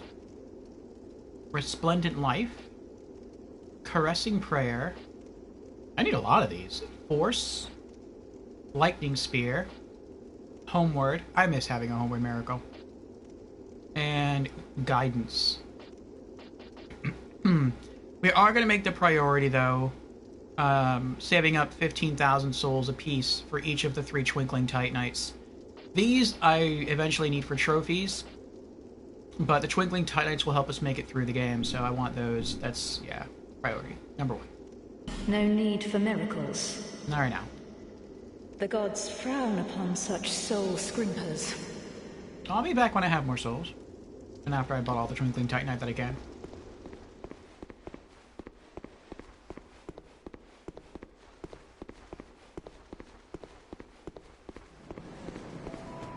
I kind of feel bad for her staying down there. I mean, it's not dark. Not terribly dark. But I mean, it's much nicer up here. Okay. Alright. Let's have a look at our inventory and see what's next.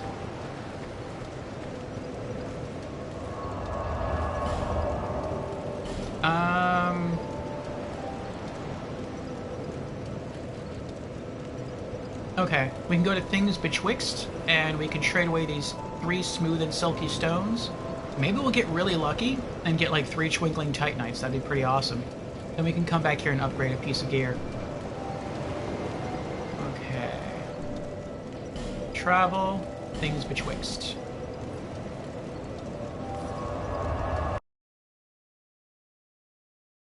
Almost done with the sandwich.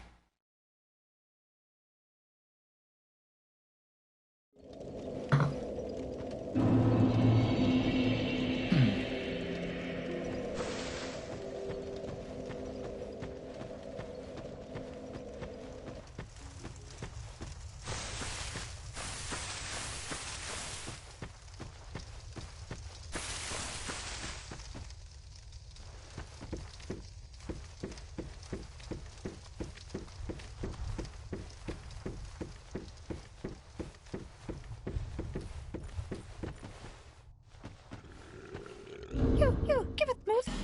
Yes, you! Give us Silky! Yeah. So nice, so smooth. Yeah,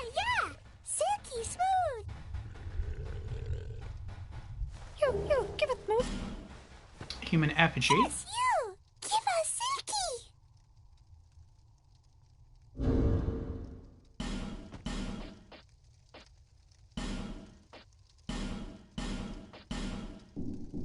Yeah. Too nice, too smooth. Yeah! Silky smooth! Cracked red eye orb. You, give it move. Have I been to the armor merchant in Majula? Yes. Give us Silky! I have. He didn't have any new dialogue, and I don't think he had any new merchandise either. Last one.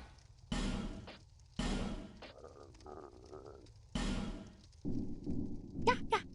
Too nice, too smooth. Yeah! Silky smooth! Dark Knight Stone. You, give it move. Yes, you! Give us Silky!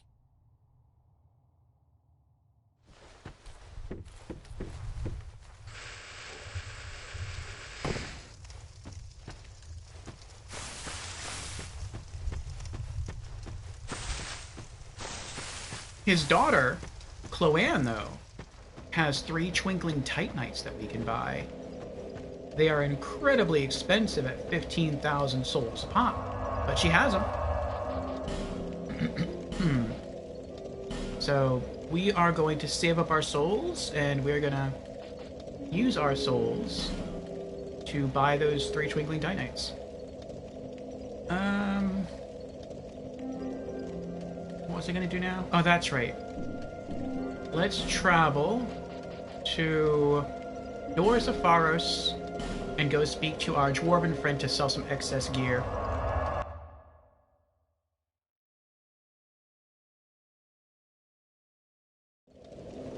I mean, armor, not the smith. Yeah, the armor didn't have any new dialogue or gear either, which was kind of surprising.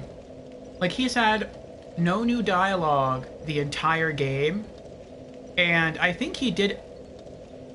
Did he update his... I don't think he updated his gear either. So he's the only person in Majula that has not evolved. He stayed exactly the same.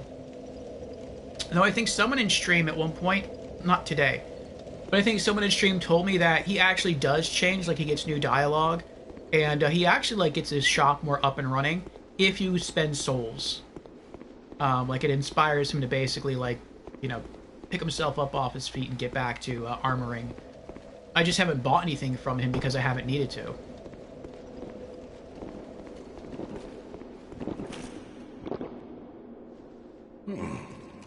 Gavlan knew you. Alright. Blue Flame Sword, only 350 souls? I feel like that should sell for at least 500. Alright, well, whatever. And look at that. 150 for a boss weapon? Are you really? Whatever. Whatever. I feel like you're kind of shortchanging me here, Gavlan.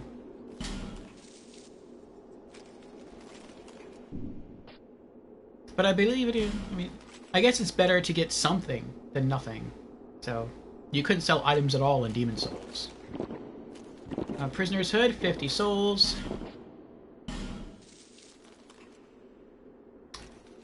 Cian's Armor, 500. That's decent. And Lydia White Hood, 500.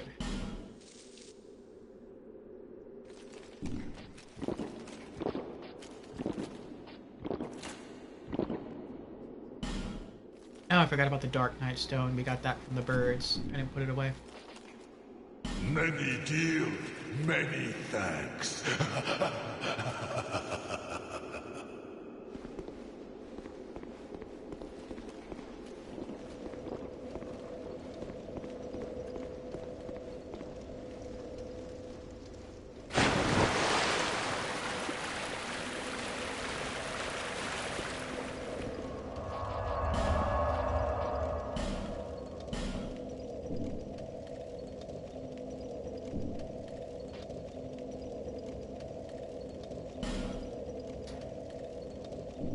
Ooh, I don't know. What's next? Yeah, okay, he's a weirdo. Well, never mind. Yeah.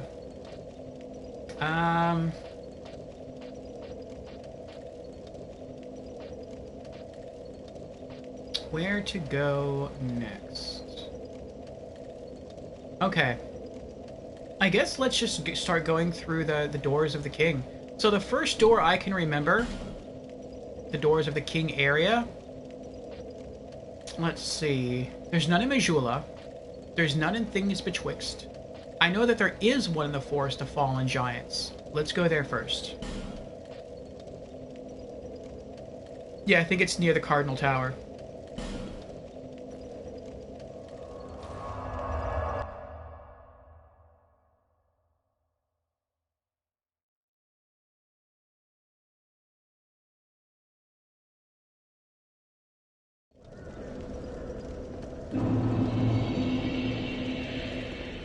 I think it is...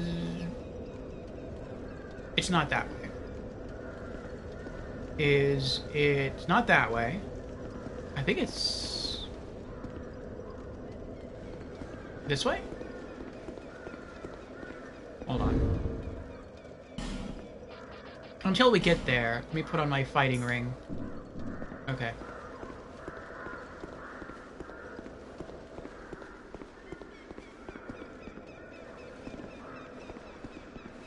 So dark.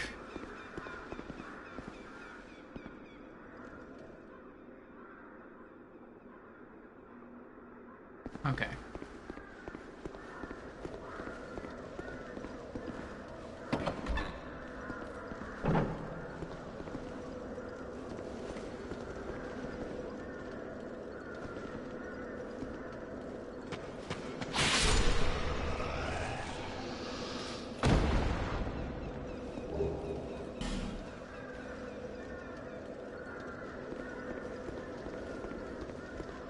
Not in here.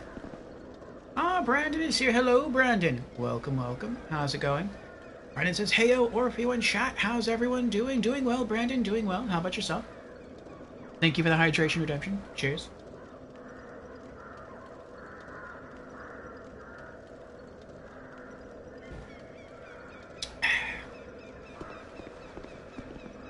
We are making good progress, Brandon. We acquired a boss weapon. Our Poison Whip, we fully upgraded it. We finished fully upgrading our helmet.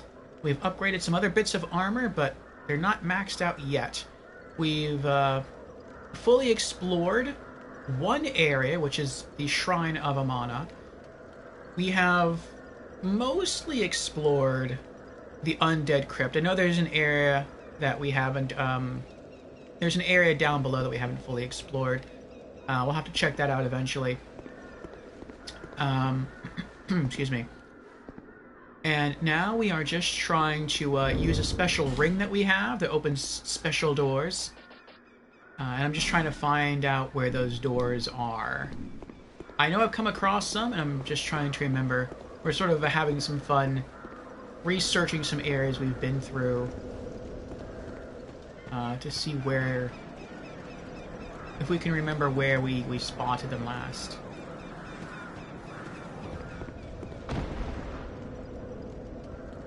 Okay. Oh, I think it's down the ladder.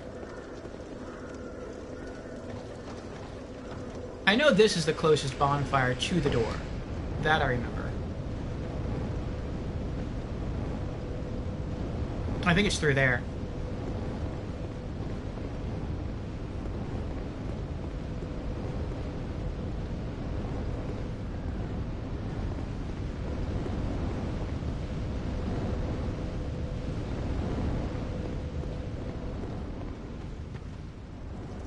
Yep, this is it.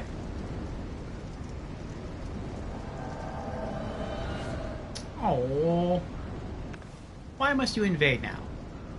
Alright, boss killing whip it is. You forlorner. Oh, good dodge.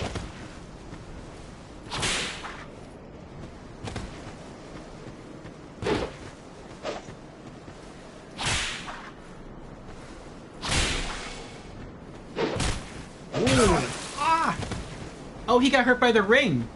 Oh, that's how it works.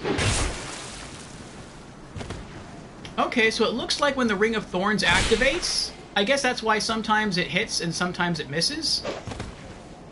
It, like, when you get hit... Oh, that was the crit right there from the gauntlets.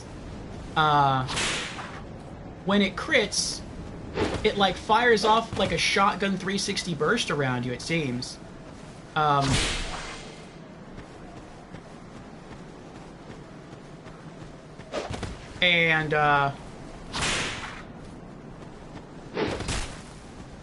if an enemy is hit by the thorns, then they take damage. That's pretty neat. One more hit. We're gonna spare our whip here. Gotcha. Invader banished. Dark Spirit Forlorn has been vanquished. Yes. Beastmaster Orfeo has earned another human effigy. Victory is ours! Yes. Alright, let's continue. Produce the symbol of the king. Oh, so we do need to wear the ring. Okay.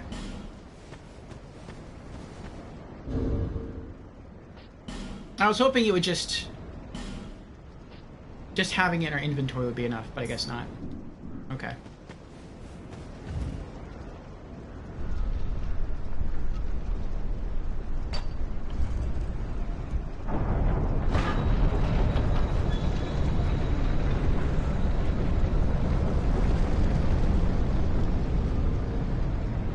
Oh, there's another bonfire here. Interesting.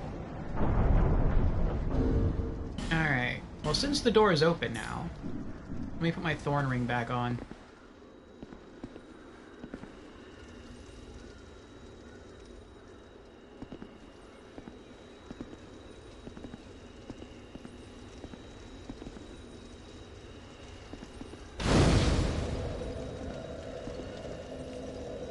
Oh, we got a lot of souls from that. From killing that guy, that invader. We're up to 10,700 souls. We earned like, what, 6,000 souls from that? Wow. That's pretty nice. And yes, our old whip has been fixed. Very nice. Alright, what is this?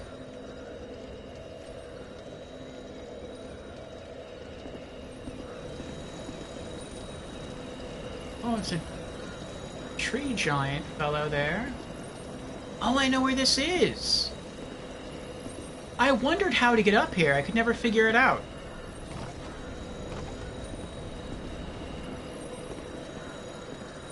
This is the area that's like...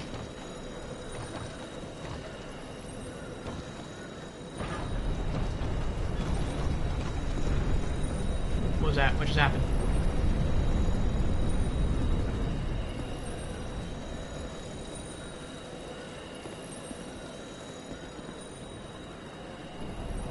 Something made a noise.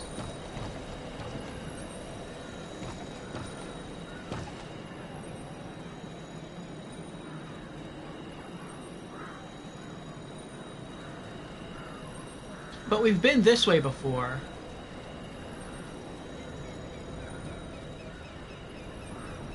But we were never able to get up here. So now we can get that item. I guess we can get that item, I guess? I mean, I don't know why we don't have that item now.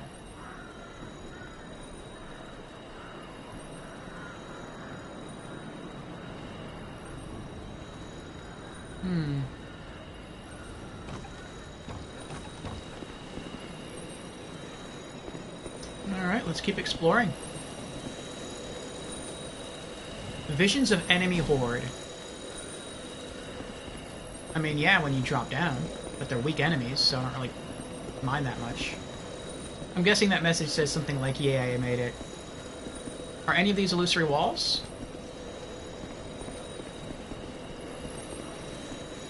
What does this say? Item required ahead.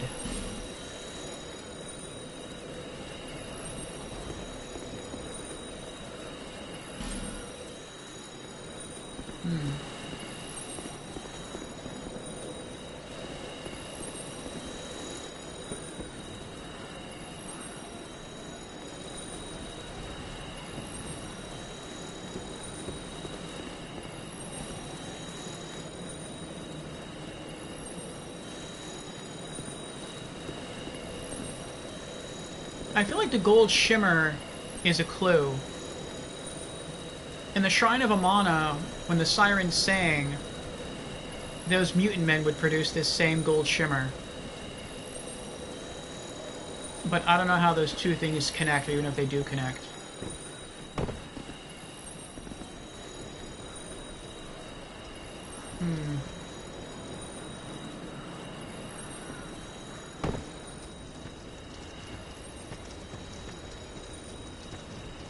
Hidden path ahead.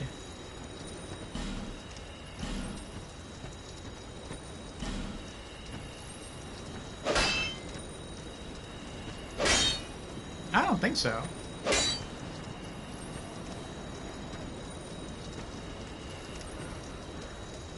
How many ratings does that have? 380. Oh, actually, there's an archway there. Maybe if we use a special item, that wall would somehow become illusory, or maybe it would crumble away and we could go through there. Oh, maybe it's this item. Could be.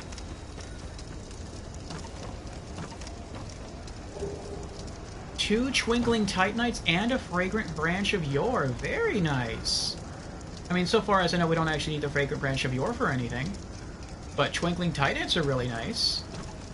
I think we can still... I think we can use these. I think. Yeah, we can.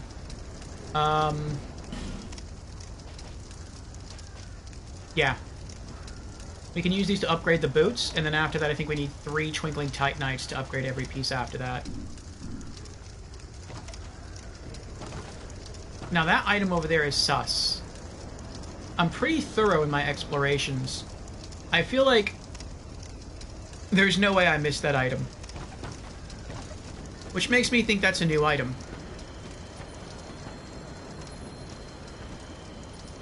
An item that spawned only after...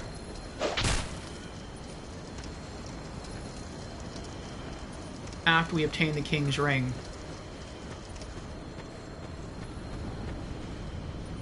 Fine work, but be wary of pointless.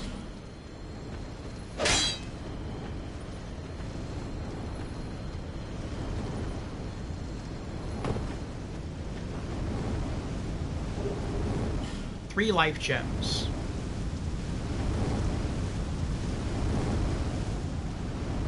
That's weird. Can I destroy this? No, I don't think you can.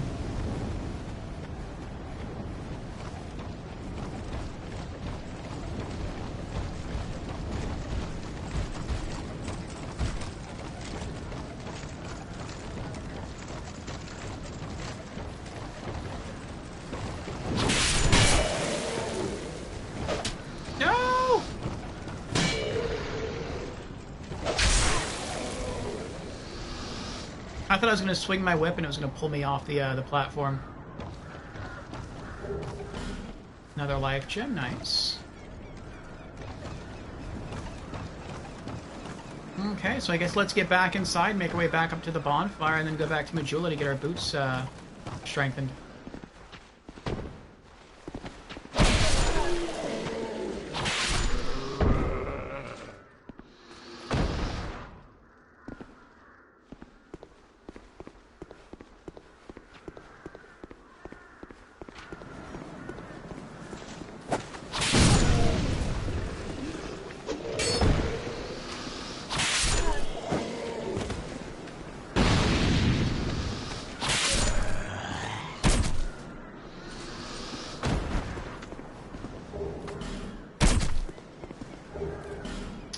Stop doing that.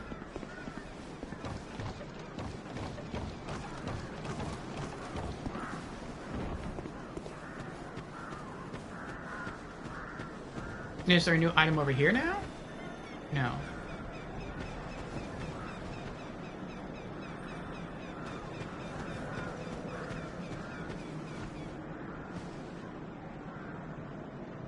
We have these same beautiful gold shimmers around here, too. Huh. wonder if this is all somehow connected.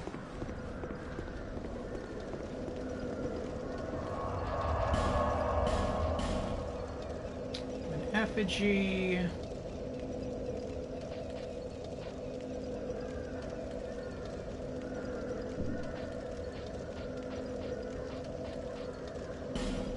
We can sell those.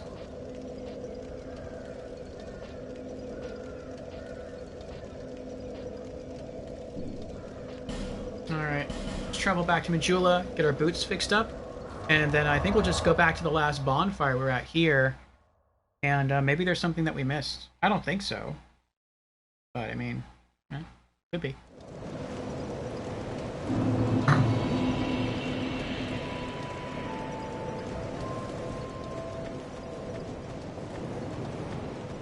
Okay, my midstream meal is done.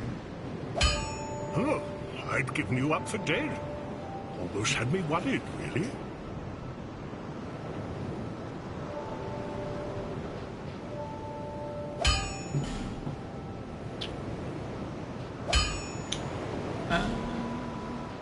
Oh, they're all 2. Okay, I thought there were 3 from here on out. Well, that's 3, that's 3, that's 2. Let's do Vengar's boots plus 2. So defense goes up by 10.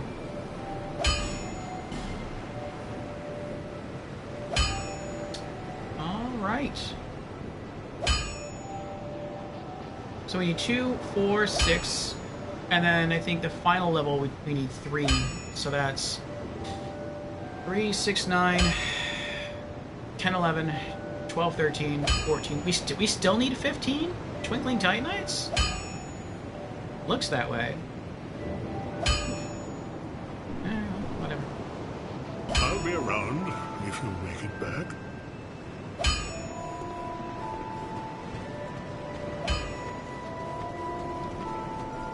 Okay. Yeah, let's go back. Travel to...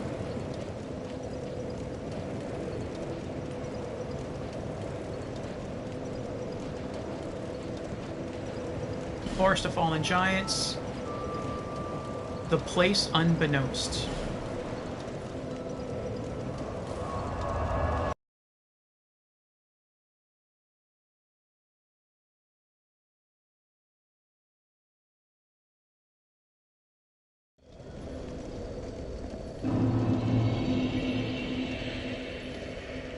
Oh, that's interesting.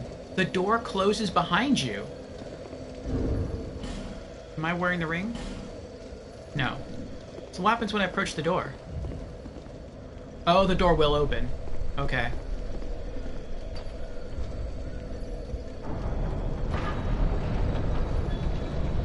So you don't need the ring, I guess, to open the door if you're opening it from the other side. You only need to be wearing it if you're... I bet if we ran that way, we'd be invaded by another Red Phantom. I'm not going to do that, though. Oh, wait. Do I need to be wearing the ring when interacting with this thing? I didn't think about that till just now. Alas, nothing happened. No, okay. So I need something different.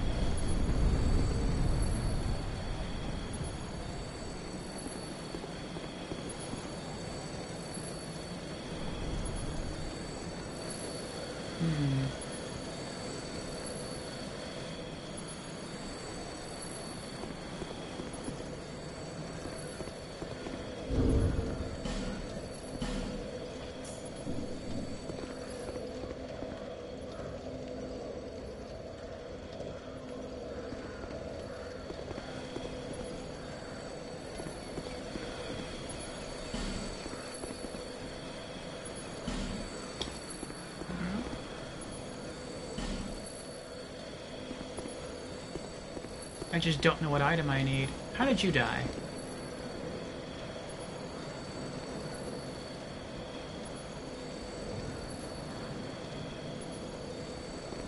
Oh, maybe you do something here and it causes an ambush through the gate? That could be it.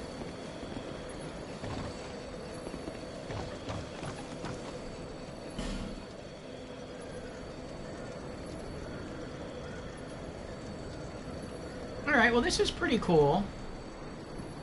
I don't know what I have to do here yet, but it's pretty cool. Alright, let's go check someplace else.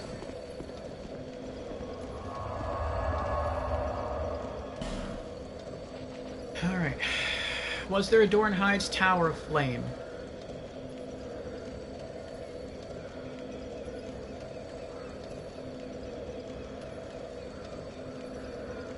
There may have been. I don't think there's one within the Cathedral of Blue.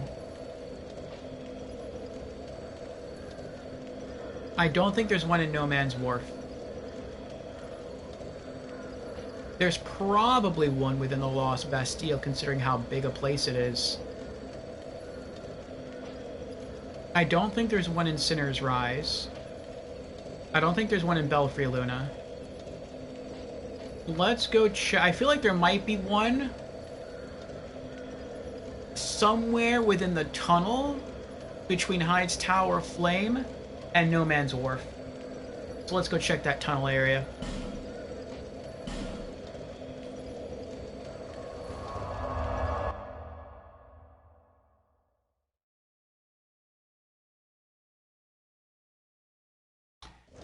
I am full.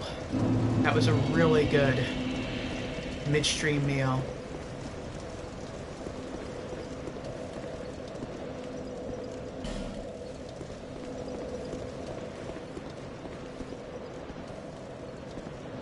I still wonder how people got over there. Maybe they were glitching.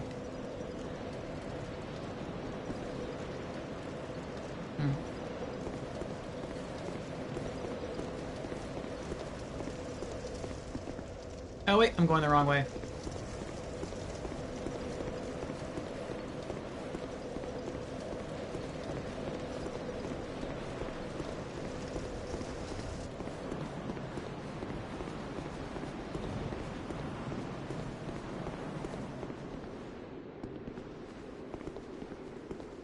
There's no door up here, is there? No, I don't think so. There's no door down here.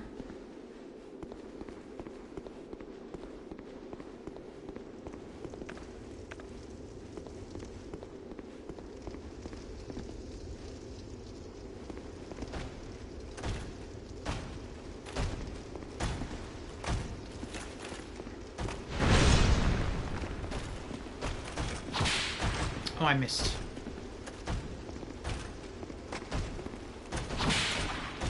Good damage on the Poison Whip. Very good damage.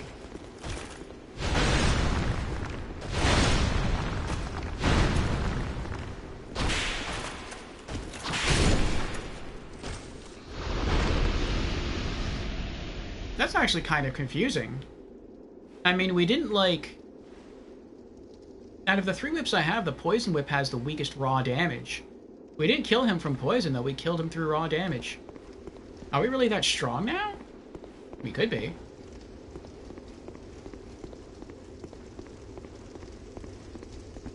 Okay, nothing in there.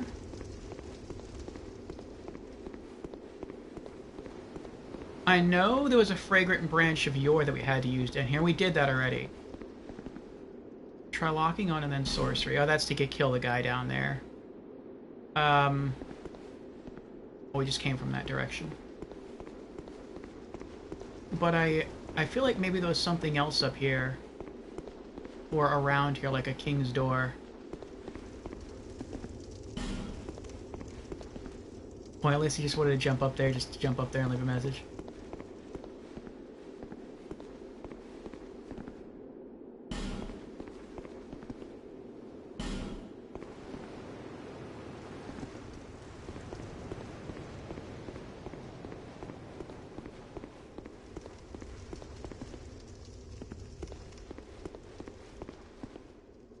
Okay, that's the elevator that goes down. That takes you to the pirate place. And then over here is what? Is a chest.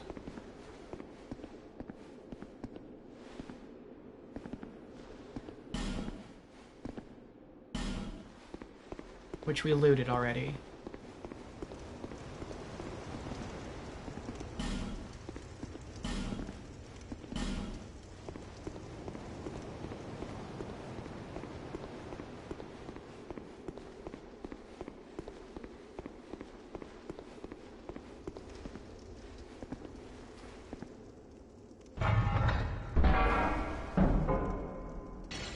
There's no door in here.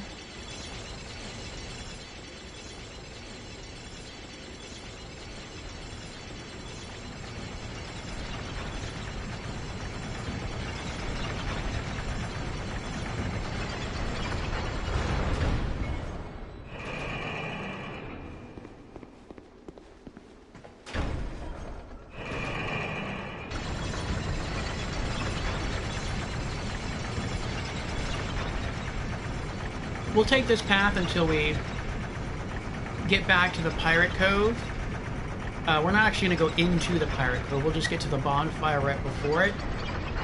And if we don't find King's set of doors between now and then, we'll just use the bonfire to get out of here and go try someplace else. Okay, there's no King's doors here.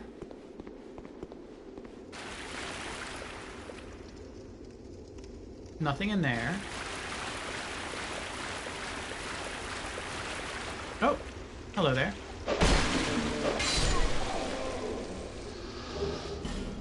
Another throwing knife.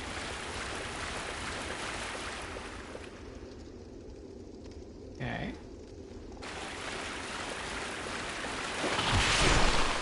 Nope.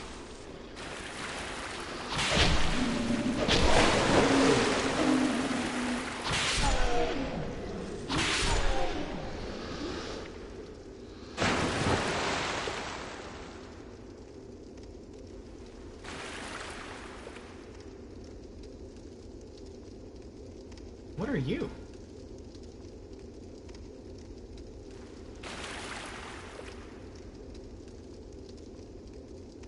I don't know what that is.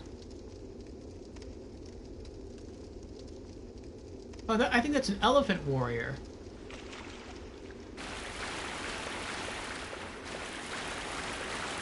Okay, I know if we continue this way, we'll get to the Pirate Cove place.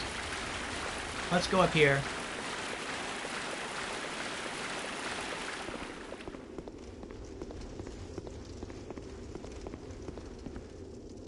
Let's try the poison whip on you.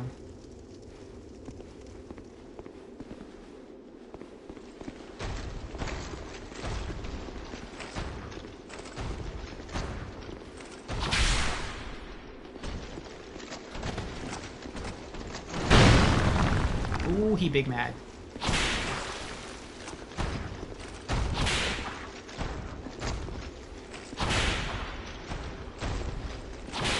Waiting for that poison to proc. There it is. We got him. You're dead.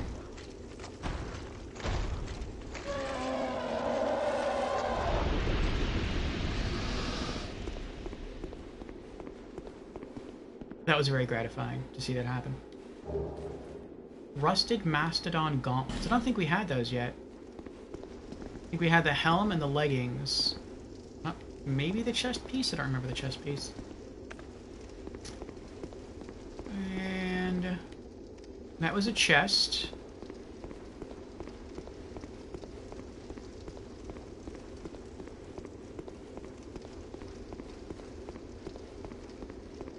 Aha!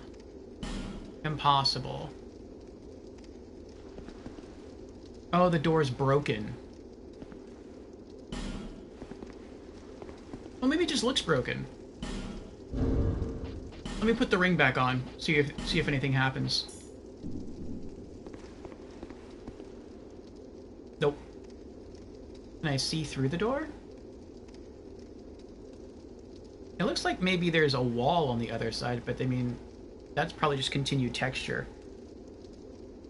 Maybe there's no way to get through here.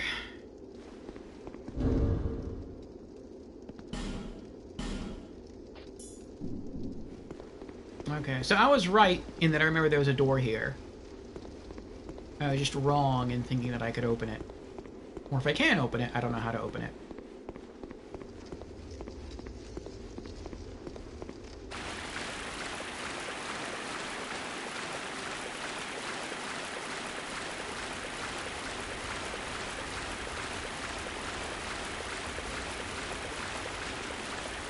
And there's nothing in there. And then this leads into the cave. And to the bonfire right before No Man's Wharf. I have to say, out of all the areas in the game,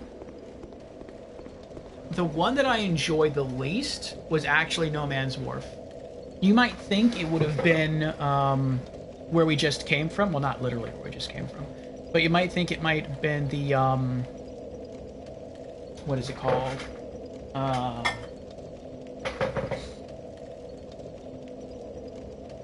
The Undead Crypt. But the Undead Crypt is manageable. I think it's fair for one reason, really, and one reason only. And that is the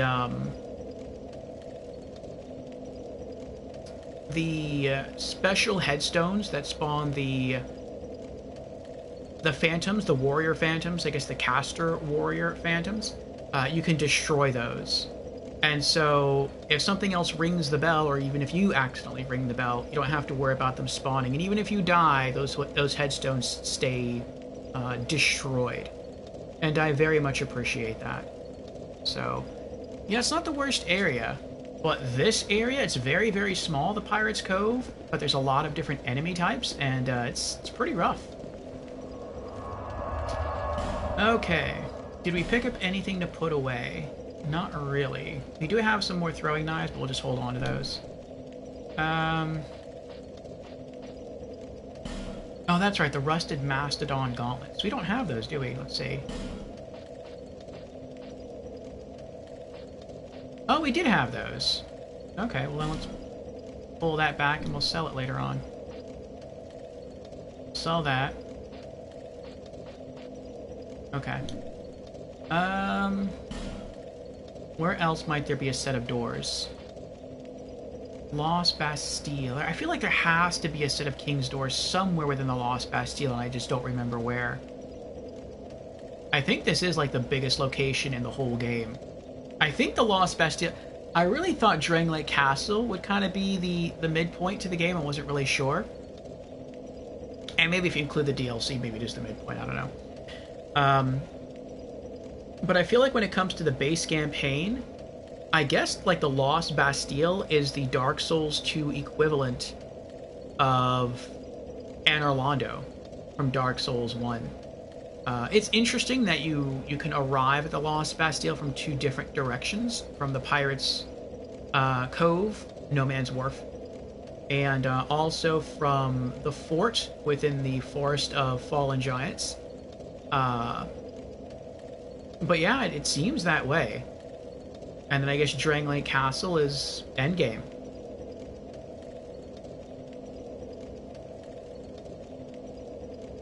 Which is kind of weird. You have a whole dungeon that's endgame, rather than just like a single run-up, which is basically what happened in Dark Souls with the kill of the first flame. It was just like literally 5 enemies and then final boss.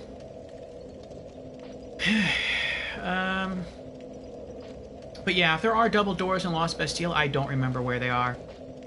Sinner's Rise, I don't... No. No. Huntsman's Copse?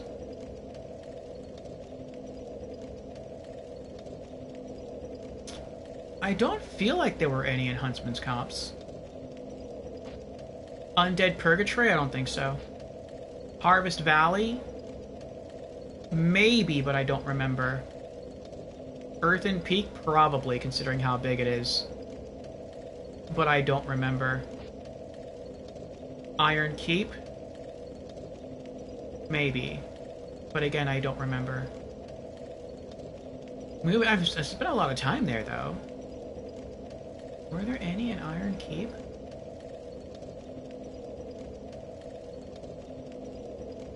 I don't think there were any in Iron Keep.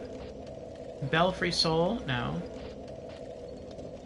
Shaded Woods? Yes. Yes, there is one in Shaded Woods. Okay, we can go there next. Doors of Pharos? I don't remember. I don't think so. Bright Cove Seldora?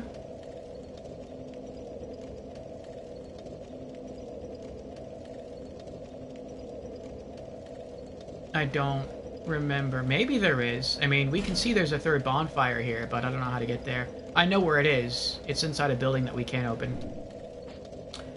Grave of Saints. Don't remember. The gutter. I don't think there's one in the gutter. Black Gulch. I don't think so. Drangleic Castle. Yeah, we opened it. Shrine of Amana. No, I don't think so. Undead Crypt. There could be. And then we have some unknown locations. I wonder if these are the DLC areas. It's also weird to me that we couldn't always see these. Or maybe we could and I just didn't notice it before. It's also interesting that when you highlight these locations, or even when you highlight locations you've already discovered, like, you can see by the bonfire intensity number if there's a bonfire that you haven't discovered yet. Like in Brightstone Cove Seldora, we can see we have Royal Army Campsite and Chapel Threshold, and then just question marks. But there's a number there, so it's telling you, like, hey, there's one more bonfire here, but you haven't found it yet. That's interesting. I don't remember that happening before. Alright, so let's go to the door that we know of, which is within the Shaded Woods and Ruined Fork Road.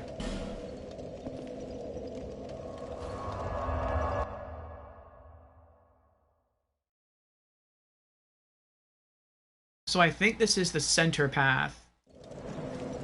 The path guarded by creatures and hippos. The hippo guy, which we're just going to run past. This area. This area, patrolled by humans, leads to Winter's Gate, which leads you to Drangleic Castle. This leads you to the Shaded Ruins, which is a nightmare of a location. Were there King's Doors here? No, I don't think so. And then there was this place. Am I wearing the King's Ring? No, okay, good. I didn't want to wear it yet.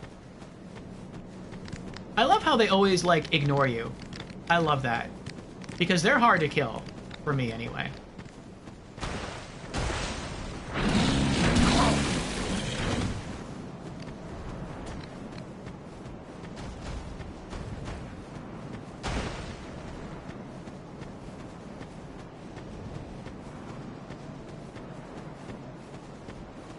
Oh, he stopped respawning. There was a knight here. Reduce the symbol of the king. Very well. King's Ring.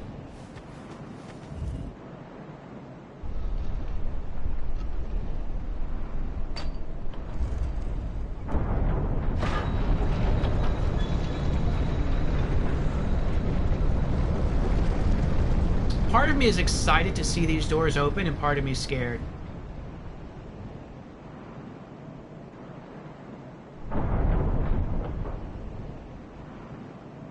Ring required ahead. By the way, hurrah for friend. Friend? Friend is good.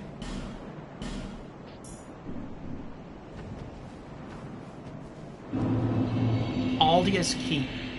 Oh. This is Aldius Keep. The place of the big head guy. Okay, so that's his building there. This is where he conducted all his weird experiments. I didn't notice this high wall from the outside. Yeah, it's there. I guess I just wasn't paying attention. Okay. What does all this say? Overwhelming message. Visions of message. Try message. Be wary of message. Oh, there's more gremlin creatures here. I wonder if this is the only area in the game where the gremlins will attack you.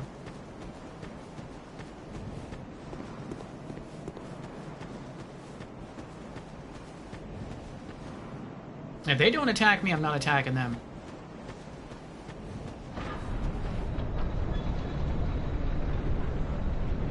It's a cool effect that when you get far enough from the door, it automatically closes. I like that.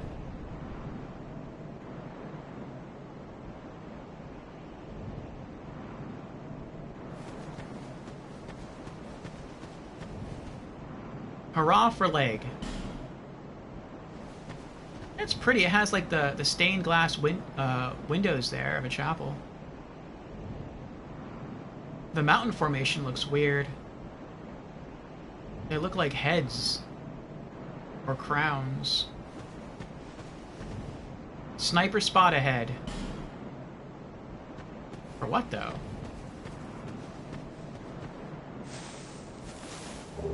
Soul of a nameless soldier and a petrified dragon bone. Nice. We don't need those anymore, but still nice. Okay, we have a little hut there, like a stable area. And then we have the Grand Keep. I'm guessing if we go into the Grand Keep, we're not going to get attacked by anything. But if we go over there to check for items, we probably will. Bonfire ahead. Ooh.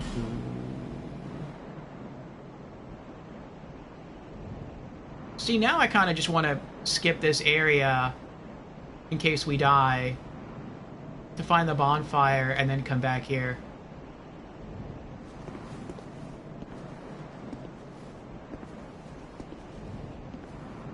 I mean, who knows if there's something really strong hiding behind that shed over there. Let's go this way. I really don't want to have to run all the way back if something kills me. I'd rather just use a bonfire. Fire seed.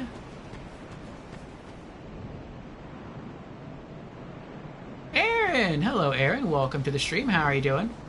It must take months for you to finish games. You are correct, Aaron. You are very correct. Yes, it often takes me longer to complete games than I would say a lot of other people. I like being very thorough. Some would say meticulous. Some would probably just say slow. To knock out games. I remember at one point I had a roommate, and I've always been a PlayStation person. He was like an Xbox person. One game that I really liked was Splinter Cell, and they got that first on Xbox. And it took him like a week. I don't remember which game it was, but it took him like a week to beat a specific Splinter Cell game. And then I started playing it for the first time. I got it later on PlayStation. Radiant Life Gem. And it took me like a month. So you will often see jokes in here in stream chat saying something like, oh, let's go to like the website howlongtobeat.com to see how long it'll take to complete this game, and then we'll either double or triple the time, and that's how long it'll take Orphe to complete the game. And it's true. Here what? Left.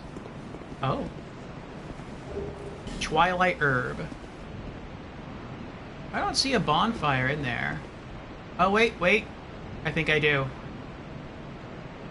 Oh. So that's where the bonfire... Well, now I have to go down there.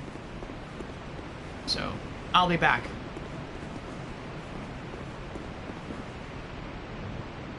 Fusion says it takes him triple the time to beat a game. Yeah. So most of my playthroughs of games are once... I just do it. I play it once, I beat it, I move on to the next experience.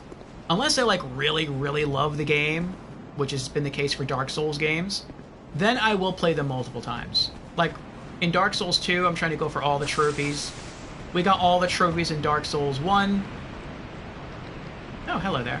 We got all the trophies in Demon Souls, and we're going to try to do that here for Dark Souls 2.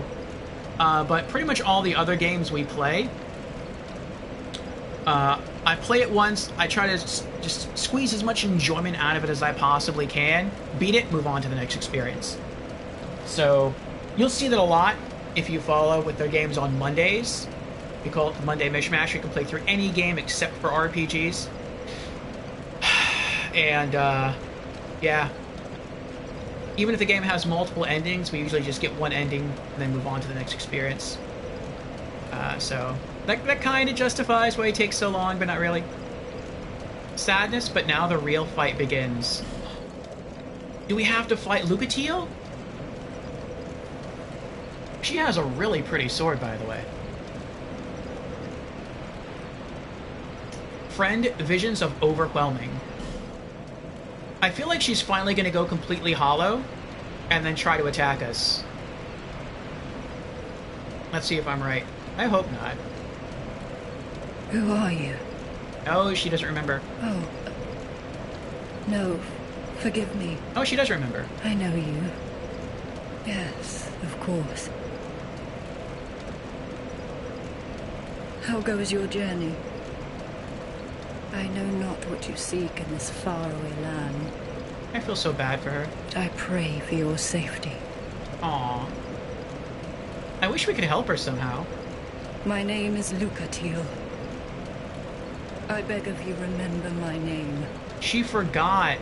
For I may not myself. She forgot that she told us her name. My name is Lucatiel. I beg of you, remember my name. For I may not myself. That's so sad. Okay, now if I use the bonfire, will you disappear?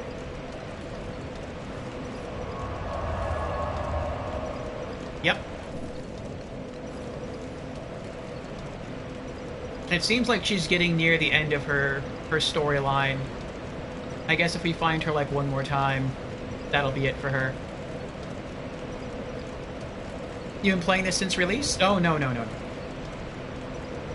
We've been playing this now for... It's kind of a good question. Let me check our YouTube channel. About 1 week after I do these stream sessions on Twitch, I transfer the video over to YouTube. So the first transfer video we have is dated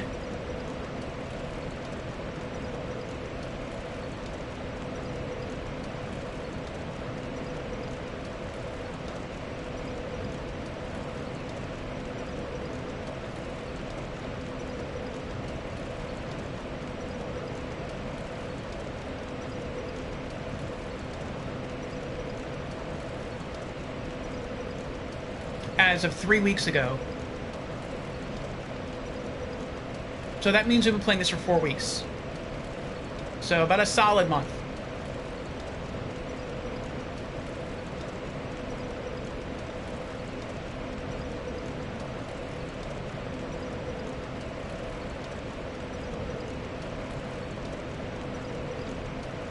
Miss Legendary dialogue? With who?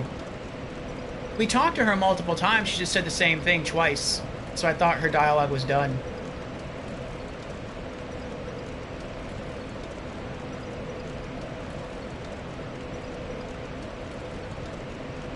She says it on third. I think we did like 3 or 4 goes of her. She said twice, my name is Lucatiel. Remember, for I may not. And after she said the second time, I guess that was all she was going to say. Did I have to like talk to her one more time and then she would like say something different? Like the second time she said it, she like forgot that she said it the first time. And that's why she told us again. That kind of thing. Wretch, in short, be wary of Wretch. Oh. Are you going to attack me?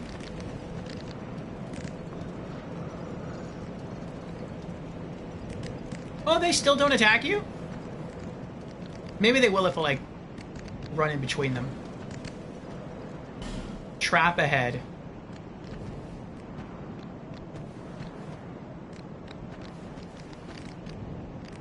Oh, is that how to tell if it's a mimic? It has, like, those silver locks on the front of it? I never noticed those before. Maybe that's how to tell if it's a mimic. Alright, I'm gonna whack it and I'm gonna run. Ooh, I was right. Running away. Is it following? Oh, it's following. No, no, leave me alone.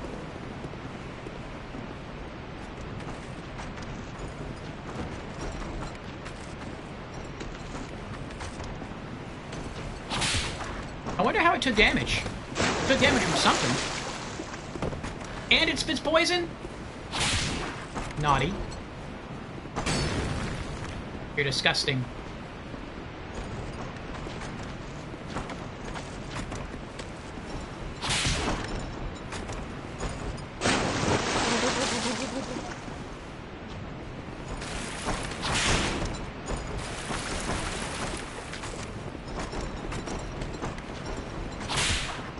Oh, I missed. Got you there. Whoop. Naughty.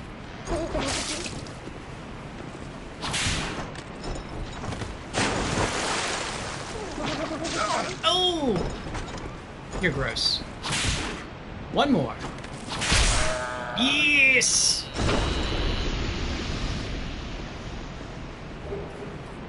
Malformed skull and dark mask. Huh. What does that do?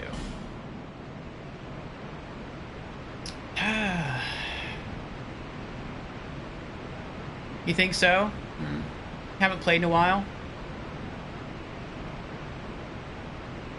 I think I get the bad ending for Lucatiel now. That's how we get a bad ending for her, but it's kind of nice knowing that someone in Dark Souls can actually have a good ending. So this is my first playthrough of Dark Souls 2. I never played, to be specific, my first playthrough of Dark Souls 2, Scholar of the First Sin. I'd never played the original Dark Souls 2. We're trying to play through all the Souls games in roughly release order, so we did play through Demon Souls, the original 2009 version. Poison throwing knives, nice. On PlayStation 3. And yeah, I played it. I liked it so much that I replayed it another 3 times, so 4 times in total. Alluring Skulls. And got the Platinum Trophy. Then we went to Dark Souls Remastered.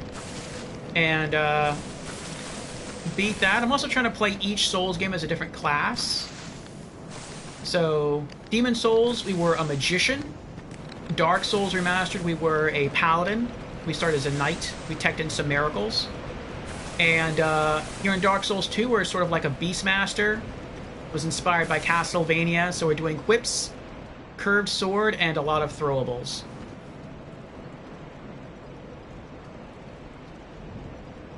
What class did you play as, Aaron?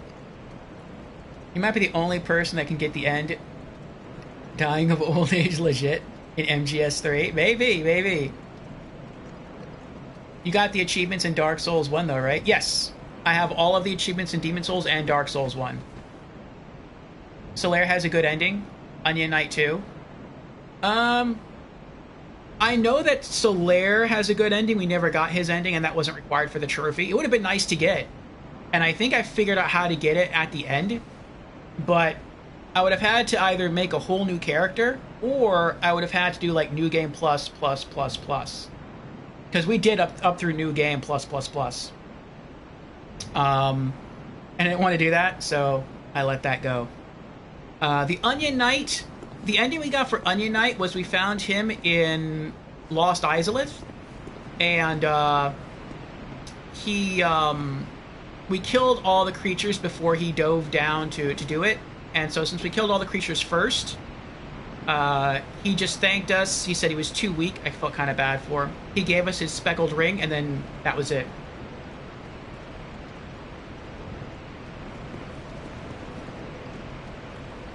That's incredibly convoluted to do. Oh, to get the good ending for Lucatiel? But I mean, like I said, it is nice to know... No items here. That, some characters actually have good endings in Souls. In Demon Souls, I'm not sure... Well, no. Aslatiel? It's her! Uh-oh. She hollowed? And she changed her name. Why did you change her name?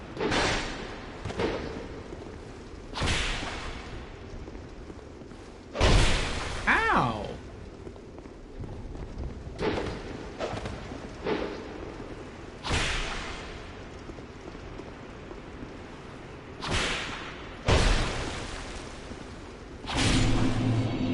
Invader banish!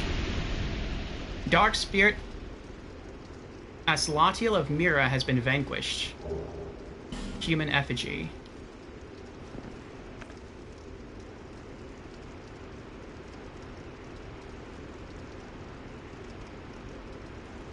You didn't save him at the Great Hollow?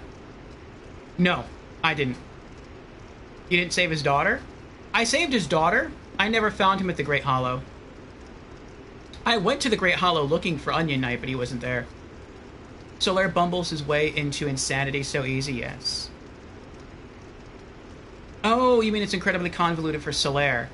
I did, in my last playthrough of Dark Souls Remastered, I did kill the little bug first, the bug that, like, takes control of Solaire and turns him crazy. I killed that bug beforehand, but what I also did was, let me drink up, was, I then went and I killed the Bed of Chaos, and it turns out that when you do that, you can still go back and talk to Solaire, but he'll never progress his quest any further. So, like, I had him locked at the, in the Undead Burg. He never, like, progressed beyond that point, so I just got stuck.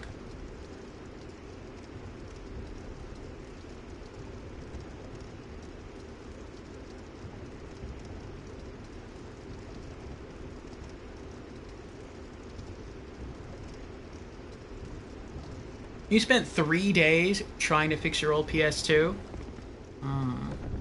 What game are you trying to play on it?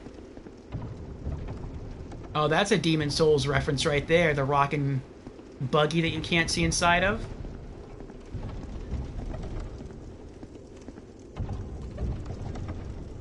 In Demon Souls, that was filled with dogs. Dashing through ahead and then joy. Visions of close-ranged battle, and then hurrah for hole. I'm not gonna run through. There's an enemy in here, I'll fight it. Unless it's a boss, then I'm gonna run.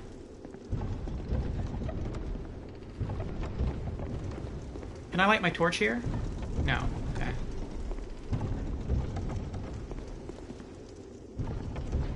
I feel like it's gonna wait until I get to the door. And then when I'm in the opening animation, something's gonna bust out of here and kill me. Well, if it does, it does.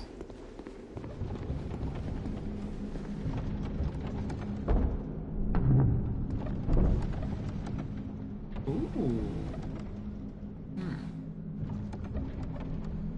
Yeah, that's weird. Oh, they're in here too.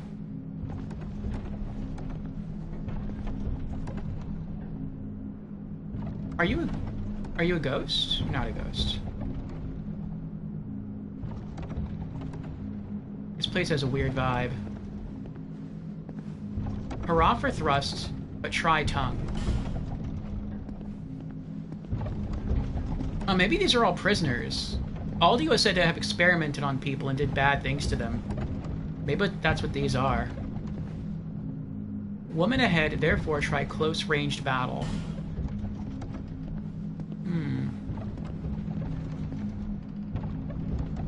Oh, and now you can finally play Final Fantasy X.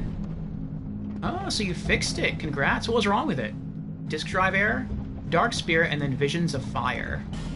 Oh, does that mean there's a bonfire up ahead? Maybe. Fading Soul.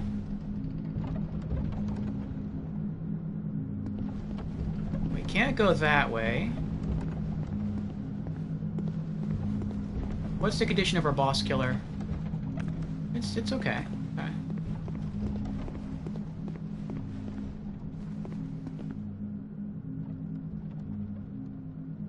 Looks like that could be a bonfire in there.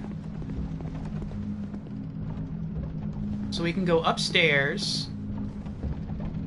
Wait, can we go upstairs? Oh, we can't go upstairs.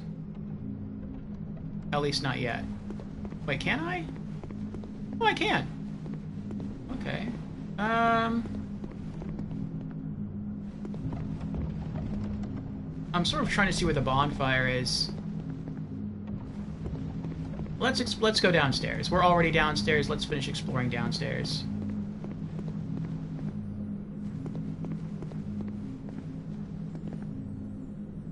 Okay, nothing there. Nothing there.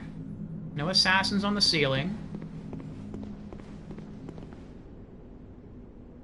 Lever ahead, but misfortune. I see the lever. Pull back. Why?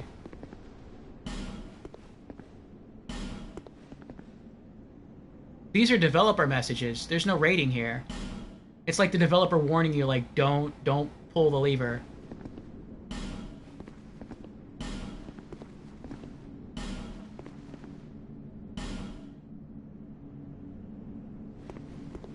I feel like if I pull the lever, that large skeleton thing outside is going to come alive.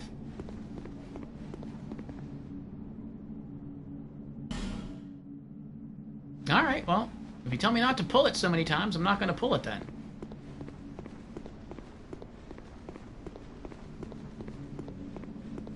I mean, maybe I will, but I might do it later. Ooh, I hear twinkling noises. Maybe there's a crystal... Oh! Hello.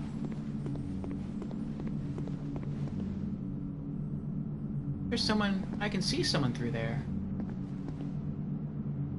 I wonder if that's Aldia's human form. Hello?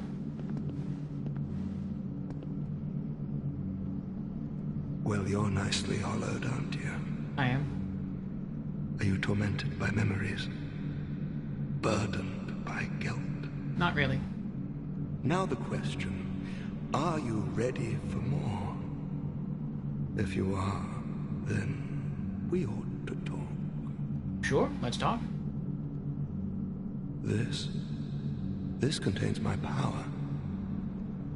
Long ago, this naive vessel of mine set about devising new spells. Oh, is this Aldia's body? The fool dreamt of bringing new forms of magic into the world. That sounds nice. But instead, he created me. Mostly by chance, but he did a fine job, I must say. What he sought was strength, and so I decided to demonstrate. While my vessel slept, I'd find my mark and hunt him down. But my vessel did not approve. And so while I slept, he sealed the both of us away. Interesting. No, I don't have anything against humans. But how is it that you go about defining good and evil? I'm only using what the gods gave me. How can that be so wrong? So what say you to a spot of murder on my behalf? If you don't, I'll leave this place and take more lives. Many more. I couldn't give a fig either way, so... what's your choice? Oh, wow.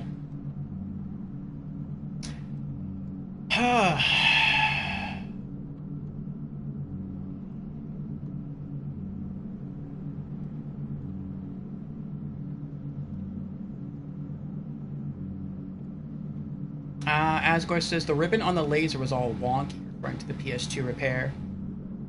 And the teeth that pressed the sensor buttons on the lid were snapped off. Ooh. It's the assassin from Demon Souls. Not literally, but I think it's the same voice actor. That's cool.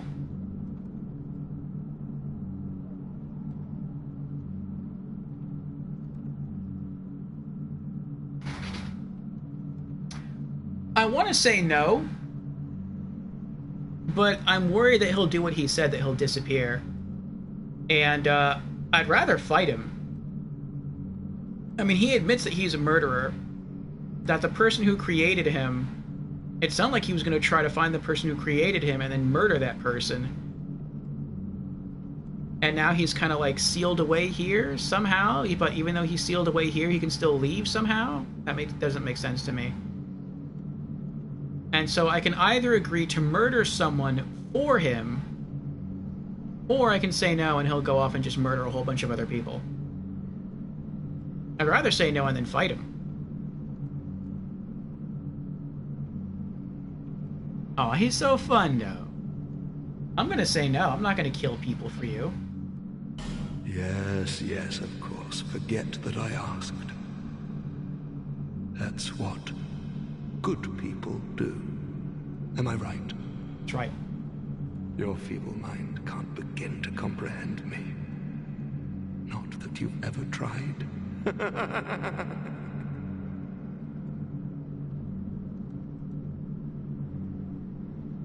No, I don't have anything against you. I'm only you. So what say if you don't? I couldn't give a...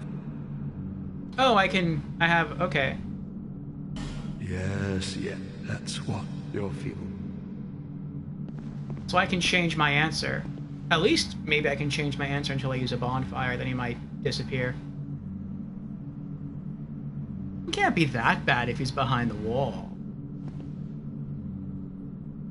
I feel like that's what the switch does on the other side of the hallway. I feel like if I pull that, it releases him. And then he'll go and he'll either attack me or he'll attack other people.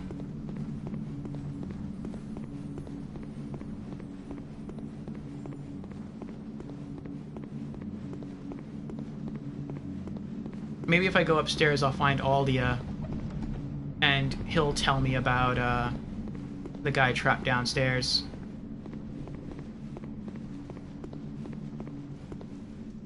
Uh-oh. Oh, there's more mirrors here, like in the castle, in Drangleic Castle.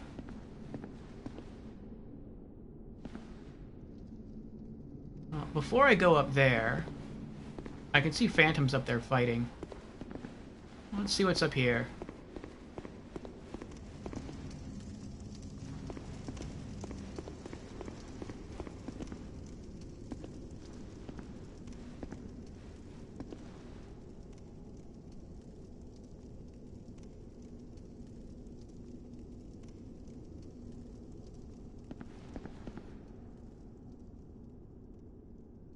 Oh.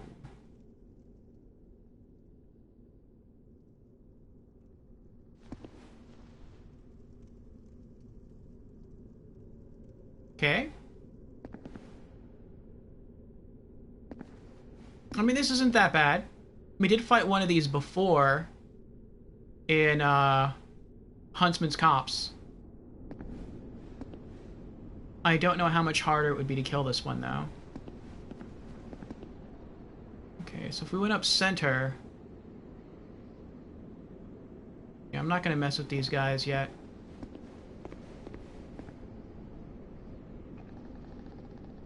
Trying to plan my escape route in case I have to run.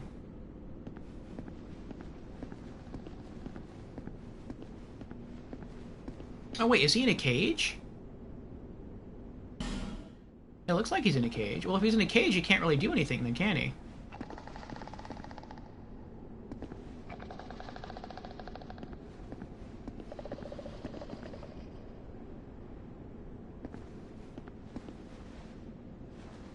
There's a door over there.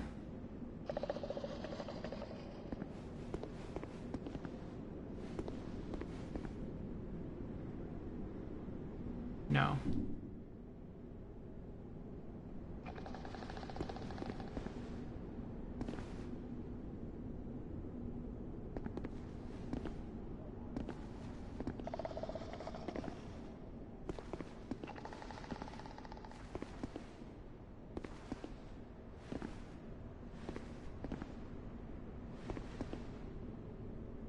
No way.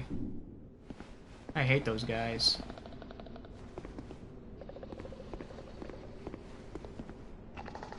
This is unique.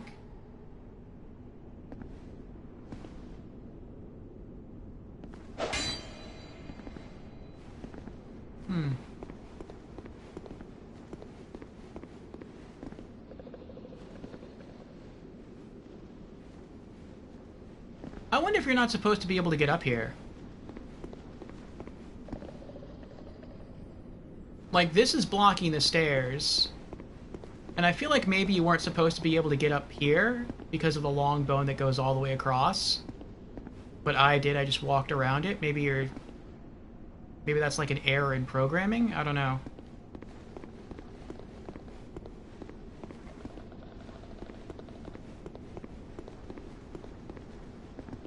I mean, that would explain why I got a fragrant branch of yore outside. So I can come in here and unpetrify the hippo guy, and then continue up the stairs. Will you attack me if I get close? No. So then why would I attack him?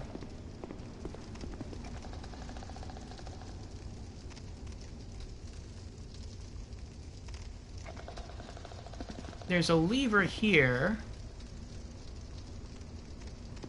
I'm guessing that would either set him free, or maybe that would cause the dragon to breathe out fire and kill him. Let's see what's over this way. Here's a chest in the distance. Let's see what this message says. Weakness behind. I guess that means that, oh, maybe he tries to hit you with a smoke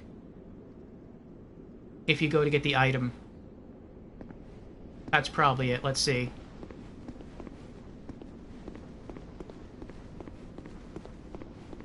Huh. Does he wait for you to go into the animation? Crimson water. Nope.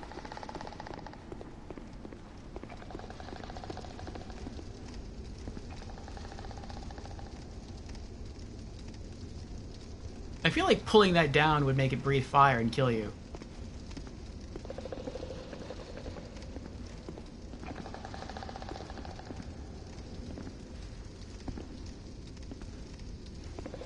Okay.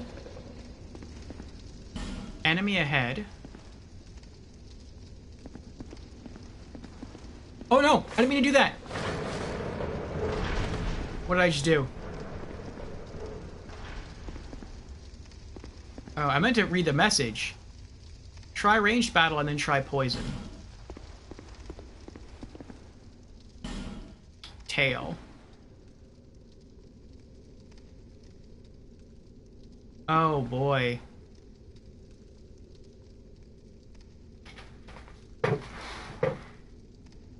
Looks like 2 hippo men.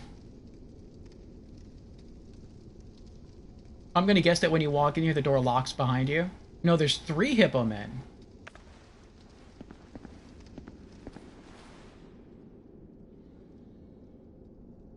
Oh, there's 2 hippo men.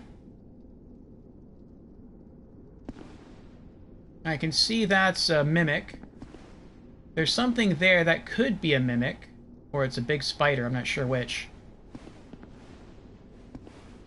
Huh.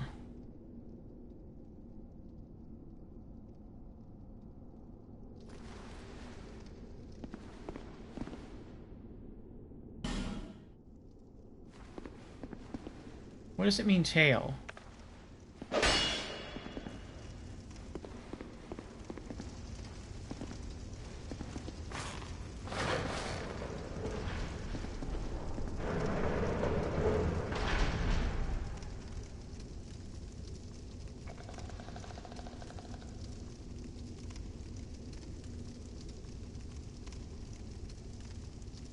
You feel like something you've said can be taken as trying to spoil the game if taken out of context?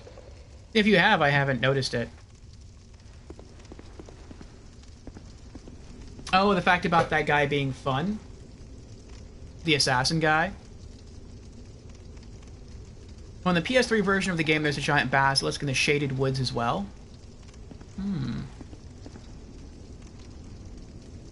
I kind of don't want to kill him. Just because he doesn't... If he doesn't do anything to me, then I don't see the point. I mean, maybe he drops a good item. But I would feel bad attacking him and killing him if he's not going to retaliate. He's cute. I feel this next room is just going to be pure death.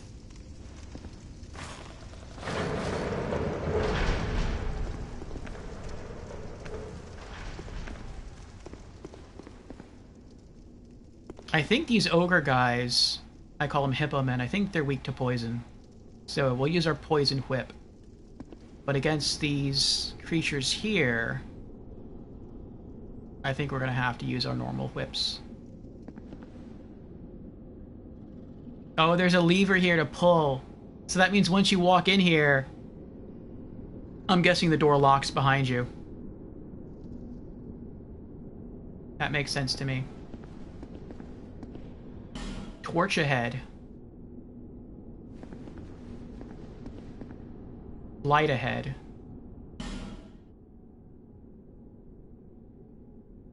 I feel like using this will set him free. You know what? Let's do it anyway. We have one Pharaoh's Lockstone left? Sure.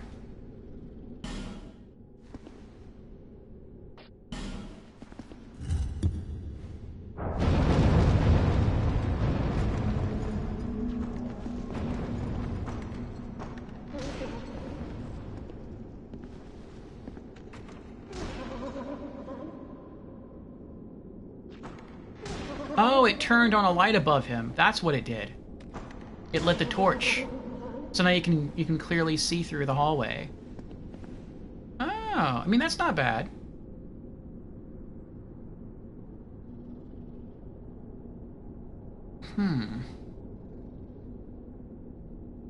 I feel like at some point he has to drop down, because if I kill him from here, there's no way I can get the item. Okay, okay. Let's keep going. Hopefully if they do get dropped in this room, I'm able to run back, and I'm able to fight these guys one at a time.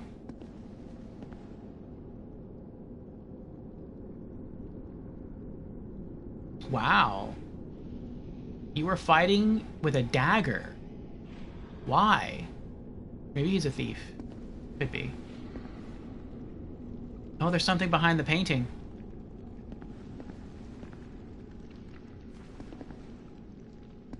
Wait, is that an item or an enemy? I think it's an enemy.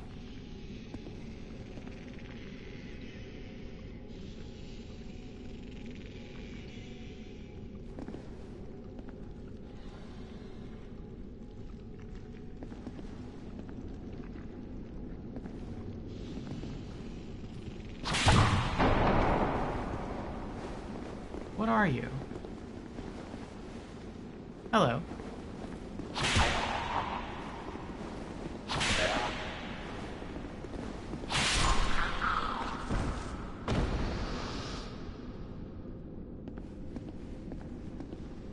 Was there anything in here?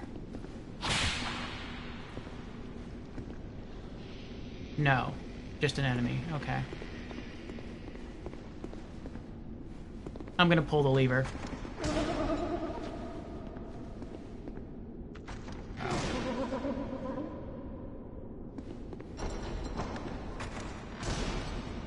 Oh, it's not giving me an option to pull the lever.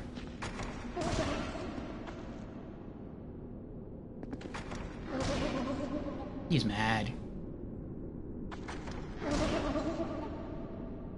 Don't kill him, you monster.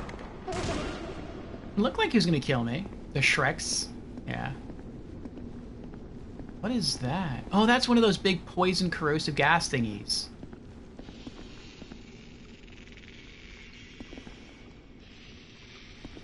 So I guess these are all like unique examples of creatures that Aldia kidnapped and encaged for his research purposes. I like the book stand here. That's a nice touch. It's a nice little callback to the Duke's archives in Dark Souls 1. Trying to see if there's hidden passageways behind anything here. I really hope that these cages don't just like the floors open beneath them all, and then I have to fight all these enemies at once. That would be horrible.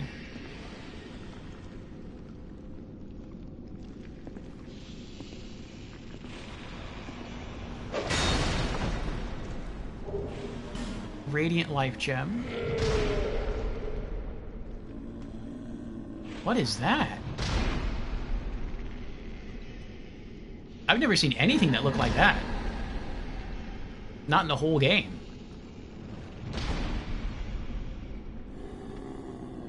That is weird.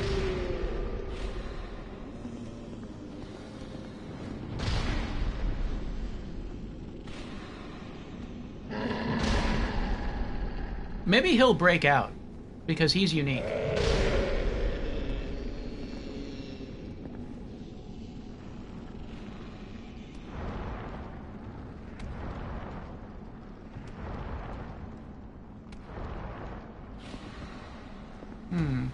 Let's try this door.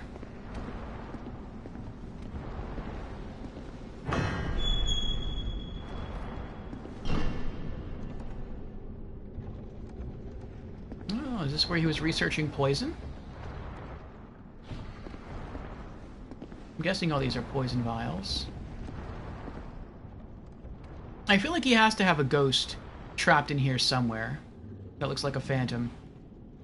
Try ranged battle. Help me. Oh, lots of poison down there.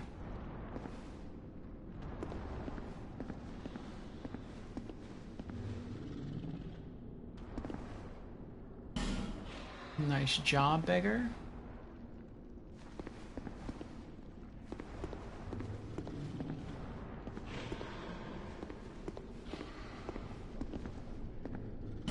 Left bonfire. Illusion and then bonfire ahead. Oh, is the gas a bonfire, or is the gas illusory?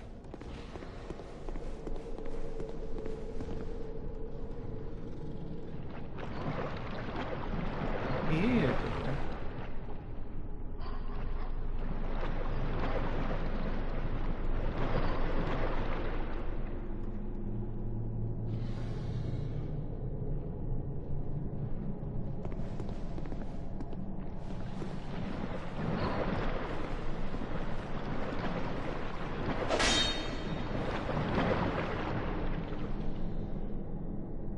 Oh, that's corrosive fluid that breaks your gear. Try luring it out, and then be wary of equipment breakage. I don't see any bonfire, though. That's not a bonfire.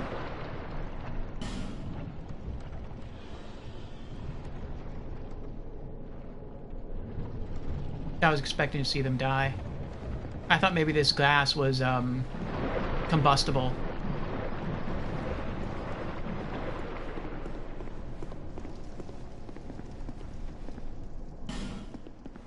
Oh wait, it's turned this way.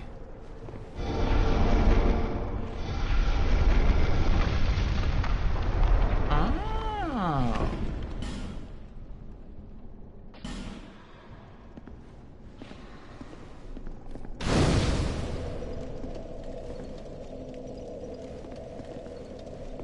Let me repair my whip. Oh, no, I wonder if, that other person is left now. The assassin person. We'll be back. I don't want to lose these 17,000 souls. I'm gonna go to Cloanne, buy a Twinkling Titanite, and then we'll come back. This is a much bigger area than I thought it would be. Maybe this is the area that's supposed to be far off to the east that we're supposed to explore. You've been long away. What would you like? Well, I've only one thing to provide, and we both know what that is.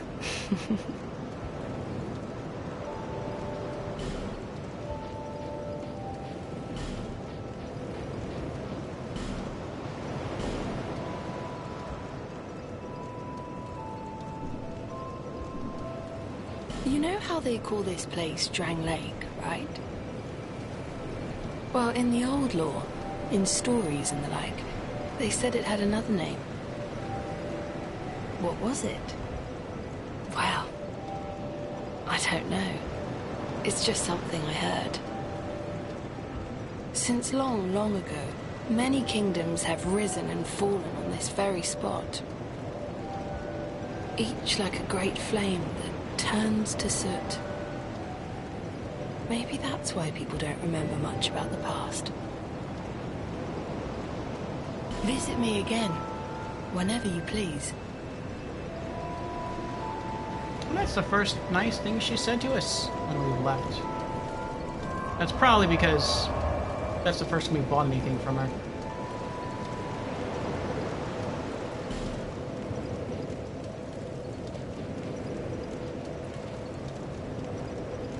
Aldia's Keep. Foregarden. Ritual site.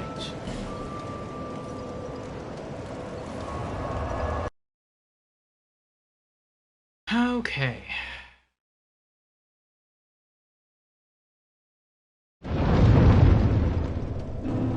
That was a loud noise.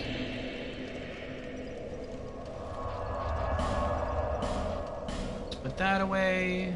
Radiant Life Gems. Twilight Herb. Crimson Water. Alluring Skulls.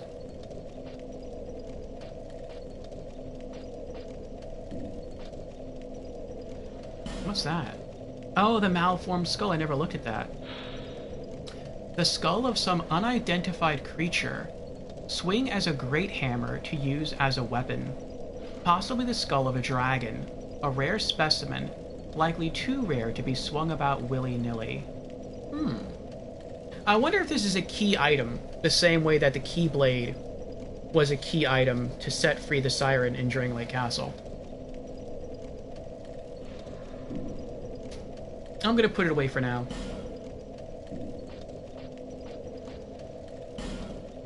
Dark Mask. Mask of a night subsumed by dark. No one knows the true identity of these men who are said to freely manipulate dark. Old foreign legends describe them as poor souls who chased the lost art of life drain. I think we have the full set now. We gotta sell those. We gotta sell those. We can put these away. Okay.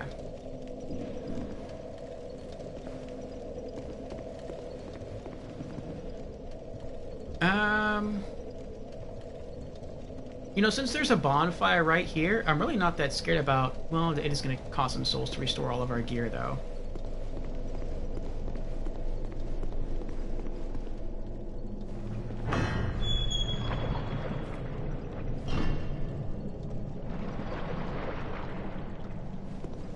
Can I close the door? I mean, I can.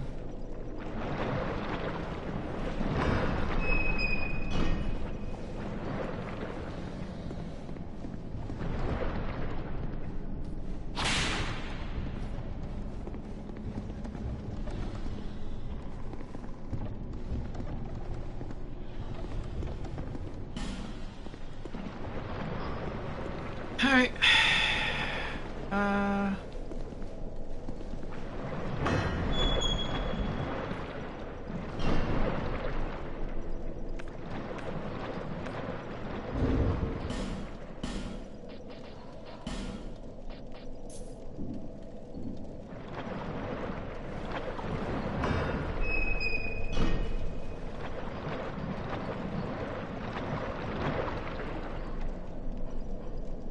I was hoping he'd come closer this way, so I could cheese him with my whip through the door.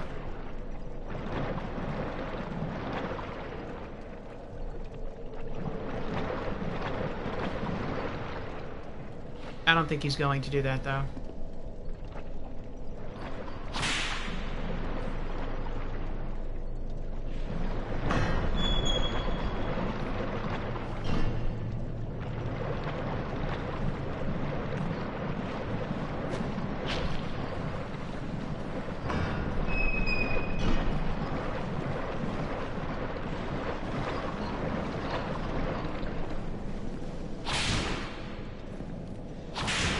Yay!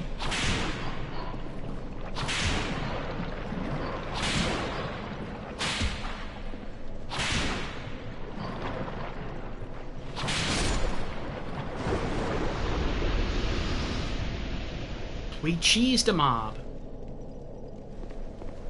Can we cheese the other one? Also, that skull over there makes me nervous.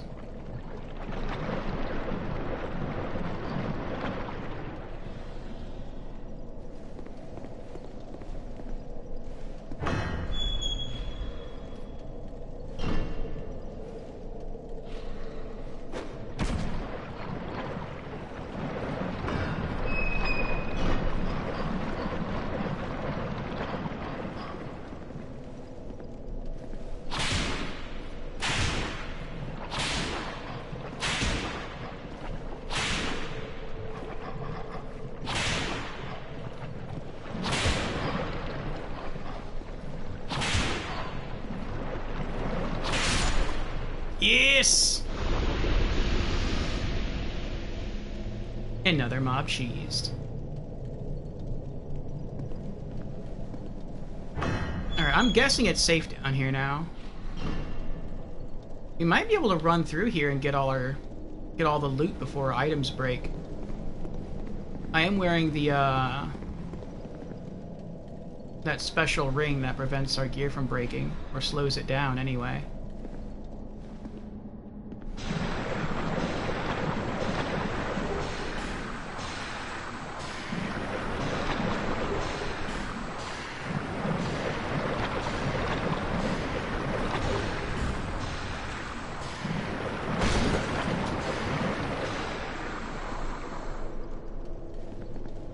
Okay, so our gauntlets broke, but everything else is okay.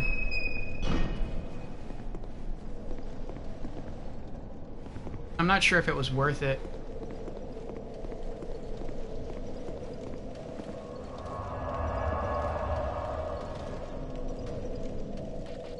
What did I get? 2 divine blessings.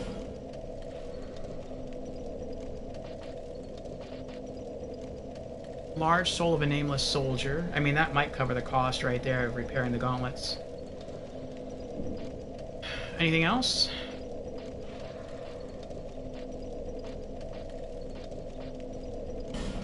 Oh, a petrified dragon bone. That was probably worth it. I mean, not to me, but probably to a lot of other people.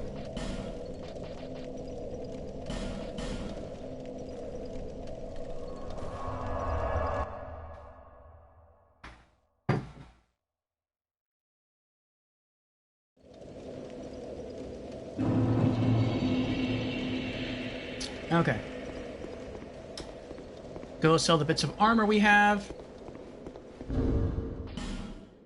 Let's also use our souls. Fading soul. And soul of a nameless soldier. And large soul of a nameless soldier. Alright. Sell our armor bits, and then go get our gloves fixed. Hopefully that won't cost too much.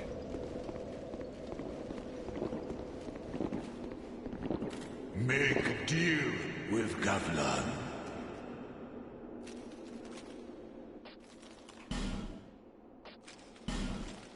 $67 and $400.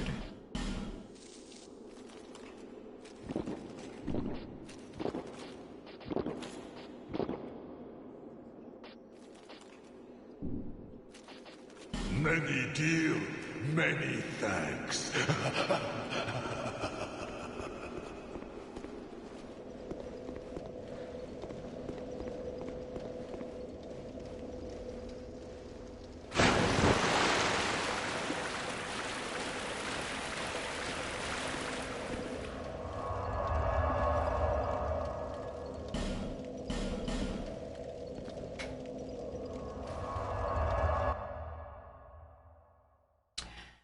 I'm gonna be sad beating this game.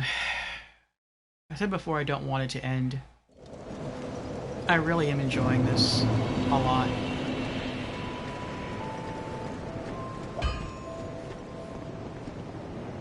I knew you'd be around soon. Go on, show me what you've got. I feel like this is the perfect Souls experience. It's not a perfect game, but I so love the locations and the lore and the items. That's not too bad. Only 414 to fix.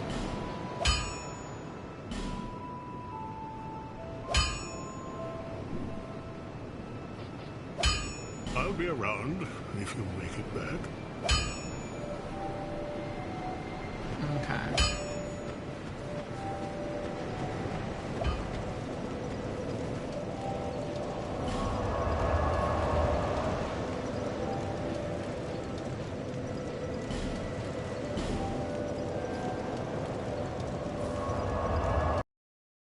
I wonder if the door is open. I probably did leave the door open.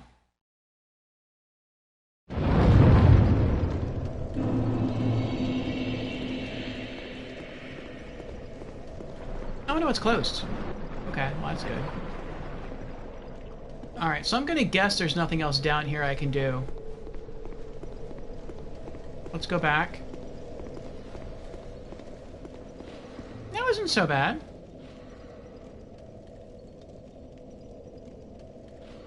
Welcome back, Asgore. Your headphones died? Oh. Well, we didn't do much. We went down here. We cheesed some kills. We found a bonfire. We got some items. We fixed our engraved gauntlets. They broke while running around down there. But, yeah, everything else is, going alright. A Pharaoh's Lockstone. Nice. So for whatever reason you didn't have one when you came into this place, you got one now. Then you can go light the torch in the hall.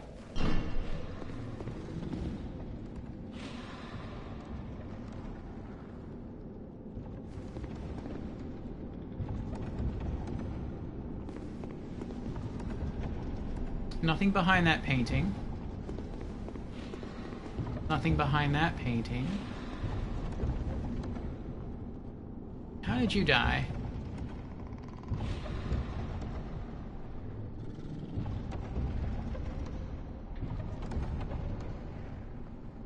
I feel like it's pointless to kill these creatures. I feel like if I did, whatever items they drop would just stay where they died, like way up there.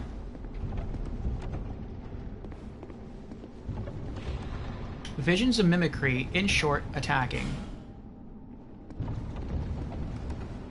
It's locked.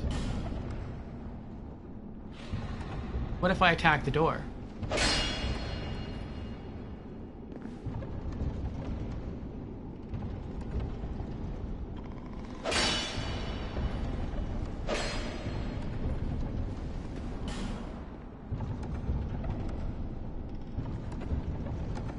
No one's gonna open the door for me? Okay.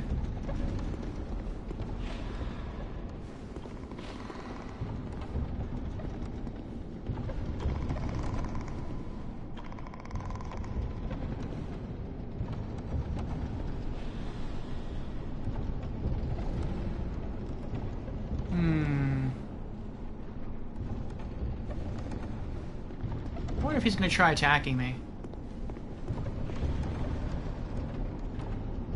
Oh, there's a big guy down there. We're gonna leave him for last. I'm gonna see what's down this way.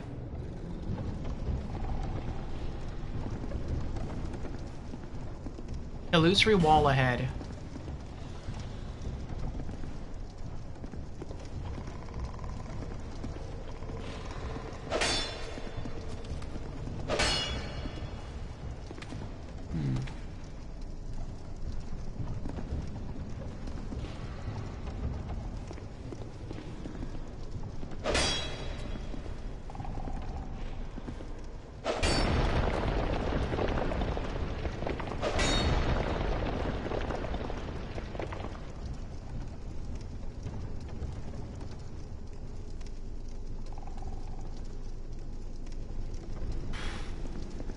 I'm nervous. Okay, so no lighting braziers in here. I guess that does bad things. Chest ahead and then try Fatty.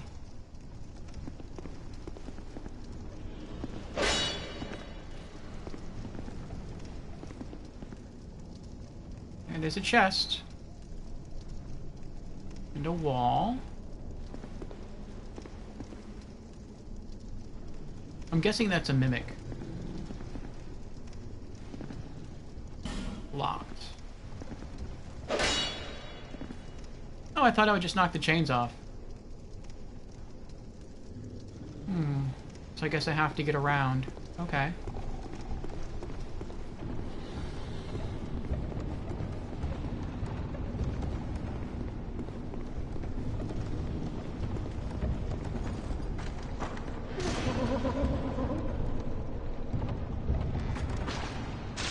Hey, meanie.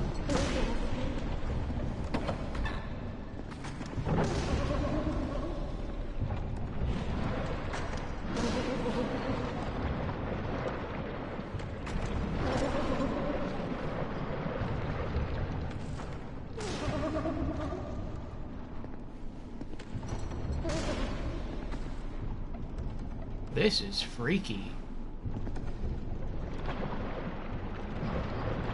It's like this guy was just cutting stuff up and cooking it. Are these the rib cages of ogres? You're sick, dude. I mean, I get you're hungry, but that's sick.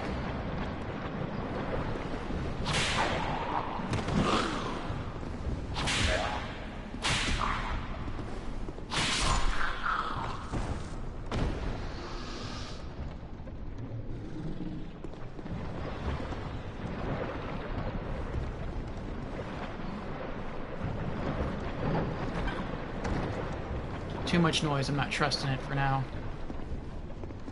Alright, so I can drop down there. Oh, that's not where I thought it led. This is all the corrosive stuff with the two animals that I killed earlier. Oh! Okay, yeah. So he was killing animals, he was killing all these giants and ogres. And then he was tossing their pieces down there to be eaten by the dogs. That is gross.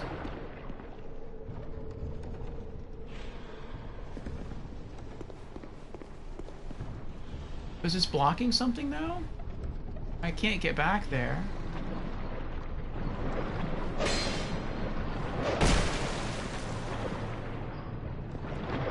No, okay.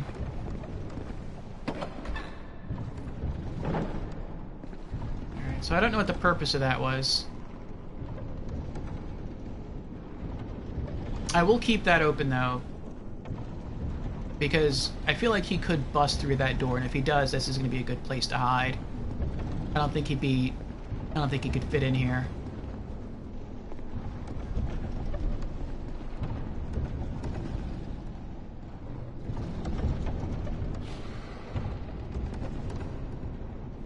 Hello?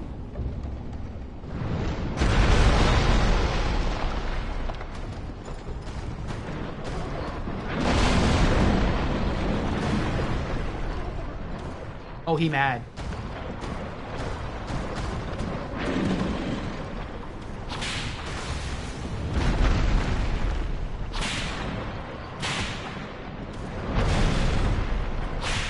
Ah, he's poisoned. That's right. Dance the dance of poison.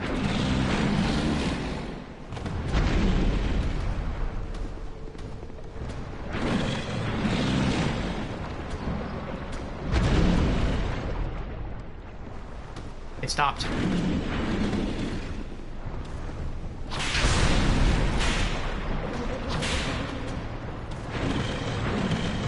Oh, he's poisoned again. It only took 3 hits to poison him. Nice. Alright, we just have to keep dodging. We should be okay.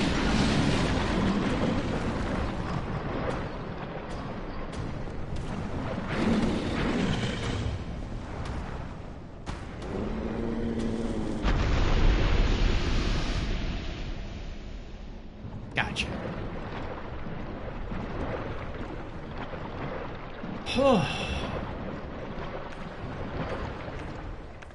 You strong boy. I wonder if you turn around and you run, if he'll just keep chasing you and bust all the cages on the way down there. I wonder if that's what that was kind of supposed to be his purpose. Was to set everything free so you can come back in here and kill everything for items.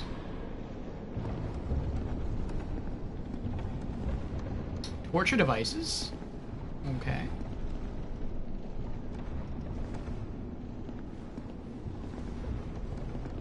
What's in here? I see something in there.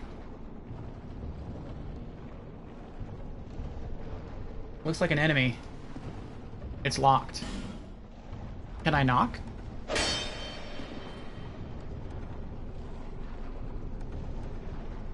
Nope, they're not opening. Looks like a specter of death in there. I got this. Thanks for the encouragement, Lorelei. I think we do. I think we do. Alright. Last doors left.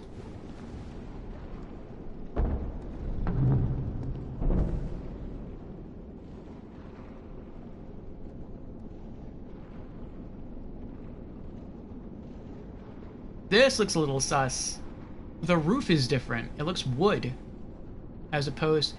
I feel like I'm gonna walk in here and the ceiling's gonna start coming down.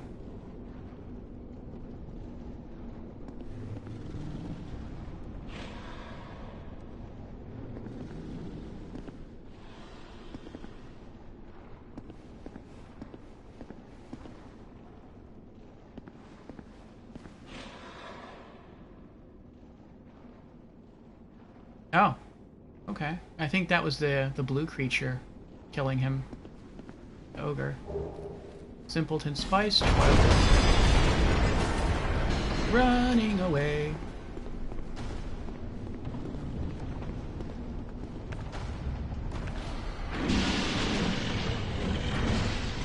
Aww. I was hoping that was going to be a poison pot.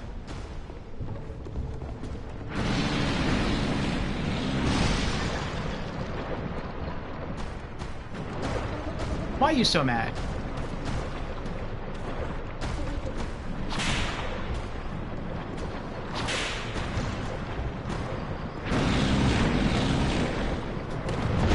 Oh! Oh, oh, pancaked me.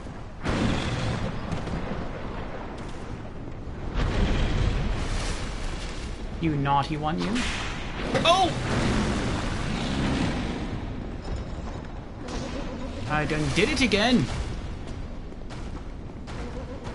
Wait, how am I zoning you out there? This is where you came from.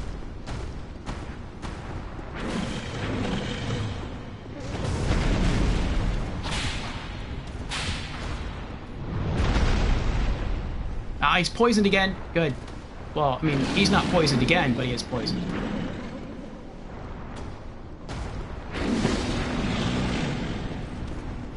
Oh, there's a fog gate over there.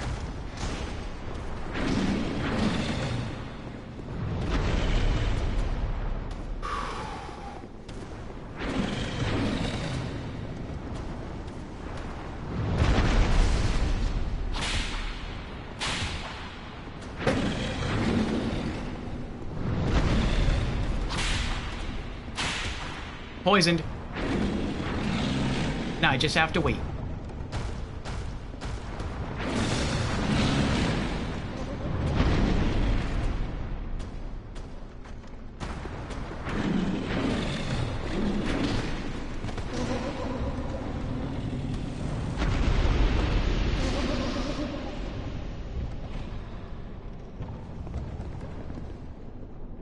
Nice. And my poison whip is like barely taking any damage due to the knuckle ring. It's pretty awesome.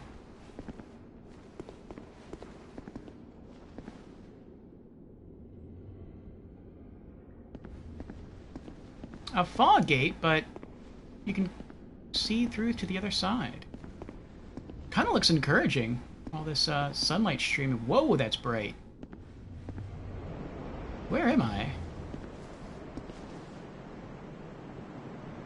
This is really pretty.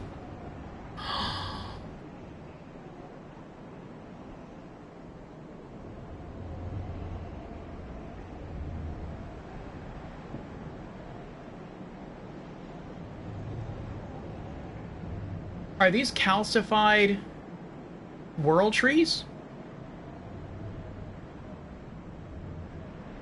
from the, I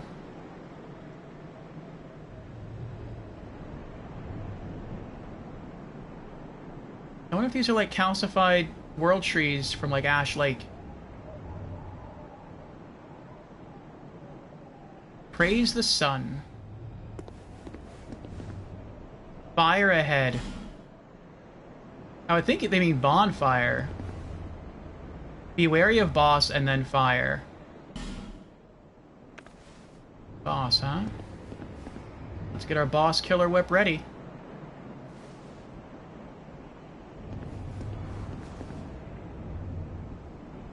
Visions of Nimble One. Nimble One? They're a quick boss? Hmm.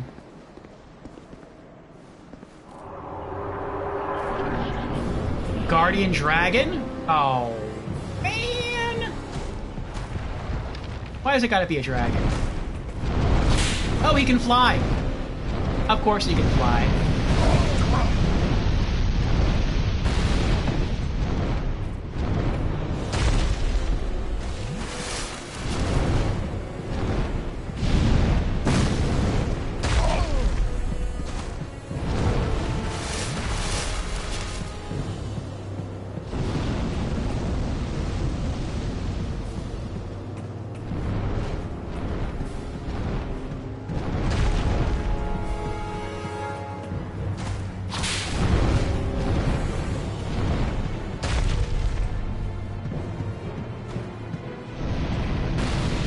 I rolled. I hit the roll button. Whatever.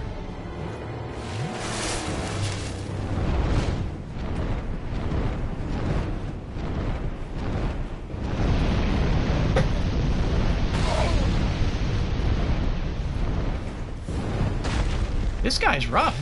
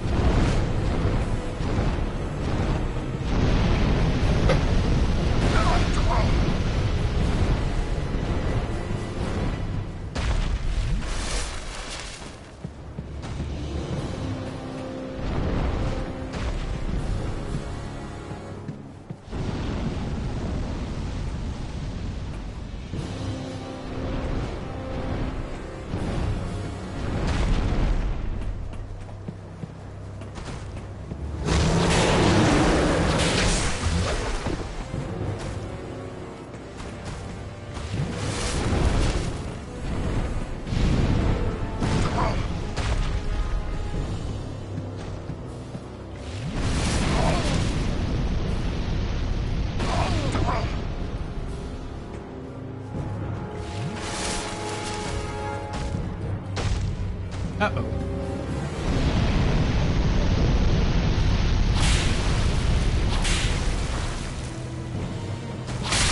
Yes, we got him! Victory achieved! Guardian Dragon Soul.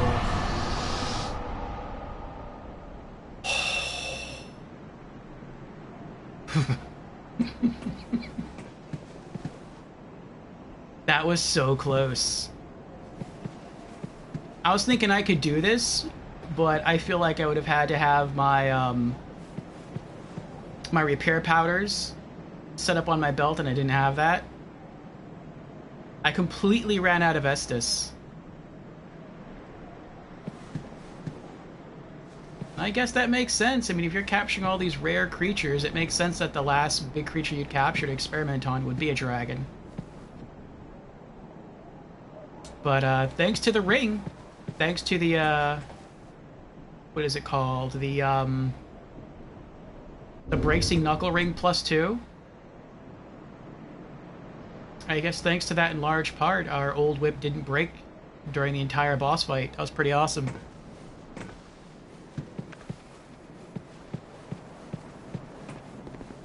Hurrah for hope. By the way, praise the sun. You're right. Praise the sun. Also, let's do our war cry. For we are victorious!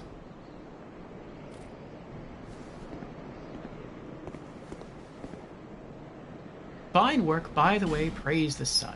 Yes, yes, yes. Visions of hope, chance ahead. Looks like an elevator. Oh, maybe this is who the assassin was going to tell us to kill. Visions of joy. He was going to ask us to kill the other Aldia guy. And you have to defeat the dragon and take the elevator up to meet him. That's probably what this is. Fine work. By the way, try right. A lot of bloodstains out here, though. Don't give up. Dragon Scale. Is that the first dragon scale we've looted in this game? I feel like it is.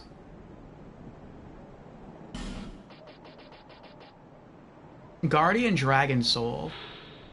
Soul of a dragon that guards the path to the shrine. Oh, this is a shrine?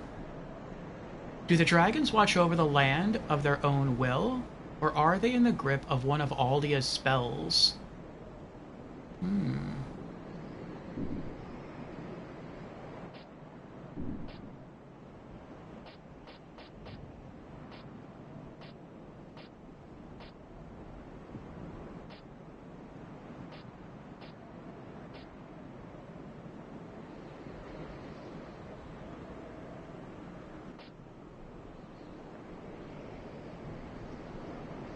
I don't see the dragon scale anywhere.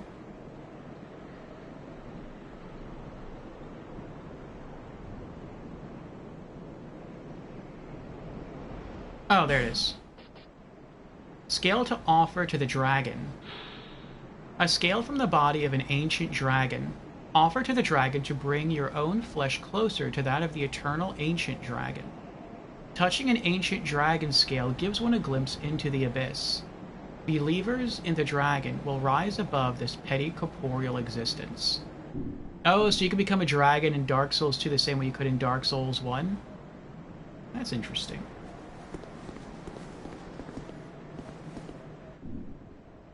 Hurrah for gorgeous view. I will say that. This is an amazing view.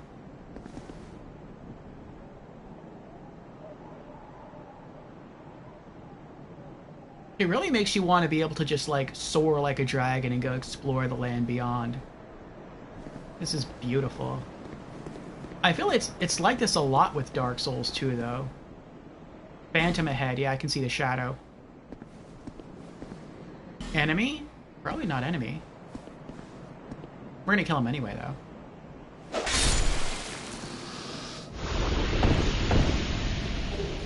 Smooth and silky stone. Almost everything in Dark Souls 2 is absolutely gorgeous.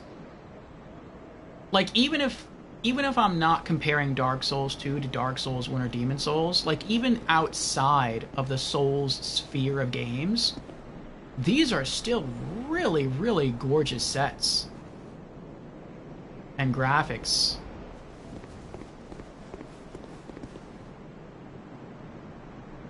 Nice, you beat Guardian Dragon. Hype, yes, first try. It was close, though. It was really close. We had to use up all our Estus to do it, but we did it.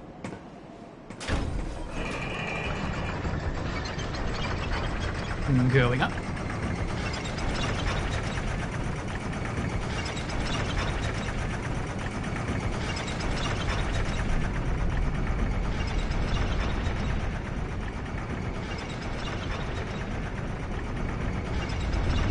Going up a lot.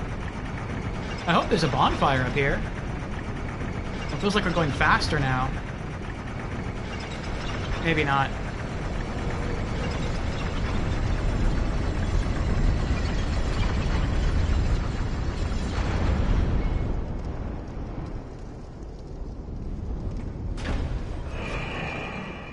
Oh boy.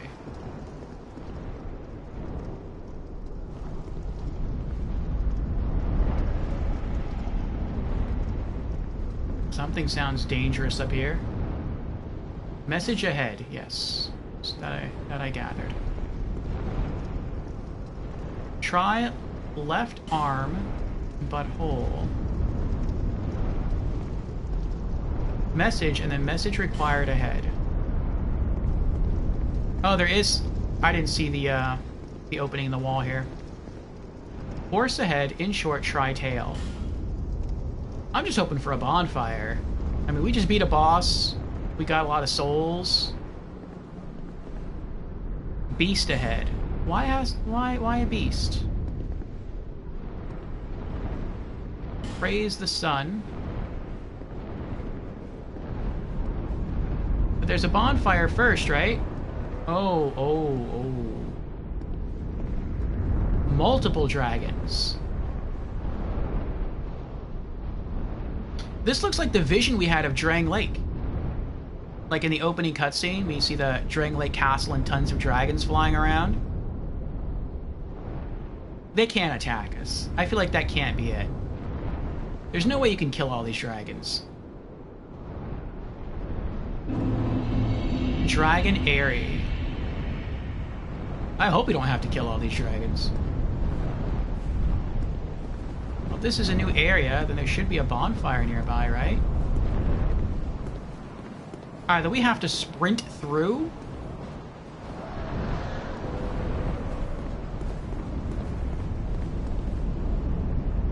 or they're not going to attack us. I feel like it has to be one of those two.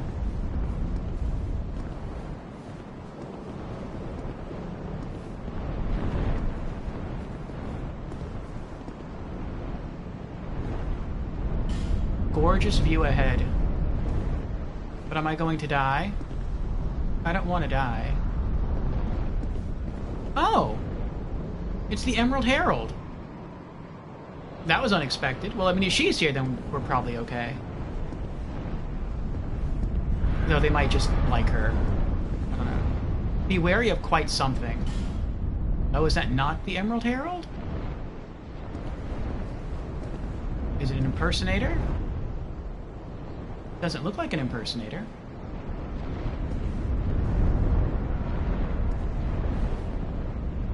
Trying to read the message.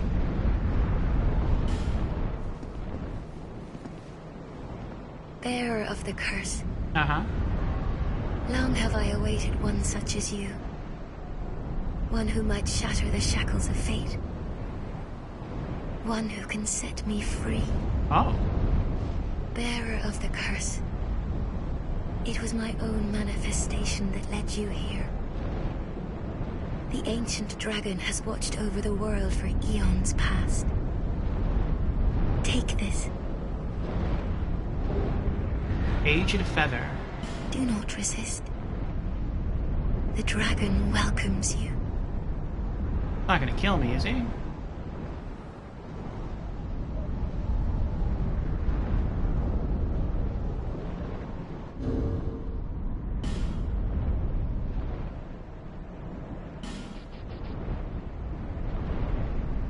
Return to the last bonfire rested at. Aged feather. Oh, that's how she gets around, huh? How she teleports so quickly. That feather attached to her.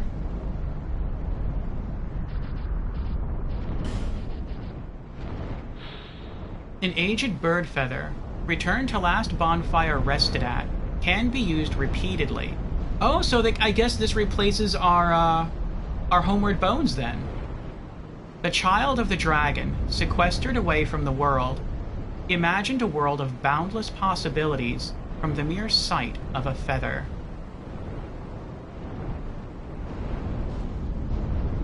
Huh.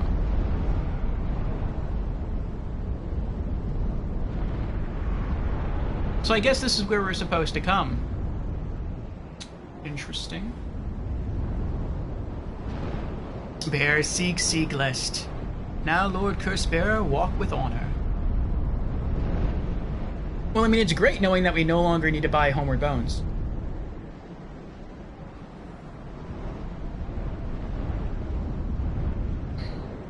So she's a child of a dragon? Interesting, interesting. I wonder in what way is she a child of a dragon? Like, is she the creation of an experiment like Seath? Or is she, like, an actual product of human and dragon coupling?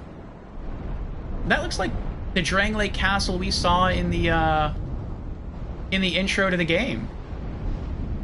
So what we saw in the game was not Drangleic Castle?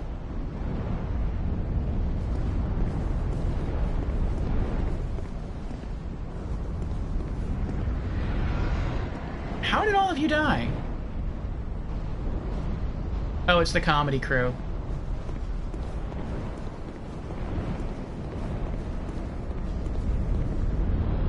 Now the real fight begins. Therefore, composure ahead. No, not composure. Give me bonfire. Oh, look at all those bloodstains.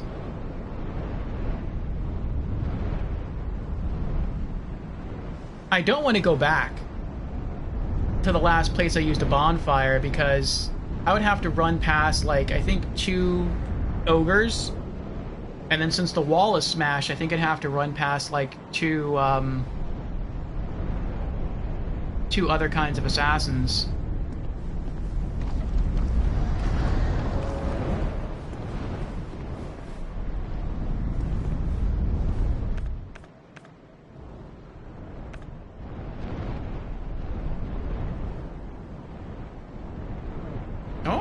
Nice. Brandon says they have Excel World versus Sword Art Online marked down from $60 to $9.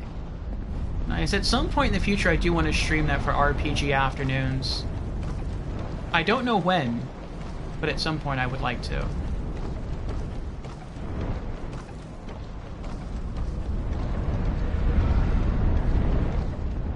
Oh, good. A bonfire. Shade ahead. I don't know if by shade they mean angry spirit. You know what? I'm just gonna light this first. Okay, that makes me feel better. Now if I die, it's not that bad. We can go up. I am going to rest here. Get my Estus back, get all my items back, put some stuff away. Twilight Herb. I guess I can put all these away now. I'm glad I didn't buy that 10th Homeward Bone. Anything else? Put away Guardian Dragon Soul. Simpleton Spice. I guess I'll put this away for now, the Dragon Scale. That's probably a Covenant item. When we need it, we'll pull it out. Trade that.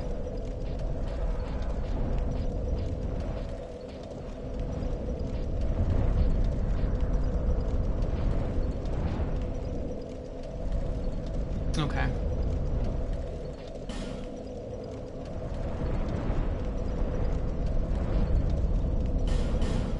Things betwixt.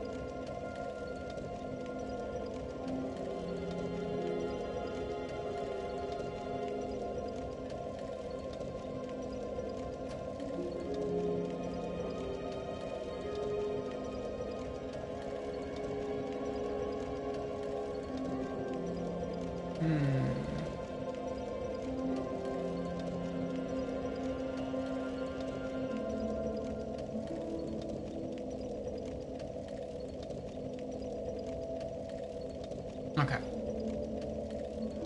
Let's keep going.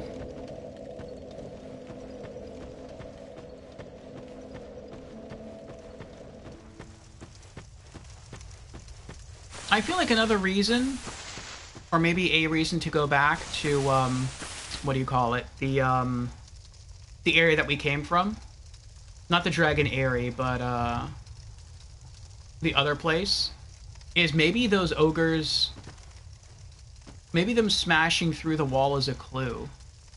Like, maybe they are supposed to break open the other cages for you, and maybe they're also supposed to break open the other doors that you can't open because they're locked. You! Give us smooth! Yes, you! Give us silky! Yeah. So nice, so smooth. Yeah! Silky smooth! I question if that's something I'd want to do, though. You! Give us smooth! Another petrified dragon bone. Yes, you! Give us silky!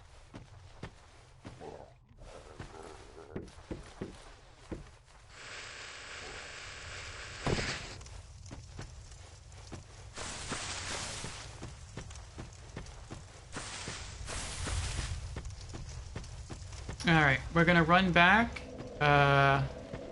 The bonfire here, put that away, and then we're gonna go to...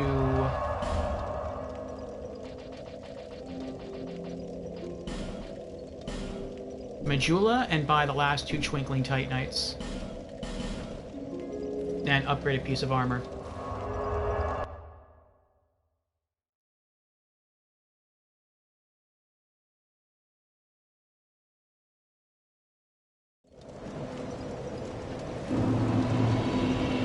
Okay. Oh wait, not you. Oh. You. You've been long away. What would you like? Well, I've only one thing to provide, and we both know what that is.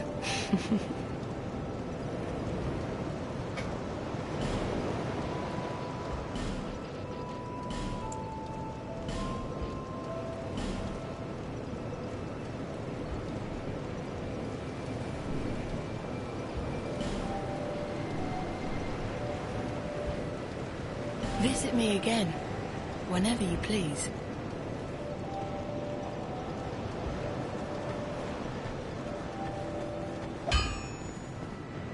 I knew you'd be around soon. Go on, show me what you've got.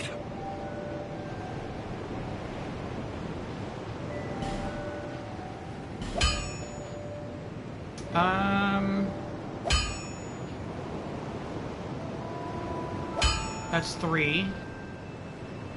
That's 9. That's 18. Well, that gives us the biggest defense bonus, so let's upgrade the armor then.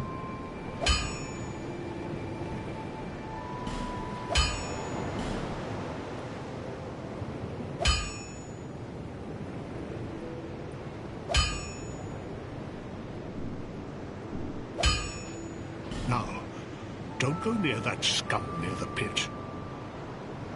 The scoundrel's name is Gilligan, and he's infamous in our hometown. Yes, everyone's heard of him, as he always manages to stir up trouble. I'll be around if you make it back.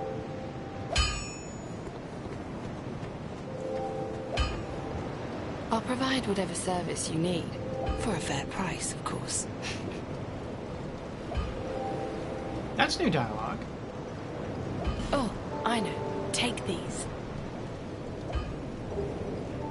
Twinkling Tie-Night! We can all do with a little help, can't we? I know I always can. Will you give me another one? You see that blacksmith over there? Is he one of those hollows? He sort of looks like the poor man, but he wouldn't follow me out. No interest. Suit yourself. Alright. You can upgrade something else now. You again? Can't you see that I'm busy? Well, I mean, you've been hammering the same short sword all game. I mean, you can't be that busy. I wonder why that costs more to upgrade, but this gives you better defense bonus. That's weird. Well, we're gonna do the pants.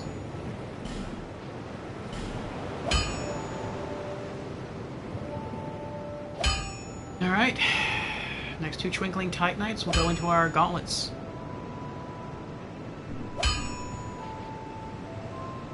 Gilligan can certainly be helpful at times, but he's a real conniver when it comes to money. That I know. Huh.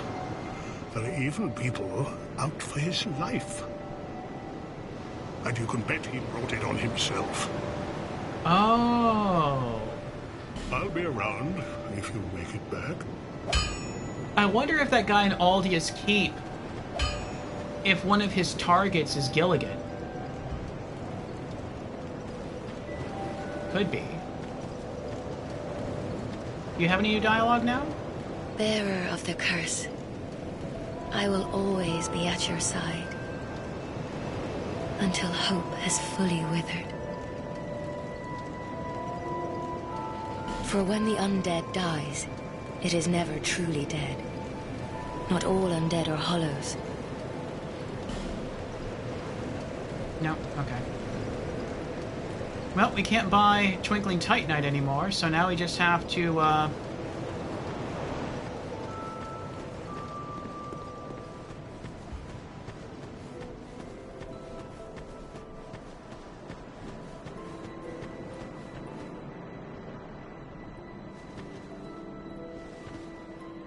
don't remember if anyone else here had spell scrolls.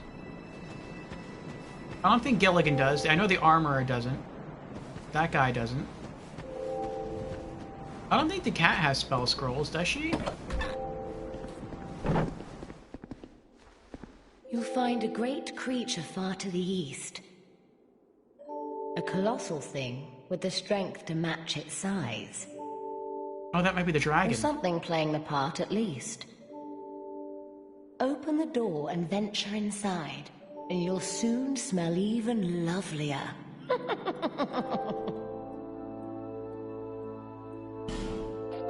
No, no spell scrolls. Okay.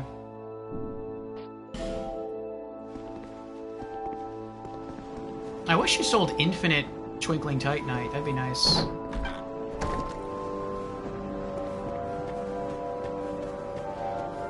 We need, what is it, 3, 6, 7, 8, 9, 10. We need like 11 more pieces of Twinkling Titanite. Did killing the Dragon Guardian, did that light up a new flame on the map?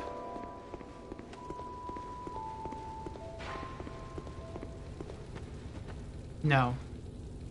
Okay.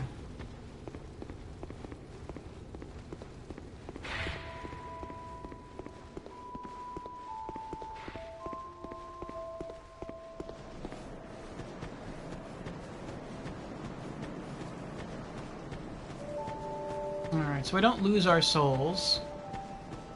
Let's go to the cleric merchant down here and buy some more miracles from her. If we can.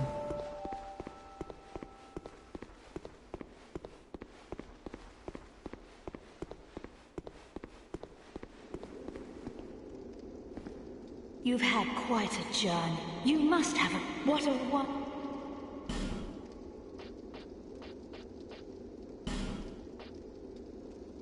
There we go. Medium heal miracle. Superior spell to heal. Restores HP. The strength of miracles are influenced by one's faith. Miracles are tales of the gods passed down long ago, but only a small number of the original tomes remain in their entirety, and most that exist are restorations. 3,000. Oh. Oh, that's interesting. You can actually just buy multiple miracle scrolls from her. Huh. It seems she has unlimited, too. That is interesting. No, we just want one.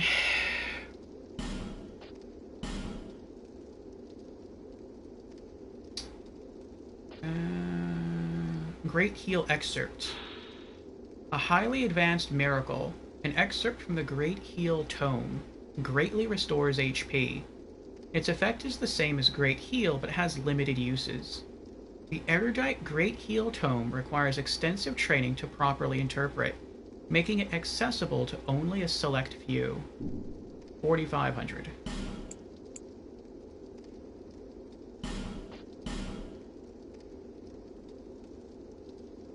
Okay, I guess next will be 3,000 for replenishment. May the power of miracles be with you. Thank you. Offer your souls to the gods. Now, because I spent a certain amount with you, will you give me something too? You've had quite a... You must... What a... Miracles have been passed. Isn't it extraordinary to think they've existed? And now, you can have this power for yourself. No need for miracles. The gods... Nope. Okay. We spent a certain amount of money with the blacksmith over here, and I think he gave us stuff. I think he just gave us like some Titanite that wasn't anything big. She gave us Twinkling Titanite. Melentia, I don't think Melentia ever gave us anything.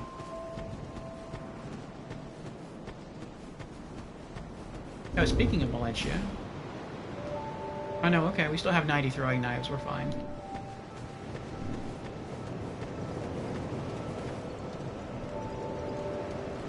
Wait.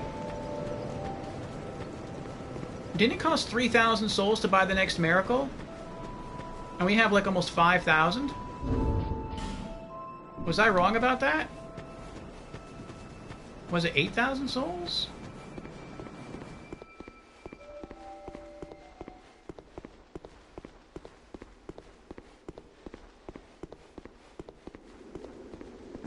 You've had quite... You... What a... It was 3,000. Oh, I saw the red number, and I guess I just thought like I couldn't buy it. That's my faith requirement in order to use it. I see. Replenishment. An intermediate miracle gradually restores HP. This miracle is used by the resolute Lindelt cleric knights when fighting on the front lines. There is a story passed down through generations claiming this band of knights once felled a poisonous dragon which menaced an entire nation. Interesting.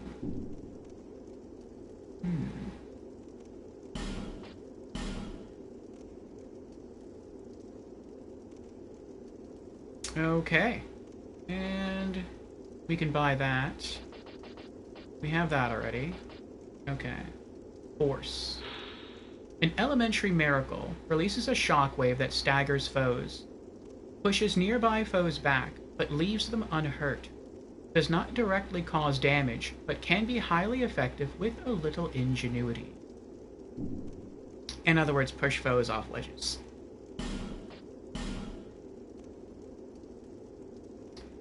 Okay. We need Resplendent Life, 4,500. May the power of miracles be with you. Offer your souls to the gods.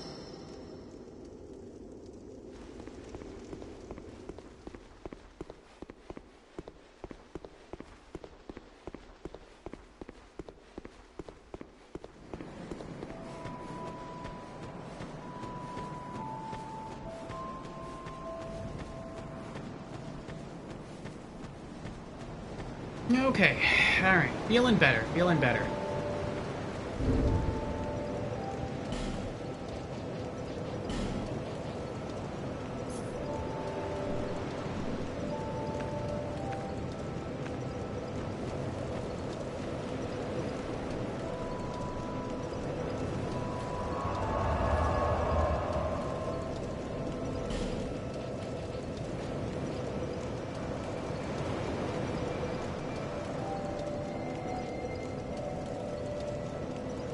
Oh, this must be a really small area. Like I've noticed, I said this earlier in stream, I noticed that when you go to an area, you can see how many bonfires there are. Like you can even see if you haven't found a bonfire in a certain area yet.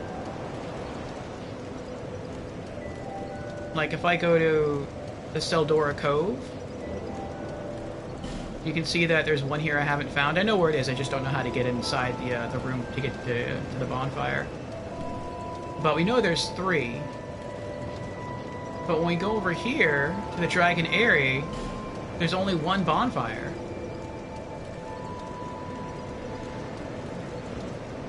Huh. I bet this area just leads to the castle, and once you get into the castle, that's a new area. That's probably what it is.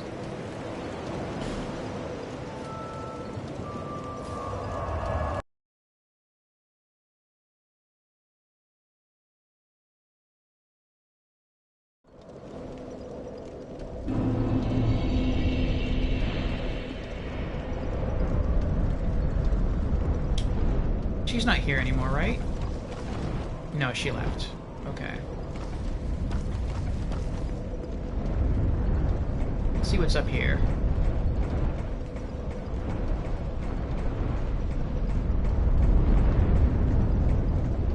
Oh, this looks crazy.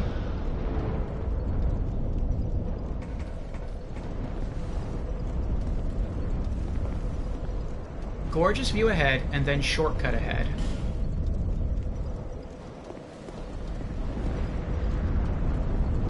Oh, we can walk down from here. I see. I mean, there's a lot of bloodstains, but I don't think there's any enemies here. I feel like all the dragons that are here will probably just leave you alone.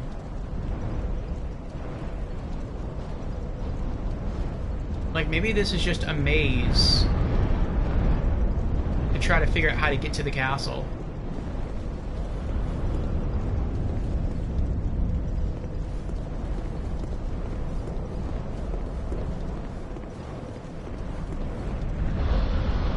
Down ahead, but be wary of dead end.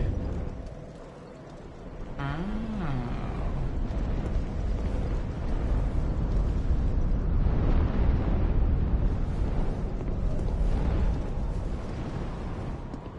Well, since this is a platforming area,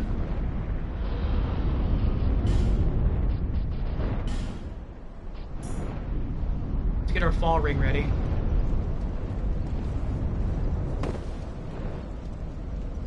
Nice job. Oh, he's trapped now? Twinkling Titanite, nice.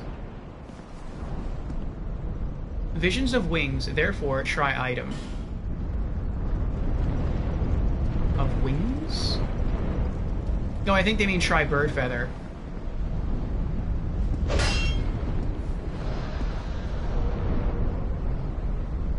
That's probably what they mean.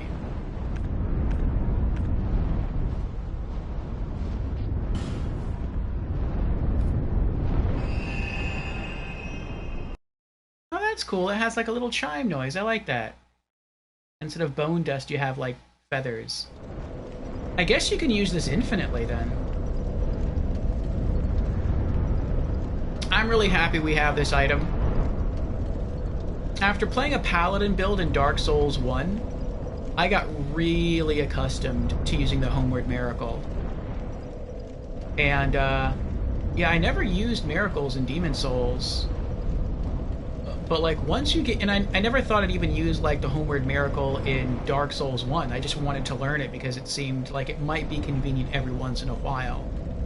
And I was shocked to learn like how often I actually started using that miracle, the Homeward Miracle. And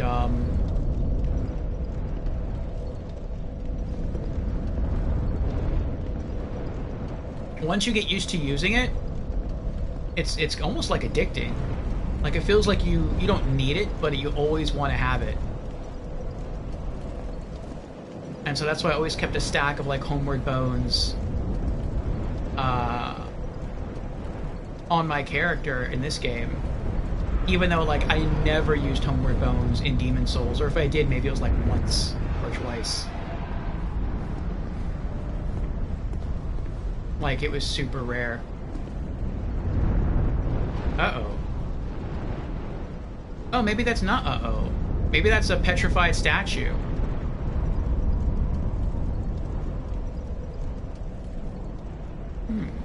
Could be.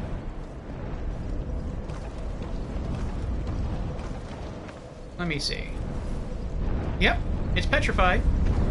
Well, I think we have one left, right? Yeah, we have one left. Alright. I hope that leads to something good.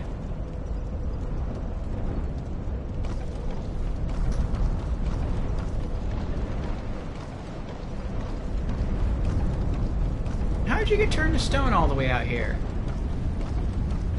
There's not even any basilisks in this area. Are there?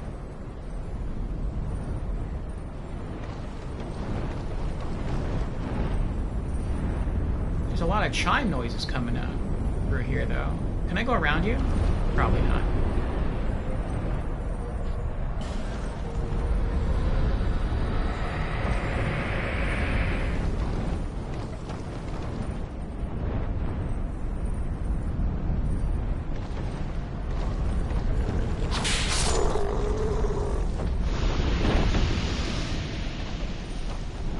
Maybe there's just a lot of crystal lizards through here.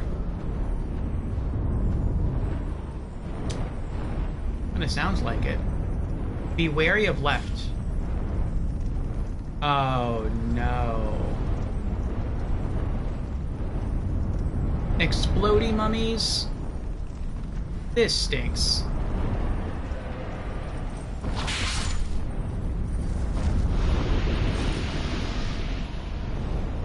I kind of thought I was done with you all.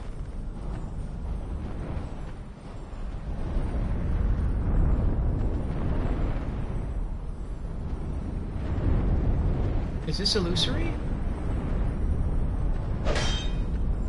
No. Be wary of enemy, therefore close-ranged battle ahead.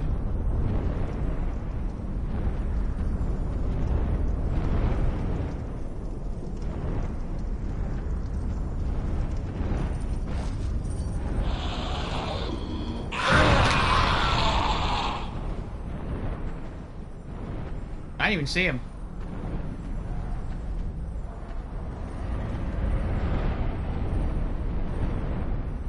Oh, I guess you can get up there. Interesting. Bonfire aesthetic.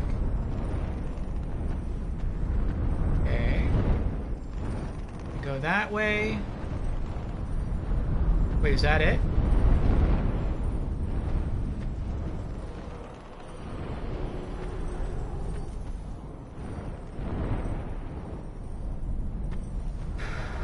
Or up there.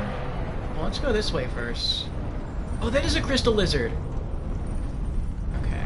How am I gonna do this? Let's try whip.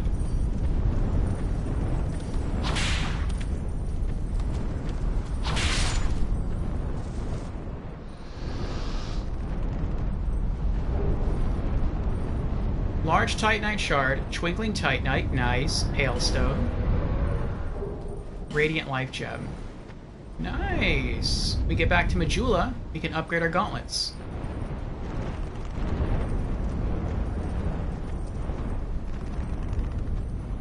Alright, let's go up. Well, so far, it was worth using that Fragrant Branch of Yore, if for no other reason than to get another Twinkling Titanite.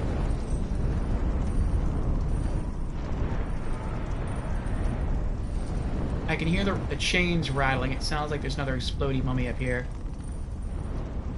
Oh, there's a crystal lizard. There's the explodey mummy.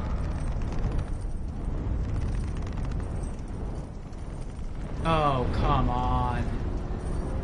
Another dragon?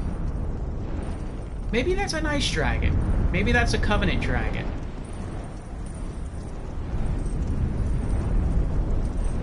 Probably not. But maybe. Maybe.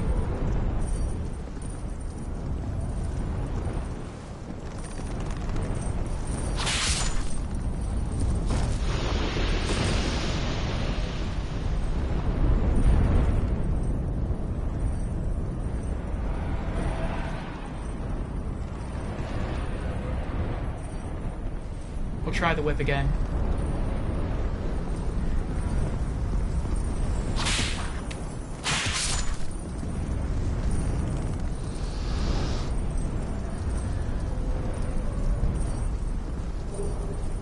Titanite shard, large Titanite shard, Titanite slab.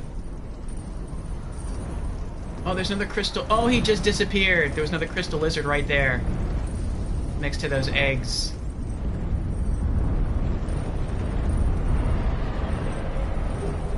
Dark stone or dark night stone. Oh, there's another crystal lizard beneath the dragon. I'm getting vibes here of Dark Souls 1 in the Valley of Drakes when you came across the hollowed dragon.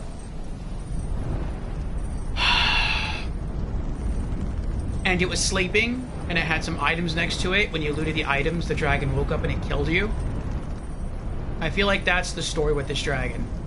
I feel like it's going to stay sleeping until we get too close to it, and then it's going to wake up and kill us. Or try.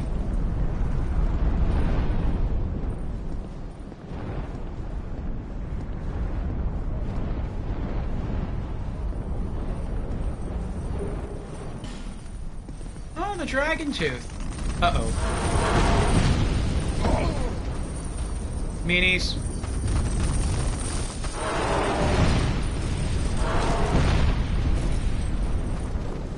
Oh, they just keep attacking.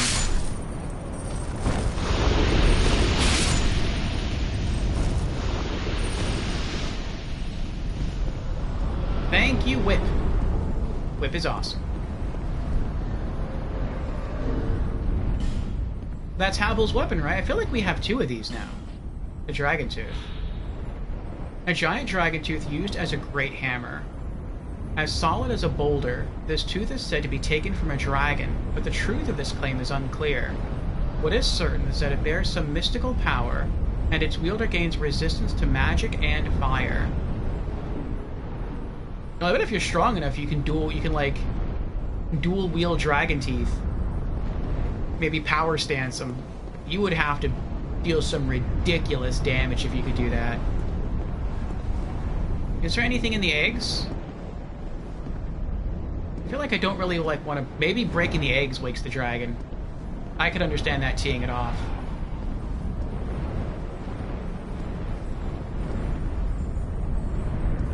Can I loot this? Vault stone. Oh, they're not even running. Or maybe it's if you attack the dragon. Like, you wouldn't mean to. You would mean to run beneath its wing and hit the crystal lizards, but by doing that, you would hit the dragon and you'd wake it up. That's probably what it is. You'll know soon enough. I bet that's what it is. Because it's impossible to hit the crystal lizards without hitting the dragon.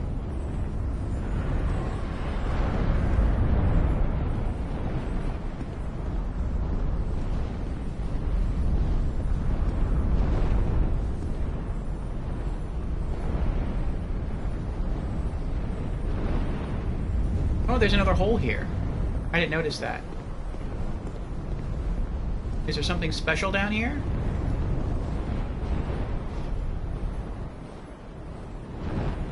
Oh, there's like more dragon eggs. And a message.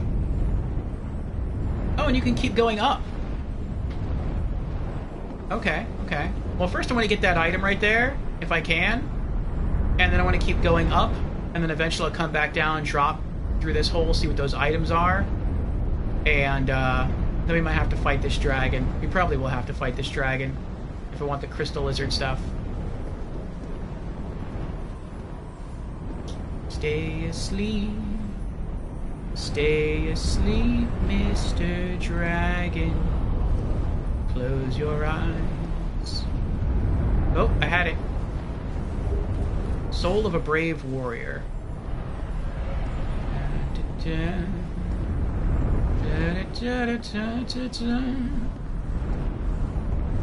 Yay, we did it! Alright, we'll be back. I want to see what's up here.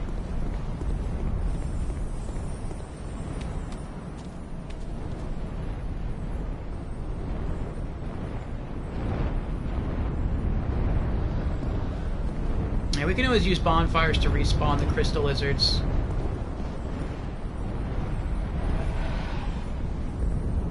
Oh, is there nothing up here? Not illusory. That doesn't do anything. I'm really glad about that too, that you can use bonfires to like infinitely respawn crystal lizards if you didn't kill them before. That was not something you could do in Demon Souls. In Demon Souls, if a crystal lizard got away, then that was it, they got away. And the only way to make them respawn was you had to kill a boss in the area, and then that crystal lizard would respawn.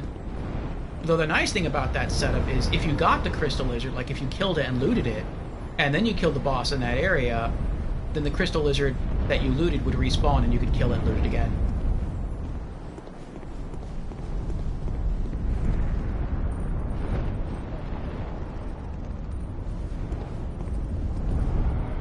Try save zone. In short, try right. But I want to see what this is.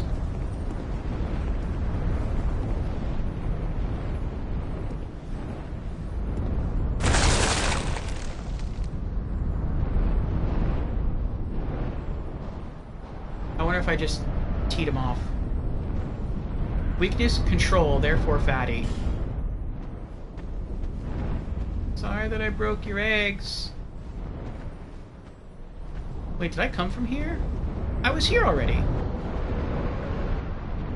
Yeah, I went through here and I killed the crystal lizard.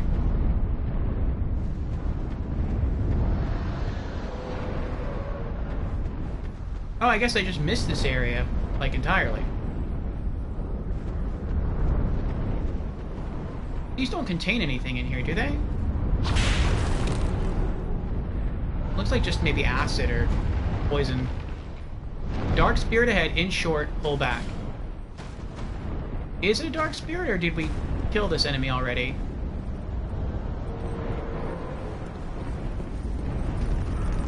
Uh-oh.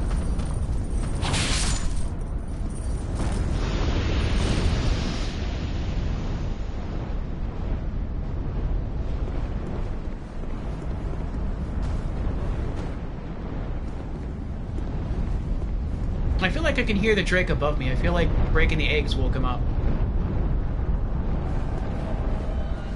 It's Sharon!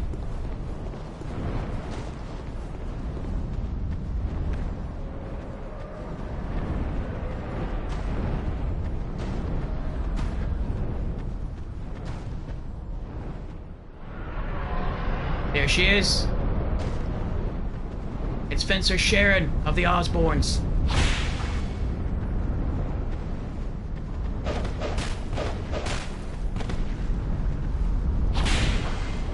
Wow, she's tanky.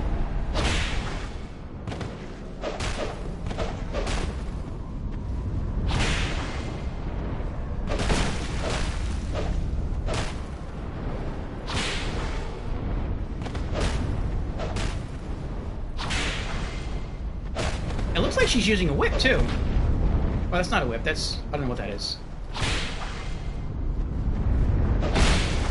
One more.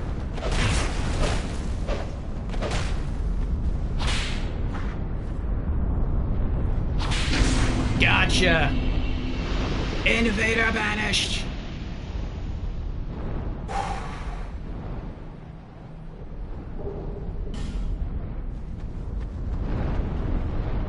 I will say, of the invasions,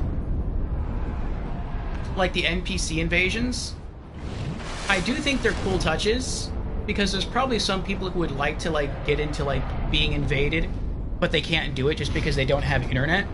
And so this is kind of like a cool way to balance that out, or to give the players sort of an online experience without necessarily being online. But I do kind of wish that they would drop something more useful other than just a human effigy.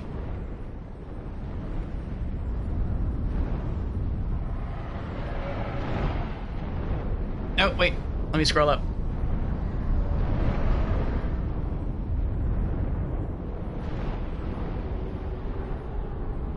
Pun so good you didn't notice. Oh, you said yoke no you soon. I thought you misspelled yol. I see, I see. Do the NPC invaders not drop items in this, but human effigies? Yeah, I've never gotten a useful item from them except for human effigies.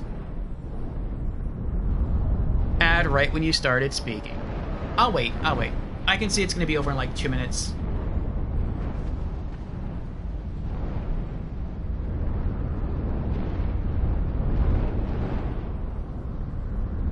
Oh yeah, it's awake now.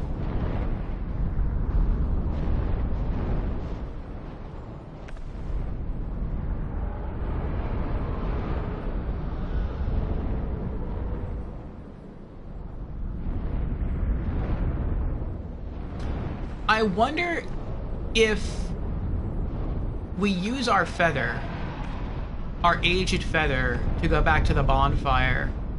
I wonder if that will be sleep again. And I also wonder if we kill it first and then we use our aged feather, will it respawn? Or will it stay dead? I feel like it would stay dead. I can't imagine you having to, like, kill this thing a dozen times until it just stops respawning. I mean, some people would probably love that. But I feel like that would make the game a bit too difficult. At least so far as other aspects of Dragon Souls 2 are concerned. Like, it lets you farm enemies into extinction. It doesn't make sense that I would be able to do the same. Well, I mean, yeah, I mean, it makes sense you do the same with this one, but I feel like this wouldn't respawn. That's what I'm trying to say, I guess. Let's replace this with the Ring of Thorns again.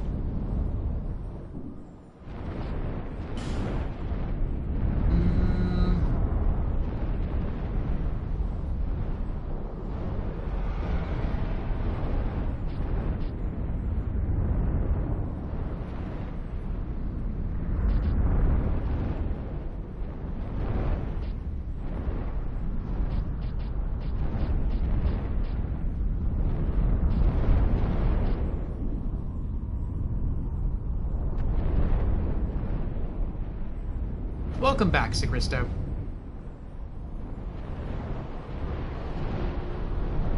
Yes, I can see the ad has just come to an end. Good, good. Yeah, I just noticed that you said, I thought you misspelled the word yul, but no, you put yoke. So, and it looks like he's awake. I see his wing flapping up there, so I guess once you break one of his eggs, that causes him to wake up. And yeah, the NPC invaders don't seem to drop anything. The only thing they ever seem to drop is human effigy. Which, I wish it was a more useful item that they dropped, but... I mean, something's better than nothing. But it would be nice if I got, like, a, you know...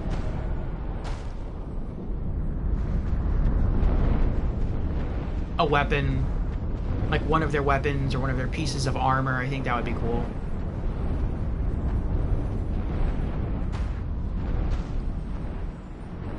I was wondering earlier if I kill the dragon. Well, first I wondered if I just leave, if I use the aged feather to head back to the bonfire, if that would put him back to sleep.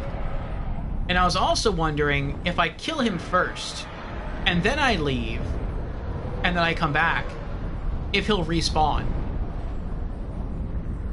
I feel like he wouldn't respawn if I kill him. I feel like he's too strong an enemy to just respawn over and over again. But I mean, I could be wrong.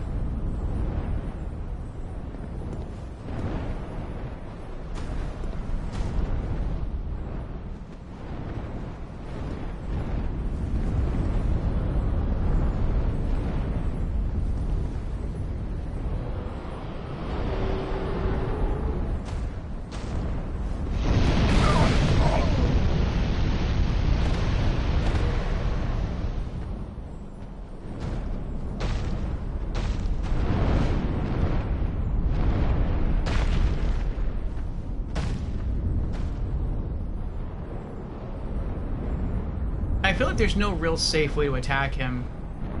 Except maybe from down below and you shoot him through the openings. But then you'd probably need like a bow and arrow or maybe some sorceries or something to do that.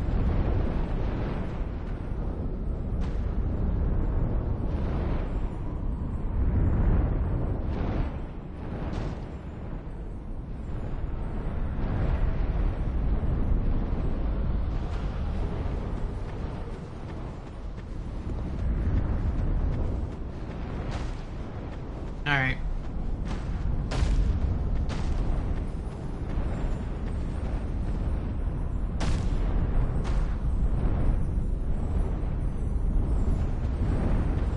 That's where we came from.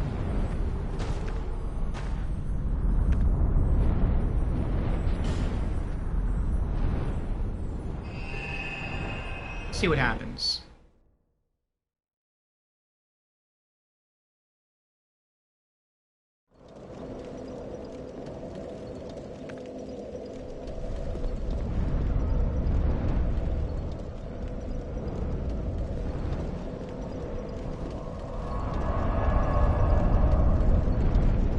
Oh, that's interesting. I just noticed that. I wonder if it worked that way with the bones as well. We had 11 Estus flasks, and then we used the feather to return to the last bonfire. But then when we spawned in, we still only had 11 Estus. We actually had to rest to get our 12th Estus back.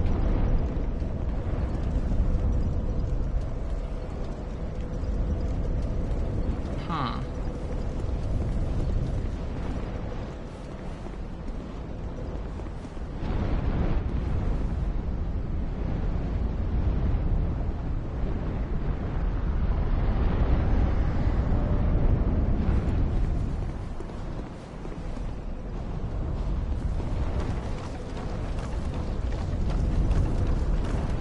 Oh, that was weird.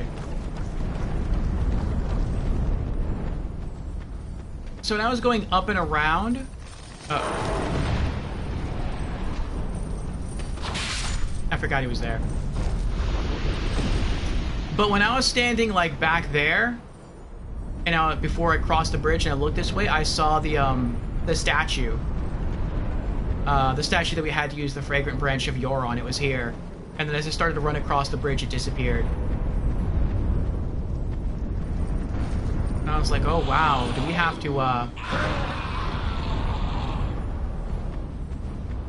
do I have to use a Fragrant Branch of Yore every time I come in here? Okay, are the eggs still broken? No, they've reformed. So if I come up here, is the dragon still aggro or is it back to sleep? It's back to sleep. Okay.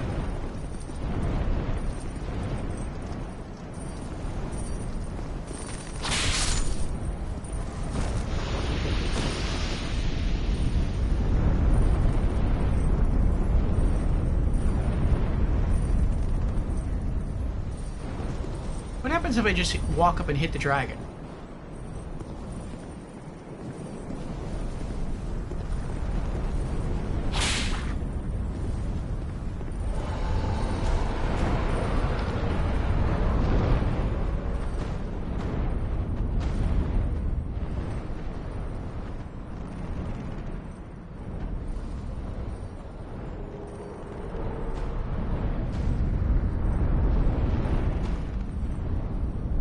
I guess it wakes up. Okay, good to know.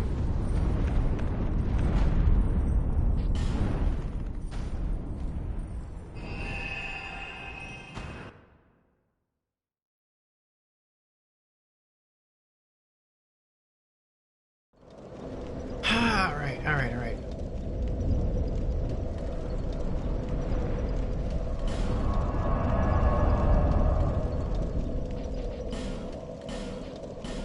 Put away human effigy, radiant life gem. Those are starting to rack up. Bonfire acidic. We still have one Pharos Lockstone left. Good. We have a Dragon Tooth, right? I thought we did. Okay, we'll sell that.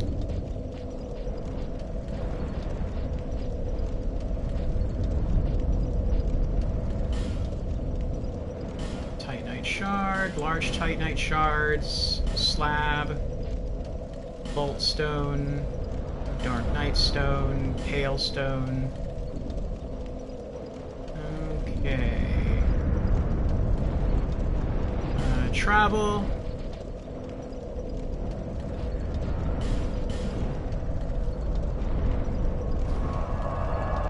We'll go sell the Dragon Tooth, then we'll head back to Majula. We'll have our gauntlets upgraded, and we'll see if we can buy another Miracle Scroll.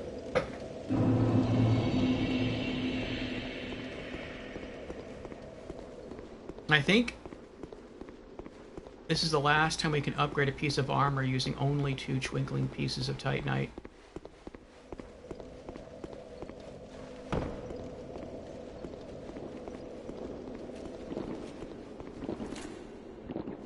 Oh, Kavlan, know you.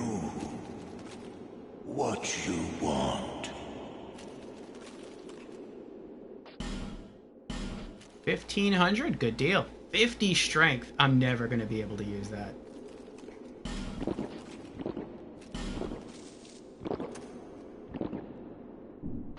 Was there anything else? No. Okay. Many deal, many thanks.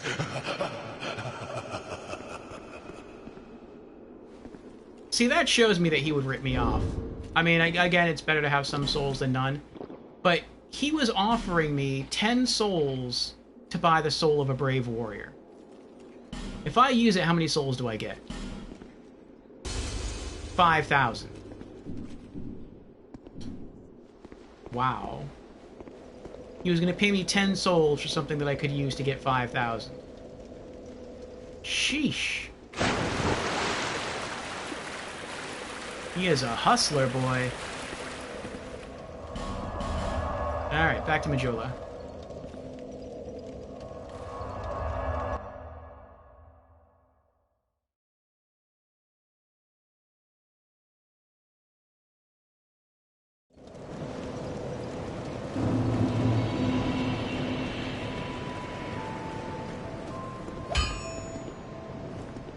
I knew you'd be around soon. Go on, show me what you've got.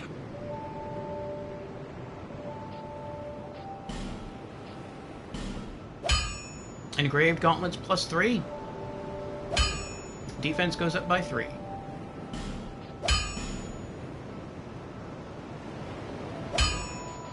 Alright. 9 more pieces.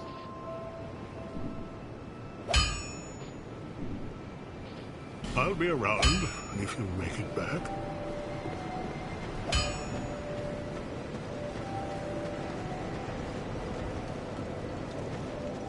Oh, that's right. Miracle Scrolls.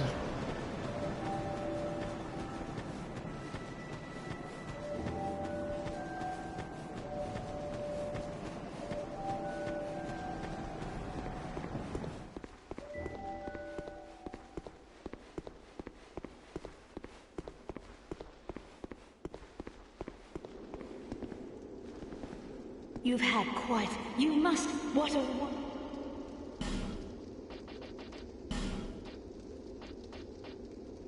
Resplendent Life. A great miracle used by highly ranked clerics. Slowly restores a large amount of HP. Cleric Forsal of Lindelt was a master of miracles who fought battles across the lands.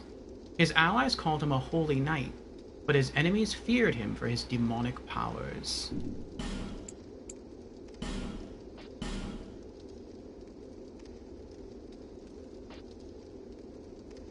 Caressing Prayer.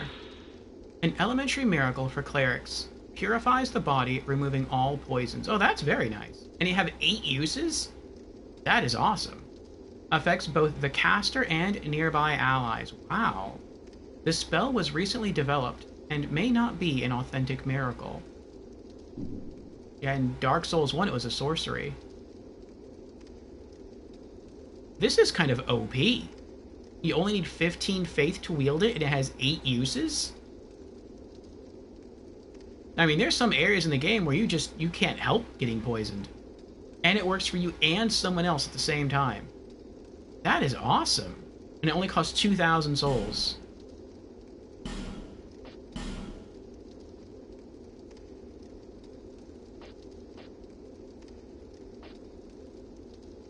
Homeward. A miracle that returns its caster to the last bonfire rested at. Traditionally, its destination was the caster's homeland. The curse slowly erodes one's memory, until even one's birthplace is reduced to a figment of a clouded past. But the bonfires are constant, a beacon for the tragically afflicted.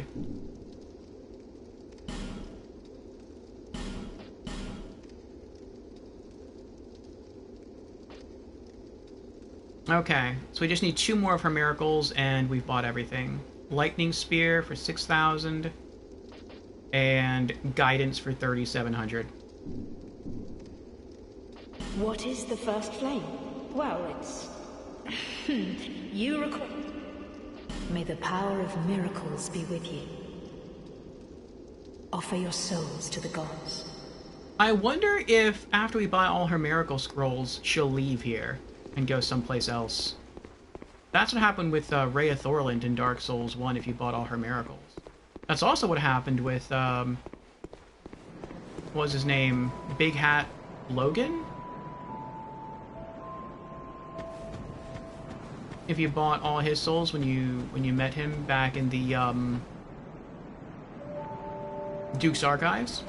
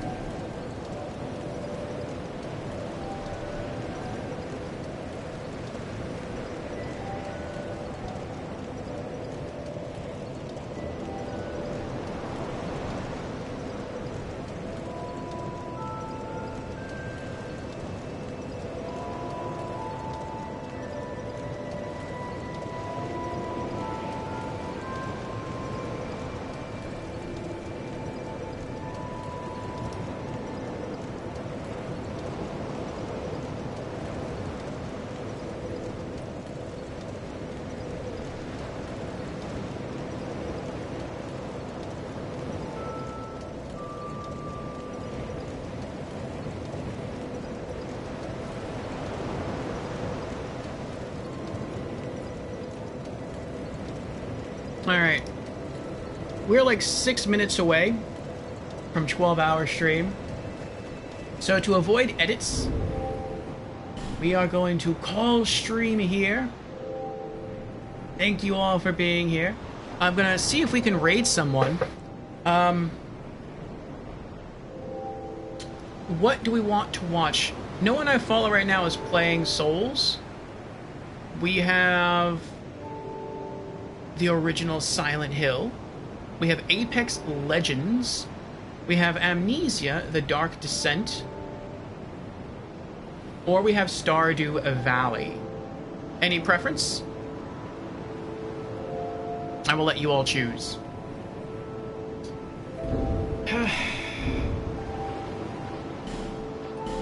Let's back out.